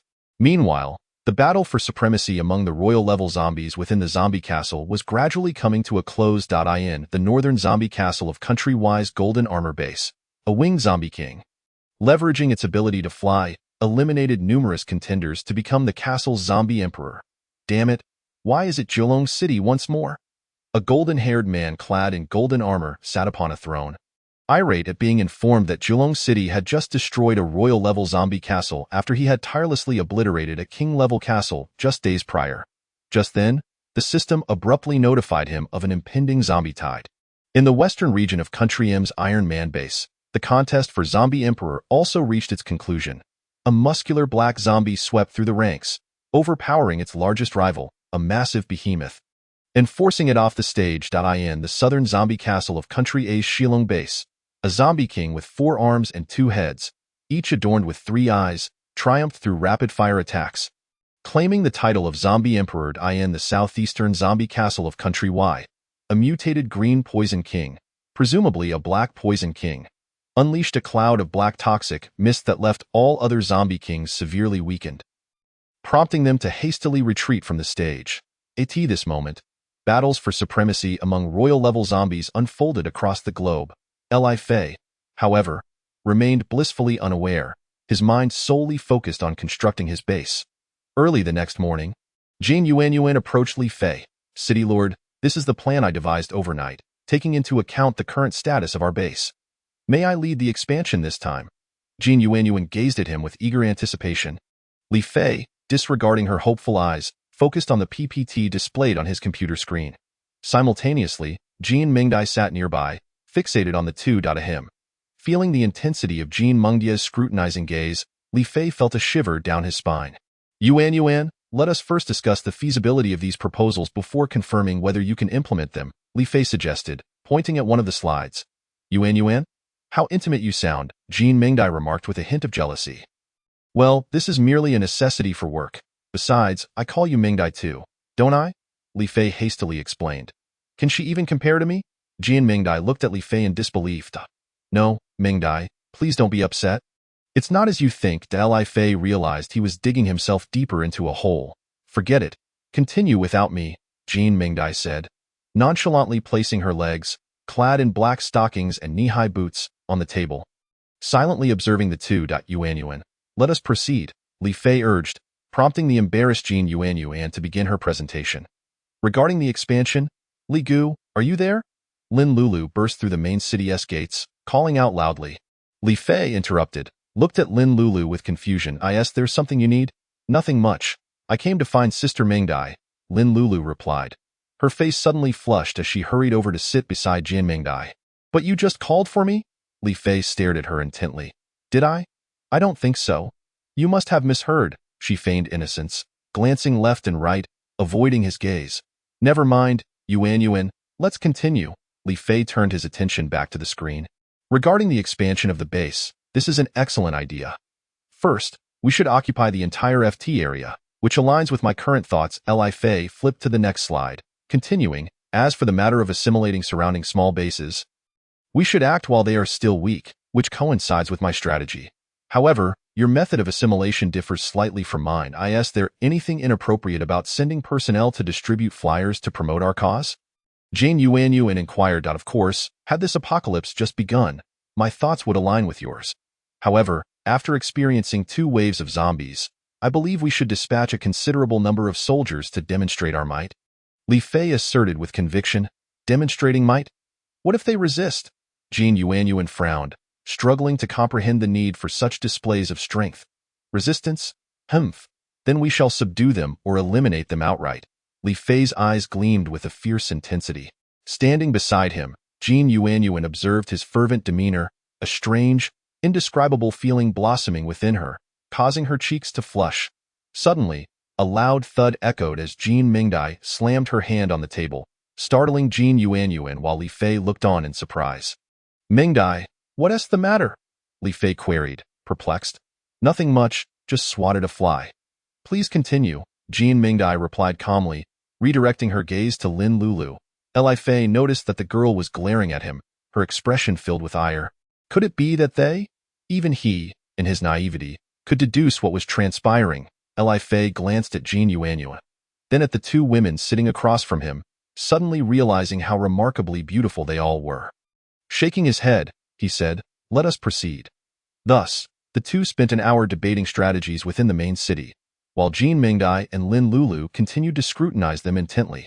Let us call it a day for now. I agree to appoint you as the resource manager, but every decision you make at this stage must be reported to me, Li Fei declared as he stood, addressing Jin Yuan. Understood, City Lord, Jin Yuan replied, her face lighting up as she knelt on one knee to express her gratitude. Rise, I have matters to attend to, Li Fei said hurriedly, exiting without a backward glance. Before long, Jin Yuan was still processing the events when the system's voice resonated in her mind. You have been appointed as the resource manager of Julong City. You now possess the authority to view certain information about the base, its resources, and the organization of resource allocation. Since the onset of the apocalypse, anyone who had slain zombies received various notifications from the system, and Jin Yuan was no exception. View base information, Jin Yuan exclaimed with excitement as she meticulously examined the base's details. Base name, Julong City. Base quality, extraordinary, Julong Sacred City. Base level, level 6, with a maximum capacity of 4,800 inhabitants, currently housing 4,800 individuals. Non-summon population. 1. 600. Summon population. 3. 200. Other information. Current professional level cannot be accessed. To view more information, please elevate your professional level. Unauthorized access? Jin Yuan noted with dismay that her professional level was currently at level 1. Chapter 66. Linyu on the GS Highway, a segment of the road was obstructed by thousands of vehicles of various types. A scruffy young man stood atop a heavily armed truck, quietly gazing into the distance. He was Lin Yu, the former president of the Wan Che Hui. Before him knelt 10 beautiful women, completely naked. He held a whip in one hand, while the other grasped 10 ropes, each tethered to the neck of one of the women. Dressed in a tight, black outfit, his slight paunch was accentuated by the fabric. Jilong City, one day I shall annihilate you. Lin Yu, after speaking, cast a fierce glance in the direction of SC.in recent days. He had been hearing much about Jilong City. Ever since the system announced worldwide that Jilong City had eradicated the royal-level zombies and the news of the zombie castle had spread, it seemed that many of his subordinates were discussing plans to leave for Jilong City. This was something Lin Yu found utterly intolerable. Having experienced the betrayal of the Wan Che Association and his girlfriend, he had completely transformed into a person who could no longer abide any form of treachery. For him, the most effective way to prevent his subordinates from betraying him was to annihilate Jilong City. After driving away, Lin Yu arrived at the GS Expressway, where he encountered 5th-tier zombies blocking his path. However, thanks to his vehicle modification system, he managed to eliminate 4 out of the several 5th-tier zombies. He recalled that one of the white-clad zombie maidens had escaped, by continuously hunting zombies. He upgraded his vehicle modification system to level 10. The modified Spirit Crystal battle vehicles not only became fully under his control, but also allowed him to set self-destruct protocols. Learning from the previous betrayal by his subordinates in the Wan Che Association, Lin Yu implemented self-destruct mechanisms in every Spirit Crystal battle vehicle, entirely controlled by him, thus preventing his subordinates from betraying him after acquiring a significant number of Spirit Crystal battle vehicles. The newly established base, the new Wan Che Association, had taken control of the entire GS Expressway. Any vehicles passing through, whether entering or exiting, were forcibly commandeered to become his subordinates, with defiance resulting in death. Ming, get over here! Lin Yu shouted from atop a truck. Moments later, a lean young man ran over. Kneeling beneath the truck, he cast a fleeting glance at one of the women on the truck, but quickly averted his gaze to the ground, revealing a look of resentment when Lin Yu could not see his face. What's the matter? Are you angry because I took your girlfriend? Lin Yu said with an air of superiority in his fury. Ming began to claw at the ground, leaving deep imprints. Ming's girlfriend, Zhang Lin, had caught Lin Yu's eye due to her exceptional beauty, leading him to capture her for his own amusement. Perhaps due to his own experience with betrayal, Lin Yu had become a madman, indiscriminately seizing beautiful women to toy with, seemingly as a means of vengeance against his deceased girlfriend who had betrayed him. It's a blessing for you that I have taken an interest in your girlfriend. With that, Lin Yu slapped Zhang Lin across the face, causing her cheek to swell instantly. That moment, Ming, kneeling on the ground, felt his resentment reach a boiling point. What did I ask you to investigate about that zombie castle up ahead? Lin Yu refrained from further humiliating him. Ming took a deep breath, then relaxed his grip on the ground and replied, there are thousands of zombies surrounding the zombie castle. Ordinary people can't get close. Oh? Are you an ordinary person? What do you think the Spirit Crystal battle vehicle I gave you is for? Are you just focused on racing? Lin Yu erupted in a barrage of curses upon hearing this. I didn't. Ming tried to protest but was cut off by Lin Yu. I'll give you 50 more battle vehicles. Hurry up and investigate. If you fail to bring back useful information next time, I'll toss her to the zombies. Lin Yu pointed at Zhang Lin, who trembled in fear. Seeing his girlfriend in such a state, Ming turned away, unable to bear it, and stormed off, his body trembling with rage. The feeling of holding power tightly in his grasp was exhilarating. Bullying the weak felt absolutely fantastic, and no wonder those scoundrels used to torment me every day. As Lin Yu watched Ming's retreating figure, a wave of satisfaction washed over him. In this apocalyptic world, one must be a villain. Upon returning to his residence, which was composed of a modified RV, Ming's friend Yu Tao sat in a chair and raised a cup to take a sip of water. Brother Ming, let us quietly escape with sister-in-law, he suggested. Escape? Where can we possibly go? Without the protection of Spirit Crystal battle vehicles, we'd be torn apart by zombies in an instant. Ming shook his head, indicating that escape was not an option. Are you really willing to let your sister-in-law be humiliated by that bastard every day? Yu Tao stood up, filled with anger. Sigh. Ming glanced at him and shook his head. What if we go to Jilong City? The system has reported twice about the destruction of the zombie castle. Yu Tao's eyes widened as if he had just had a revelation. Zhilong City? Do you know where it is? A Ming asked, looking at the excited Yu Tao. I've heard people who have been to Zhilong City say it's located in the Hualien Mountains of SC. If I'm not mistaken, we could reach there in less than a day. Why Yu Tao grew more animated as he spoke, raising his cup for another sip of water. What's your plan? That Lin Yu spends all his time either sleeping or watching from the top of the truck. We can't leave at night. That's far too dangerous. A Ming, though slightly tempted, voiced his doubts. Don't zombies go berserk from 7 p.m. to 5 a.m.? Here's what we can do. At 4 a.m., we'll lure the zombies in and take advantage of the chaos to get sister-in-law out. Yu Tao whispered softly. That's a good idea. That bastard has just added 50 more spirit crystal battle vehicles to my fleet. I can use them to lure the zombies from the zombie castle. A Ming's eyes glinted with ferocity. After A Ming left, Yu Tao focused his gaze on Zhang Ting, who was trembling atop the truck. He pondered how to rescue her from Lin Yu's clutches. In truth, he and Zhang Ting shared a secret that A Ming was unaware of. One night, after a gathering over drinks, the two had secretly become intimate, although they had kept quiet about it afterward. They regularly met in secret, dating behind A Ming's back. When he witnessed Zhang Ting being humiliated by Lin Yu, it was not A Ming who felt the most anger, it was Yu Tao. After A Ming left the RV, he punched the side of the RV, his face contorted with rage. Why Yu Tao? You dog. Don't think I'm unaware of your affair with Zhang Ting. You still have some value now. But just wait until I get out of here. I'll deal with you. Chapter 67. Level 7 base by noon. The base finally upgraded to level 7. Li Fei promptly began examining the properties of the new buildings. The summoning hall now featured a new type of soldier, the Flame Warrior, all female, hence also referred to as fire bitches. They carry a fuel tank on their backs, with fuel transformed from spiritual energy, wielding flamethrowers capable of unleashing incredibly powerful flames. Flame warriors possess a unique skill, the fire poison resistance aura, and can undergo a second job change into holy flame warriors. Fire poison resistance aura. No longer afraid of poison or fire attribute attacks. The technology hall added 2 new buildings, the Spirit Energy Gym and the Vehicle Modification Workshop. Spirit Energy Gym. Entering to work out can permanently increase attributes, the longer one stays inside. The greater the attribute increase. Vehicle Modification Workshop transforms ordinary vehicles into spirit crystal battle vehicles. The Defense Facility Research Center added a base shield. Base shield consumes a vast amount of spiritual energy to provide a protective shield for the base. Enemy attacks will deplete spiritual energy, and once it is exhausted, the shield will vanish, requiring a cooldown of half an hour before it can be reactivated. The Weapon Research Center introduced 2 new types of weapons, one for the Flame Warriors, the Spirit Energy Flamethrower, and another for base defense, the Thunder Cannon.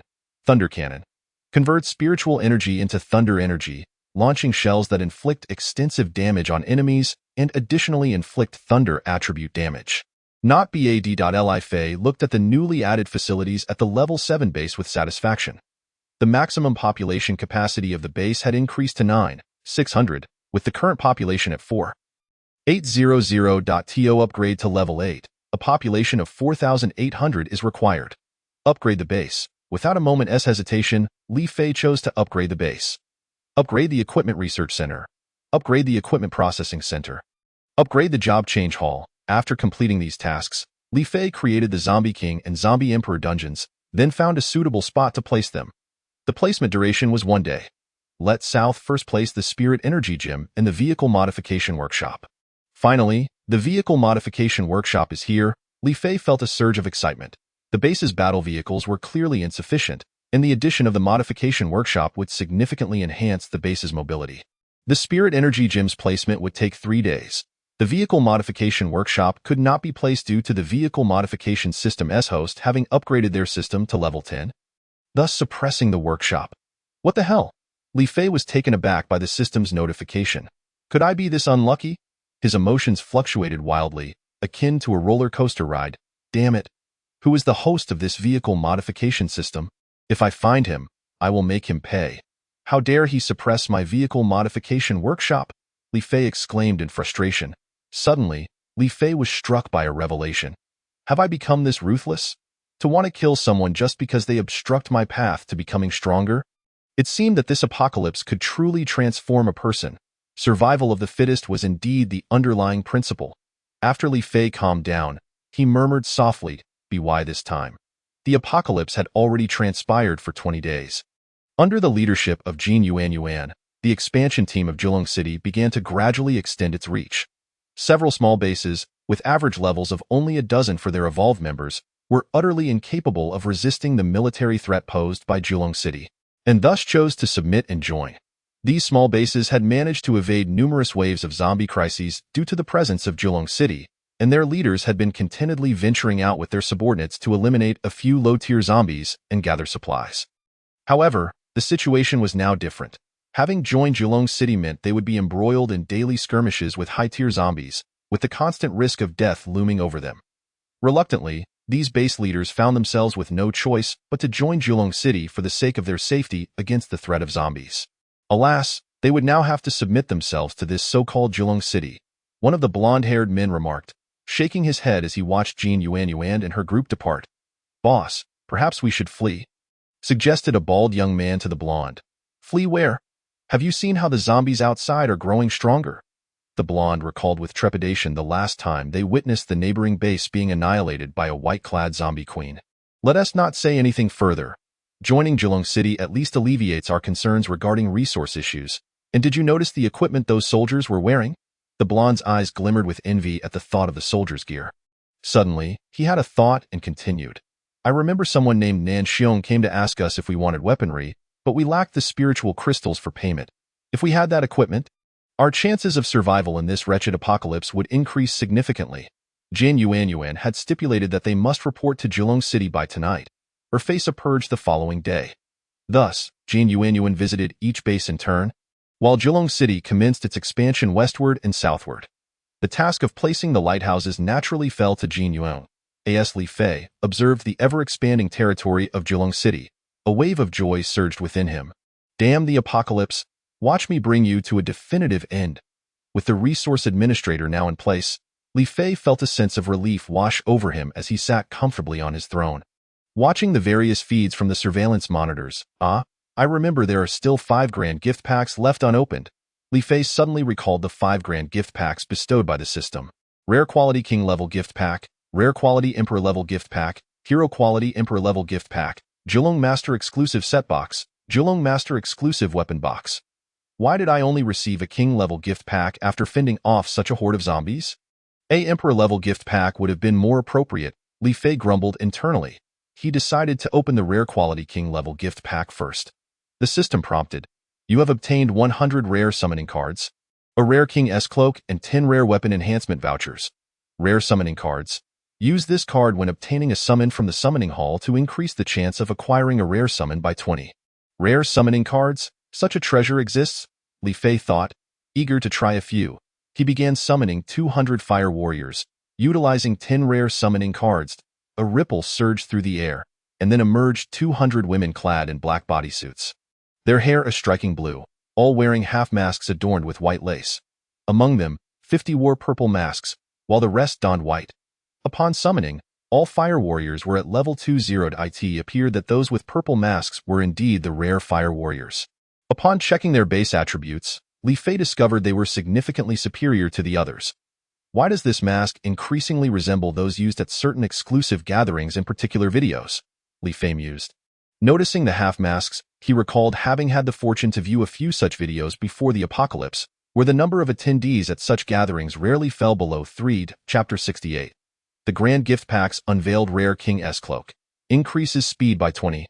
Imposes suppression effects on enemies of lower levels, reducing their speed and attack power by 10 within a 20-meter radius. Li Fei speculated that level 40 corresponded to zombie kings, while level 30 aligned with zombie lords. Acknowledging that humans generally were weaker than zombies of the same level, though they could compensate through substantial equipment attributes and skills. 10 rare weapon enhancement vouchers, capable of enhancing a rare level weapon to 10. Weapons can be enhanced? What a novel concept, Li Fei exclaimed. This is beginning to resemble a game more and more. After regaining his composure, he carefully pondered. He decided to continue opening the remaining gift packs. Starting with the Rare Quality Emperor Level Gift Pack, the system prompted, "You have obtained a rare accessory, Clear Spring Ring, a rare accessory, Clear Spring Bracelet, and a rare accessory, Clear Spring Earrings. Clear Spring Accessories. purifies the soul, granting immunity to fear, charm, and illusion effects, while significantly increasing penetrating damage. This is actually a set of rare accessories. The attributes are quite impressive. I should gift them to Mingdai one day. Li Fei thought, feeling delighted at the thought of her surprise upon receiving the gift. Opening the Hero Quality Emperor-level gift pack, the system prompted. You have obtained the Hero Weapon, Demon Princess Sword, the Hero Armor, Demon Princess Armor, and the base treasure, Thunderbolt Formation Map. Hero Weapon, Demon Princess Sword. Only suitable for female beings, combines with the Demon Princess Armor to form the Demon Princess set, allowing the wielder to gain a certain amount of killing intent spirit with each enemy slain. Once the killing intent spirit reaches its limit, the skill 7 kills Demon Slash can be unleashed. Hero Armor, Demon Princess Armor. Only suitable for female beings, combines with the Demon Princess Sword to form the Demon Princess set, granting a certain amount of pain spirit with each instance of damage taken. When the pain spirit reaches its limit, the skill Painful Memory can be unleashed, enhancing speed, attack power, defense, and health by 50. Demon Princess set effects. Inherits the legacy of the previous Demon Princess Edith Daisy. Granting catastrophic power, significantly enhancing attributes, and possessing 2 skills. Skill 1. Demon Princess Descend, allowing transformation into the Demon Princess Edith Daisy for 1 minute. During this time, each enemy slain grants the user Demon Princess Spirit. Skill 2. Once the Demon Princess Spirit reaches its limit, the transformation skill is permanently lost, and the Demon Princess Sword and Armor will completely merge with the user, enhancing attributes in accordance with the user's own attributes. The wearer will fully transform into the next Demon Princess, with all information regarding the previous Demon Princess Edith Daisy being erased. The wearer will no longer be able to change any armor or weapons. This is not only an upgraded weapon, but also a permanent one. The side effects seem quite evident. I wonder if Mingdai would be willing to become the next Demon Princess, Li Fei pondered. Gazing thoughtfully at the overall purple hue of the Demon Princess Sword and Armor. Wait a moment, why do these items seem so suitable for Mingdai to wear? Li Fei suddenly exclaimed. Base treasure, Thunderbolt Formation Map Level 1. Can be placed anywhere within the base, consuming a significant amount of spiritual energy, providing Thunderbolt protection within a 1,000-meter radius of the base. When an enemy enters this range, they will be struck by Thunderbolt attacks, which are immensely powerful. Upgrading requires treasure fragments, which can be obtained from the Treasure Dungeon Hall.it, can even be upgraded. How does one acquire the Treasure Dungeon Hall? Though Li Fei had many questions, he currently had no means to resolve them. There are still 2 boxes left. The Julong Master Exclusive Set Box and the Julong Master Exclusive Weapon Box were rewards for completing the second phase of Julong City's tasks. He opened the Julong Master Exclusive Set Box. He opened the Julong Master Exclusive Weapon Box. The system prompted. You have obtained Julong Sacred Armor, Julong Sacred Legs, Julong Sacred Hands, Julong Sacred Helm, and Julong Sacred Sword. Julong Master Set, 3-piece set effect, increases all attribute damage by 20. 6-piece set effect, immunity to all mental attacks, enhancing defense by 50. 9-piece set effect, increases attack power by 50 and base attributes by 50. Possesses 3 set skills. Skill 1. Requires wearing 3 Julong pieces to unleash the light attribute attack skill Julong Sacred Light Slash. Skill 2. Requires wearing 6 Julong pieces to activate Julong Sacred Body, granting invincibility for 2 seconds. Skill 3. Requires wearing all 9 Julong pieces for Julong Sacrifice, sacrificing one's own health in a 1:1 ratio with the enemy to enhance base attributes. The more health sacrificed, the greater the attribute increase. Li Fei promptly removed all his various peculiar equipment and donned the 6-piece Julong set. The moment he put on the gear, a faint golden light enveloped him, and his entire demeanor transformed instantly. I feel an overwhelming surge of power within me. Li Fei marveled at the newfound strength coursing through his body. Mingdai, come over here. I have something to gift you.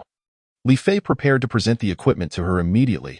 I'll be there shortly, Li Gu, Jian Mingdai responded, hurrying toward the main city, her heart suddenly blooming with joy.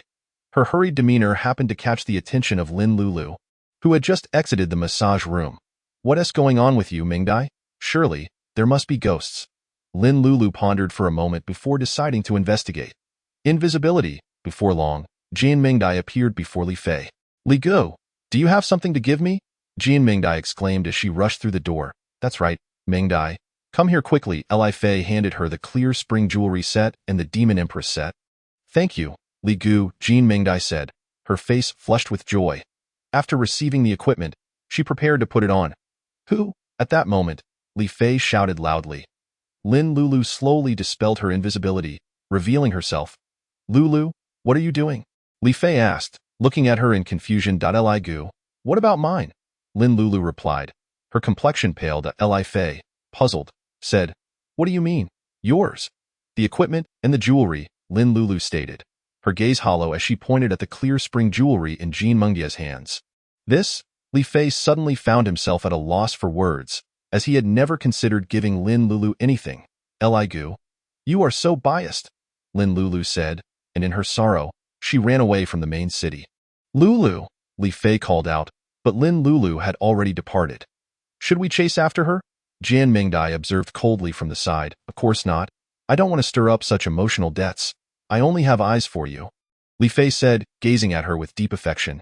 You are truly annoying, Jian Mingdai replied shyly, casting her eyes downward. Hurry and try on your new gear, Li Fei urged. At that moment, it was 5 p.m. When Jian Mingdai donned the Demon Empress armor and the Demon Empress sword, an overwhelming surge of magical power emanated from her, rushing toward Li Fei, fortunately countered by the aura of the 9 dragons he exuded. Upon witnessing Jian Mingdai in the Demon Empress armor, Li Fei was struck by an intense allure that could cause any man to lose his senses. Standing before her, he immediately succumbed to his thoughts and rushed forward. And the two enjoyed a delightful interlude together. Chapter 69. The 10 consecutive draw system. That evening, Li Fei and Jian Mingdai did not leave the room. The next morning, Li Fei emerged from the room with trembling legs, while Jian Mingdai appeared invigorated. Have you two become so brazenly cohabitated now? Gu Jun exclaimed, eyes wide as he watched them exit Li Fei's room. Due to the close proximity of Li Fei's room to theirs, they were always the first to notice when he stepped out. I'm so envious.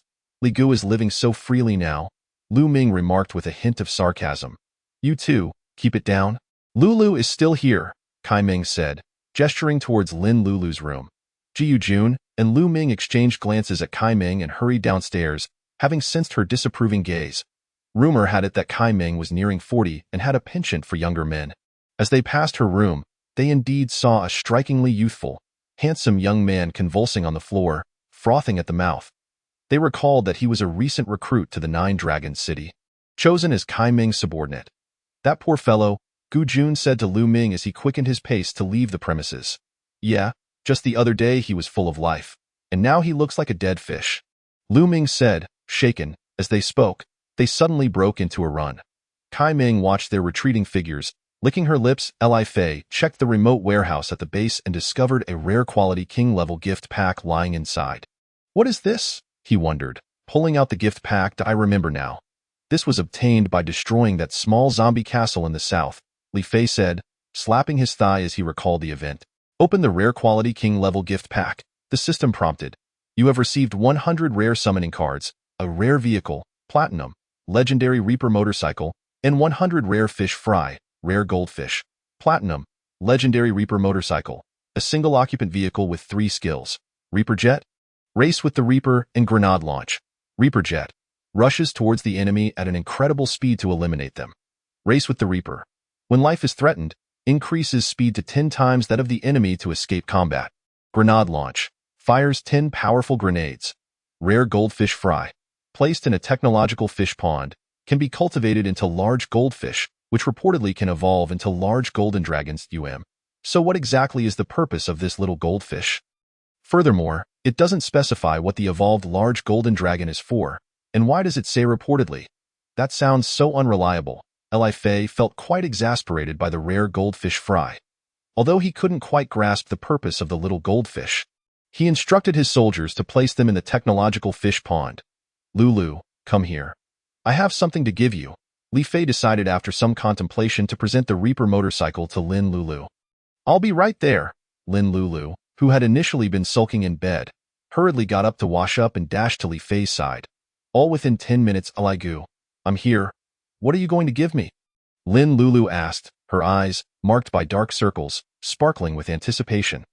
Upon seeing her haggard appearance, Li Fei felt a pang of sympathy and pointed to the legendary Reaper motorcycle parked nearby. I think this suits you quite well. And as a reward for your outstanding performance against the undead tide, I specifically wanted to gift you this vehicle, Li Fei said, clarifying that it was a reward to avoid misunderstandings. Wow, what a beautiful motorcycle. I'm absolutely thrilled that Li Gu. You are so kind to give me such a wonderful gift. Lin Lulu thoughtlessly dismissed the latter part of Li Fei's statement, fully convinced that this was a personal gift from him. Lulu, are you certain you understand my meaning? Li Fei tentatively asked. Of course I understand, Li Gu.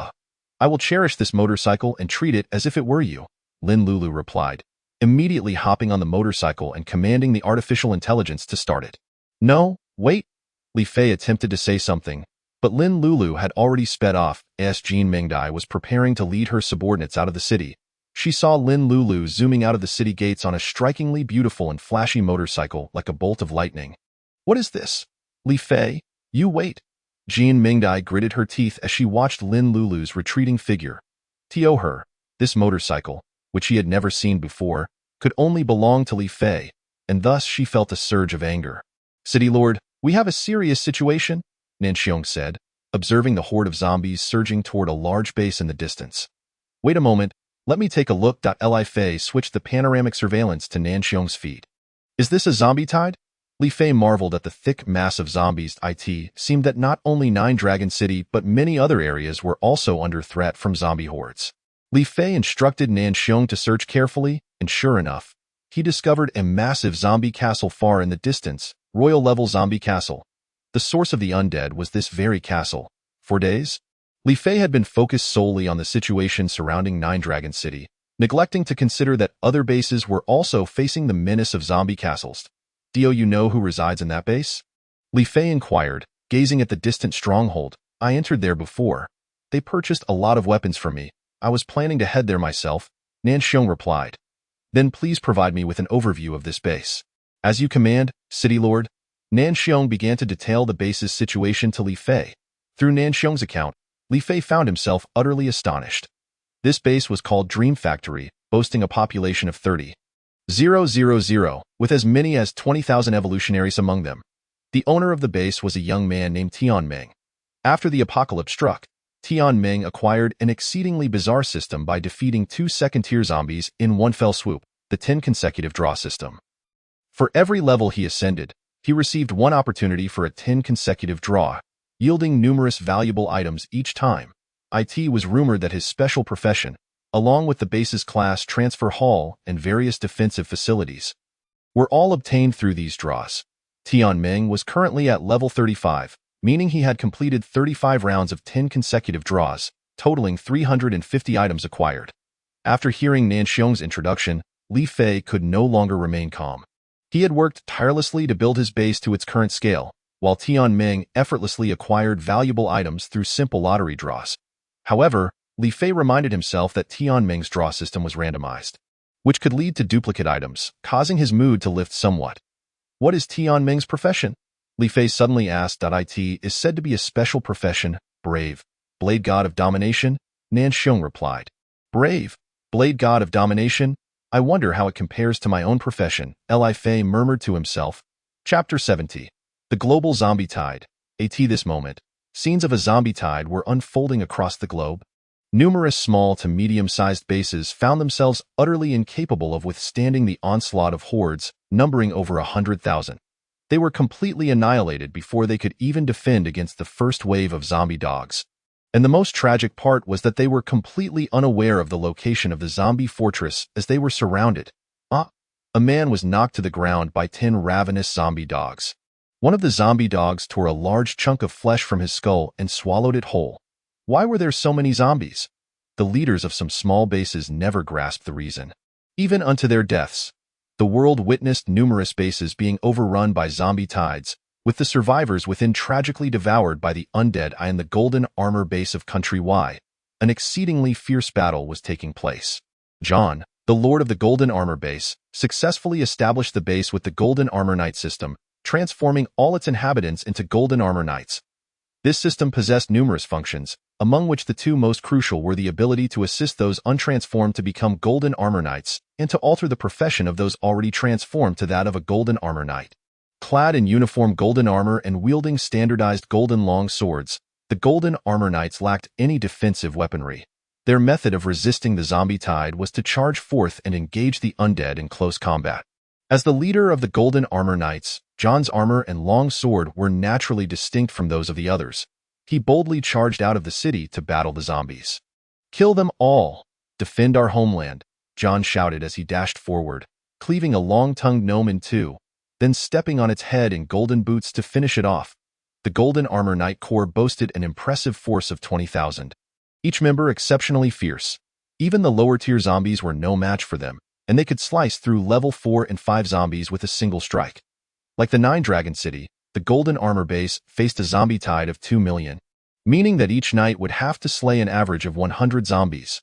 Flame Whirlwind Slash. John unleashed a skill, sending a fiery whirlwind crashing into the horde, instantly clearing a path through the zombies ahead. But more undead surged in to fill the gap as the Golden Armor Knights valiantly fought within the tide. A colossal battle was also erupting in a certain location of Country M in North America. Countless Red Iron Men flew forth from a base that appeared remarkably futuristic. Indeed, they possessed the ability to fly. Kristen, the leader of the Hunter Alliance base, wielded the Iron Mech system, which provided various steel mechs to his subordinates. Unlike the combat style of the Golden Armor Knights, the Iron Men unleashed overwhelming firepower. Boom, boom, boom. Countless shells shot forth from various parts of their mech bodies, often obliterating entire swathes of zombies upon impact. Heavenly Thunder Cannon! Kristen puffed out his chest, and his core began to rotate. Upon completing the 10th rotation, a beam of laser erupted from his chest. Boom, boom, boom. Numerous zombies were instantly annihilated, turning to ash upon contact with the laser. The Iron Men continued to bombard the horde with lasers, swiftly clearing out the lower-tier zombies. Due to the energy consumption of flying, the Iron Men only adopted this state when fleeing or on the move. They attacked while grounded or atop elevated structures. Their formidable firepower was enough to overwhelm even the stout zombies, soon forcing out even more powerful level 5 hordes. However, the level 5 zombies could not withstand the onslaught of over 20,000 Iron Men. "You bastard, die!" An Iron Man fired a shot at a white-robed zombie queen, reducing her to fragments. "Ha.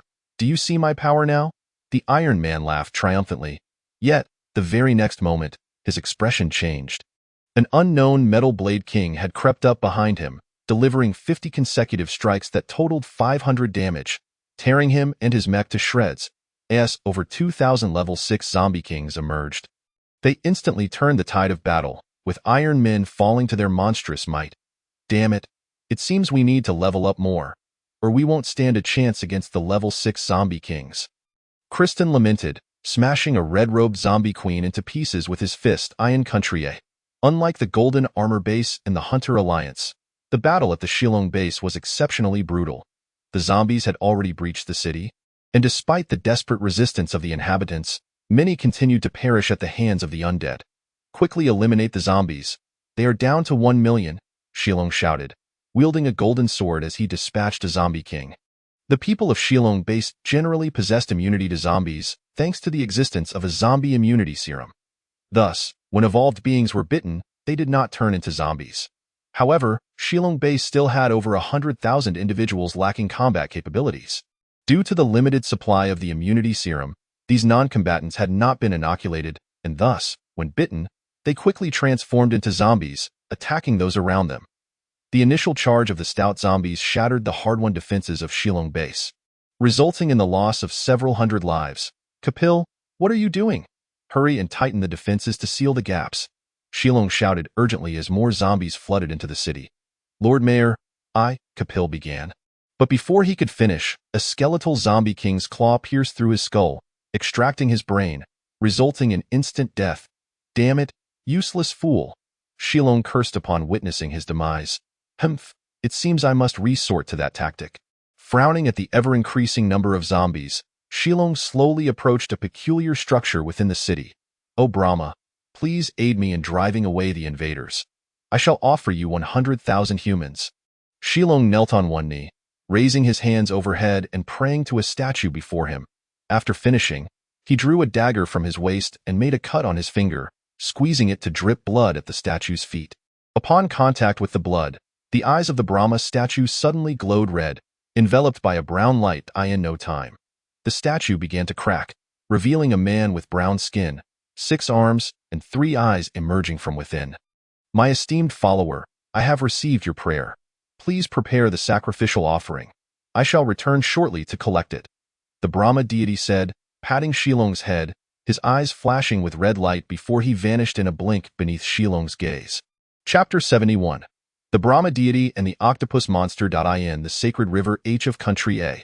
A colossal monster sensed the presence of the Brahma deity and swiftly moved toward the vicinity of Shilong base, its immense body churning the waters of the river into a tempest. The Brahma deity was immensely powerful. A single punch could eradicate all zombies within a 200-meter radius in a straight line. Die! 2 white-robed zombie queens charged at him. The Brahma deity seized one with an arm, tearing it in two, splattering red and white across the ground in a gruesome display, bathed in the blood of the undead. The Brahma deity grew increasingly ferocious, often dispatching multiple high-tier zombies with a single blow. Ha ha, delightful. It has been ages since I engaged in combat. The Brahma deity roared with laughter as he slaughtered the zombies. The evolved beings of Shilong base watched in terror from a distance, for the Brahma deity's 6 arms and 3 eyes bore a striking resemblance to that of the 4-armed, 3-eyed zombie king. The Brahma deity did not attack the evolved beings. Instead, when his red eyes fell upon them, they glimmered with a burning intensity, saliva nearly spilling from his mouth. You monsters dare to touch my sacrificial offerings? You truly seek death. The Brahma deity single-handedly decimated the zombies, unleashing the full might of his 6 arms as he transformed into a relentless butcher, harvesting the lives of the undead. That moment, a shocking scene unfolded before the evolved beings. A zombie, also possessing 6 arms, appeared before the Brahma deity. Unlike the Brahma deity, this zombie bore 2 heads, each with 3 eyes, both appearing gray and decayed. I am the zombie emperor Kaldan. Who are you, and why do you resemble me so closely? Kaldan's 2 heads spoke in unison. Behind Kaldan, several similarly grotesque zombies followed, though some boasted only 4 arms, while others had merely 2. What nonsense is this zombie emperor? I am the Brahma deity, the one true god of this world. How dare you consider yourself my equal? The Brahma deity replied with disdain. You dare insult the zombie emperor? Watch as I teach you a lesson. A 4-armed zombie king charged forth to attack the Brahma deity. The Brahma deity did not even glance in its direction. With a single punch, he reduced it to a splatter of bloody pulp. Seeking death, Kaldan roared as he charged toward the Brahma deity in retaliation. Boom! Kaldan and the Brahma deity exchanged a powerful punch, emanating a formidable wave of energy that obliterated the nearby zombies into mere fragments. As the tumultuous energy dissipated, one of Kaldan's arms had vanished, with dark crimson blood flowing profusely from the wound, the very arm that had clashed with the Brahma deity. How can you be so powerful? Kaldan exclaimed incredulously. Go ask Brahma in the heavens, replied the Brahma deity.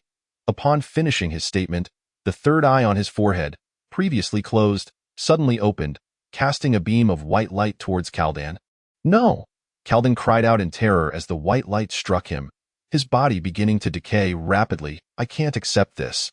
I have only just evolved into a zombie emperor, were his final words. Witnessing Kaldan's demise, the remaining zombies were engulfed in fear. The 5th and 6th tier zombies dared not make any rash movements, while the lower tier zombies continued to attack the evolved beings, albeit with noticeably diminished vigor.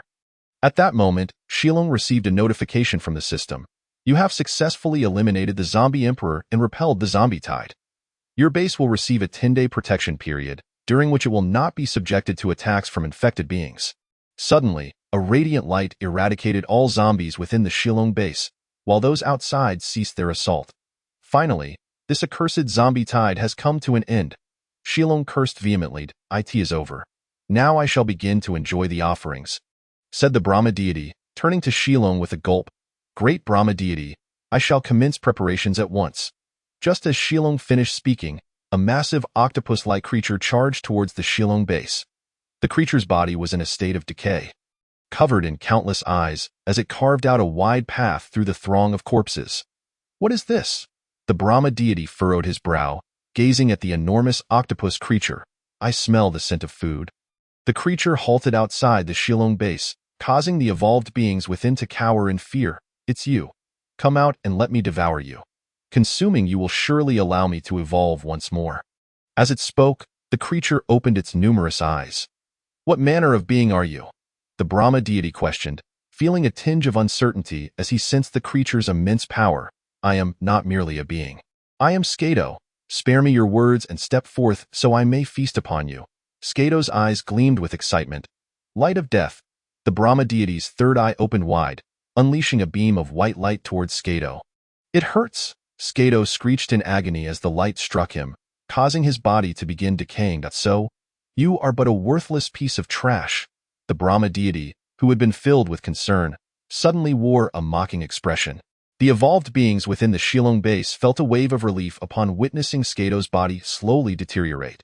Allow me to send you off properly, the Brahma deity declared, charging towards Skato and unleashing a barrage of attacks. Boom, boom, boom. His 6 arms pounded relentlessly against Skato, creating a cacophony of sound. Skato did not retaliate. Instead, a sinister grin crept across its enormous maw. You have worked hard. How convenient that you delivered yourself to me. Skato remarked with a smile. Not good. Just as the Brahma deity was reveling in his assault, he suddenly noticed that Skato's body had ceased its decay, the wounds from his punches rapidly healing. The Brahma deity hastily retreated, but it was too late. Skato extended its 8 tentacles, ensnaring the deity's arms and legs. Ah! Release me, you beast! The immobilized Brahma deity shouted in terror. Skato's tongue lashed out, licking the Brahma deity's head with fervor while exclaiming, delicious. The Brahma deity's third eye unleashed a frenzied assault, yet the rate of decay could not keep pace with Skato's self-healing. The inhabitants of the Shillong base watched in despair as the Brahma deity remained helpless. Realizing that without him, they would be unable to withstand the next onslaught of zombies. I can't take it anymore. I shall start with your head, Skato proclaimed, and to everyone's horror, a mouth appeared on its tongue. Severing the Brahma deity's head. Wow, truly delicious. Skato's mouth savored the taste as it chewed. I shall consume you whole. Skato then tossed the Brahma deity's body into its cavernous maw. Delectable. I feel evolution is near. Time for a little nap. Skato surveyed the evolved beings in the Shillong base before turning away. The people of the Shillong base sighed in relief, collapsing onto the ground. Inside Skato, a closed eye suddenly emitted a red glow. It was the Brahma deity's third eye. His essence. Chapter 72, Zombie Emperor Instance. 21 days into the apocalypse, the time was now 7 p.m. The base required another 4 days to reach level 8. Currently, the Equipment Processing Center, Equipment Research Center, and Job Transfer Hall had all been upgraded to level 4. As Li Fei sought to further upgrade these 3 facilities, he discovered that they required the same materials as the Job Instance Hall and Bounty Hunter's House, a 7th-tier spirit crystal, rendering lower-tier spirit crystals obsolete. The Level 4 Equipment Research Center introduced numerous new sets, each tailored to second transformation professions, such as the Magic Swordsman set, Divine Swordsman set, and Divine Archer set, among others. The attributes of these sets were significantly superior to the previous Soldier and General sets. The Level 4 Equipment Processing Center still could not process weapons into rare quality equipment, but it could refine second transformation profession exclusive sets into refined quality. Li Fei grasped the hierarchy of weapon quality: ordinary, refined, rare, heroic. The corresponding colors of equipment names were white, blue, purple, red. He remained uncertain whether there existed equipment of even higher quality, as the highest he had encountered was heroic gear. Additionally, he discovered that certain equipment bore no quality designation, such as his own 9 Dragons Holy Master set, which was a golden hue, unlike any known category. After an hour of training in the energy gym, Li Fei felt a significant increase in his foundational attributes. He noted that he could currently remain for only an hour, making him the strongest in the base. In contrast, Gold Dream Butterfly, of the same tier, could only stay for half an hour, while team leaders like Lu Ming and Gu Jun could manage around 20 minutes, and some weaker evolved beings couldn't endure beyond 5 minutes. The longer one stayed, the greater the increase in foundational attributes. The upgrade criteria for the gym differed from other buildings, requiring someone to endure for 5 hours to advance to the next level. Li Fei had no immediate plans to upgrade, as a higher-level gym would surely be more challenging, and for the current strength of the base, a level 1 gym sufficed. Due to the gym's remarkable effects, Li Fei established 10 of them. Each level 1 gym could accommodate 300 individuals simultaneously, and upgrades would increase this capacity. The operation of the gym demanded a substantial amount of spiritual energy, yet Li Fei had an ample supply, not to mention the 2 million spirit crystals and the energy extracted from the corpses of zombies that would last him a considerable time. As nighttime was ill-suited for outdoor activities, Li Fei resolved to venture into the Zombie Emperor instance, first stopping by the massage parlor. Meanwhile, the global battle against the zombie tide was drawing to a close. In Country Y, John, clad in golden knight armor, bore the blood of zombies on his face, facing off against a zombie emperor with 4 severed wings. Without wings, how do you plan to escape? John glared fiercely at it. The wings had provided the zombie emperor with flight, presenting significant challenges for John, but now they had been completely severed. Curse you, human! You dare inflict such wounds upon me? Die! The zombie emperor roared, charging towards him.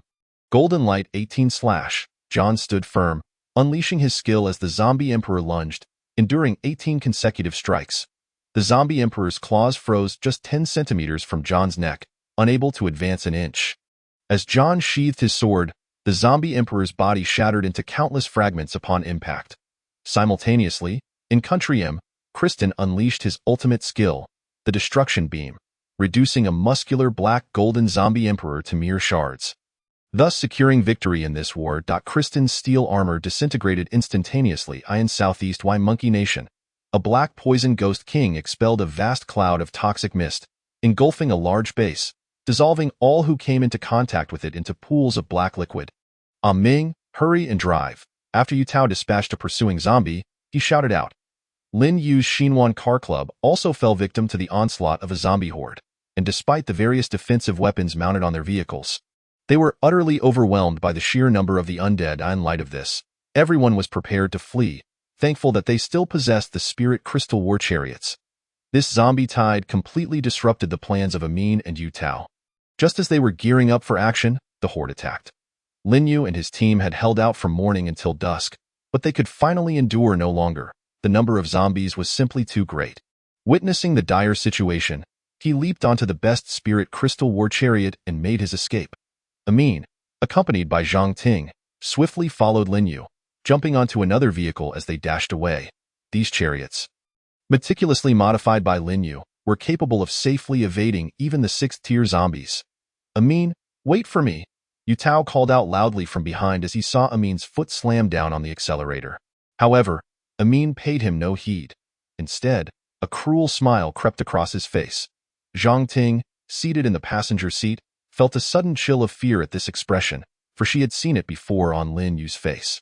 When the Zombie King surged in, those who had not managed to escape the Xinhuan Car Club became mere fodder for the undead. Meanwhile, in other parts of the world, Li Fei was unaware of the events unfolding. He had gathered a group of people, preparing to assault the Zombie Emperor dungeon. Standing alongside him were Jin Mingdai, Gu Jun, and Lu Ming. The Zombie Emperor dungeon allowed a maximum of 200 participants, while the Zombie King dungeon permitted only 100. Li Fei chose to bypass the Zombie King dungeon and head straight for the Zombie Emperor dungeon, where the loot was undoubtedly superior. Stepping through the violet portal of the dungeon, Li Fei and his companions found themselves in a square fortress. Looking up, they saw a grim sky, and the surrounding landscape appeared desolate. The castle walls were dilapidated, with gaps evident in several places. Roars. Just as they steadied themselves, the sound of zombies echoed ominously. Prepare for battle.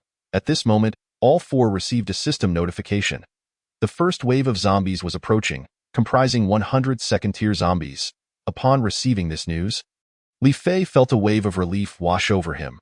100 zombies were hardly enough to be a concern. He could barely be bothered to engage directly, instead directing a few of his magical combatants to unleash minor spells that swiftly obliterated the horde. The system's voice chimed in. First wave of zombies eliminated. You have received 100 stones. Please repair your castle walls promptly. The next wave is imminent. Li Fei noticed a battered crate on the ground glimmering. He approached and opened it to discover 100 stones and a large crossbow within. Why wasn't I notified about this?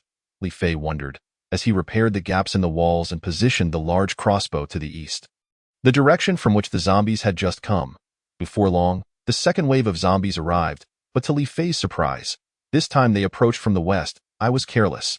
These zombies can come from all directions? He thought, looking incredulously at the large crossbow stationed in the east. The system began to notify him. The second wave of zombies is about to arrive, totaling 200 third-tier zombies. Good heavens, they've certainly increased in number. Upon receiving this alert, Li Fei steeled himself. He was unsure how many more waves lay ahead. The 200 zombies were swiftly dispatched by his magical combatants, and Li Fei noticed that many among his group had leveled up. Something was amiss. The experience granted by these zombies was 10 times that of those outside, and even low-tier zombies yielded experience points. Suddenly, Li Fei was filled with excitement. Having seen little growth in experience recently, he resolved to seize this opportunity to level up by 20 or 30 ranks. Li Fei repaired the castle walls once more. Soon, the third wave of zombies descended, this time consisting of 300 fourth-tier bloated zombies. He commanded his swordsmen to swiftly eliminate them. After clearing this wave, the system rewarded them with 2 large crossbows. The fourth wave brought 400 fifth-tier zombies. While this posed a slight challenge, it was still manageable for Li Fei and his companions. They dispatched the zombies with relative ease, receiving 10 large crossbows as a reward. After defeating the fifth wave, they acquired another 10 large crossbows. The fifth wave consisted of 500 sixth-tier zombie kings. What the hell? Why has it suddenly become this difficult? Li Fei was taken aback by the sudden appearance of 500 sixth-tier zombie kings. Does this mean the next wave will feature 600 zombie emperors? A sense of dread crept into Li Fei's mind as he glanced towards the portal in the center of the castle walls, contemplating escape. I should probably deal with this wave first, he decided, opting to observe for the time being.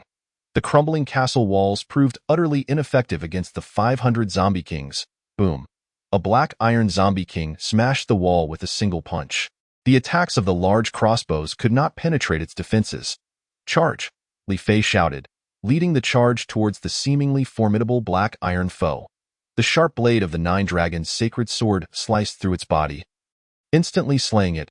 Soon, the group collided with the zombie kings. Li Fei and his trio possessed sufficient power to eliminate the zombie kings, but the other soldiers struggled to hold their ground. Quickly, Li Fei found himself at a disadvantage, as their numbers were dwarfed by those of the zombie kings. Nonetheless, with the protection of the castle walls and large crossbows, they managed to maintain their position and avert disaster. Clad in the Demon Princess set, Jian Mingdai transformed into a demon princess, unleashing a relentless slaughter upon the zombie kings. A crimson-clad zombie princess was cleaved in half by her swift sword strike. She grew increasingly ferocious, advancing rapidly while dispatching the zombie kings in her path. Meanwhile, Gu Jun and Lu Ming, donning rare equipment, were equally relentless. Jiu Jun executed his extreme divine sword technique to perfection. Coupled with high-speed movement skills, no zombie king could withstand his blows, allowing him to eliminate 10 in the blink of an eye. After his second job change, Lu Ming had evolved from a holy fire knight to a heavenly fire knight, significantly enhancing his attribute. He was now enveloped in yellow flames, incinerating all zombie kings that dared to approach him into ashes. Showcasing the terrifying power of his rare class, Liu Ming's second job change had cost him an astronomical amount of spirit crystals, specifically tailored for him by the job change hold. Li Fei felt he could barely afford to maintain Lu Ming, as everything he owned had to be custom-made. For instance, the rare equipment he wore was mismatched. To procure suitable rare gear, the job change hall needed to be upgraded to level 2. A skeletal zombie king, concealed behind 2 vengeful zombie kings, stealthily approached Li Fei from behind, preparing to execute a bone-crushing sneak attack. However, Li Fei had long since sensed its presence. Nine Dragons flash. Li Fei engaged in high-speed movement, entering an invulnerable state. The bone-crushing attack struck him but dealt no damage. Instead, the skeletal zombie king was eliminated in a single blow from Li Fei's ordinary attack. Having faced 2 waves of zombies, Li Fei was no longer the naive novice he once was. His combat experience and techniques had evolved far beyond those of ordinary evolvers. Tighten the defense. You will form a protective circle around the gunner masters, magical combatants, and dragon combatants. Li Fei commanded the remaining soldiers. Given the current situation, he dared not allow the soldiers to engage the zombie kings directly, opting instead for a more strategic approach. On this expedition, Li Fei had brought along 8 guardians, 8 holy knights, 20 divine swordsmen and magical swordsmen each, 40 gunner masters, and 50 magical and earth combatants respectively. The magical and earth combatants, now encircled, began unleashing various area of effect attacks. The gunner masters continuously aimed for the weaknesses of the zombie kings, firing precise shots. The remaining soldiers formed a protective ring, ready to intercept any charging zombie kings. Seeking death, 2 vengeful zombies hurled a few lightning balls towards the encircled soldiers. Observing this, Li Fei swiftly used lightning flash to reposition behind one of the vengeful zombies, eliminating it instantly. The lightning ball it had yet to throw faded away into nothingness.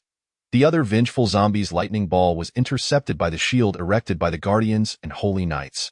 Unhindered by enemy interference, the magical and earth combatants unleashed high damage, albeit lengthy casting, skills, such as Great Dragon's Wrath, Thunderous Dragon Roar, and Dragon Palm, all aimed at the zombie kings. After a grueling half-hour of battle, they finally vanquished the 500 zombie kings without losing a single soldier. Only a few had sustained minor injuries, swiftly healed by a gust of wind from the holy knights. These soldiers had all reached level 35, with their job levels at 13, adorned in rare gear dropped by the zombie kings. Cultivating such soldiers was no easy feat, and Li Fei could not afford to let them perish easily. The zombie kings slain by Li Fei and his companions accounted for nearly half of the total. The tenfold experience they received propelled them to several levels higher. Li Fei and Jin Mengdai had both reached level 45, while Lu Ming and Gu Jun were at level 40.at this moment. The system announced, "Attention, the zombie emperor is about to arrive. Please prepare yourselves." Li Fei repaired the castle walls with stones and organized the 100 large crossbows he had received as rewards. Roar, I smell food. A towering zombie, measuring an astonishing 4 meters in height and possessing an exceedingly corpulent physique, has made its appearance. With each footfall, the ground trembles beneath its weight. This is the ultra-gargantuan zombie king, evolved into the super-fat zombie emperor. For Li Fei, the silver lining is that there exists but a single zombie emperor. However, the grim reality is that they are about to confront a foe with both formidable health and defense. The sheer volume of the super-fat emperor's vitality and resilience could withstand a year of relentless assaults, even if it were to stand idly by. Li Fei lamented. Chapter 74. The fierce battle against the super-fat zombie emperor Bang. Li Fei swiftly drew his assassination star and fired a shot at the super-fat emperor. Although the bullet struck its target, the outcome left Li Fei utterly astonished. He beheld as the bullet, having hit a vulnerable spot on the emperor's neck, was deflected by a radiant red light, causing it to plummet powerless to the ground. What manner of phenomenon is this? Li Fei gazed in disbelief at the approaching super-fat emperor. You didn't see this coming, did you? Once we ascend to the rank of zombie emperor, we gain a passive ability that guarantees a one-hit kill protection, specifically designed to thwart you humans with your cheating skills. The super-fat emperor sneered, its colossal eyes fixed disdainfully upon Li Fei. Prepare to experience the might of the zombie emperor. With that declaration, the super-fat emperor charged directly at Li Fei and his companions, effortlessly smashing through the city wall as if it were mere tofu, sending shards of stone flying in every direction. Get out of the way! Li Fei urgently urged his comrades to evade. Boom! Fortunately, the super-fat emperor's charge lacked the ability to turn. Otherwise, Li Fei and the others would have faced catastrophic consequences. The monstrous creature barreled from the southern city wall to the northern one before finally coming to a halt. Li Fei felt an overwhelming urge to unleash the 9 dragons ascend and obliterate it instantly. Yet if that one-hit kill protection could withstand even that, he would be forced to flee. Let us settle this. Gritting his teeth, Li Fei brandished the 9 dragons' holy sword and dashed toward the now-turned super-fat emperor. With a powerful push from his legs, he leaped onto the emperor's corpulent form.